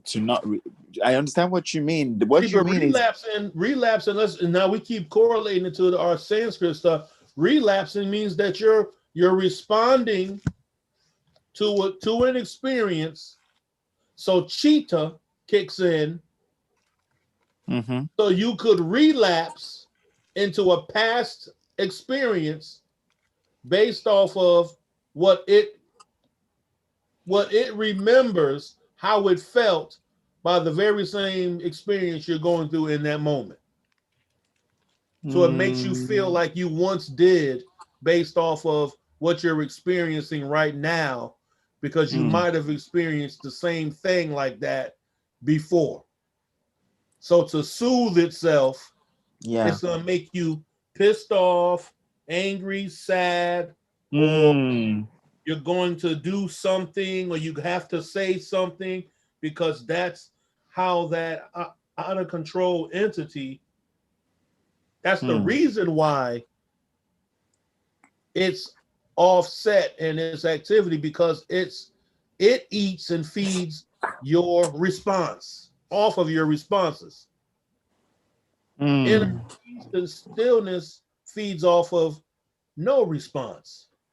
That's the most powerful self, the inner self, who's in control of the emotions based off of the experienced person. What the person is experiencing don't have nothing to do with the observer. The observer should be the one, shut the system down right now. I feel his electromagnetic energy through his nervous system right now is kicking in because he feels threatened by what this person says. Shut him down and make him remember inner peace. So that's where emotions or affirmations can come in, because the affirmation is a vow. It's you are affirming to do something.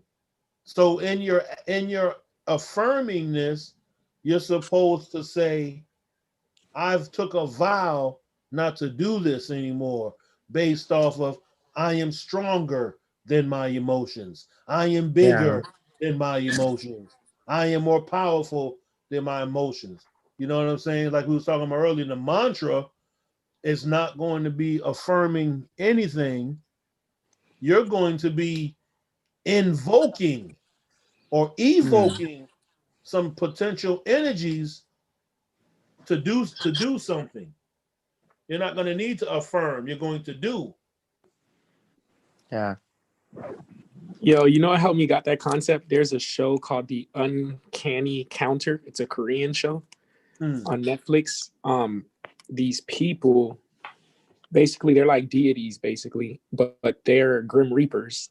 And whenever they can only enter the bodies, they're like jinns in the Quran. There's something called a jinn, which is a spirit that could travel into other people's bodies and stuff like that. So like they say, like when for a demon to enter a person's body, that person has to be already a very angry person. And when that demon truly enters and take control, is when that person kills someone. And then there's levels to it. And then there's even when the demon and the person connects and they speak as one. But back to what Shango was saying, when the good spirits in the show hops into somebody's body, there are certain rules that these people that they enter the bodies of have to operate of, or the power that they're given, which is 3 times strength of a regular human and all that stuff, has to be controlled. So like in the aspect of like, you know, the 7 hermetic laws, and then respecting those laws but still doing everything that you can and operating the best way. That's all. That makes sense. Not the best way, the greatest way for yourself. But another thing that I was going to say for Dio is when you said that we all do it for self. We all do it for self. If you actually apply the two laws out of the 7 hermetics, the principle of polarity, in your perspective, we're doing it for self, but you know, the opposite of self is everyone else, right? Because even when we raise our own vibration, we can raise others as we're doing it and cause and effect, you know, those two at play but yeah. I truly don't believe we only do things for all of ourselves. We consciously think, oh, this is for ourselves, but we don't know the amount of work that we're doing for everything else too, you know? Yeah. That part I understand. Like, you know, we're shifting consciousnesses for the entire collective, but it's like when we're already aware of certain things, it's kind of like, you know, when we already know all that seems to be is not what it is. You know what I'm saying? It comes off a bit like consuming certain things. It just comes off like you're being silly, you know. Certain things, it comes off like what are you doing, you know? And then even if I don't know. I think this is a personal struggle. It has nothing to do. It's a personal struggle that I'm trying to what's it called? Express. I believe it is a personal struggle because it is something different. It is something different for me. Like, is it an obstacle? No, not that it's an obstacle. It's kind of like I look at it from a perspective of do better. Now that you know better, do better. You know, and I feel, and even sometimes I'm looking at it from a perspective of, wow, some of the things that I really kind of wanted, I don't think I really want them anymore. I think I wanted them when I wasn't really like today. If I manifest a kind of relationship, I don't think it's going to be the way I want it. Hey, what did you just do? Okay, I don't think it's going to be what I wanted it to be. I have a different perspective on how everything is these days, or maybe it's just the phase. Maybe it's like the discovery phase that makes me feel like, wow, like that blows my mind away. But it's not an obstacle. It's not something I can't get over. I always felt like I could live on the planet alone. I always felt that, you know. But it's like these days now, when you know the things you know, and you can't go back and change the hands of time in this linear reality. But it's like, even if you get to manifest a relationship and every other thing like that, I don't think is something that I want to get involved like sexually and every other thing like that anymore. For me, it's just like, please, because What if you at can't change time? Isn't maybe time just a concept of what a person really? Time is like monitoring what you're doing at the particular moment, and then applying how long you were doing it. So what if you just take away the whole concept? If you change what you're doing, you've changed time, because now you change the actual time of how long that you're actually going to do something, because it's something different. So the same time that would apply to the normal way that you do stuff is not going to be the same as applied to the new way, because it's a new mental concept or a new mental construct. I looked up this term, right? Because I use I use this yoga site that has a good resource when it comes to Sanskrit to basically give good definitions of the word. And they got this word called raga, also known as raga, is a term meaning desire, attraction, passion, and attachment. In Buddhism, it is one of the three poisons which cause suffering, and in yoga, it is one of the 5 kleshas or obstacles on the path to spiritual liberation.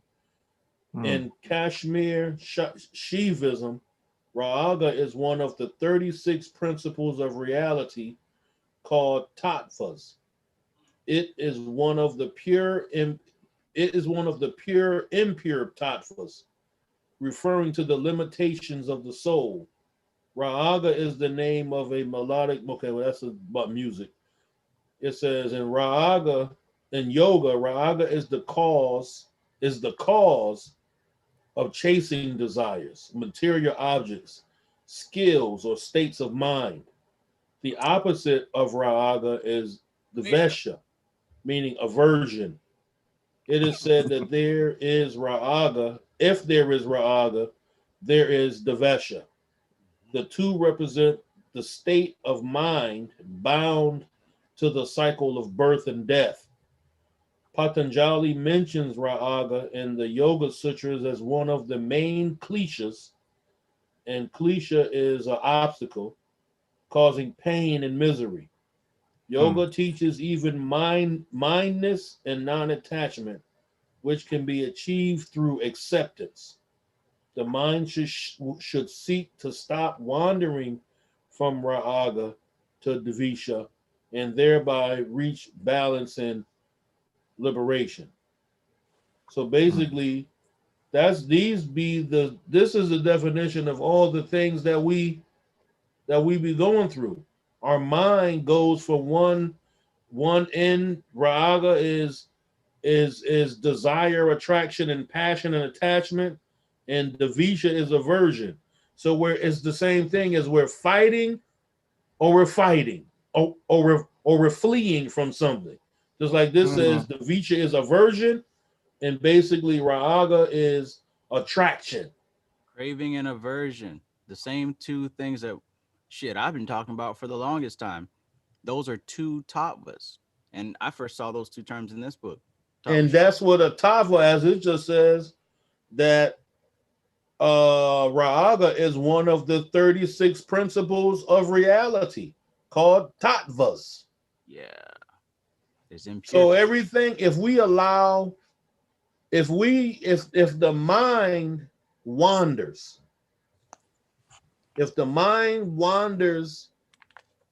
from concept to concept or experience to experience, then that is the reason. That is one of the effects of Raga. Based off of we are drawn to the feeling attached to the desire, to the mental object, to chasing. So it says Raga is the cause of chasing desires, material objects, skills, and states of mind. So if we let our mind wander, look what's out there. You know what I'm saying? Exactly. So that's why we gotta be totally shut the fuck off from everything. Right. It's a fucking, this is some warrior shit that we really on.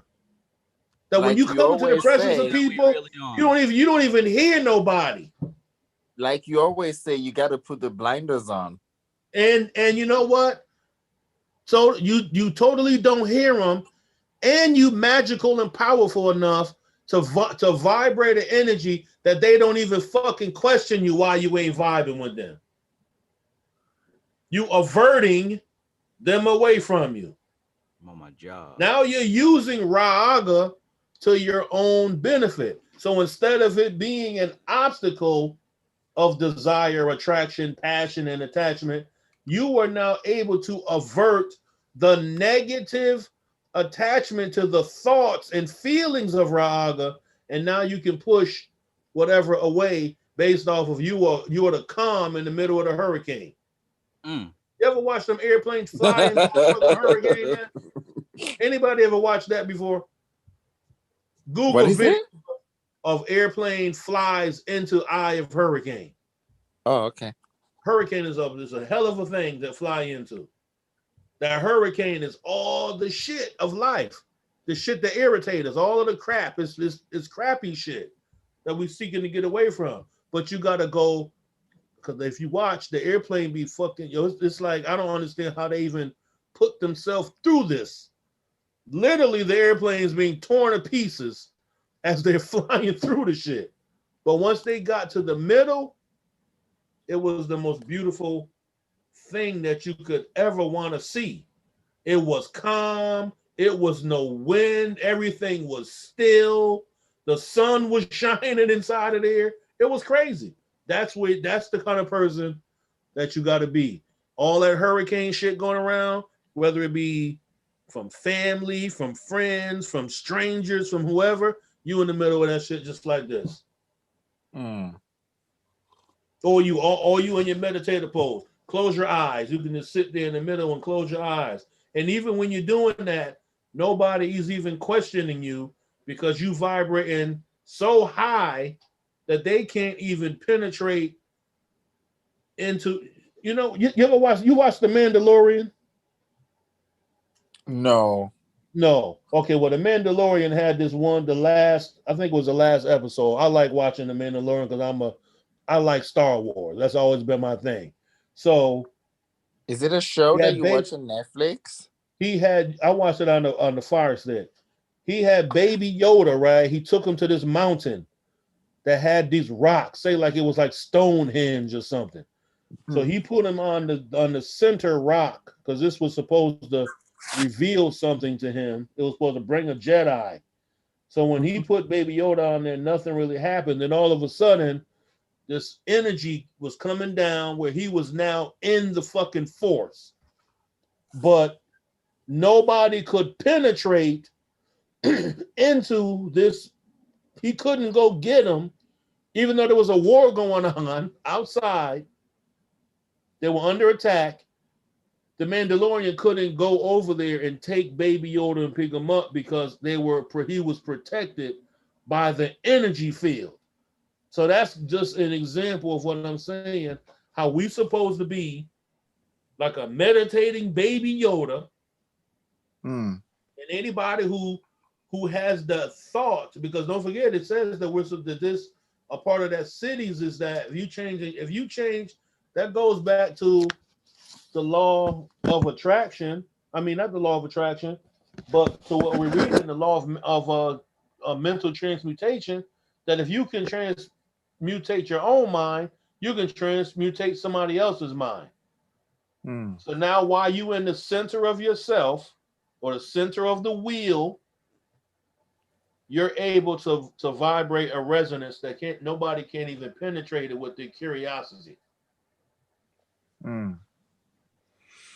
That's how high we're supposed to go. But while we trying to get there, if you just take the very idea of not emoting, not having a response, whether it be nonverbal communication through body language or having something to say, because you know it's going to make a person feel some way inside. Yeah. So somebody may say something to you, you made the whole tone of their voice may piss you Absolutely. off, and you may be like, "Why are you even talking to me?" And so instead of saying anything, you just do this.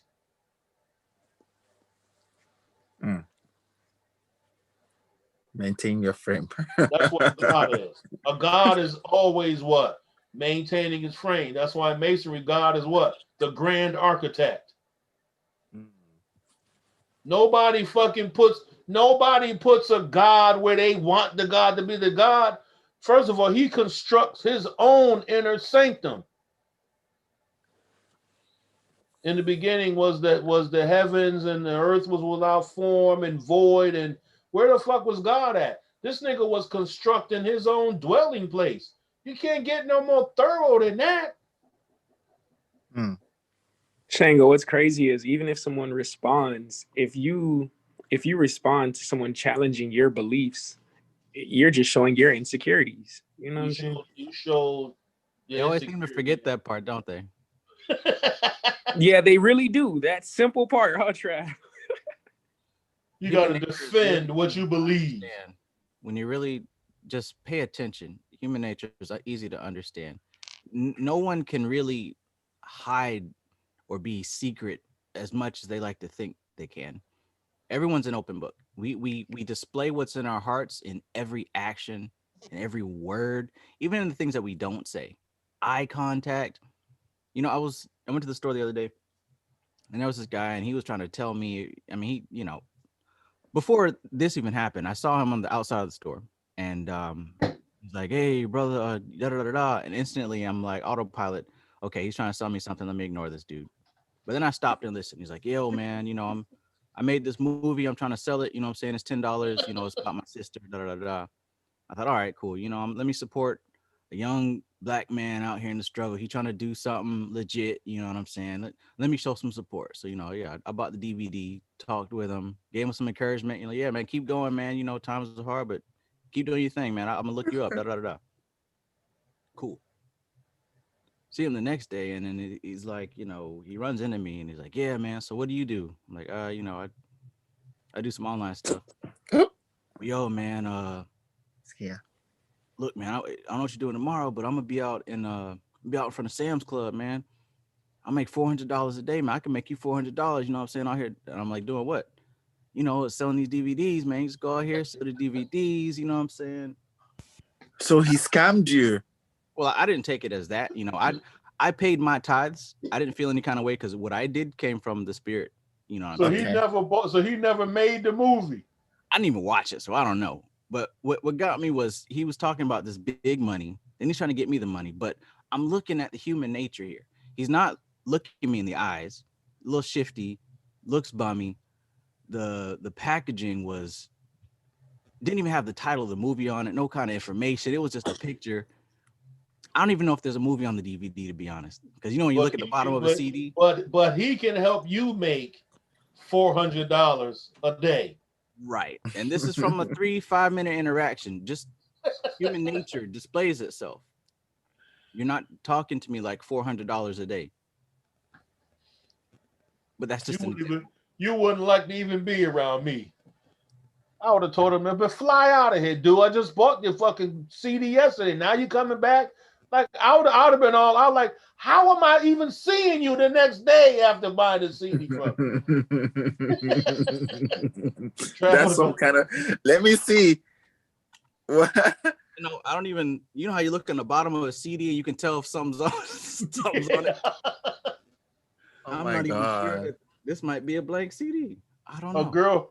A girl got me good one day with the whole CD thing. What's in front of it? She had a music CD, and she told me that she made it. Oh my God! Looks like a gospel CD. It's gonna be a movie from LimeWire on the fucking. And this thing says CDR, so I don't even know if it's this says CDR. Oh my god. You know, and you so, getting $10? Oh my god. Yeah. I mean, $10. I wasn't bothered by that at all. I'm still not bothered by that.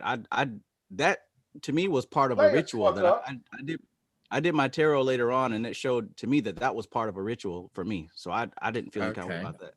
What got me was the interact. I'm only laughing at just the experience because I didn't experience that. That right there, that's real shit right there.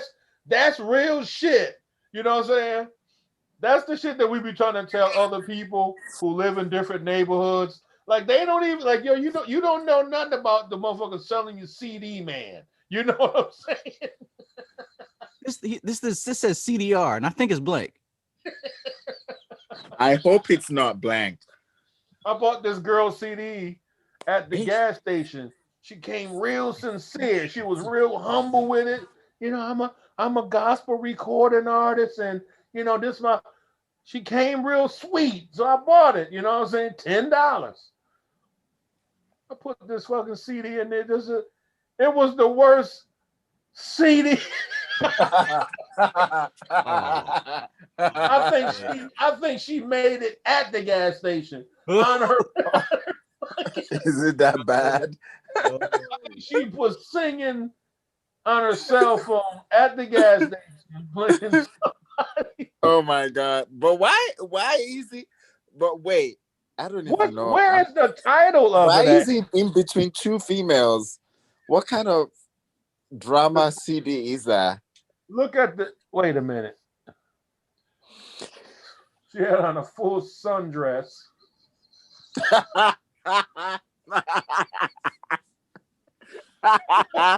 Title cut off. The title. It might be good. I'm just shitting on the whole experience of the reality. It doesn't get any better than that right there, man. You know, it might be something. He might be a legit dude, but all the clues are stacking up. You know, I just opened it for the first time, and I see that it says CDR. You know. But yeah. CDR. I'm gonna look at a CD just because I haven't.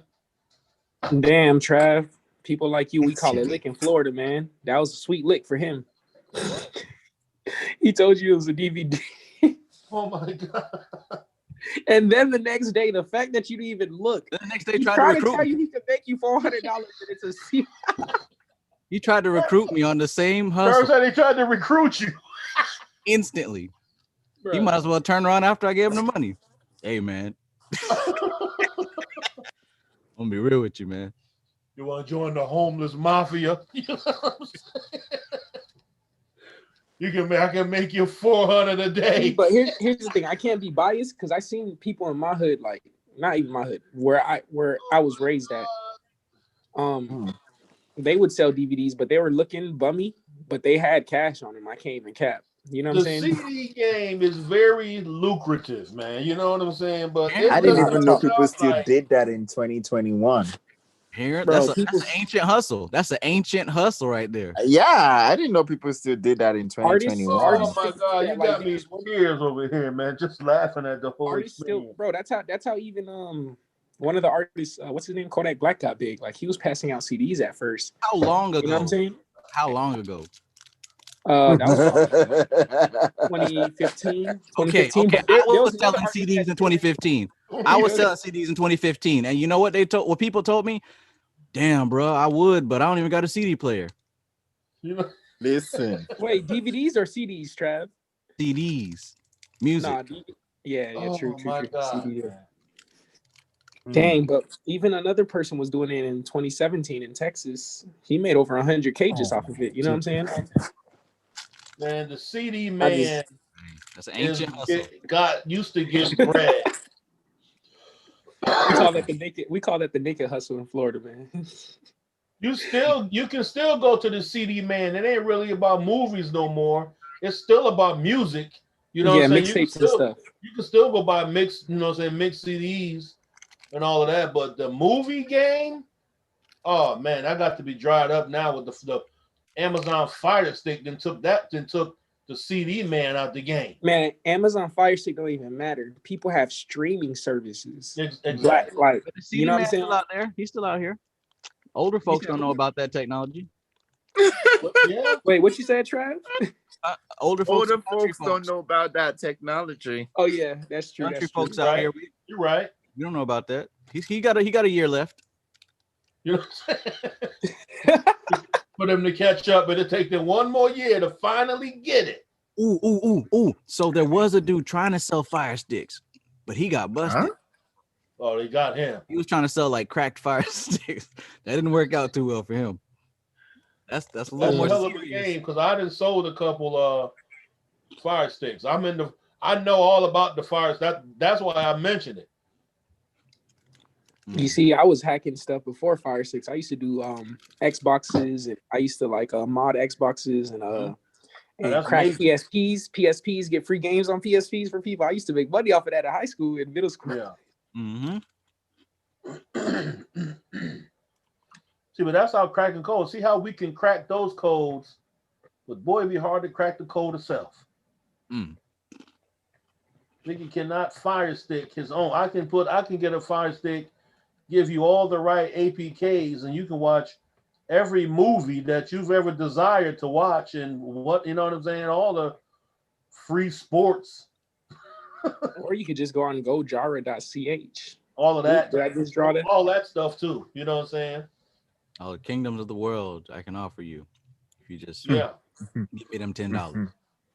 Give them $10. That's why we know that ain't and you know what's a good movie about memories and stuff about the future?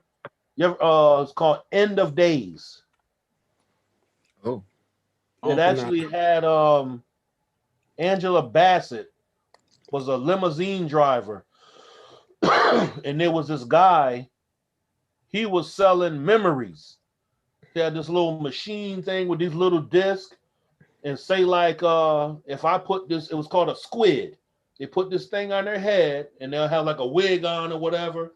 So say like the dude goes and robs the store and he has this squid on, it's recording everything that he did. So on the black market, you can go buy the CD of his memories and relive robbing the store in your mind through this neural interaction. Wow. That was a big thing. So he got in trouble. Do you feel everything that person felt? Everything. So even like when that person got shot, you feel that shit too? All of that. That's crazy. It's called End of Days.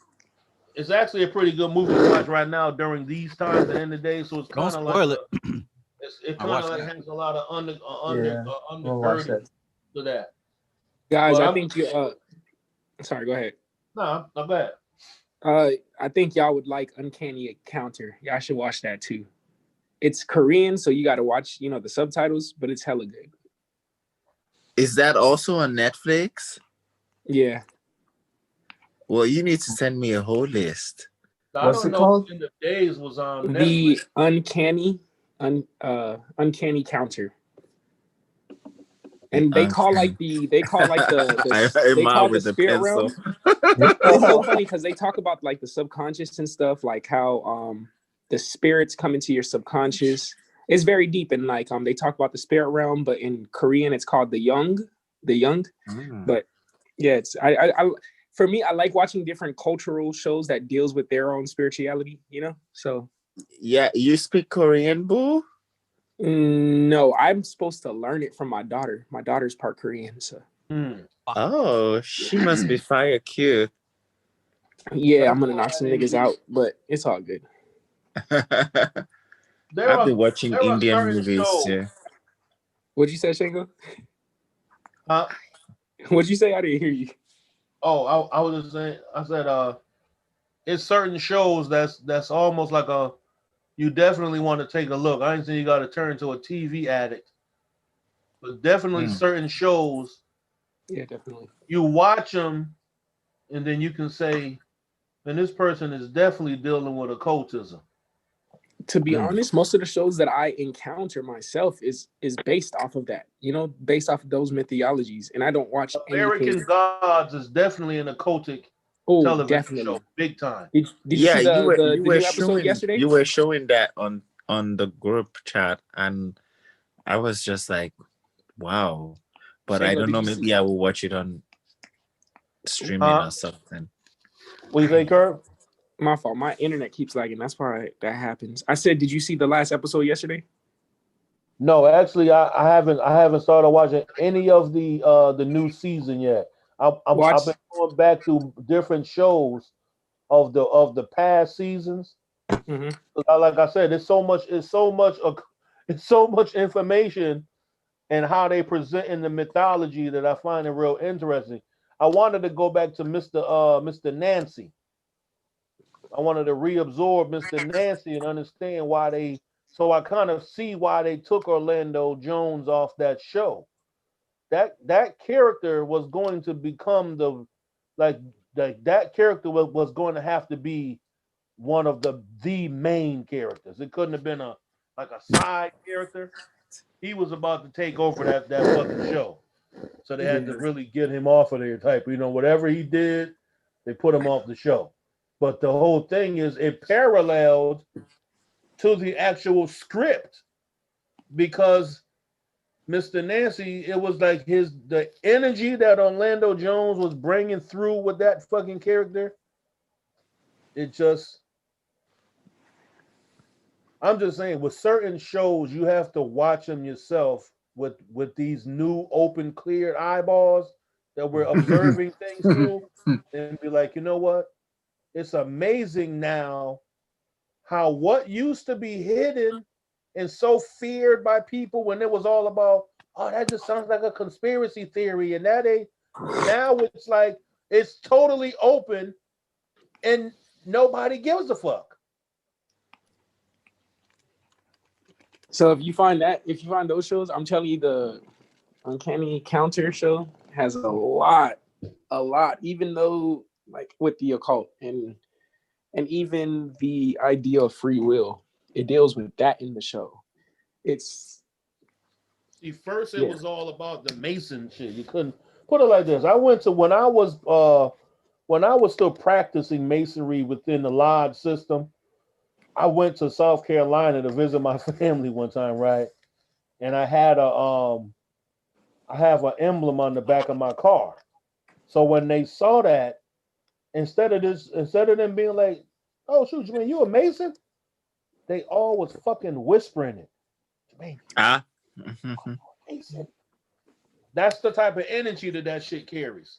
That they actually felt like they wasn't supposed to say that out loud or something like that. You know what I mean? So that's the kind of energy that used to be hidden. Now masonry is like whatever. And then nobody thinks about Illuminati conspiracies no more. So the next evolving thing was what? Go ahead and put out occult information. So let's make a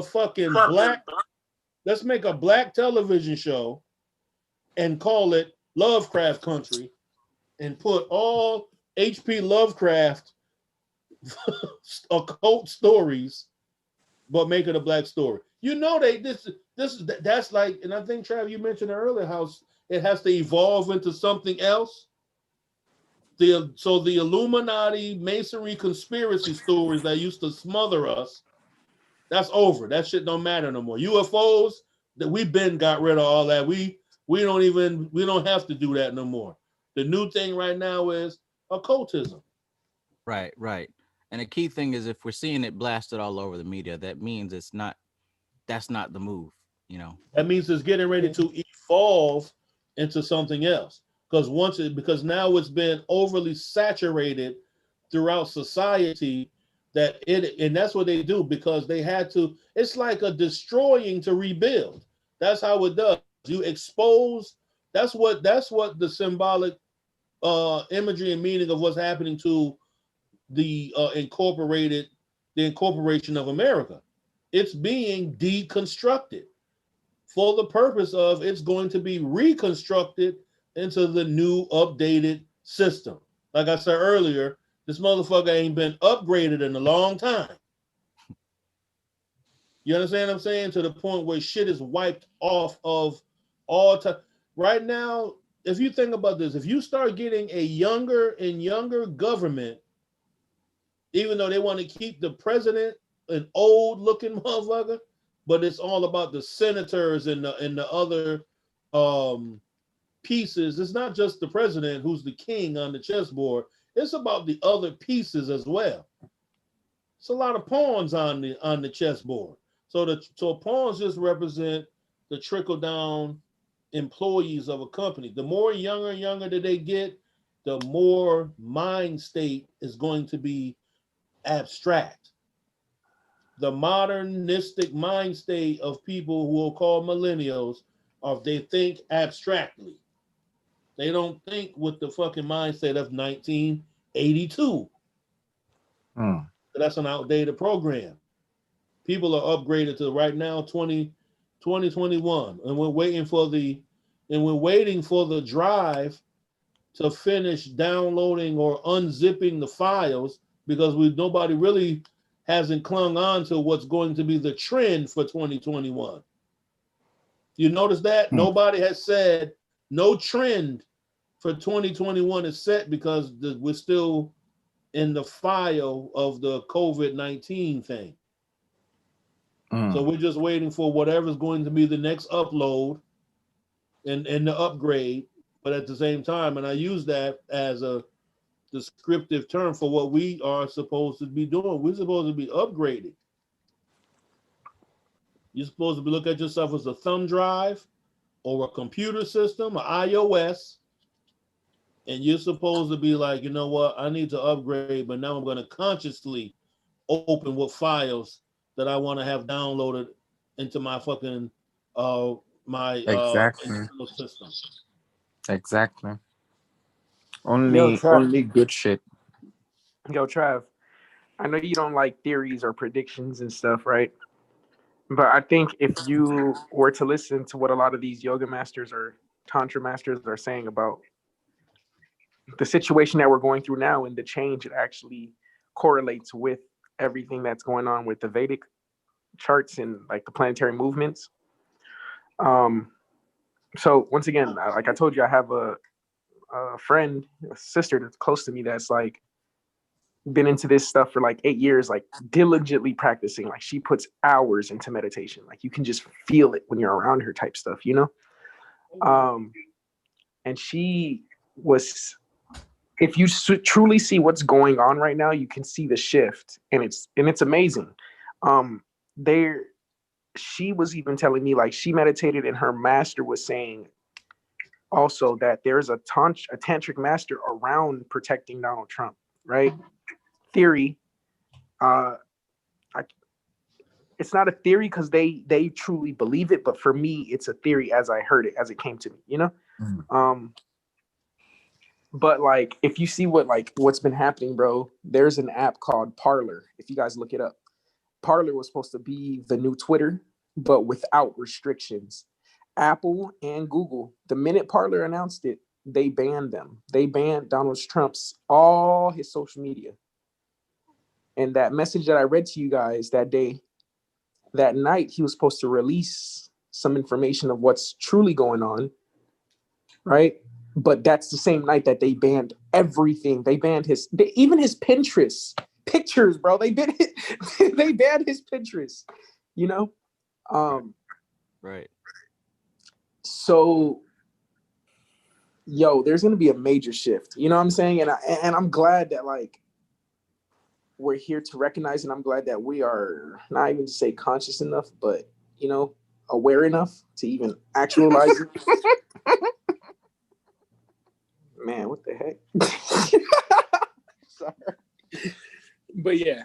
But I just wanted to say that to you, bro. I think you should look really into what's going on, because I think just based off of your studies and stuff and your meditation, you can see it and you'll be in the knowing, you know? And well, everybody in here, if they do that.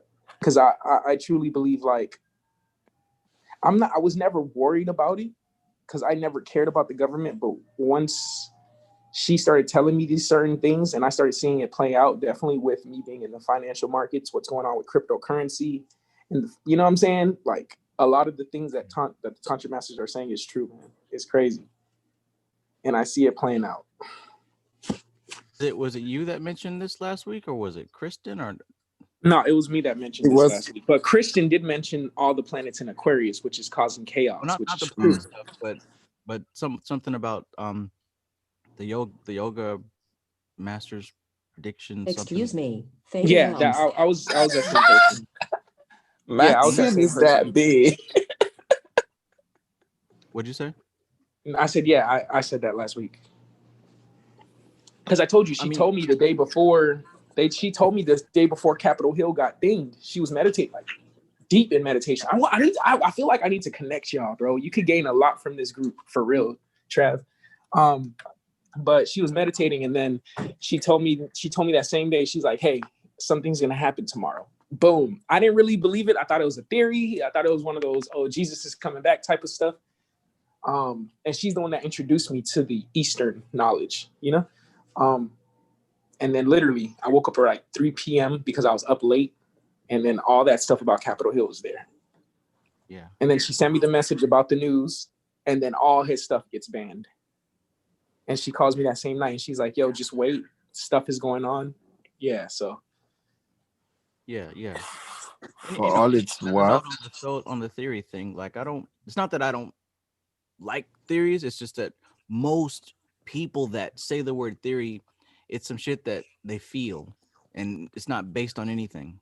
So I don't want to hear none of that. But when I say theory in your case, I actually meant you. I think you truly respect people's theories or ideals if they depends on their level, you know, and perspective and how deep they're in it. To it, as opposed exactly. To I heard this on YouTube, so it must be true. You know, that kind of thing is what most people, when it comes to theories, that's I don't have time for that stuff. But yeah, what's it based on? So stuff on YouTube ain't real. It's gotta be more. It's gotta be more than that. Now we gotta come with something. something. You're making making it till we making it.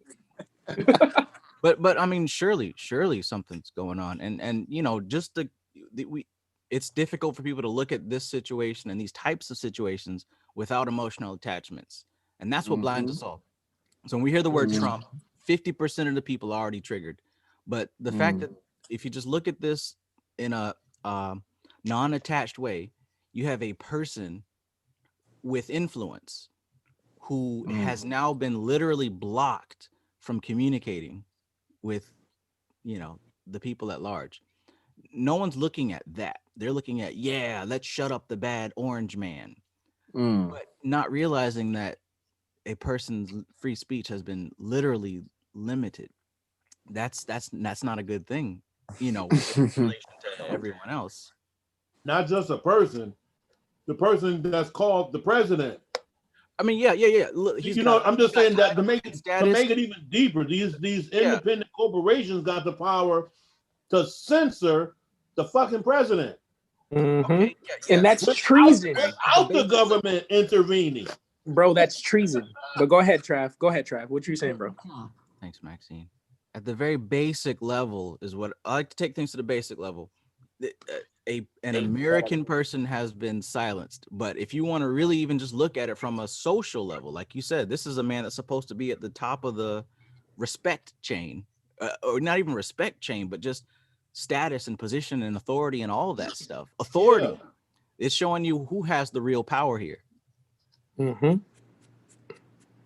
it's just, and then also if you look deeper, if not even deeper, and if you guys like, if basic Americans know their law, if there's a president at play, and then there's a person named Mike Pence that says, hey, I'm F the president, we're doing this. That's called treason, homie. You're going against the whole, like, and it's like, y'all don't even know the law to even see through the deception. You know what I'm saying? That's how just dumbfounded everybody is. That we're seeing here is that either the rules are being broken in our face and we're too, too human to see it because we're wrapped up in the emotional fervor. Either that's happening, or what we're being presented with is not what's actually going on. It's one of those two. Absolutely. I take the later. Like, when have they not been broken? Yeah. I'll So, take the Pete, this second statement, Travis. Sorry, Kevin. I take the second statement. The statement that what we're being shown is not what is happening.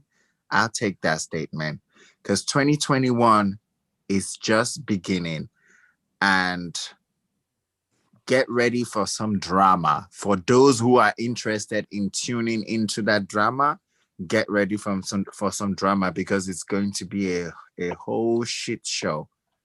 And so look. regardless of whatever, he isn't going anywhere. He's still going to be the president, and a lot of things are going to change. But regardless of whatever, it's an illusion. So Pete, this is one of the little passages that one of the masters wrote. I'm not going to read the whole thing. It's just I'm skipping a couple paragraphs. But he says, to start off, let's clear the one aspect of Donald Trump's mission that is straightforward and terribly direct. He is the first and only American president to ever address humanity's worst collective flaw. It's total ignorance of reality, because media and education are both controlled by the handful of billionaires that are running the planet. We don't know anything about our history that's been twisted dry by the winners, and we don't have a clue about our present world. As he stepped into the political arena, Donald polarized the expression fake news to convince the American citizens, the world population as well, that the media always lie to you. The expression has now become commonplace, but do you realize how deeply shocking is the fact that nearly everything you think you know is totally fake? Media lies don't just cover history, politics, but they have shaped your false perception on topics like economy, food, climate, health, and on everything. What if I told you that we know exactly who shot JFK from the grassy knoll, that the foreknowledge of Pearl Harbor was proven in court, that the CO2 greenhouse effect is scientifically absurd, that our money is created through loans by banks who don't even have the funds, or the science proves with 100% certainty that 911 was an inside job. 9/11 was an inside job. Ever heard of the mainstream journal? Ever heard of the mainstream journalist, PBS documentary, or university teacher telling you about any of this? 44 presidents came and went without even raising one word about this huge problem. But before the 45th came along, Trump knows that freeing the people of this unfathomable ignorance is the first step to overcome freedom. So he started calling mainstream journalists and their news outlets for what they are, pathological liars. We all know that already, but you know what I'm saying? Yeah. It's interesting for the world at large to start to be introduced with these things to where it's in your face now. To where if you're doing any ignoring or avoiding, then it's showing that it's deliberate. You're being deliberately ignorant. And you're literally fighting against the flow, you know, and that's and the more we realize that with the outer world, the more we'll realize that within ourselves, that we always tend to, first reaction is to fight against the flow, you know? That's a good observation. It's a good observation because it shows that when you look at these events that are going on in the world, it's not a singular look at what's going on. It's as above, so below, as within, so without. So all this stuff that we're seeing moving out, it represents the same type of thing that's going on within. Exactly. Now, the trigger and the key here is how you react and respond to it is how you're dealing with your internal shit. So when you see Donald Trump and you're getting upset, or when you see this happening and you're cheering for it, or whatever way you're getting mixed up about your life, that's the same way that you're treating your inner reality. Yo, let me break this down a little more for y'all, because that was deep. Basically, if you see some lower leveled energies, right, and not to judge them or anything, let's just say lower level, they're acting out of Shakti, just straight matter, right? That's all they're focused on. If you see some high leveled people outside of you reacting like that, imagine the things within you that's trying to keep that, trying to not change. You know what I'm saying? The government fighting against the flow to not even change is even you. You know what I'm saying? That lower. Oh my gosh, that was deep, Trav. Yeah. You're right. So check it. Also, the people that you follow and you claim as your leaders, right? If you see them suddenly acting like basic ass, regular ass people, what does that say about the current that you're aligned with, right? You're following some of these other influencers, right, who are supposed to be your spiritual guru, and they're out here acting like some regular ass humans. What does that say about the stream you're connected to? Because we talked about lineage earlier, right? So below. Exactly. Maintain your frame.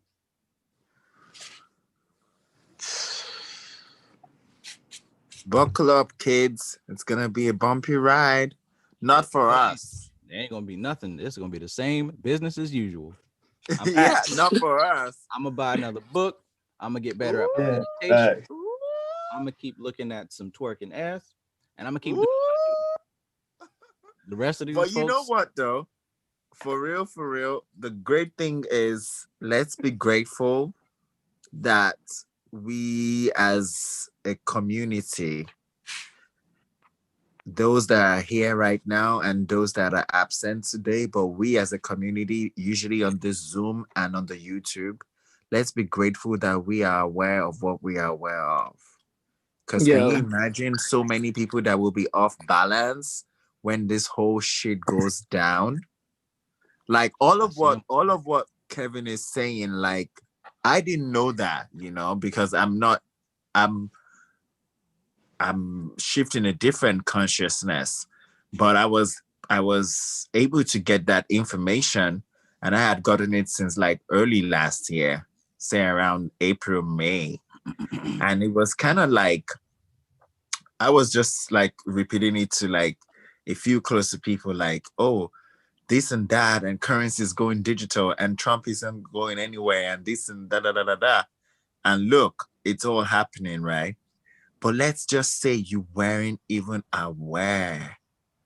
It's as bad as those people that I told you go around town and they wearing the mask and everything. You try to talk to them and then they take like 10 steps backwards because they are so bounded in fear. They feel like they're gonna contract something from you, of which I now realize, zooming out, that I used to operate on that frequency. Like if I wasn't studying the occult, I would basically be one of those people, like maybe when I get on the train, I will wipe down the whole seat and wipe down the whole everything, because I would be so like, but right now I'm really like, you look at me like, why don't I have my mask over my nose? I'm looking at you like, you're lucky I even have it over my mouth. Because half of those people are already infected with the virus. They're infected with a mental virus. Yep. That's why they act like that, because they first of all, that virus has infected them to the point where they don't even think their immune system is strong enough to fight something trying to come in. So they already sick. They already fucking suffering from the effects of a virus. Fear, worry. Yeah. They don't you know what? They're not. Half of us have changed nothing that we've always been doing for the past 15 years. All we did different was put on a fucking mask and have extra hand sanitizer, and we still touch every doorknob and whatever else mail that comes in, and the pen at the store when you got to sign the fucking we still do the same shit. All we've done is sanitize a little bit more, and we know that's something that was just it's like a collateral damage. And you know what? You can look at this thing. I don't think about things without thinking about it from as a mind of a scientist. It has to go through this analysis. It has to go through a process of discerning whether this is based off of is this information fact, or is this information fanatical? If there's no documented evidence of this thing going through a trial and error that is capable of doing this, it's no different than giving someone a vaccine and telling them that it's a cure, but it's not did not go through the scientific method. And you know what? It really is something like Now zooming out, like I said, if I wasn't studying the occult, I would be one of those people. And the more you get closer to light, the more you become light, the more you're able to see through things. Like you can literally tell when someone is being held hostage by fear, by worry, by several other entities. You can literally tell it even just from the pupil in the eye. You could tell. You can tell. It's written all over. It's like you when you begin to understand energy from that perspective, you can literally see the energy of fear, the energy of worry, the energy of I might contract something. You could really literally see it being tattooed all over a human when you come in contact with them, because it is so, like, I don't know, you can just sense it. You can sense it. Nowadays you can look at someone and you can actually tell something is right and something is wrong just from the look, just from just observing a picture or maybe like a video or something. You could actually tell, no matter what kind of smile the person is trying to put on, you can tell. You can see it in the eyes. Yeah, you can see it in the eyes. You can see it in the eyes that something ain't That's why right. they say the eyes are the windows of the soul. So what does Mm-hmm. that saying that we've been saying for years that people really don't even understand? The soul is the observer.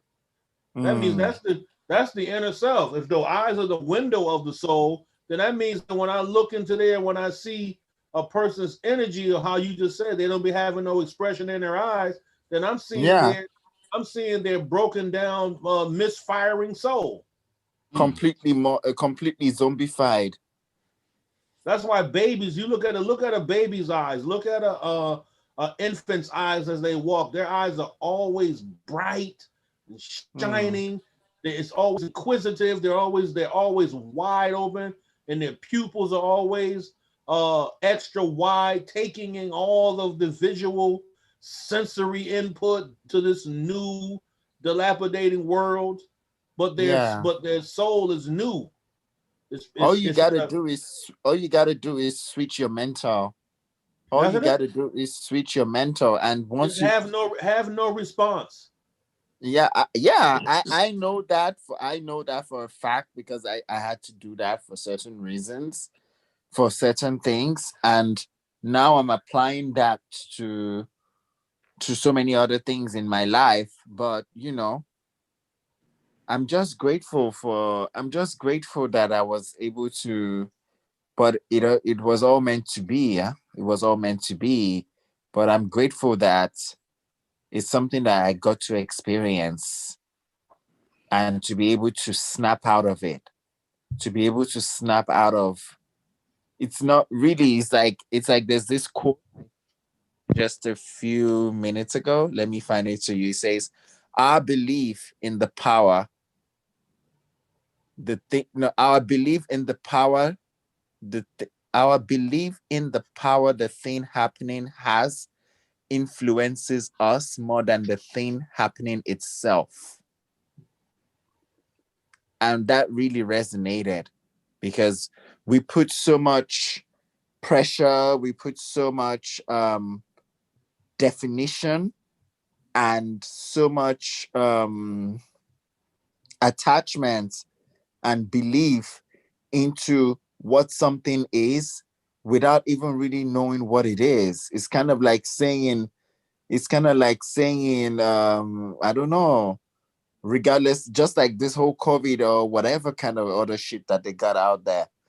Like, the more kind of fear messages they have around them, the more it makes it believable.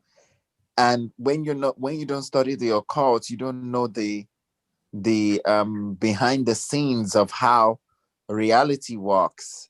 So you're basically assimilating these informations that are leaving footprints on your subconscious, and in that way it's making you create a completely zombified and fear-mongered reality, because no one would ever tell you, if you're not studying the occult, that what you know is not what you've been told is not what it is, you know, which is the great thing about what is happening right now on the big stage, because now a lot of people are going to get liberated when they begin to realize, like, you might have read something and someone might have told you, oh, it's a propaganda, etc., but you would take the person for a crazy person. Like, what are you saying? Yeah, say whatever you want. You would say that would arrange you, you know, that would make you feel good to say such a thing. But now we know the mathematics behind it. We know the calculations and the reasons why. So sincerely, I'm really grateful to my ancestors, and I'm really grateful to my higher self for making it possible for me in this lifetime to be able to go through the things that I went through and be able to come out on top. That is the true meaning of a warrior. It needed to happen that way, because if it didn't happen Oh, that wait. Oh, you just said something that made me think about something. well, Your karma was the cause. Your action is the effect. Oh, okay, sorry. Hmm. Go ahead. But wait, actually, yo, when you said what's going on a grander scale, I didn't. Trav, if you connect these dots, which is amazing, bro. The first thing that they were saying that Donald Trump is going to attack is he's really going to 100% try his best to like stop the trades going on with other countries. Now, from a financial point of view, the trades that goes on between China and all these different countries, and don't forget, America tried to make Putin look bad, right? With the Russia stuff. But Putin, the Tantra masters believe Putin is all about the Russian people. Hence the reason why so many people don't like him, right? Because he keeps everything within Russia. So when we cut off the trades, me being in the financial markets and understanding, she was just telling me, and I started connecting the dots.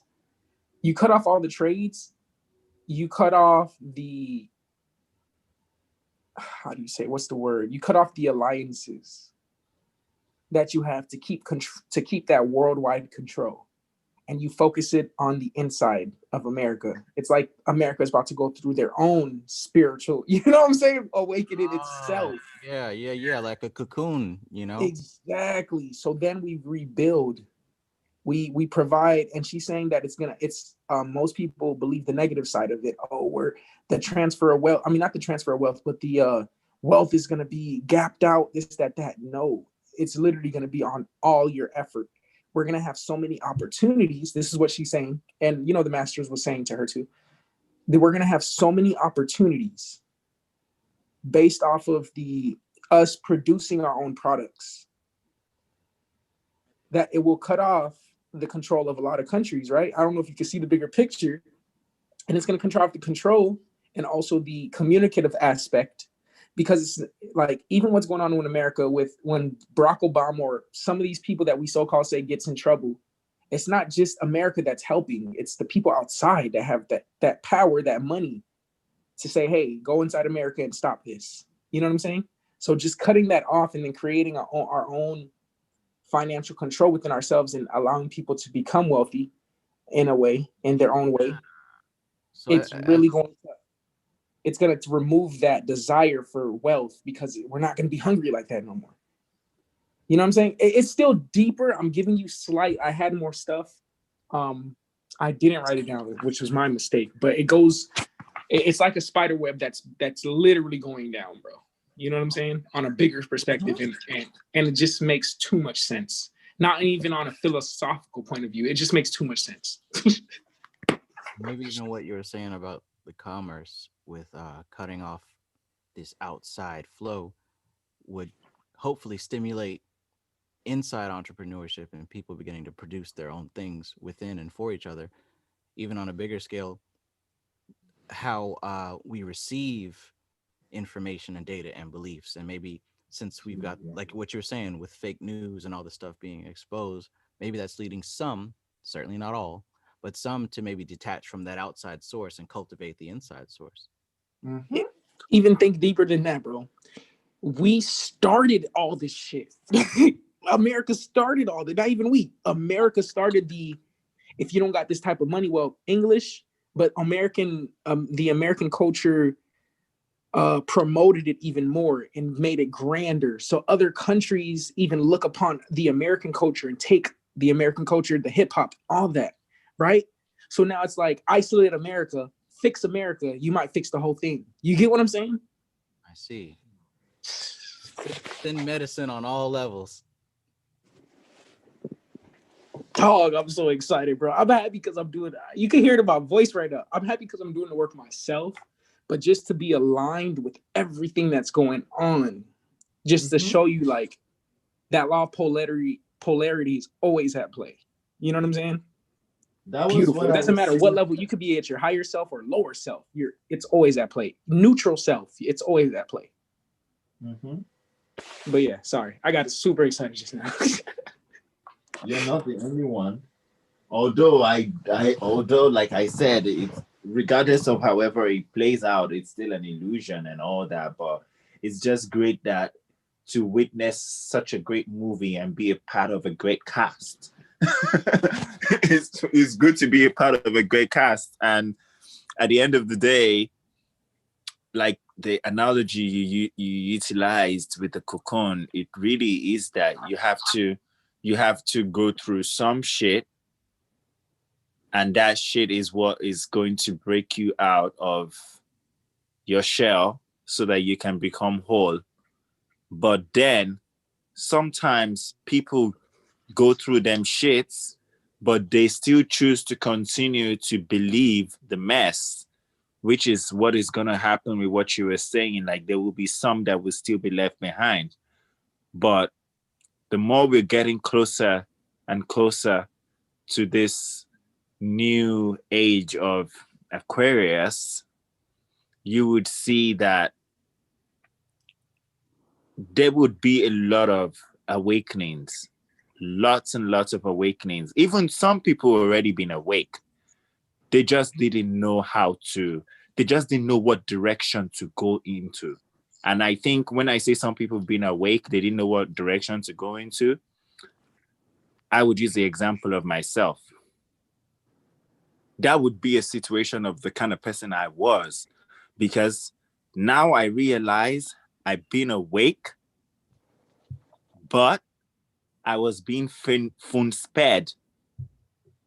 No, spoon-fed. Yeah, I was being spoon-fed by things external.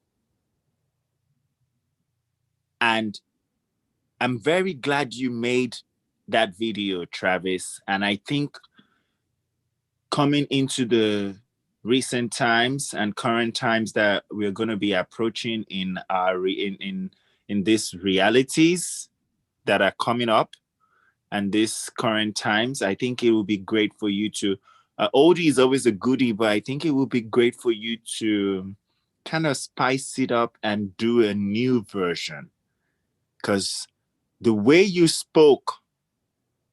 All right, Django, it was great to have you. The way you spoke in that video really was what assured me. It really assured me about letting people know just when they say occult doesn't mean it's a bad thing. It's just because it's meant to be secluded.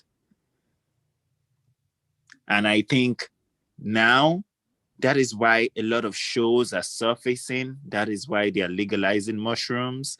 That is why they're doing all these things, because it's going to become, that is why they say it's the rise of the goddess, because now witchcraft and wizardry and believing in one's magic is going to become the norm again. But for that to happen, it had to take churches becoming a Zoom thing. It had to take lockdowns for people to realize it wasn't your participation at a particular event or at a particular worship center that actually made anything legitimate. and then people will be able to see through the whole bullshit of the media and see that even politicians that they felt like they could die for and all that fanatic game really is a hot mess.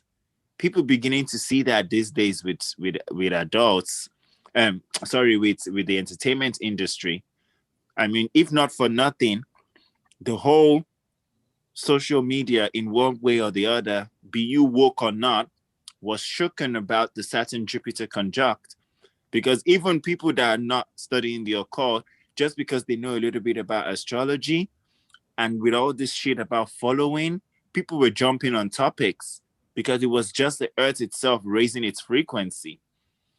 Now, with what would actually play out on the main stage, people are going to get sensitive as hell, because you can't imagine the amount of energy of hate that is placed on Donald Trump, a character that doesn't even exist. You know, a character that doesn't even exist, but in this make-believe world that we're living in, it has made it so much of a real thing. So to see all of that collapse, industries collapsing, people finding themselves having no choice, protests here and there, and all the stuff that is going to go on, it will actually make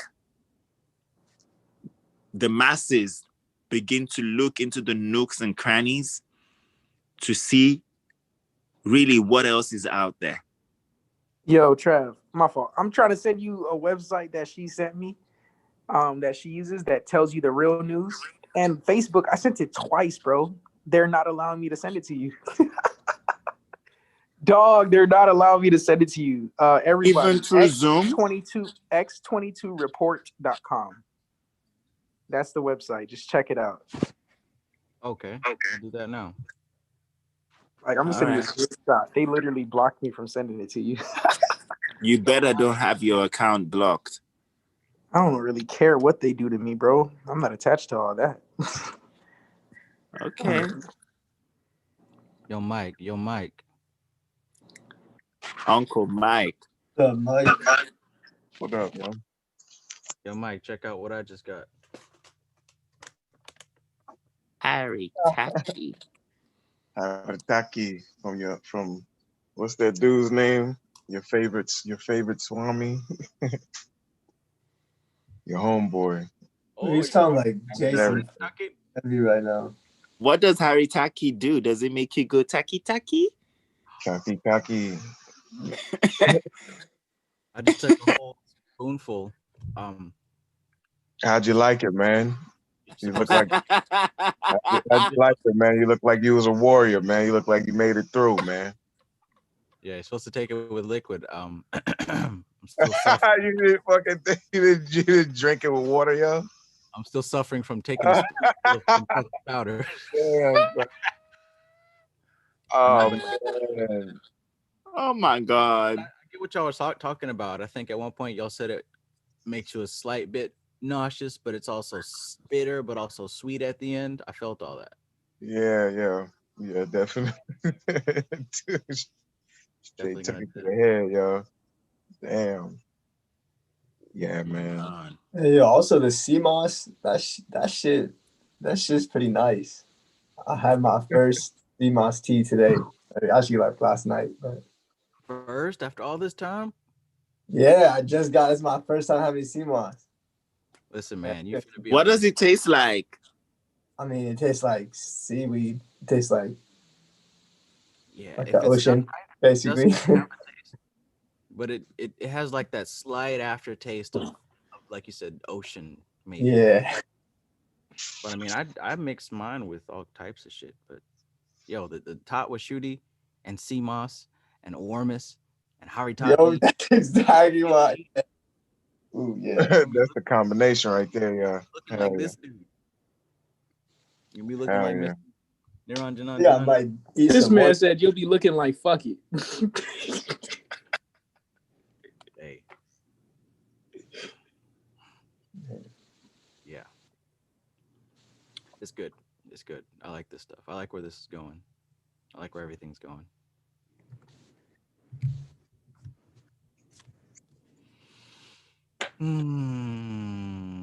Oh yeah, what was that website? I just sent you a screenshot of them blocking me from sending it to you.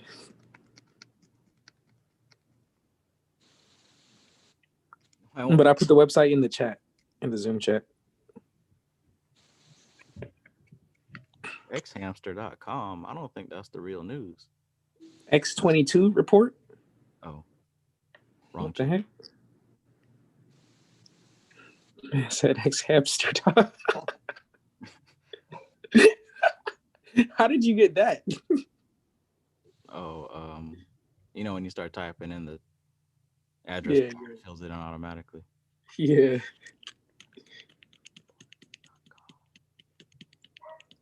Interesting.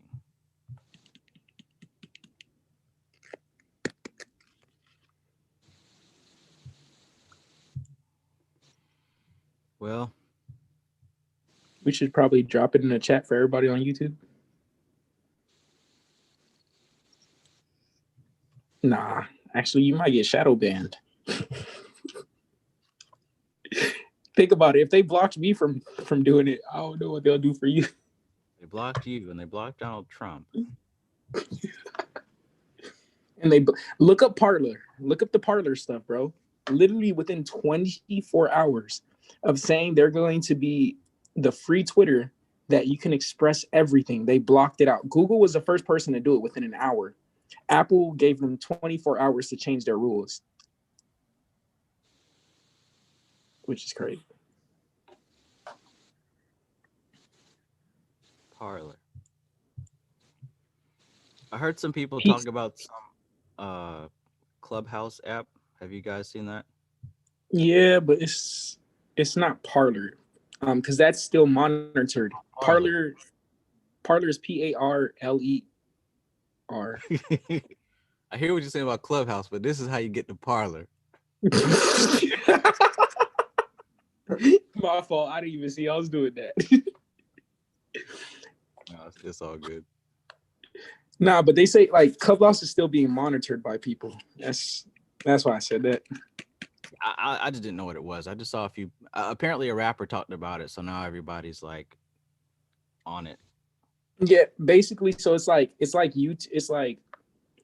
imagine everybody on the chat being able to be on this. So like, you know how you go on Zoom and you could put you could see multiple screens at the same time. Mm-hmm. So Parler is Clubhouse is like that, but it's just speaking, no video, and then it gives everybody a chance to speak. That's what Clubhouse does. So it's like you join a group meeting. It could be hundreds, 60 people, whatever, and you could just talk to all of them. Does it give everybody a time limit? I don't know. I didn't use it. I just know the basic operations because I do like Facebook ads and stuff. On top of the trading, of course. But yeah. Okay, X22 report and Parler. I guess I have to type the full thing in. Because Google won't let me search it. That's odd. Google won't let you search? Oh, that's crazy. Well, I search it, but it doesn't come up. Hold on, let me see if it still comes up with me. I can find it. I just thought I would type it in Google and it would pop up.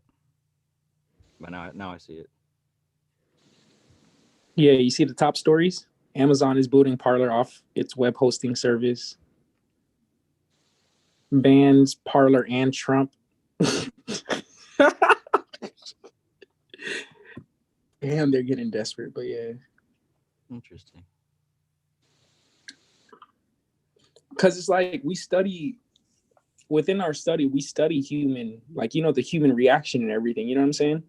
Mm-hmm. So just the fact that somebody said, yo, you can have freedom of speech, they banned Trump, and this shit is like, wow, okay. And you guys still can't see the truth.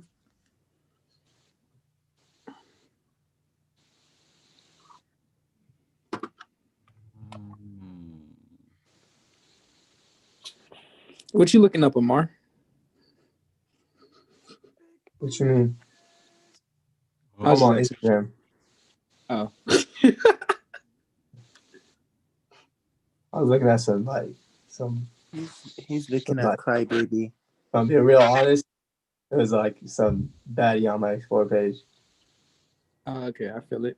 I had to delete Instagram because of that shit. Oh, yeah. I already did You that. ain't strong enough, Yeah, Kevin. I thought you were strong enough. The way I do handle shit is different from everybody else. For me, I need to ignore it for a certain amount of time, and then I could be on it. But it's just like that's what I did. I think that's a pretty thing, maybe. I ignore it because I know I'm trying to have control over something, and then when I know for a fact, all right, that I can have that control, then I test it out. You know, so I don't think everybody has the power to have the control, but you still have to how do you say it? Modify that power, or refine that power as you go. It's not something that's just handed to you. You always have to refine it.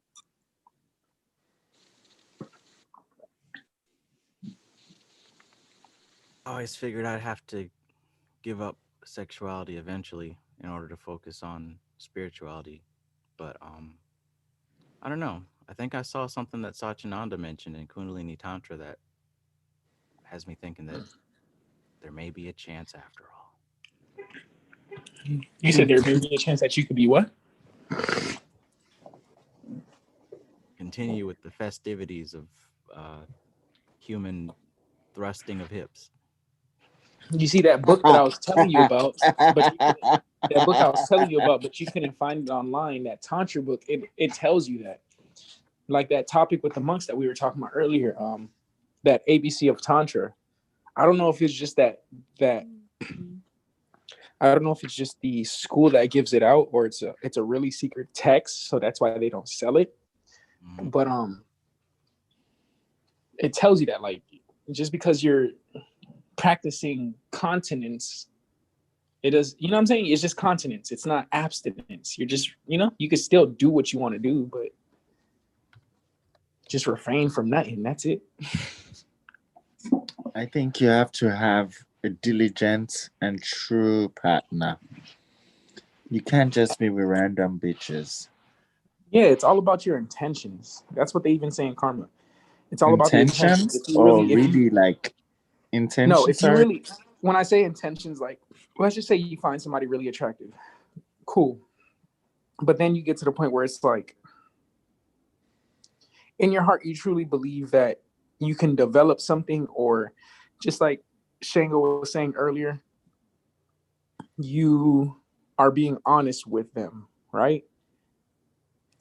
You were given the power of semen, which could help manifest and all these other stuff, and gives you certain powers,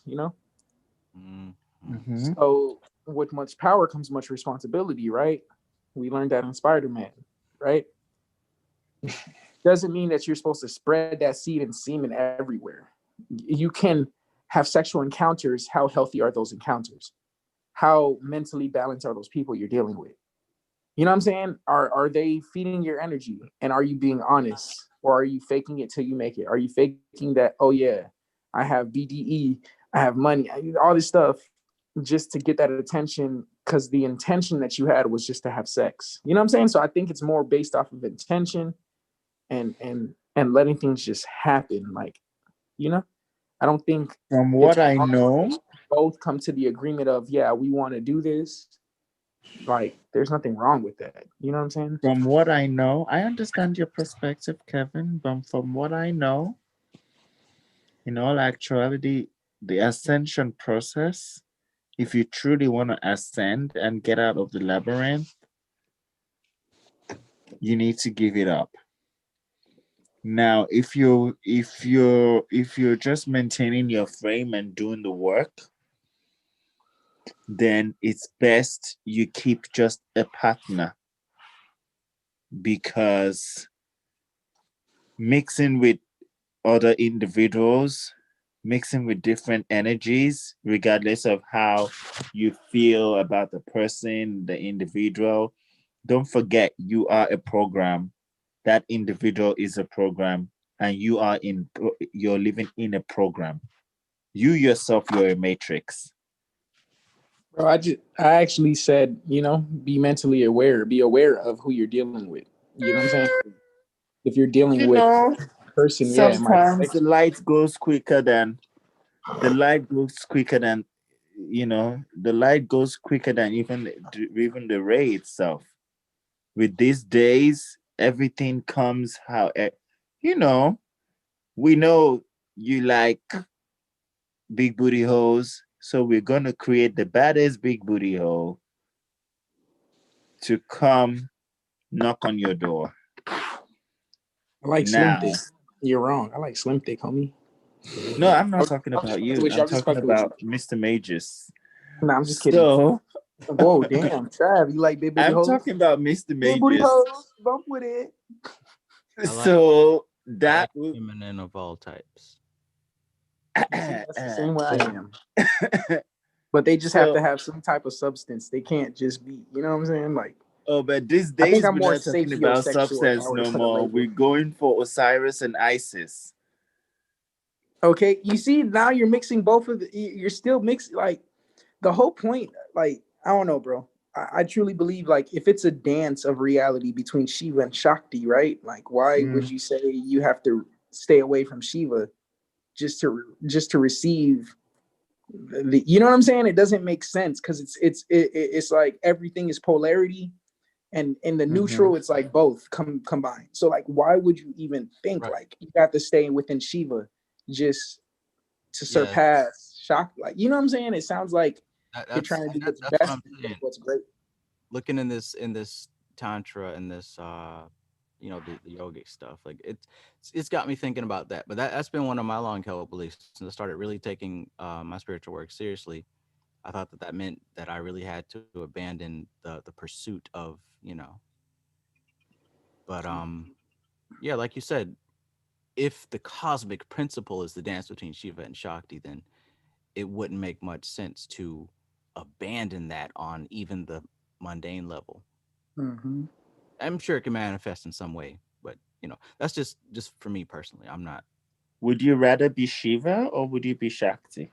No, but hold on, pause. Trav, based off of what you said, but you said the chase, right? I think it's when you chase it, that's when it's wronged. It's not even the idea of right and wrong is, you know what I'm saying? But that's when you're not affecting yourself in the best way, in the greatest way. You know what I'm saying?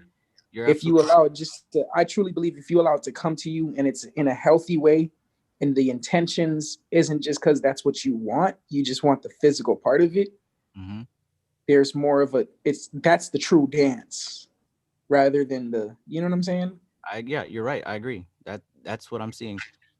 I'm seeing that, and I've been relating this also to the whole concept of dominant and submissive. Typically, it's the Shiva energy that directs the flow, but it's the Shakti energy that dances. Even in the image of Vedic cosmology at the very tip top, you've got Shiva chilling, right, relaxed, laid out, and Shakti's massaging his feet. It's not so much oh, that's sexist. It's not that. It's talking about how the energy moves together. One is dormant and one is active. So to act out of order means that life is going to be out of order.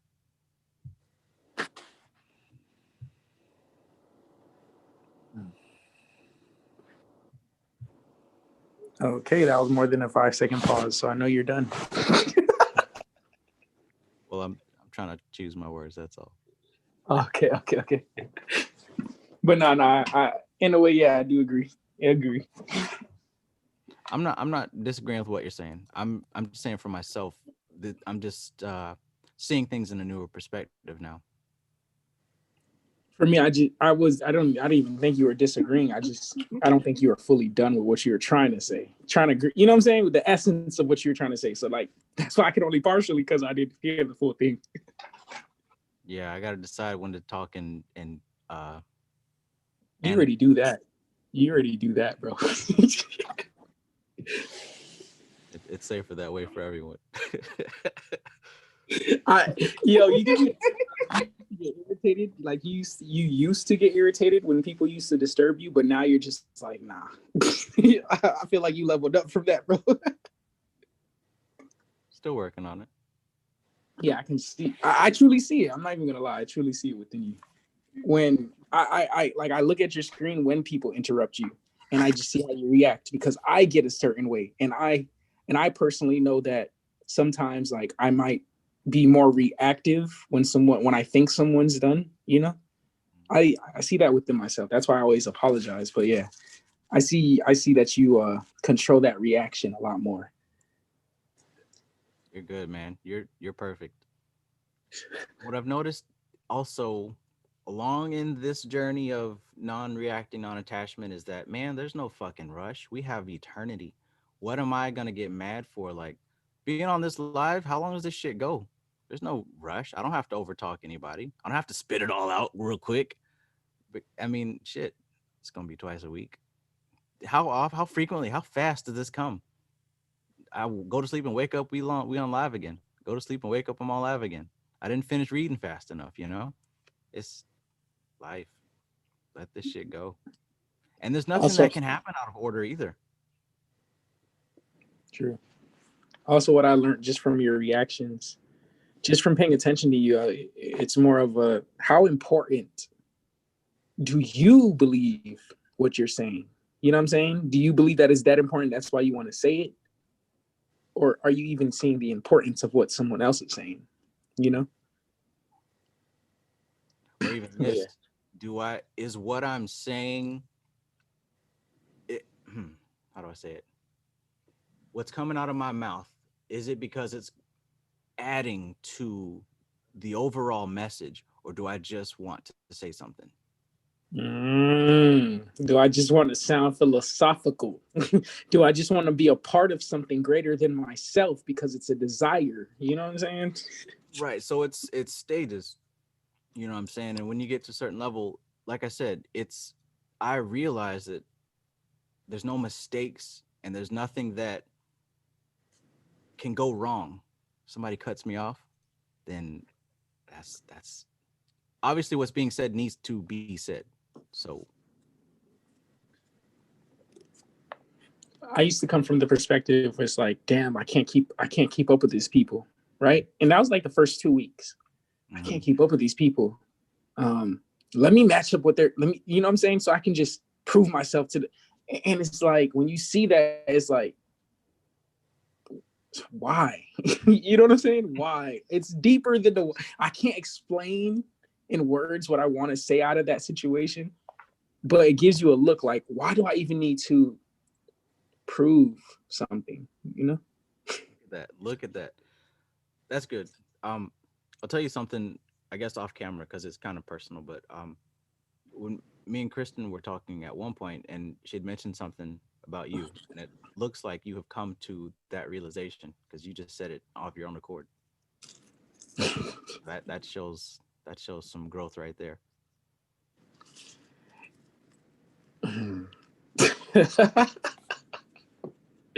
It's crazy, man.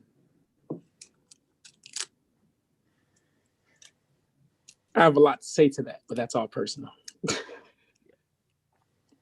But like you were saying earlier, everything, not just the sexual aspect, but everything is about intention.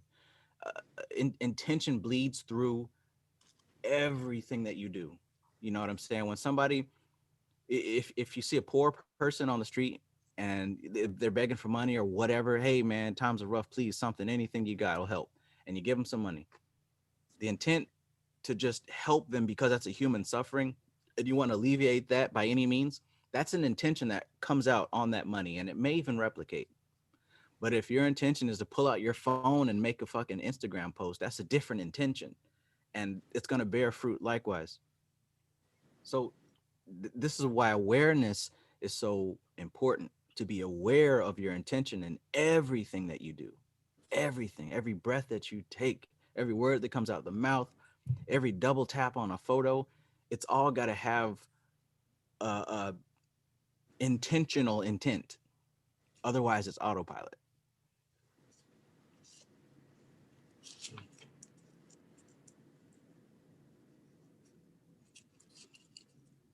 There's so many mistakes on autopilot. You slip up, you leave your keys over here. You get mad and say the wrong thing. You get caught looking when you're not supposed to be. All kind of stuff happens on autopilot. When you remain aware in the now and you're paying attention to what you're doing, you stop making so many mistakes. I found that my memory starts to increase as well.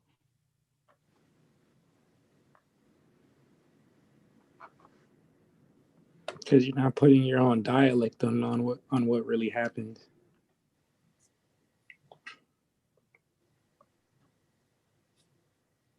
I love it.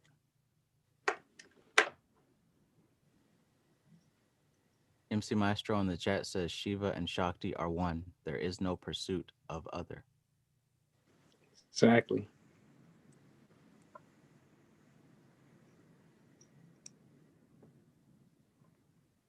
It's the pursuit that's the illusion.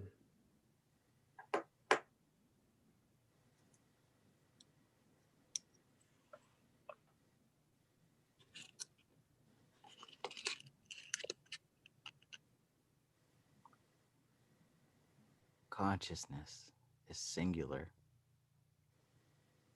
Matter is plural. Matter is all the shit that changes. That's Shakti. Consciousness is a silent observer in the center of the universe. Even right now, if we just sit still and pay attention to what's going on within us, you catch a hint of that observer. It doesn't have any quality. You can't describe it. You can't point to it. You can't call it anything. But that observer is observing. It's observing matter. And as it observes matter, somewhere in between that, we think we exist. Somewhere in between that, we think that we are these labels that we've put on matter. I'm a black man on a YouTube channel who likes to listen to heavy metal music. None of that stuff exists. They're all words, just words. All that exists is that observer and this ceaselessly changing material. Two separate things. They're the same, but there's nothing really in between. What's in between is what the illusion is. We keep talking about the illusion. Illusion is everything in between. Because this idea of me will die. The memories will fade away. The clothes will deteriorate. Time will pass and I will be completely forgotten. But that consciousness will always be there, always has been there. And this matter that's changing, and the crackers that I ate that will turn to poop, and these books that used to be trees that are gonna be trash, that's all matter fluctuating, twisting and turning and deteriorating and coming back together. It's all one thing. It's a different world when you learn to see physical reality as one beast. When you learn to see physical reality as one entity. Every aspect of physical reality as one thing. That's the oath of the abyss. That's the macrocosm and the microcosm. There's actually a name for that state I found. Oath of the abyss was even taken from this shit. But there's a name for that state. When you're able to see the macrocosm and the microcosm as a singular entity. But when you see it like that, now we get to the point of where manifestation and affirmation start to work, because what you put out into the universe, she gives it back to you through the easiest channel possible, whether it's another person or another situation or whatever. Because all of this stuff is working together. Even when one little atom is changed, every atom around that is changed, and it makes this chain reaction that ripples outward. How can there be any enemies when all of matter is one thing?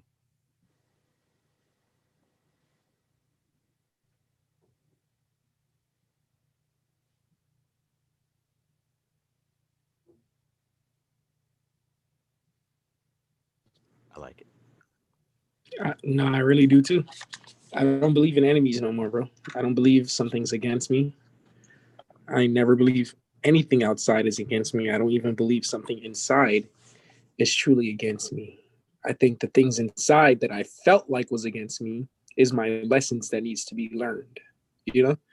And because if the mind is meant, if the all is mental, let's just say you have talking about me, let's say I used to have a impulsive type of mindset. Maybe mentally in the past life, if people would say, I always would make an impulsive decision and I never kept a stable mind, you know? So for me to even go to the next level of even understanding past humanity, it's that stable mind to even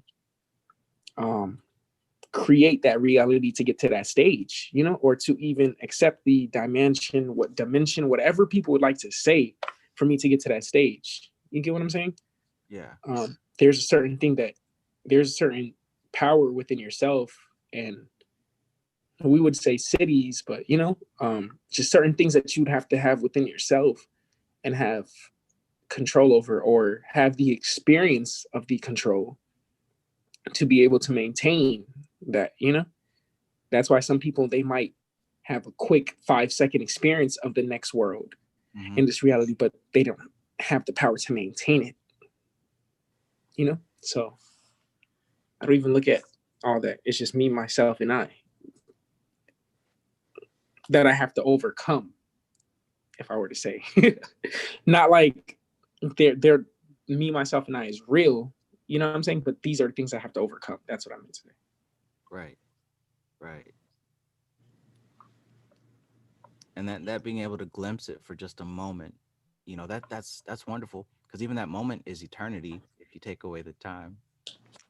But you know, we're working on our capacity to receive, right? Bro, I can meditate for 30 minutes. And to me, it's like, damn, I felt like it was 10. You know what I'm saying?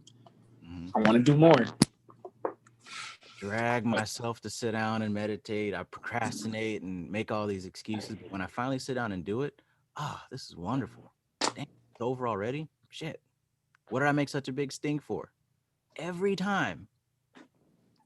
It's not even with meditation. That's with everything. That comes with every work anybody wants to do. You go to the gym. The hardest part is getting yourself to there. Once you get there, it's like, it's so relieving just to be there. You know what I'm saying? Yeah. Yeah. All right, time to read these books. All right, but I got to get a snack prepared. I got to make my coffee. Okay, well, let me check my Instagram. Okay, well, let me do this. Am I wearing the right clothes? Oh, maybe I need to get this pillow to sit on. Time for another cup of coffee. 3 cups of coffee and I ain't even cracked the book open yet. Look, sit your ass down. Okay. Damn, what took me so long to get here? This book is amazing. This information is mind-blowing.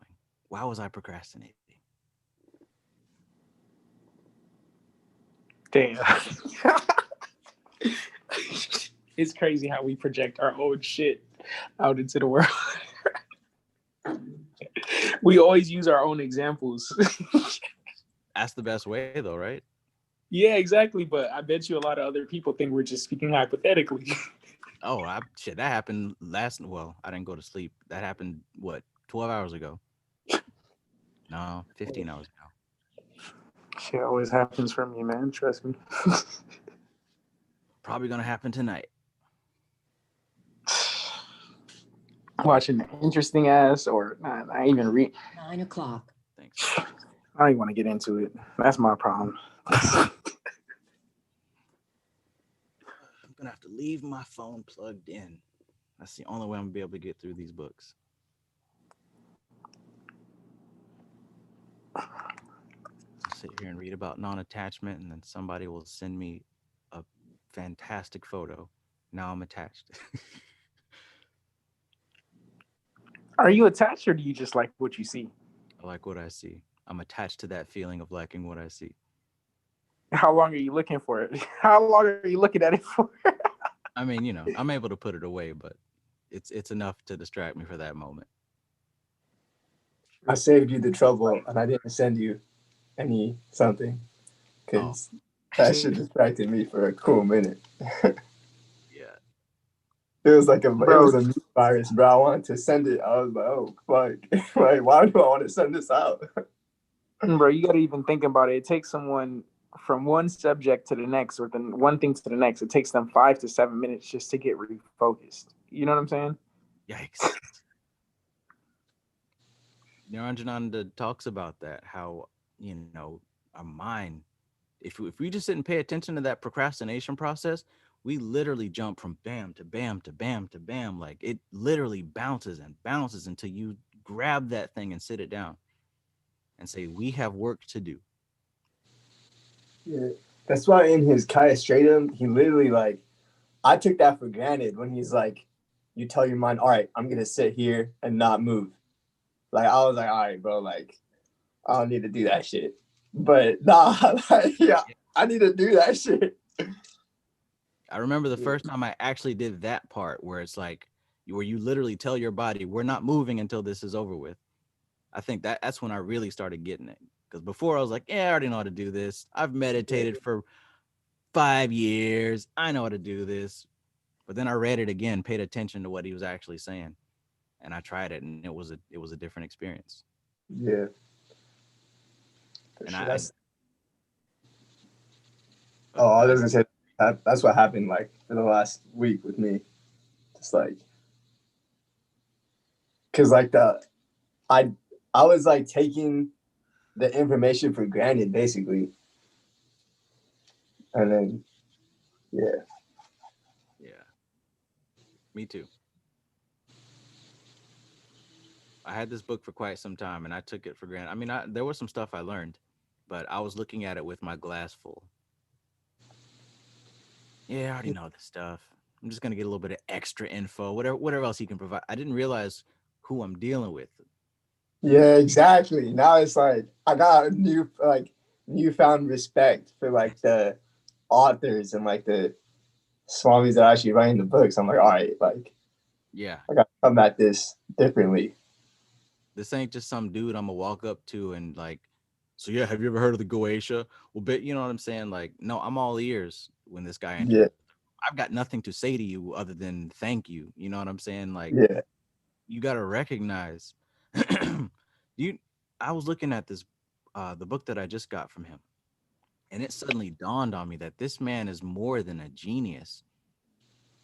If he's able to write this information on these subjects and explain it so crystal clear, imagine what he has in his head. And by the Yeah. Imagine just a conversation, like a one-on-one, just like he's like teaching you some shit. Oh man. and not to mention that these books are roughly what, 10, 15 years old, 5, 10 years old. So who knows what a conversation today would be like. For someone who understands the nature of the universe, what are they doing right now?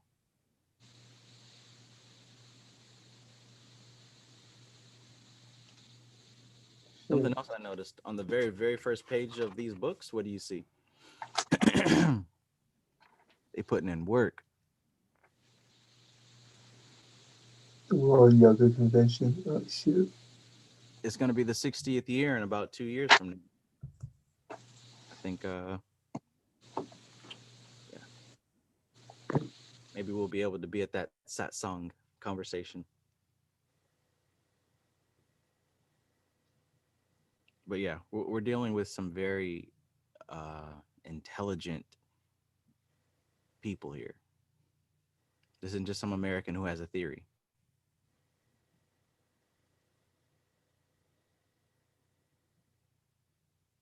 Yeah, my bad. Hold up. I gotta go downstairs real quick.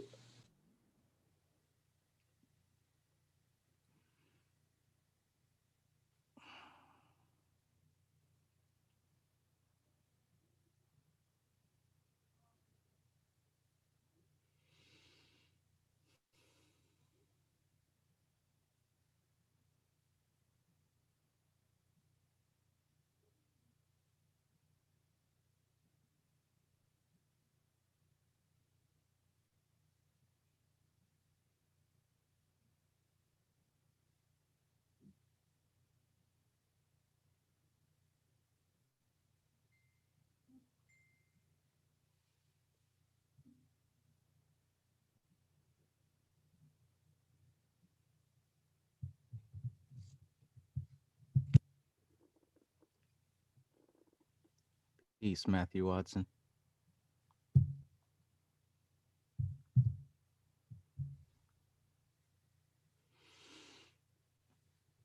X22 report.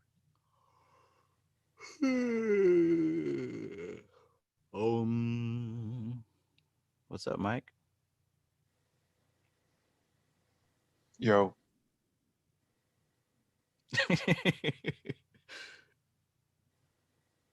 What you been up to, man?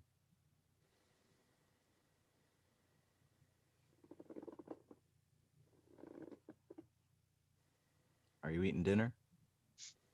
yeah, a little busy in the background. Gotcha.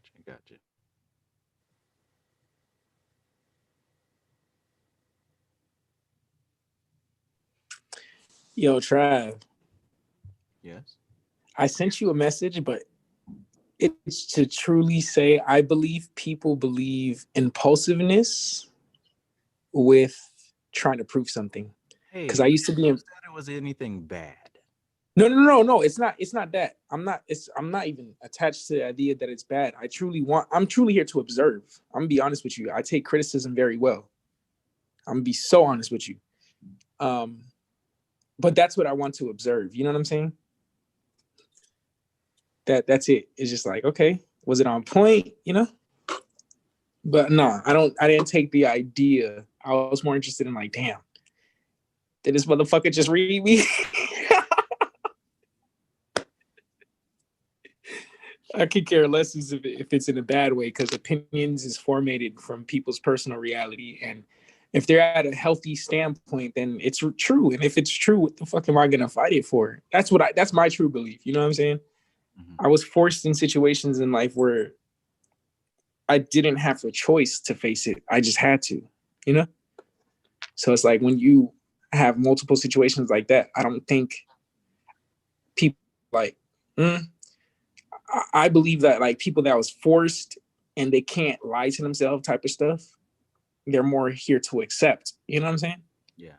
Accept, see, and probably create based off of how they change their perception. There you go. I don't even like that word perception. It separates everything, but there goes me being attached to the idea. But yeah. I'm learning from some of you guys to stop sugarcoating so much. I really enjoy helping people who are at a beginner stage move over a lot of obstacles and move forward. But yeah, I guess I'm learning how to, I guess, not get to the point where I coddle people. That's something that I'm working on myself. Like what Shango said earlier, he's like, Trav wouldn't say that because he's a nice guy. I guess that's something. Yeah, I already see that. Trust me, I already see that. Because there's times when shit happens, I'll tell somebody to shut up, but you just be chilling. I just be like, okay, I need to chill too. Yeah, and even on a larger scale. That's why I'm saying things like, we should be aware of the words that we say and not just say them. That's why I'm kind of.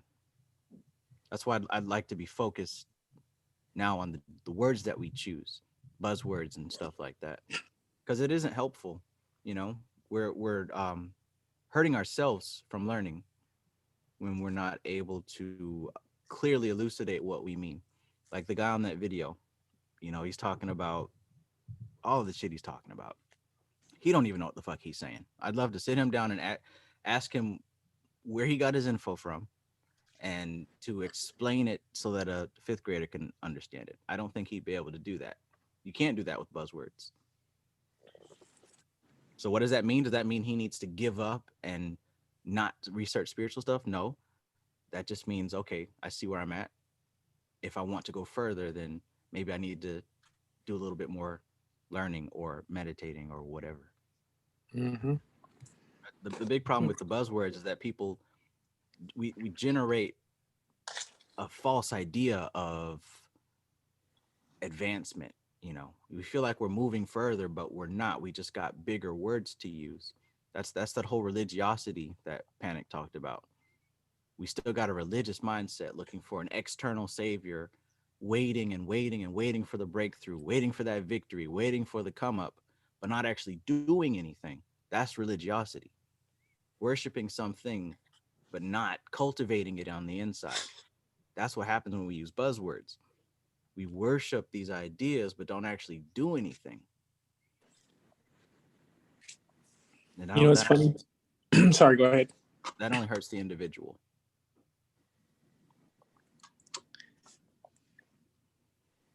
I never accepted this until like probably a year ago. I realized that most people, they don't even understand that they worship money. I'm chasing the bag. These are all concepts of worshiping it. You know what I'm saying? Yeah. And it's just like, at least pick the higher level of worshiping the motherfucker. It's like, cute, like, you know what I'm saying? Donate, nigga. But it's still like you're still attached to the concept of money, you know, to even go past that, you know? Like, for example, people might go to YouTube and hear someone says, you have to heal yourself, you have to heal. Some people might take it at the level of, okay, I have to change the way I eat. Another person might take it as, oh, I have to change the way I make money. I have to change the way I speak to people. I might have to change the... And the higher levels of people would just look at it as, I just need to connect with that all, with the God within me. Yeah. No physical outcome, but just connecting. You know what I'm saying? There's levels in between that too. I skipped, but just that within myself. And me saying this is because I started off at the level of materialism. Then I got it and I lost it. Made me, that's what showed me is like that it's nothing, you know? It's if you gain something, what are you going to do with it? It's not here to flaunt. It's not here to, yeah, I got this, I got that. It's what are you changing? Not in just within yourself, but also what are you changing outside of yourself that you're not intentionally doing it for the community and for the intention. I mean, not for the intention of the community and for the intention of gaining gratification of the community, but something you truly believe in. That's what causes change. And it's crazy because it's the selfish ideas that even the negative people believe. Like, what's that dude that was from Chicago that felt like the liquor should be legal? I forgot his name. But truly in himself, he believed that liquor should be legal, not for the fact of people, but for the fact of his money. You know what I'm saying? But it gave the people a freedom of choice. Should I go within the negative, or should I just refrain from it? I'm still attaching labels, but I'm just using it to explain what I'm saying. But I forgot his name. Dang. You talking about the Prohibition period or recently? Prohibition period. What's that guy's name from Chicago? Oh, he shot up the bridge. It's a big dude. We all know it. We should all supposed to know it, apparently. But I can give a fuck less. What's his name? Wallace, is it? No. Bro, he's the biggest dude from Chicago. Sure, if we Google Prohibition, he'll come up. Yeah, that's what I'm doing right now.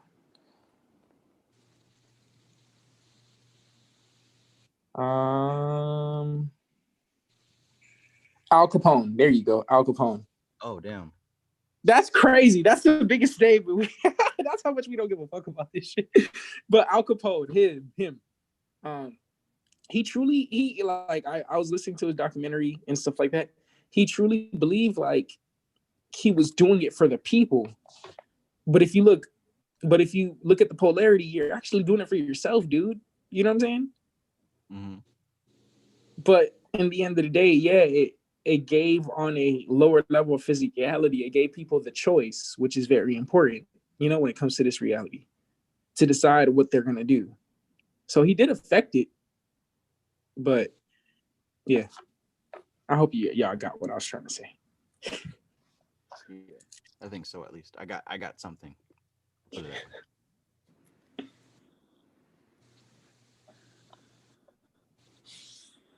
That's perfect within itself. Whatever y'all supposed to get, that's what y'all supposed to get. Yeah. And you know that, of course, I don't mean that as like any kind of weird joke. Just thinking about NLP, how it talks about the meaning of the communication is what the other person received. So Yeah, no, that I was saying it in a way for myself. Like, I need to stop caring what people. I need to stop carrying the direct message I want people to get, and just let them receive what they get and not care. Yeah. I said what I had to say. You know what I'm saying? That was literally for myself, to be honest.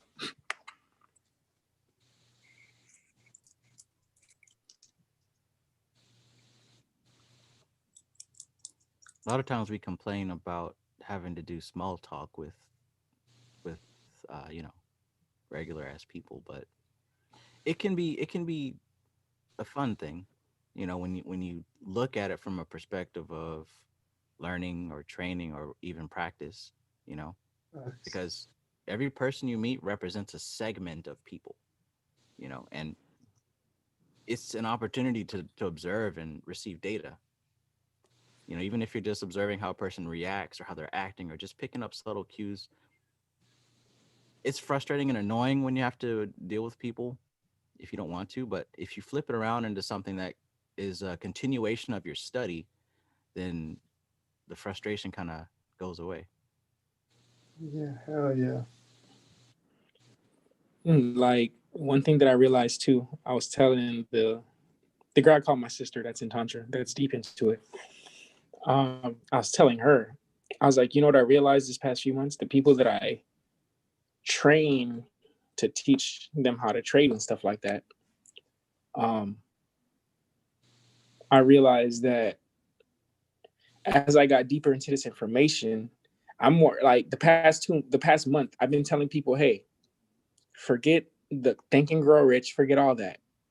You know, trading is about mastering yourself. And I would give them the Kybalion. And I had like 3-4 people come back to me and was like, yo, bro, that I'm like, I don't even want to complain about stuff no more. You know what I'm saying?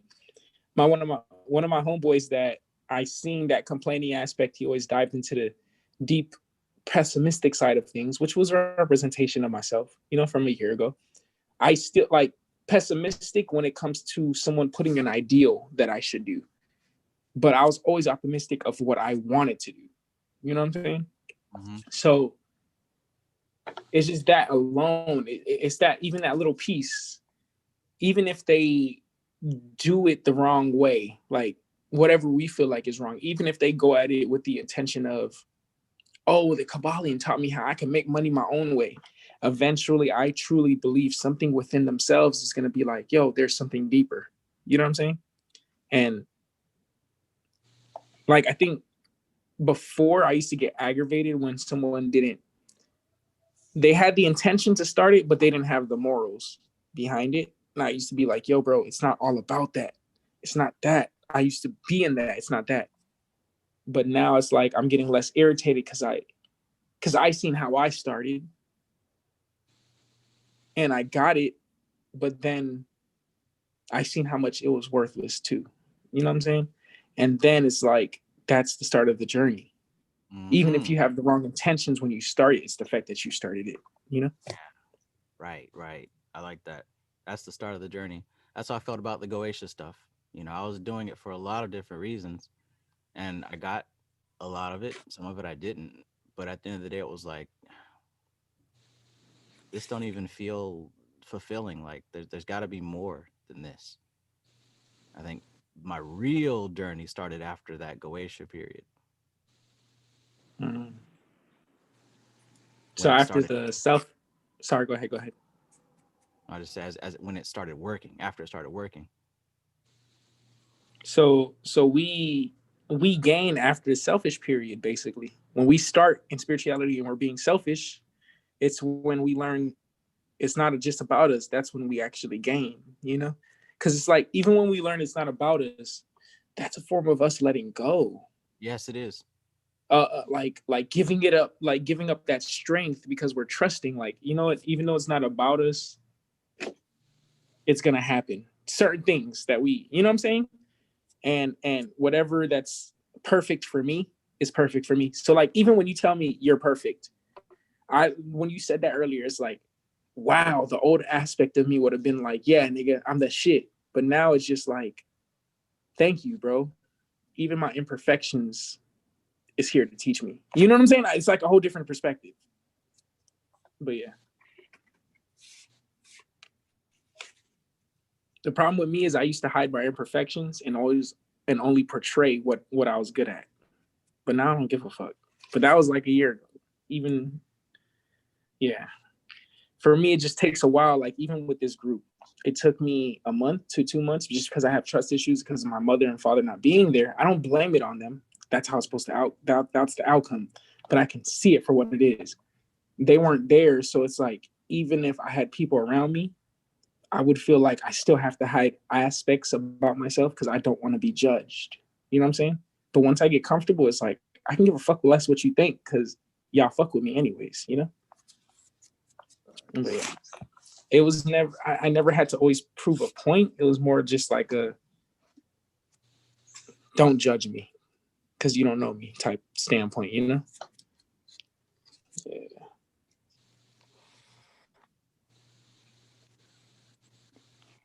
Oh,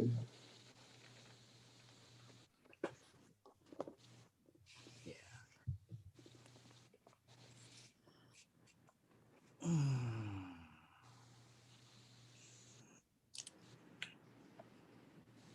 This is a good time.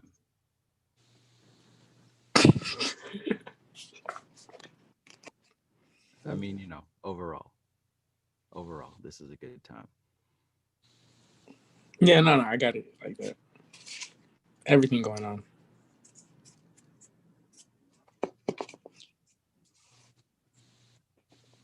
I think in general, we feel better, even from a non-egotistical way, we feel great when our surrounding is replicating ourselves. If that, yeah. Y'all get what y'all get. y'all get what y'all get. Get what y'all get. Yeah, when the inside and the outside begin to kind of match up together, it's a very nice feeling. Exactly.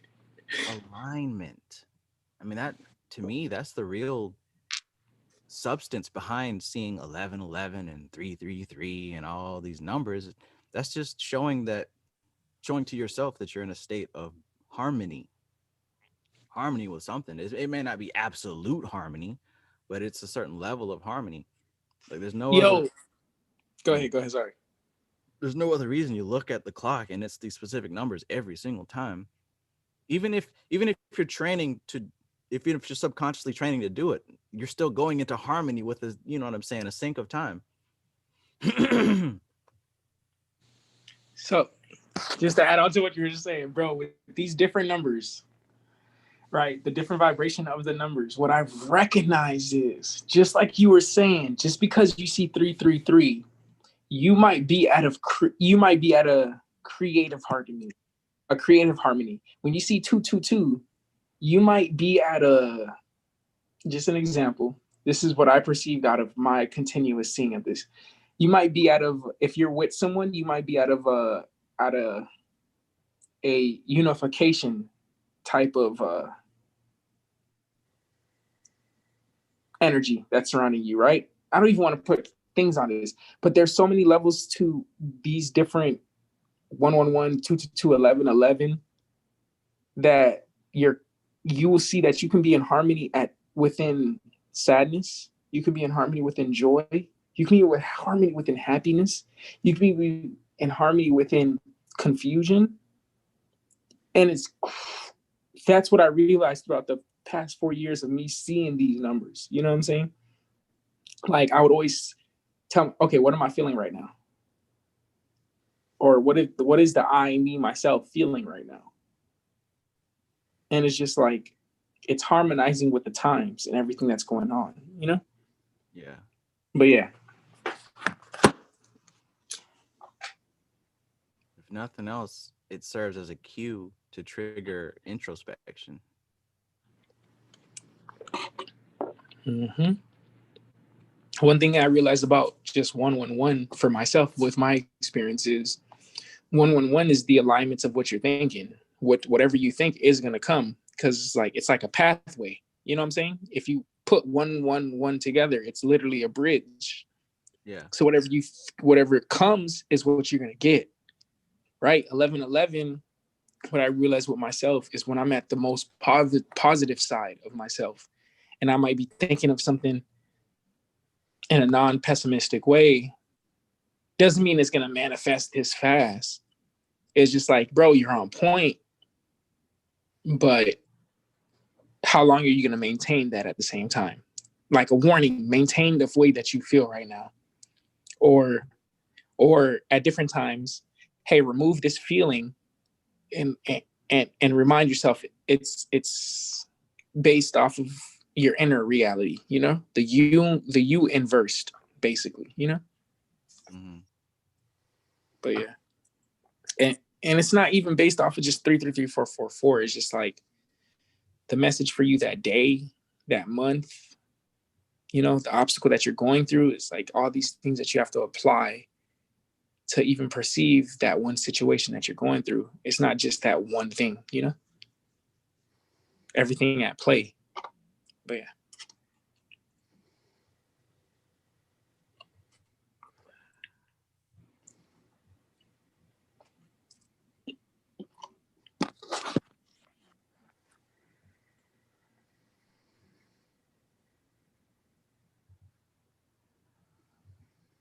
I see those numbers. I just use it as another excuse to shower myself with wonderful words.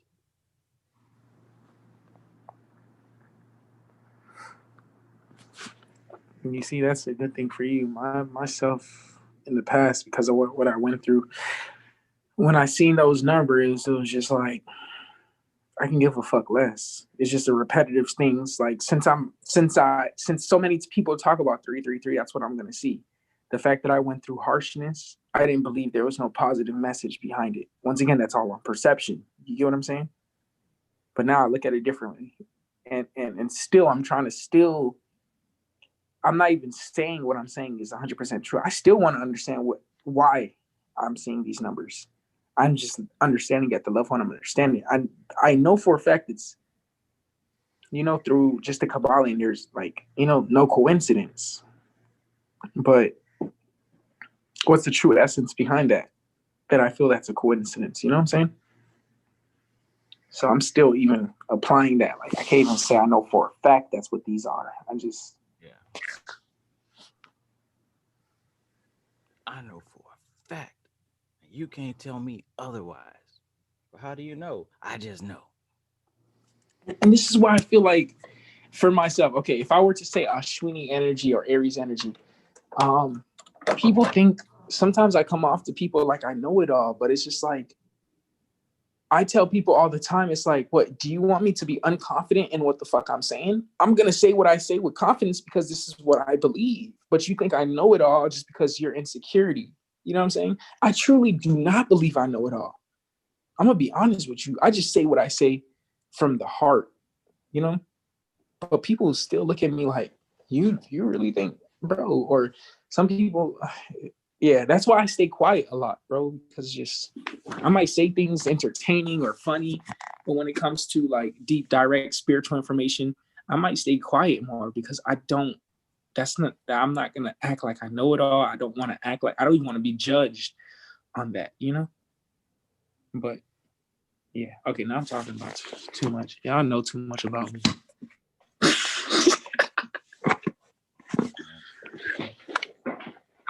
It's good to be known. And then it's better to be unknown. I agree with the second one. The first part, man, it's good to be known, but if people have bad intentions, I think that's the fear I have and I'm still letting go of. Because when I did have the things I wanted, even at 19, going to jail back and forth, this is not me proving a point, it's just me telling my true life. Like, I had people that were jealous of me. You know what I'm saying? I remember I was drunk one time at my own house party. I had a 3-bedroom house.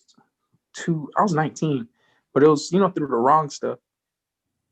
And the people that were like I supported that were going through it, I helped. They they brought people all over just to rob me while I was drunk. And it's not rob me with a gun. It was more like let's peep his house and see what we can take. Yeah. And these are the people I was like, yo, watch my back while I'm doing this, you know?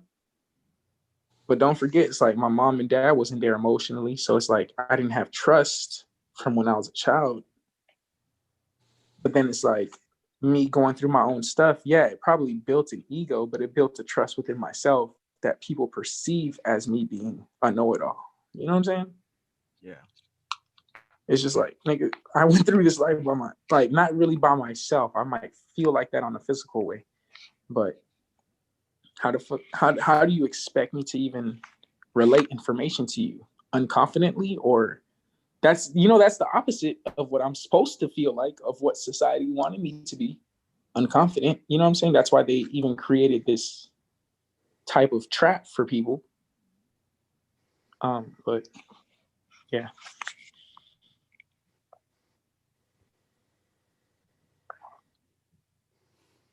Powerful lesson.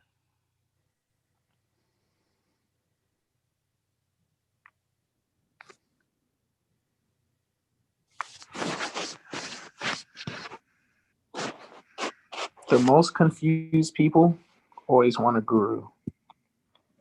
And I just feel like within my life, I had to learn to trust myself and not rely on gurus or all these other people.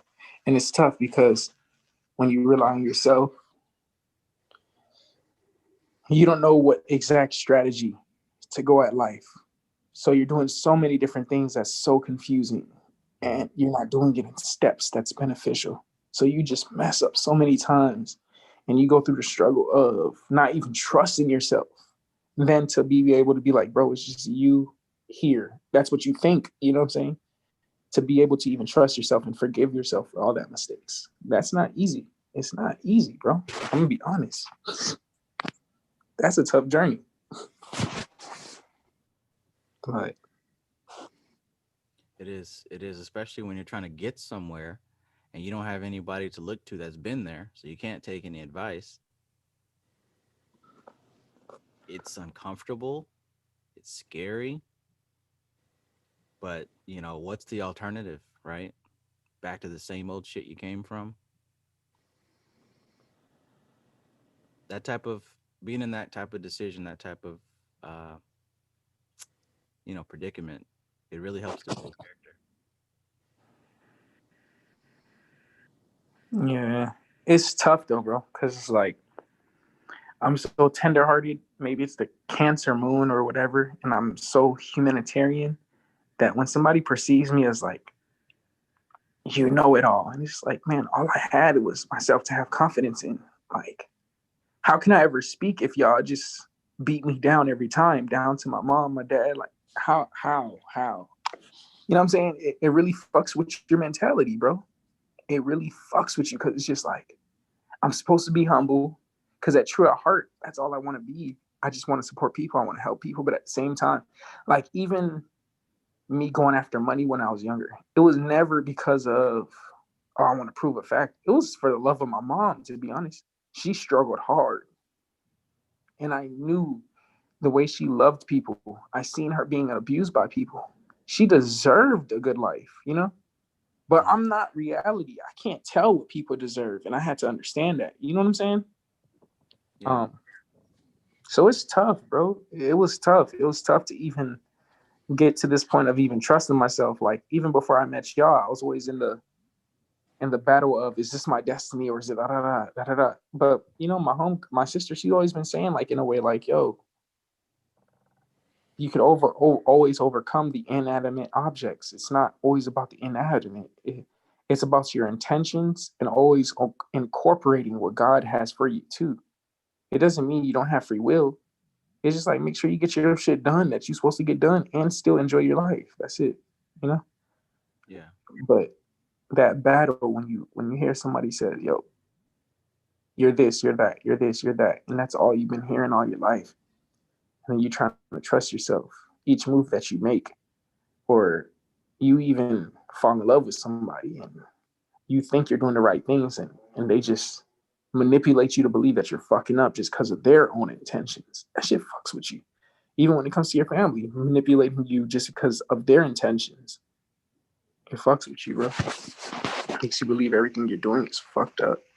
That's the reason, like, when I started the Eastern knowledge, it was like, yo, are they manipulating me to put me in their own religion? Or is this the truth? You know what I'm saying? Yeah. Yeah. All right, I'm getting too deep. No, and that last part, especially, I think a lot of people have that that fear, even, or that suspicion, or whatever you want to call it. Because lately, a lot of people, they follow me and they're seeing me with these books, and they're like, "Well, how do you know this is the right way to go?" Like I said earlier, at least 3 people sent me a message like, "How do I know that? What if these people are wrong? What if these swamis, what if? How can you trust them, et cetera, et cetera?" I get it because it looks like a religion, right? It's easy, and I think that comes from people who may have a past of being misled or being taken advantage of.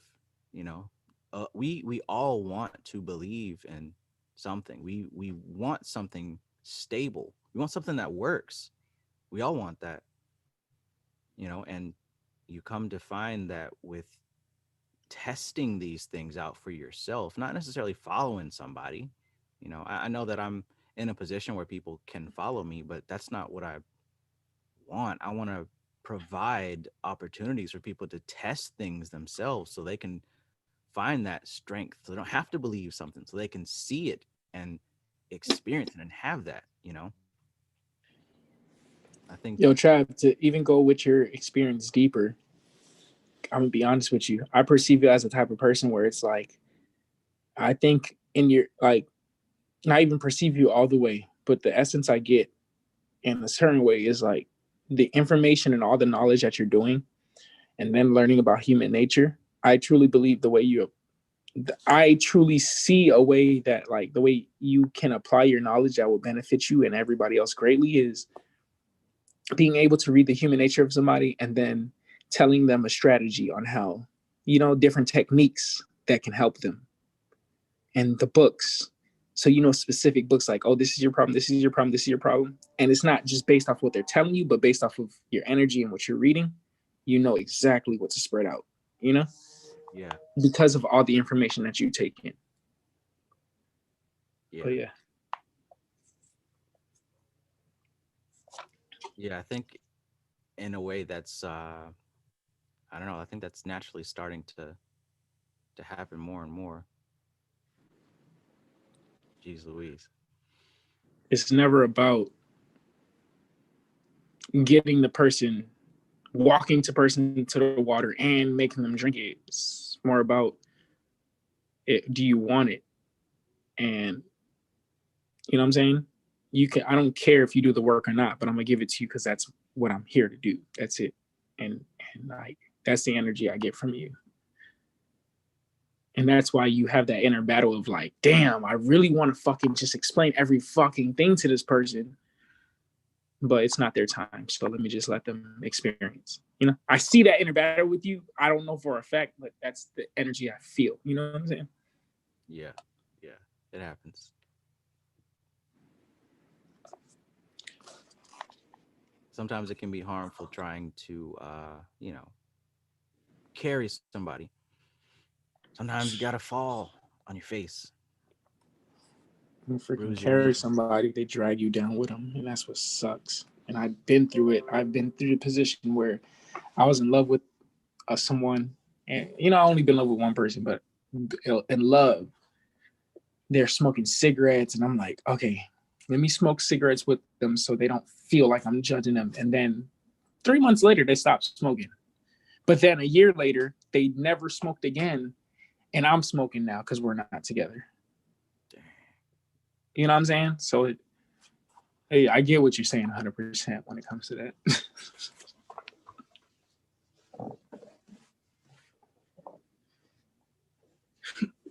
Undercover agent getting too deep. And guys, I hope nobody takes what I'm saying as out of sympathy. I can give a fuck about sympathy. I'm literally just here to learn. I've learned to express myself so I can learn, because somebody can always apply information that I don't perceive. So don't ever be, everybody on YouTube, don't ever be scared. If somebody's gonna judge you, fuck them. That's not even fuck them. Don't even perceive that. Don't even put that energy out there. Just forget it. You know, that's the level that they're at, or not even to make you seem greater or anything. It's just look at it as like that's where they're at. You know, express yourself because that's the only way. Closed mouths don't get fed. It's a very deep statement. Very deep. And everybody has a piece of the all, God, whatever you guys want to say, in them. So even at the worst moments, you can still learn. And at the best moments of someone, you can still learn. So that was the hardest lesson for me, but yeah.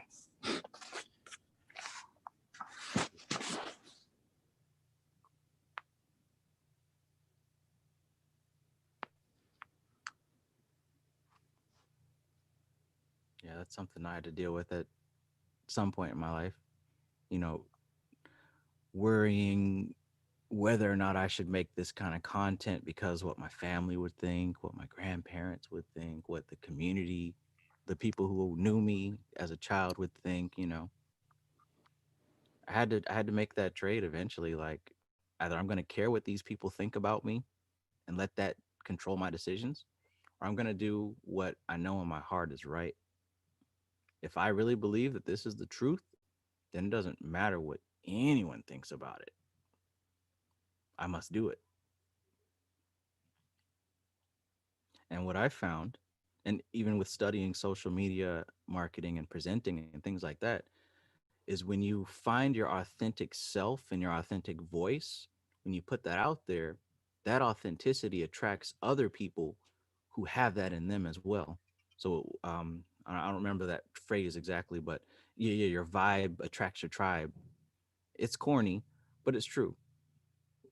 When you are yourself and you resonate as yourself and you move as yourself, not faking it till you make it, not trying to be something, that attracts other people that are just like you. And there's a lot of people like you. Even if this shit feels lonely, there's a lot of people like you. Not the mainstream, but remember, there's billions of people on this planet. You're absolutely not the only one like you. So even being yourself boldly, you call towards you other people who are on that same wavelength. But how, like you Bro, said, closed mouth don't get fed. How would you know if you don't go out and do it? how do you think artists attract other? Bro, that's the whole method of freaking musicians. They attract people that think like them through vibrations. You know what I'm saying? Yeah.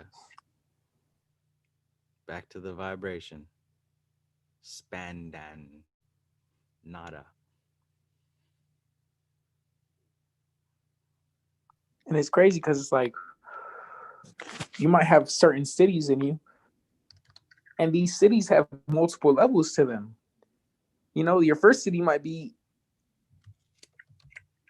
you're homeless. The second city might be you have balance. The third city is greatness, but you don't give a fuck about all the materialism. It's just that you just have all these, you know, things. Or one city might be you're dumb. The next city might be you did the study. You know, you doing the study, you doing the work activated the second city of okay, now you have certain intellect. And the third city is wisdom. You know what I'm saying? It's crazy, but yeah. All part of that growth process.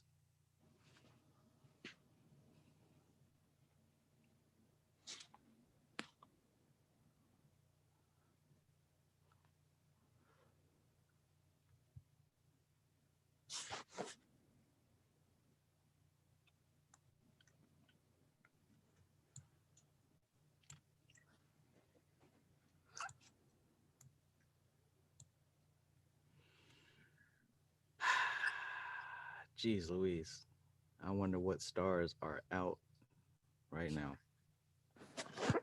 They These said the past couple of days, sun. Go ahead.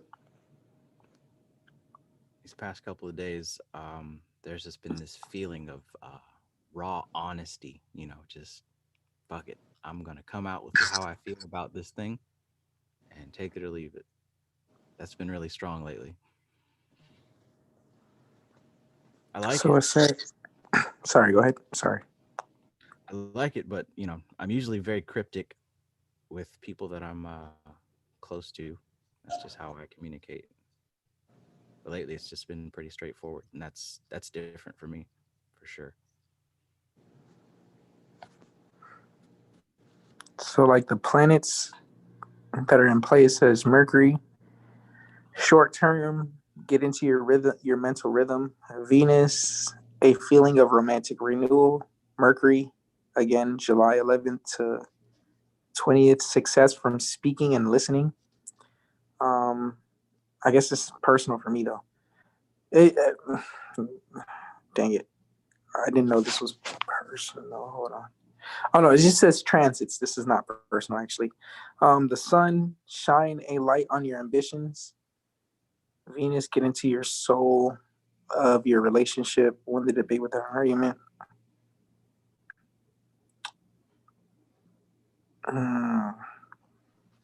You reading from a line 27? Yeah. I'm just trying to see what planets is like. The moon is in Jesta, transits fifth house of Scorpio from your natal moon. I'm just trying to see what planets is like. Yeah, I believe what just happened recently was Mercury joined up with Jupiter and Saturn. I think that just happened not yesterday or 2 days ago. But isn't there supposed to be 5 planets in Aquarius anyways? So you're saying like on top of the other 2 planets, Mercury probably just joined them. Okay. Yeah, I remember seeing that. Also, I think it's called the Kal Sarpa Yoga. Basically, it's when all the planets are on one side of Rahu and Ketu, and it's happening during transit, and like that kind of plays out as like the snake, like Rahu and Ketu is a snake, so it's like all the planets getting wrapped up within the snake, so it's like they're in the grips of Rahu and Ketu, and Rahu and Ketu have that type of energy, like demonic type of energy. So I think Rahu Ketu's in Scorpio and Taurus right now too. Let me see. Because I gotta call Sarpa Yoga in my chart, like in my natal chart. I'm trying to see what houses they're in. Hold on. Rahu. If you go on you have the Cosmic Insight app, right? Yeah. It'll show you all the transits in the chart. Hold on. If you go where it says like under D1 chart, if you click, you toggle on the current transits. Yeah, but I think that's personal, right? I'm trying to look at the overall. I mean, the overall for everybody. No, I mean the chart. Hold on.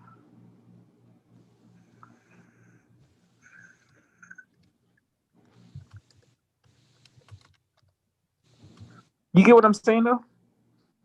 Like the current transits for the general public, not just personal people. I mean, Saturn is still in like Capricorn, Mercury, and Jupiter for everybody, isn't it? Dang it. Yeah, in Aquarius, but I'm trying to see what house it's in.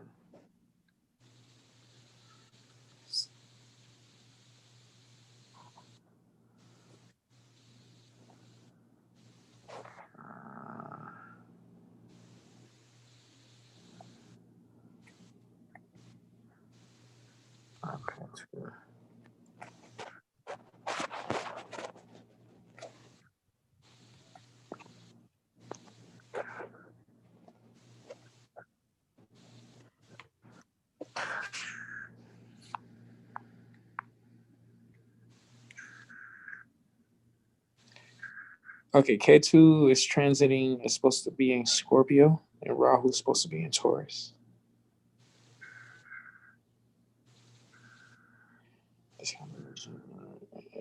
This combination of Venus and Rahu energy will boost your creativity to help find innovative ways.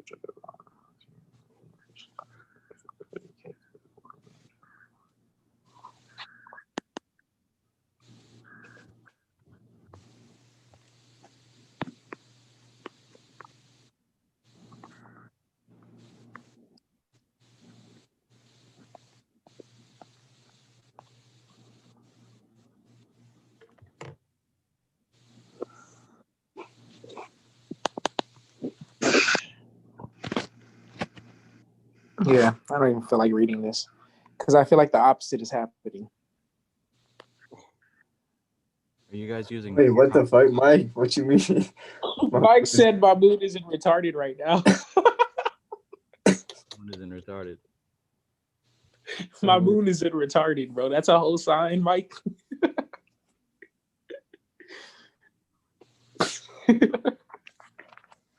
Wait, what do you mean? You gotta explain that, bro. I already know, Mike. You gotta explain yourself. I think you're just funny as hell. Every time this man says something, I be laughing, bro. Except when you're serious. I know you be serious too. Don't take me. I don't take you as a joke.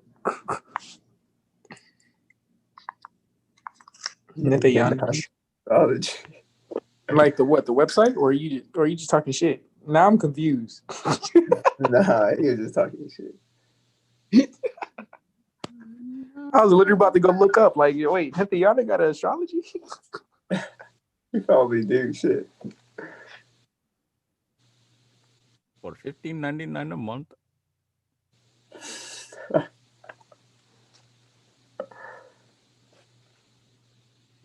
I can't lie. I was following homie on YouTube, and I was like, bro, this man posts like 20 times a day. I can't deal with this. Loud as hell.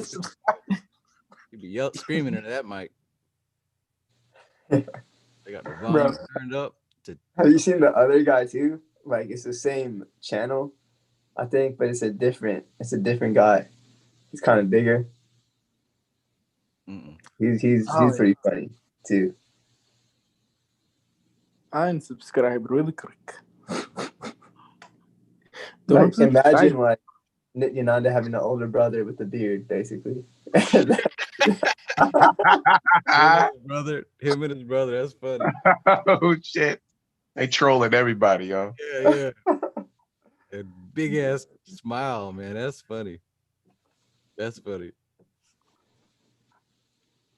I don't know enough about him to talk shit, but I'm just going off the vibes.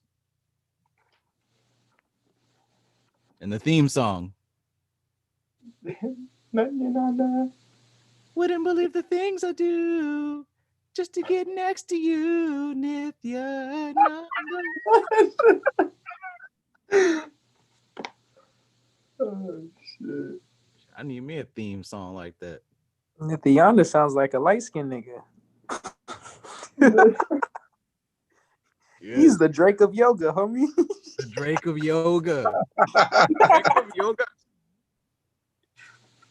Drake of yoga. Damn. Yes, I am the sixth god.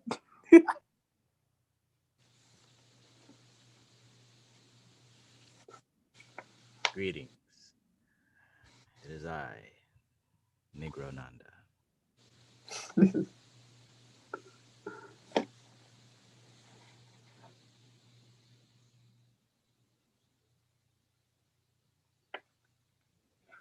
Wouldn't believe the things I would do just so I could get next to you. What kind of things are you doing? Hopefully it's meditation and astral projection, my nigga. Some kind of astral projection. This man said, hell Negro Anda. Negro Yanda.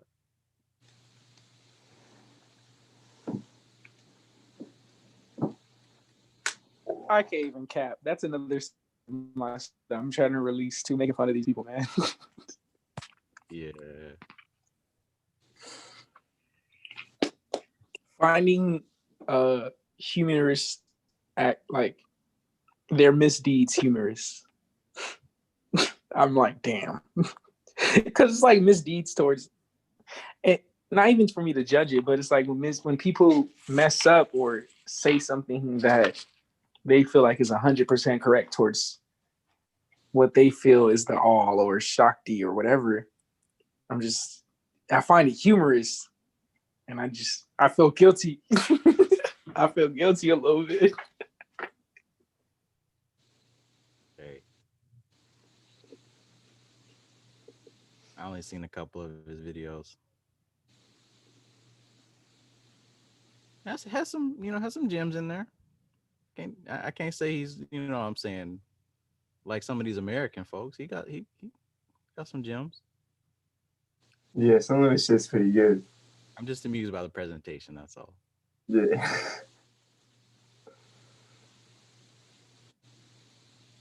But I mean, like Osho is hella popular, and he had like his watch was all like diamond, and he has like X amount of Rolls Royces, like hella Rolls Royces and shit. He was living it up. Osho, yeah, Osho. Hey, Yeah. it's funny. I was talking about that to the girl I called my sister today, and like one of my homies, he was just saying, like I was telling her what he was saying. He was just saying that he believes the world's gonna get to the point where it's like he not even to get to the point, but he was just telling me because he trades too. He's like, bro, we should just make all the money, create our own society, and have like 90 people, and have a mystic school and all that stuff. And she was saying that it's like the world's already gonna turn into that by itself. But then I started thinking about like what you have, Trav, and like, all of us coming together and stuff like that. It's like just the fact that she was saying that's what the world's going to be. And we don't even have to create our own communities. That like, to be a part of that is crazy. To be a part of that transition, to even get people to the point of manifesting their own lives, but having the ability to be humble at the same time, Yeah. within the mystics. And from what I was all saying, why I even brought it up earlier when it comes to the Trump stuff, that's the point I was trying to make, but I finally remembered. I think that's the beauty of it. It's just the fact that, if these things truly transpire, to even be a part of it, the change, that it's like, the idea of, we used to think, fuck humanity, fuck all this, but at the end of the day, everything that we were doing was for them anyways,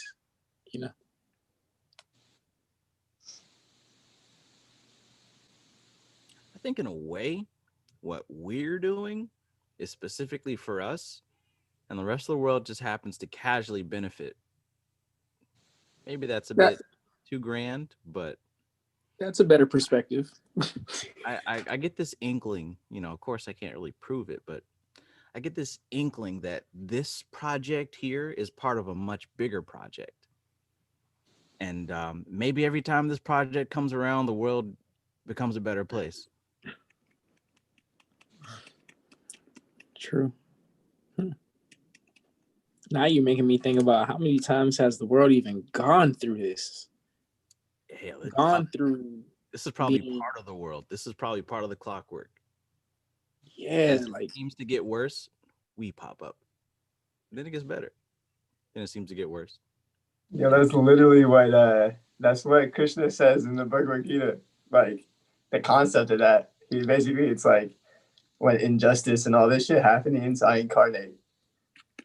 He's like telling Hey, that injustice is the fertile soil for the seed of divinity.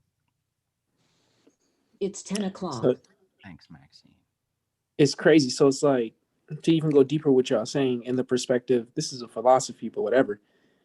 To even thinking about it in a way that people go through hundreds of lifetimes, and it takes people that are into the mystics and occultism to come back to even help them raise their vibration, and it's cycles of hundreds of years for us to even come back and continue to think, what if that's we never know the unknowable, you know what I'm saying? But what if that's the freaking process? What if the ideal of you go through another dimension, you become an alien, and all this extra stuff is, once again, it's just to apply to the centerism of awakening the all within the all. You get what I'm saying? Not just what we perceive of what we feel is special to be even become the all, but all of the all. What if that's the cycle? What if that's what we come to for the all to even fully awaken? Once again, this is philosophy, but it's like it could just go that deep. But we don't want to fall in that wormhole. I love the Vedic because they got all of everything already figured out. Yeah. They talk about this life cycle of Brahman. We're only on like I think we're still on the inhale or some shit. His whole life cycle, it seems, is one inhale, one exhale. But there's this mantra. I forgot what it's called, but it's really cool. And basically, the mantra is almost like a GPS. You're supposed to say it every morning, and it starts from the beginning of time up to where you are now. So basically, in Sanskrit, the mantra is it says what part of Brahman's breath we're on, what cosmic year, what cosmic month, what cosmic day, what solar system, what planet, what country, what month, what year, what month, what time, what country, what city you're in. So it changes every single day. And they've been doing this since the beginning of, you know what I'm saying, 4,000, 5,000 years ago, they've been doing this mantra. Right. I think that's pretty fucking awesome. That every morning somebody is waking up singing that song of what time, almost like a cosmic rooster. They've been doing this for over 4,000 years. I gotta remember what it's called, but it was in the it's in that Vedic cosmology video. Okay, bet. I had the name of it. I can find it again. But I said that to say about how you talked about the awakening of the all, that Brahman. Brahman is the all-pervading existence of everything, the combination of Shiva Shakti, and how it's going through a phase of inhale, exhale, inhale, exhale. But that's a process of sleep to awake to back to sleep. We're like right in the middle of it, according to that GPS song that they sing. I gotta find that mantra. Well, I'm just on chapter 4 of this book, bro. But I'm taking my time with this one because like I read the first 2 chapters over again like 2-3 times because I don't know, it's real special. Yeah. Like Adrian. I damn near highlighted the whole thing. Like, yeah, I had to whip out a new highlighter. I love it.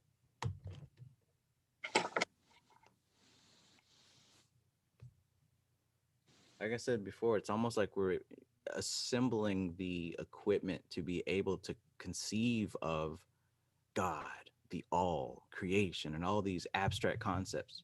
We're literally been given concepts to think in. We're given an apparatus to figure this out. I almost feel like it's making me smarter. I think it is too. Like,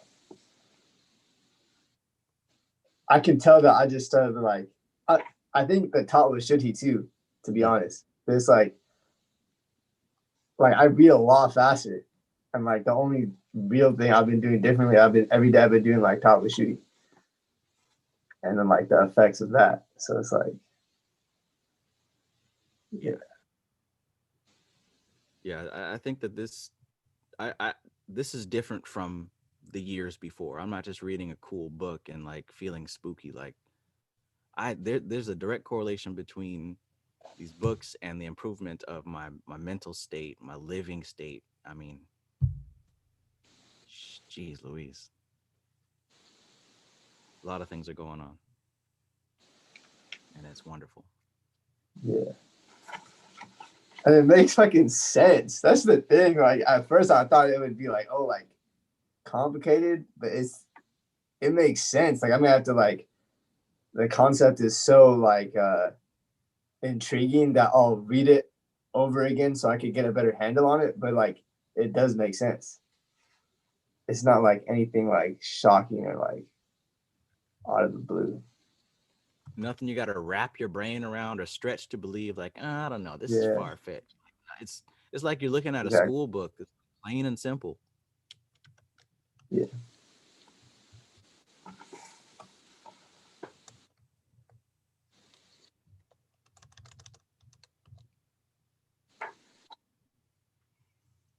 Yeah, man. I hope that the people who are watching these videos and listening to us and hanging out with all 30, 40, 50 of y'all that are hanging out with us every week, twice a week, I hope y'all are getting some of this information for real. For real.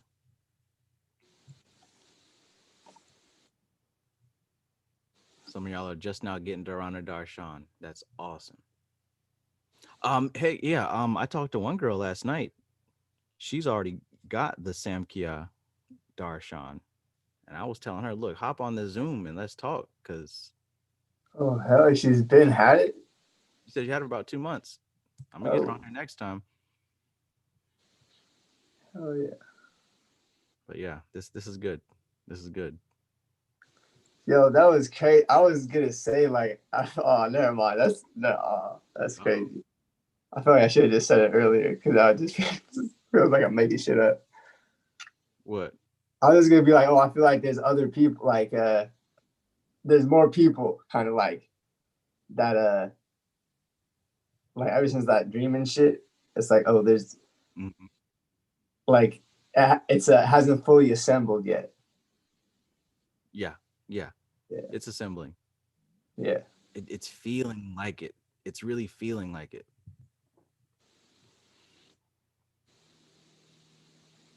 Oh yeah.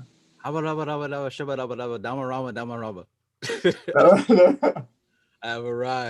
I have arrived. Yo, Trav, everybody. I just understood something Shango just said. So remember when he was speaking about earlier about that simp, all that simp stuff? Yeah. We already know that, but that's a part of the matrix and everything, right? And I'm seeing why. What if it's your personal karma to learn how to love unconditionally? But the fact that the world perceives, but what if the fact that shut the fuck up. You said love unconditionally. Simps are, oh wow, that puts a new spin on it. But the fact that the world is looking at unconditional love with condition, they perceive you as a simp. Oh, okay.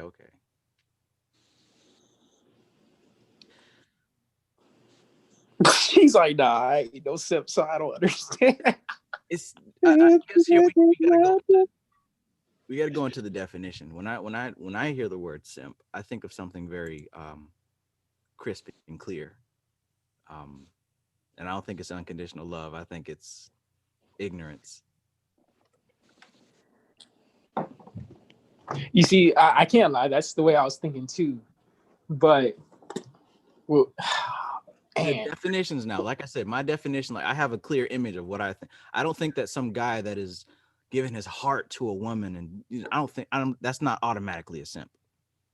You know what I'm saying? I think a simp is a specific set of behaviors and a mindset. Not a simp is like trying to fit in. That's what it is. A simp doesn't understand how to make that connection with a female. So there's a lot of desperate behavior, a lot of what we call thirsty behavior, a lot of signals that aren't read, right? A simp doesn't know how to read signals. He has a very shallow education on interacting with females, right? He's gonna get strung along endlessly. He's gonna continue spending money, shelving out whatever he can because he thinks it's moving him closer to his goal of getting sex, or maybe even a wife or girl or whatever he wants, but not realizing that he's only being used for those things that he's giving up endlessly. He's not realizing that he's being strung along. I think that's that's the healthiest definition I heard. Yeah, facts. Yeah, see, with me, with these phrases, I got to have a clear definition because most people, I believe, are not very smart. So I have to make sure that I know what I'm talking about. Mm-hmm. But, yeah. That's a great definition. Yeah. Someone who loves a woman and he's treating her a way that a person who loves somebody should treat them, and she's not reciprocating that because she has an issue. I mean, that we're getting into different territory here. You know, if it's done out of, you know, If you're dealing with someone that's narcissistic, you're a simp, male or female. If you're setting your own boundaries, you're standing up for yourself. If you're perceiving all their actions out of your experiences, that's ego. In a way. I'm not saying I'm 100% correct, but those essences, yeah. there's got to be an understanding. You live amongst humans. Why not get an education on human nature, even a little bit? You know, why suffer? If you want companionship and you want to be with somebody, you're going to have to educate yourself on something, because what you have previously ain't cutting it. Bro, I used to be 275 pounds, right? So from going from that to how I am now, I'm like around just 190 to 200. Even when I lost the weight and I was looking desirable to these other people, in my mind, it was just like, oh, you're being caressing because you're trying to throw a game. You know what I'm saying? I took the pimp, I said pimp. I took the simp. I was when I was homeless, I can't lie, I was around a pimp dude. And that's a fact. I was around a pimp dude and he kind of, you know, made me look at things differently. But at the same time, like the simp aspect, I took it to the extreme, which that's what you expect from a sweetie type of person. You know what I'm saying? So I took it to the extreme. I was just like, okay, the slightest devotion of love and they don't show it. They might be in a state of just, you know, seeing it. But to me, it's like the fact that you're not showing the same thing. Nah, you know, I'm being a simp. Let me get out of here, you know? Mm-hmm. And I was in that cycle that you said that women get to of like trying to find a perfect person. And it's just like, now you're just by yourself. It's not to say that that's where I'm at. I'm only 26, turning 27, but you know, I foreseen myself going that way if I would have continued, you know? Yeah. But yeah. The only way you can talk about this stuff is through your own experience. There's no way through connecting just through knowledge. That's another thing I'm perceiving through our conversations too. Right. You can tell the fake when they're just telling you what's in a book or telling you what's in a video, as if like, even if they try to even tell you what they got from meditation, it might not be wrong. I mean, it might not be 100% the truth, but it's just the fact that like you perceive that next level, you know, that shows that you're doing something. So I learned that from today's conversation too. I find that a lot, you know, when there's people who want to tell me their opinions, like they're quick to show me the YouTube video they watched to get it from. But it's like, I don't want to see that video. Tell me what you understood from it. Let's talk about that. But, you know. Have you ever looked at it as, what if the person is telling you what they understood? Well, some people might not, but like some people might be telling you what they truly perceive, but they're just like, hey, here's a video. Let me see what you perceive. And you know what I'm saying? Let's compare contrast. You ever look at it that perspective? Because if I ever send someone that, that's what I do. For me, it's like, hey, what do you perceive? Because you might have something else that I can take from it too, you know?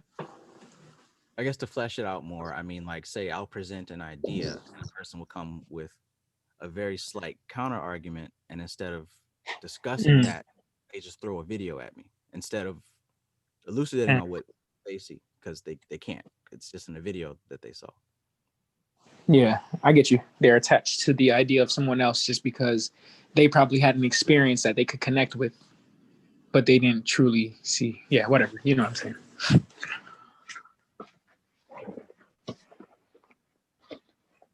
part of the reason why I try my best not to get wrapped up in a lot of this political stuff or whatever they're calling it, the QAnons and the pedo stuff and all that. I try not to get wrapped up in that because it's mostly emotional and emotional attachment. We got to stop what they're doing. What are they doing? Well, they're doing this. Here's a video. Well, I don't have time to watch that. Can you tell me? You just got to see the video.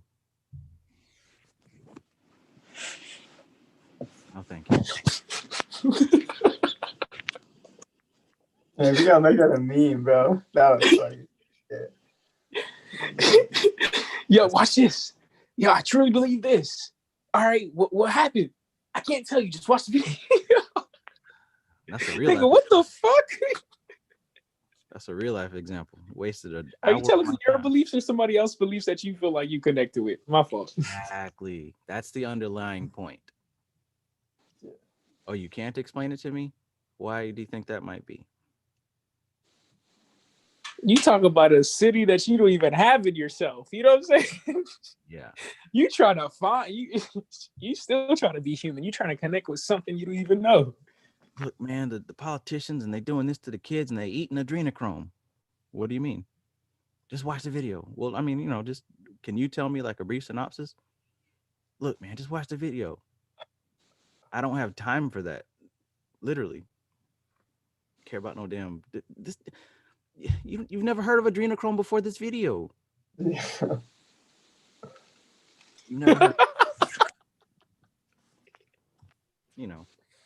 Is it useful? No. Is it appropriate? Hell no.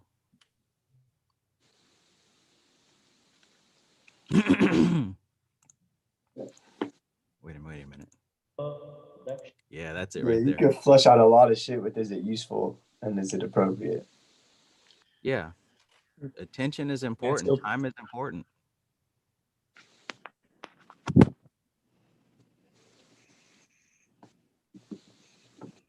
Hold on. Up until the present. Yeah, this chanted is it. by Brahmana priests, Bharatkanda, in the Bharat invocation Khanda. Sankalpa mantra, chanted by Brahmana priests since time immemorial up until the present day. Wow.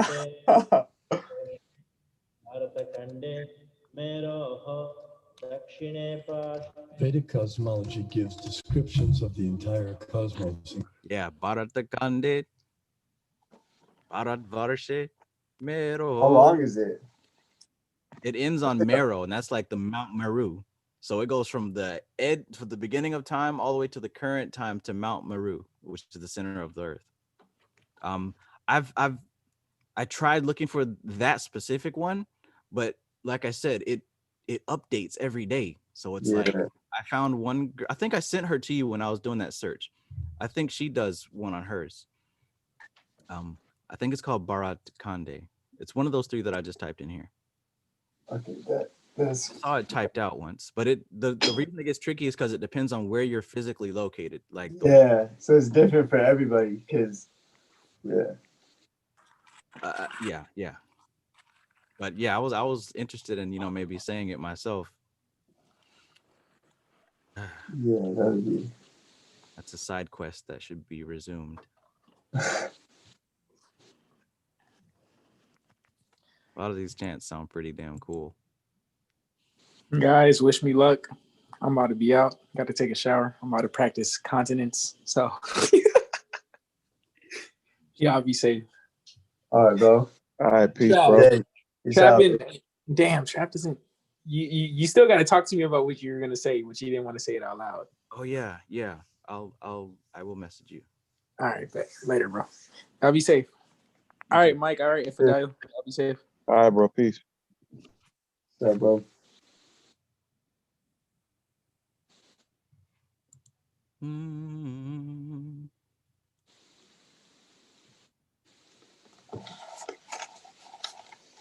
This is great. I got nothing to complain about because I already know that everything is going exactly as it's supposed to. Oh yeah. Bharata Khanda is a term used in Hindu texts, including the Vedas, to describe the Indian subcontinent. Okay, so it's not that one. I think it's the Sankalpa mantra.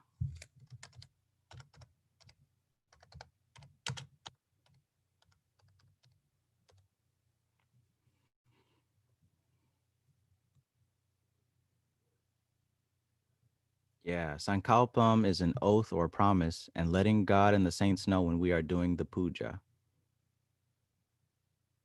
Yeah, that's it. Sankalpa mantra.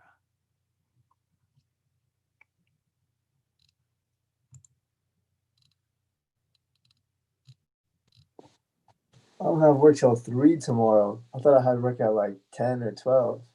I just could check my schedule. That's late. Damn, hell yeah.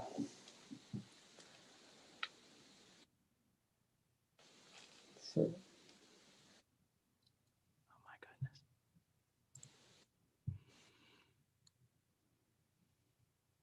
Yo, I'm starting to like see like I think you brought up the concept of like if you change your work into like you make it basically fit into what you're studying and then it doesn't feel like work anymore.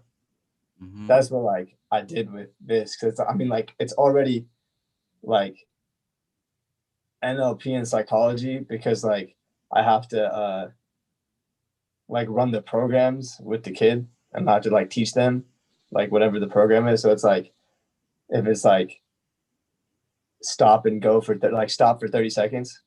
So like the kid has to like he's normally not used to just sitting down and stopping for 30 seconds. And I have to get him to do that like 80% over 6 weeks. And it's like other programs and stuff like that. So being able to like correlate the psychology with like just with the work and then also the like the yoga posture, one of the other kids did that same thing too. So I was like, what the heck? Yo, that's a It's direct correlation, especially with the having to be able to sit them down. You know, that's an external representation of the internal work. You're having to help this yeah. master themselves. That's the Dude, shit that you're doing. I learned so like I was like I saw a reflection real quick. Let's just leave it at that of like how like wild or like not wild, but just like how my mind was because that was the same time we were talking about like the abyss. So it literally like felt that way. Like when I was in my car, I was because one of my kids he liked sitting in my car, just like because it was like a different environment for him, I guess. But he would just be in the back and he'd always like try to just come up. And I'm like, no, you have to sit down. And it's like I would catch myself like getting like about to get like frustrated. Then I have to like, all right, like I can't like yell at this kid, you know? Yeah.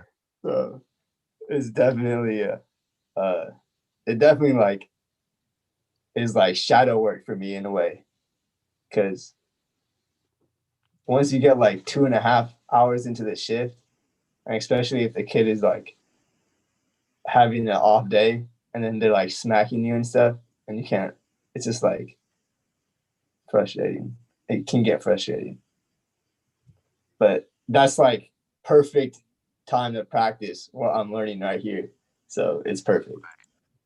And what do they say? If you know you got it when you're able to teach it to a 5-year-old. Yeah. Wow. I mean, he's not exactly 5, but the concept. Yeah. So one of them is 4.5, but oh well, shit. Yeah.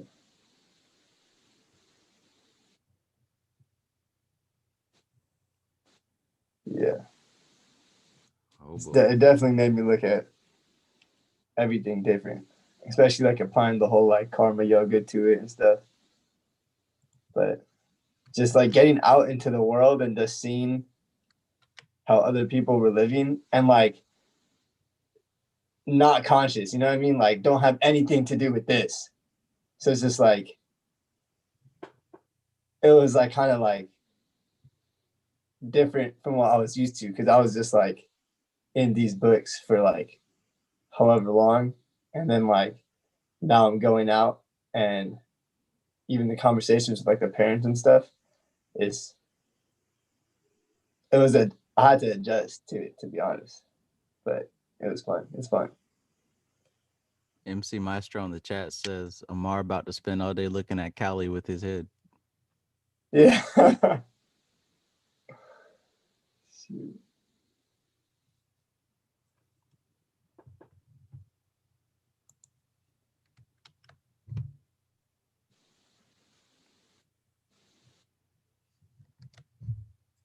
The bar where you would say what you would say, that made me think about breakdancing. What do you think about what? Made me think about breakdancing. Breakdancing.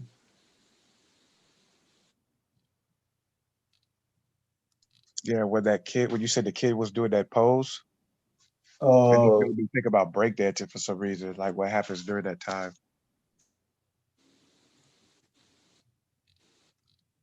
low key, because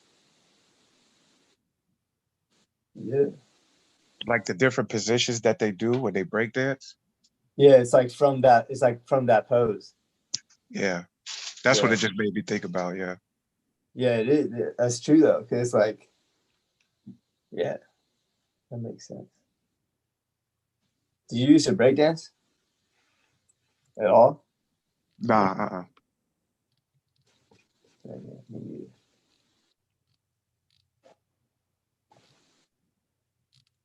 That Dirty Vega video popped up in my mind. Oh no. Yeah, his videos are the one with the cats. Those were fucking crazy. That was funny.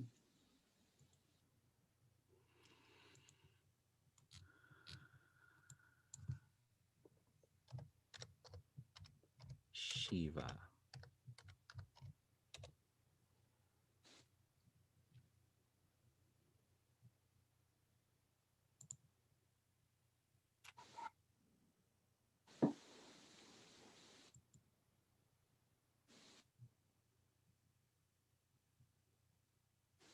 I wonder where they got this classical image of Shiva like this, with the ultimate triple man bun mullet with the snake and the leopard skin. I wonder where this image comes from. How long has that been the classical Shiva?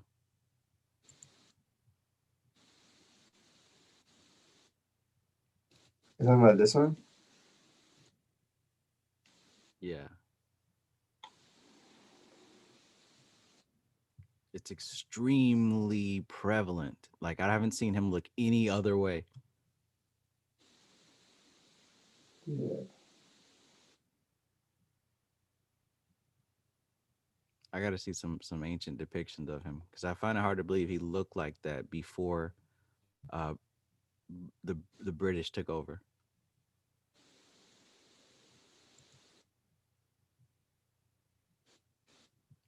It literally wouldn't make any sense for them to make their deities look like European people.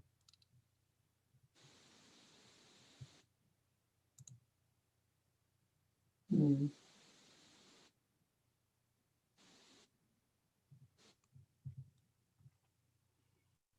And with everyone talking about Nagas, you know, that's an Indian Vedic thing. Since when was that like equated with Africa?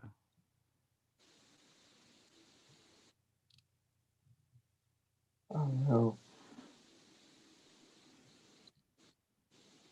Is it just because of the word?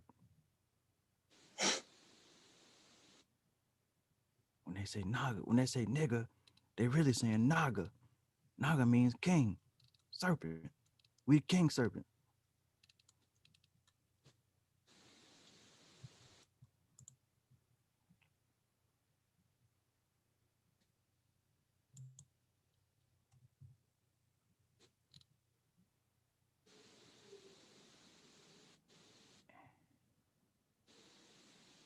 Shiva Lingam.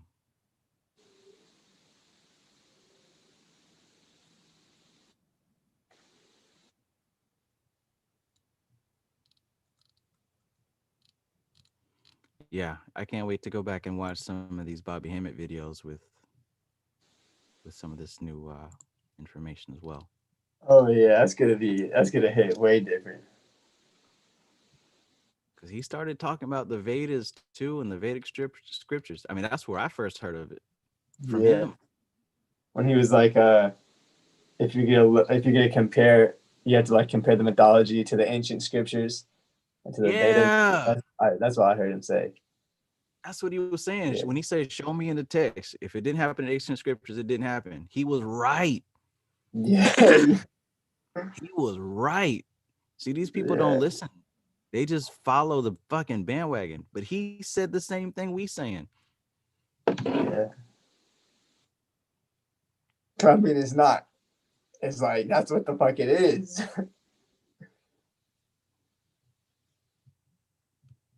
Period. Yeah.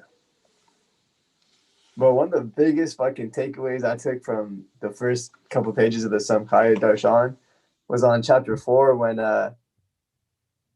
it's talking about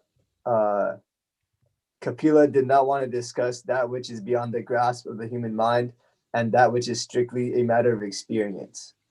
So it's like this type of shit is at the level where it's like you have to do the practices and experience it for yourself. Otherwise, like it's just intellectual jargon. Mm-hmm.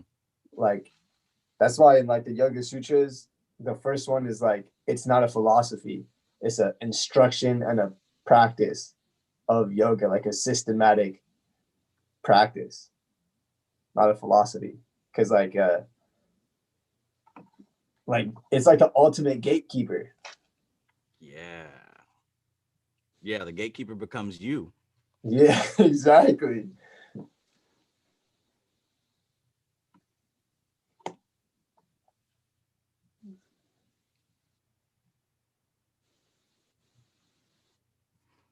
Yeah. Yeah, I gotta get back into this one. I started reading the other one, Mantra and Yantra. Oh yeah. I'm getting Satyananda's mind. He has a book called like Mind and Mind Control. Mm-hmm. I got that. It's supposed to be coming in next week. How many pages is it? I have to check. I don't think it's as long though. There's only like 7 or 8 books. I think any of them that are less than 100 pages, I'm gonna automatically get. It's called Mind and Its Mysteries and Control. And that was Satyananda? Sivananda. Oh, yeah, I think I have seen that one. That and none of his books are short. Oh, it's coming in tomorrow. Oh yeah, this one's not short. Oh fuck yeah. Man. This is 347 pages. Dang, you running these fat books. Come back on that one. The attention span was much longer back then. Yeah. But Sivananda is the one that wrote like 200 books. That's what it said in the biography. One of these.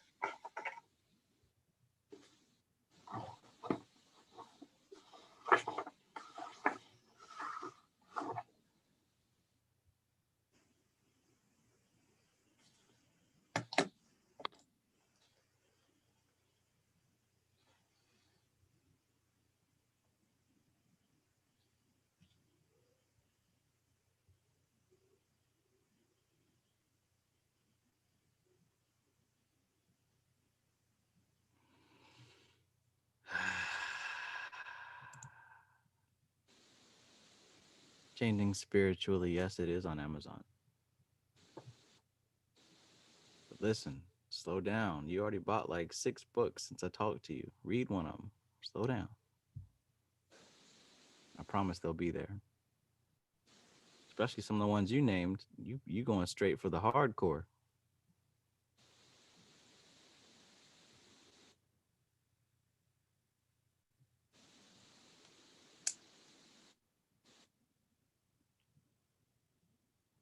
I bought the Sefer Yetzirah as well. He said he just got the Sefer Yetzirah. He's going to work on studying that. I got that one, and I thought that I was gonna be advanced. You know what I'm saying? I just jump ahead a couple levels. Man, there's no way to really understand that unless you've got prior Kabbalistic experience. At I think I got it about 5 years ago, and I'm trying to read this thing, and I'm highlighting things that I think make sense, and I had to put it away until I was ready because it is extremely coded. Like that's not like any of these books we're reading now. Like the Sefer Yetzirah is you have to have someone decipher that if you can't decipher it yourself. Yeah. Like that's not even me trying to be elite or like get it. You got it, but you don't believe me, get it yourself and you'll see what I'm talking about. Why do they have to code this shit? Why not just put it plain? Why do that?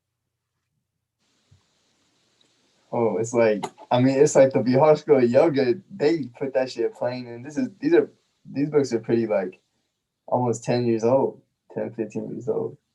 And they read timeless. There's nothing like time stamped about it. Yeah.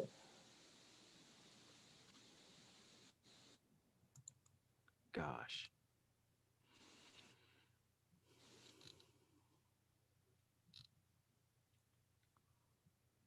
Yeah. Anyone talking about yoga or like having a yoga curriculum, they got some of their sources from here for sure, like hands down. Yeah, because I didn't look too hard, but I mean the only other places you're gonna get is like what, Vivekananda.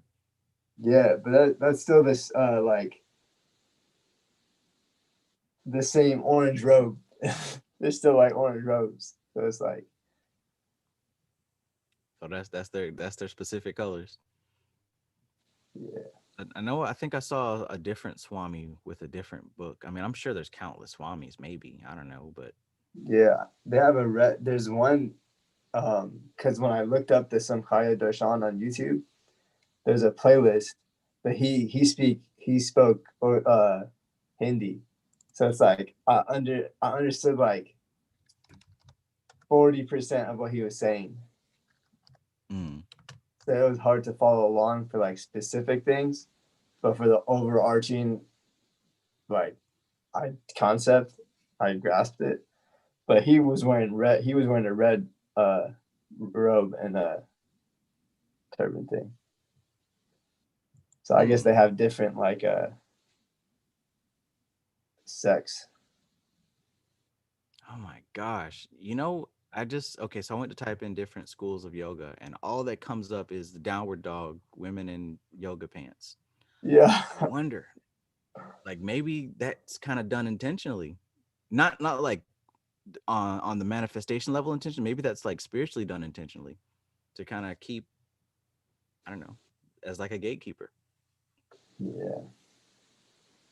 And I mean, even the writing is not like the writing that you'll find in like, I know that like one of the books I always see is it's called like Kundalini Exposed or something like that. It has like a fire on the front cover of it. Yeah. Like these books aren't gonna be written like that. Cause like Niranjananda, even in Dharana Darshan, like he's like telling you like bluntly what a strong mind is, what a weak mind is. Like he doesn't really beat around the bush in that book either. Mm-mm. So he respects your intelligence enough to not waste your time. From the first page, I read the intros in these books. oh yeah, hell yeah.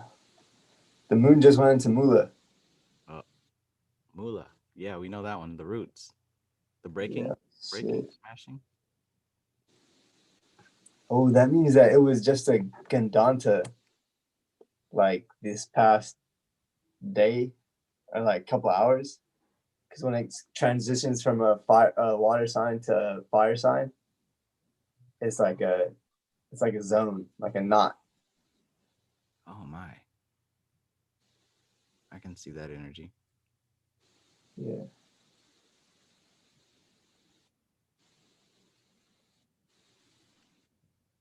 Let's see.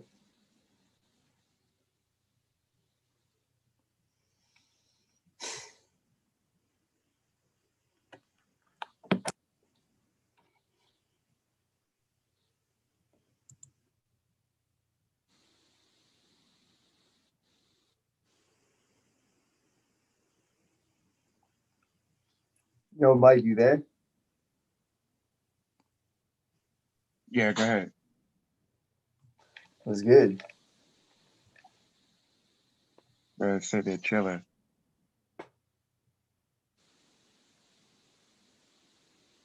Oh, bet. Are you busy right now? Yeah, a little bit, yeah. Oh, okay. You should have did though. No, I was just because you kept on like talking and then putting your mic like on. Oh, mic chill.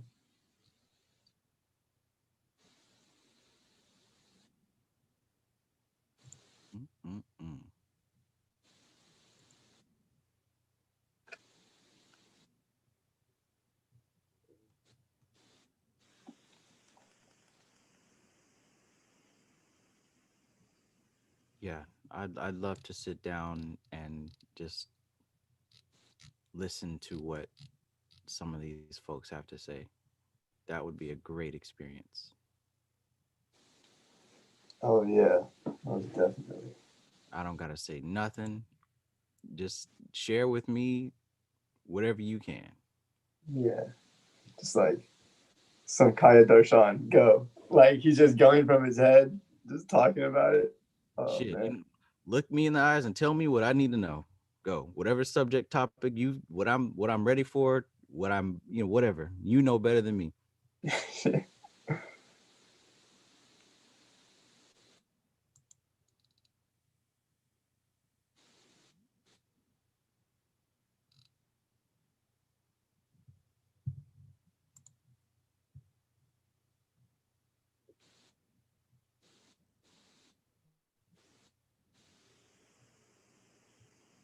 Sachinanda Saraswati. Born on Christmas. Race Puerto Rican. Oh, so that's why it says Spanish. No, I just made that up. Oh. It doesn't have the race on Wikipedia.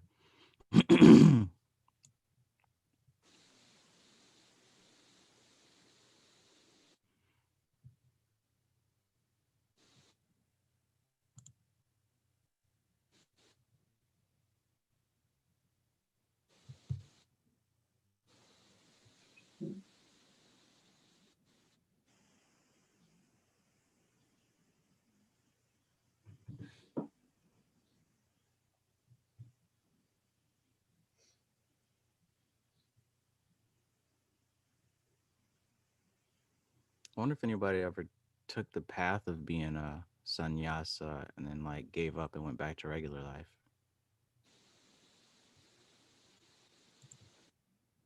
I couldn't imagine them being happy.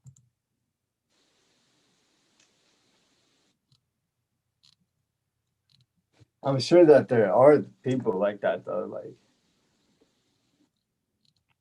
Yeah, and they probably were never really in it to begin with. yeah. They probably got weeded out.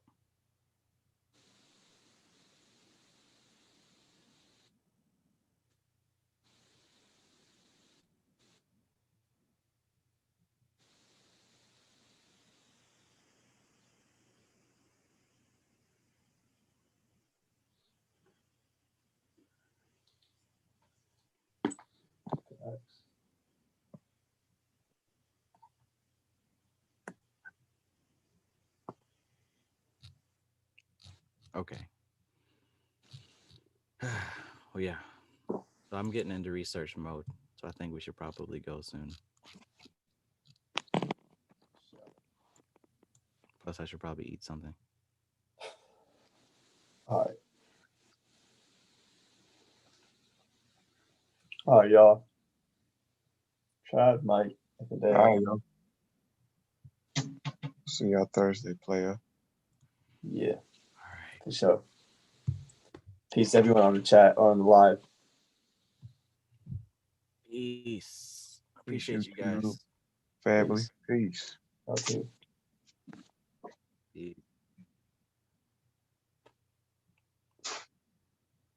All right, everybody. I think it's time to rock and roll. Thanks for hanging out with us. Hope you learned quite a few things. It's kind of hard not to hanging out with these guys. But yeah, I'm gonna go ahead. So yeah, for real. Appreciate you guys. I'm gonna rock and roll, get some food, read some pages, get some sleep.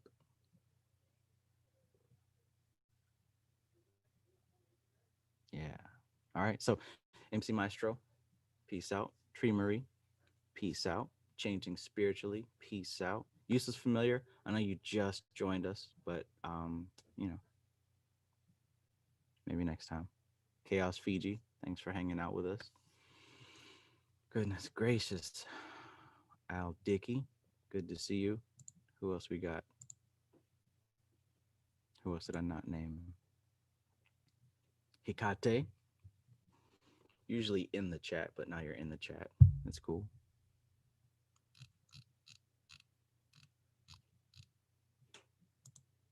But yeah, absolutely time to go ahead and call it.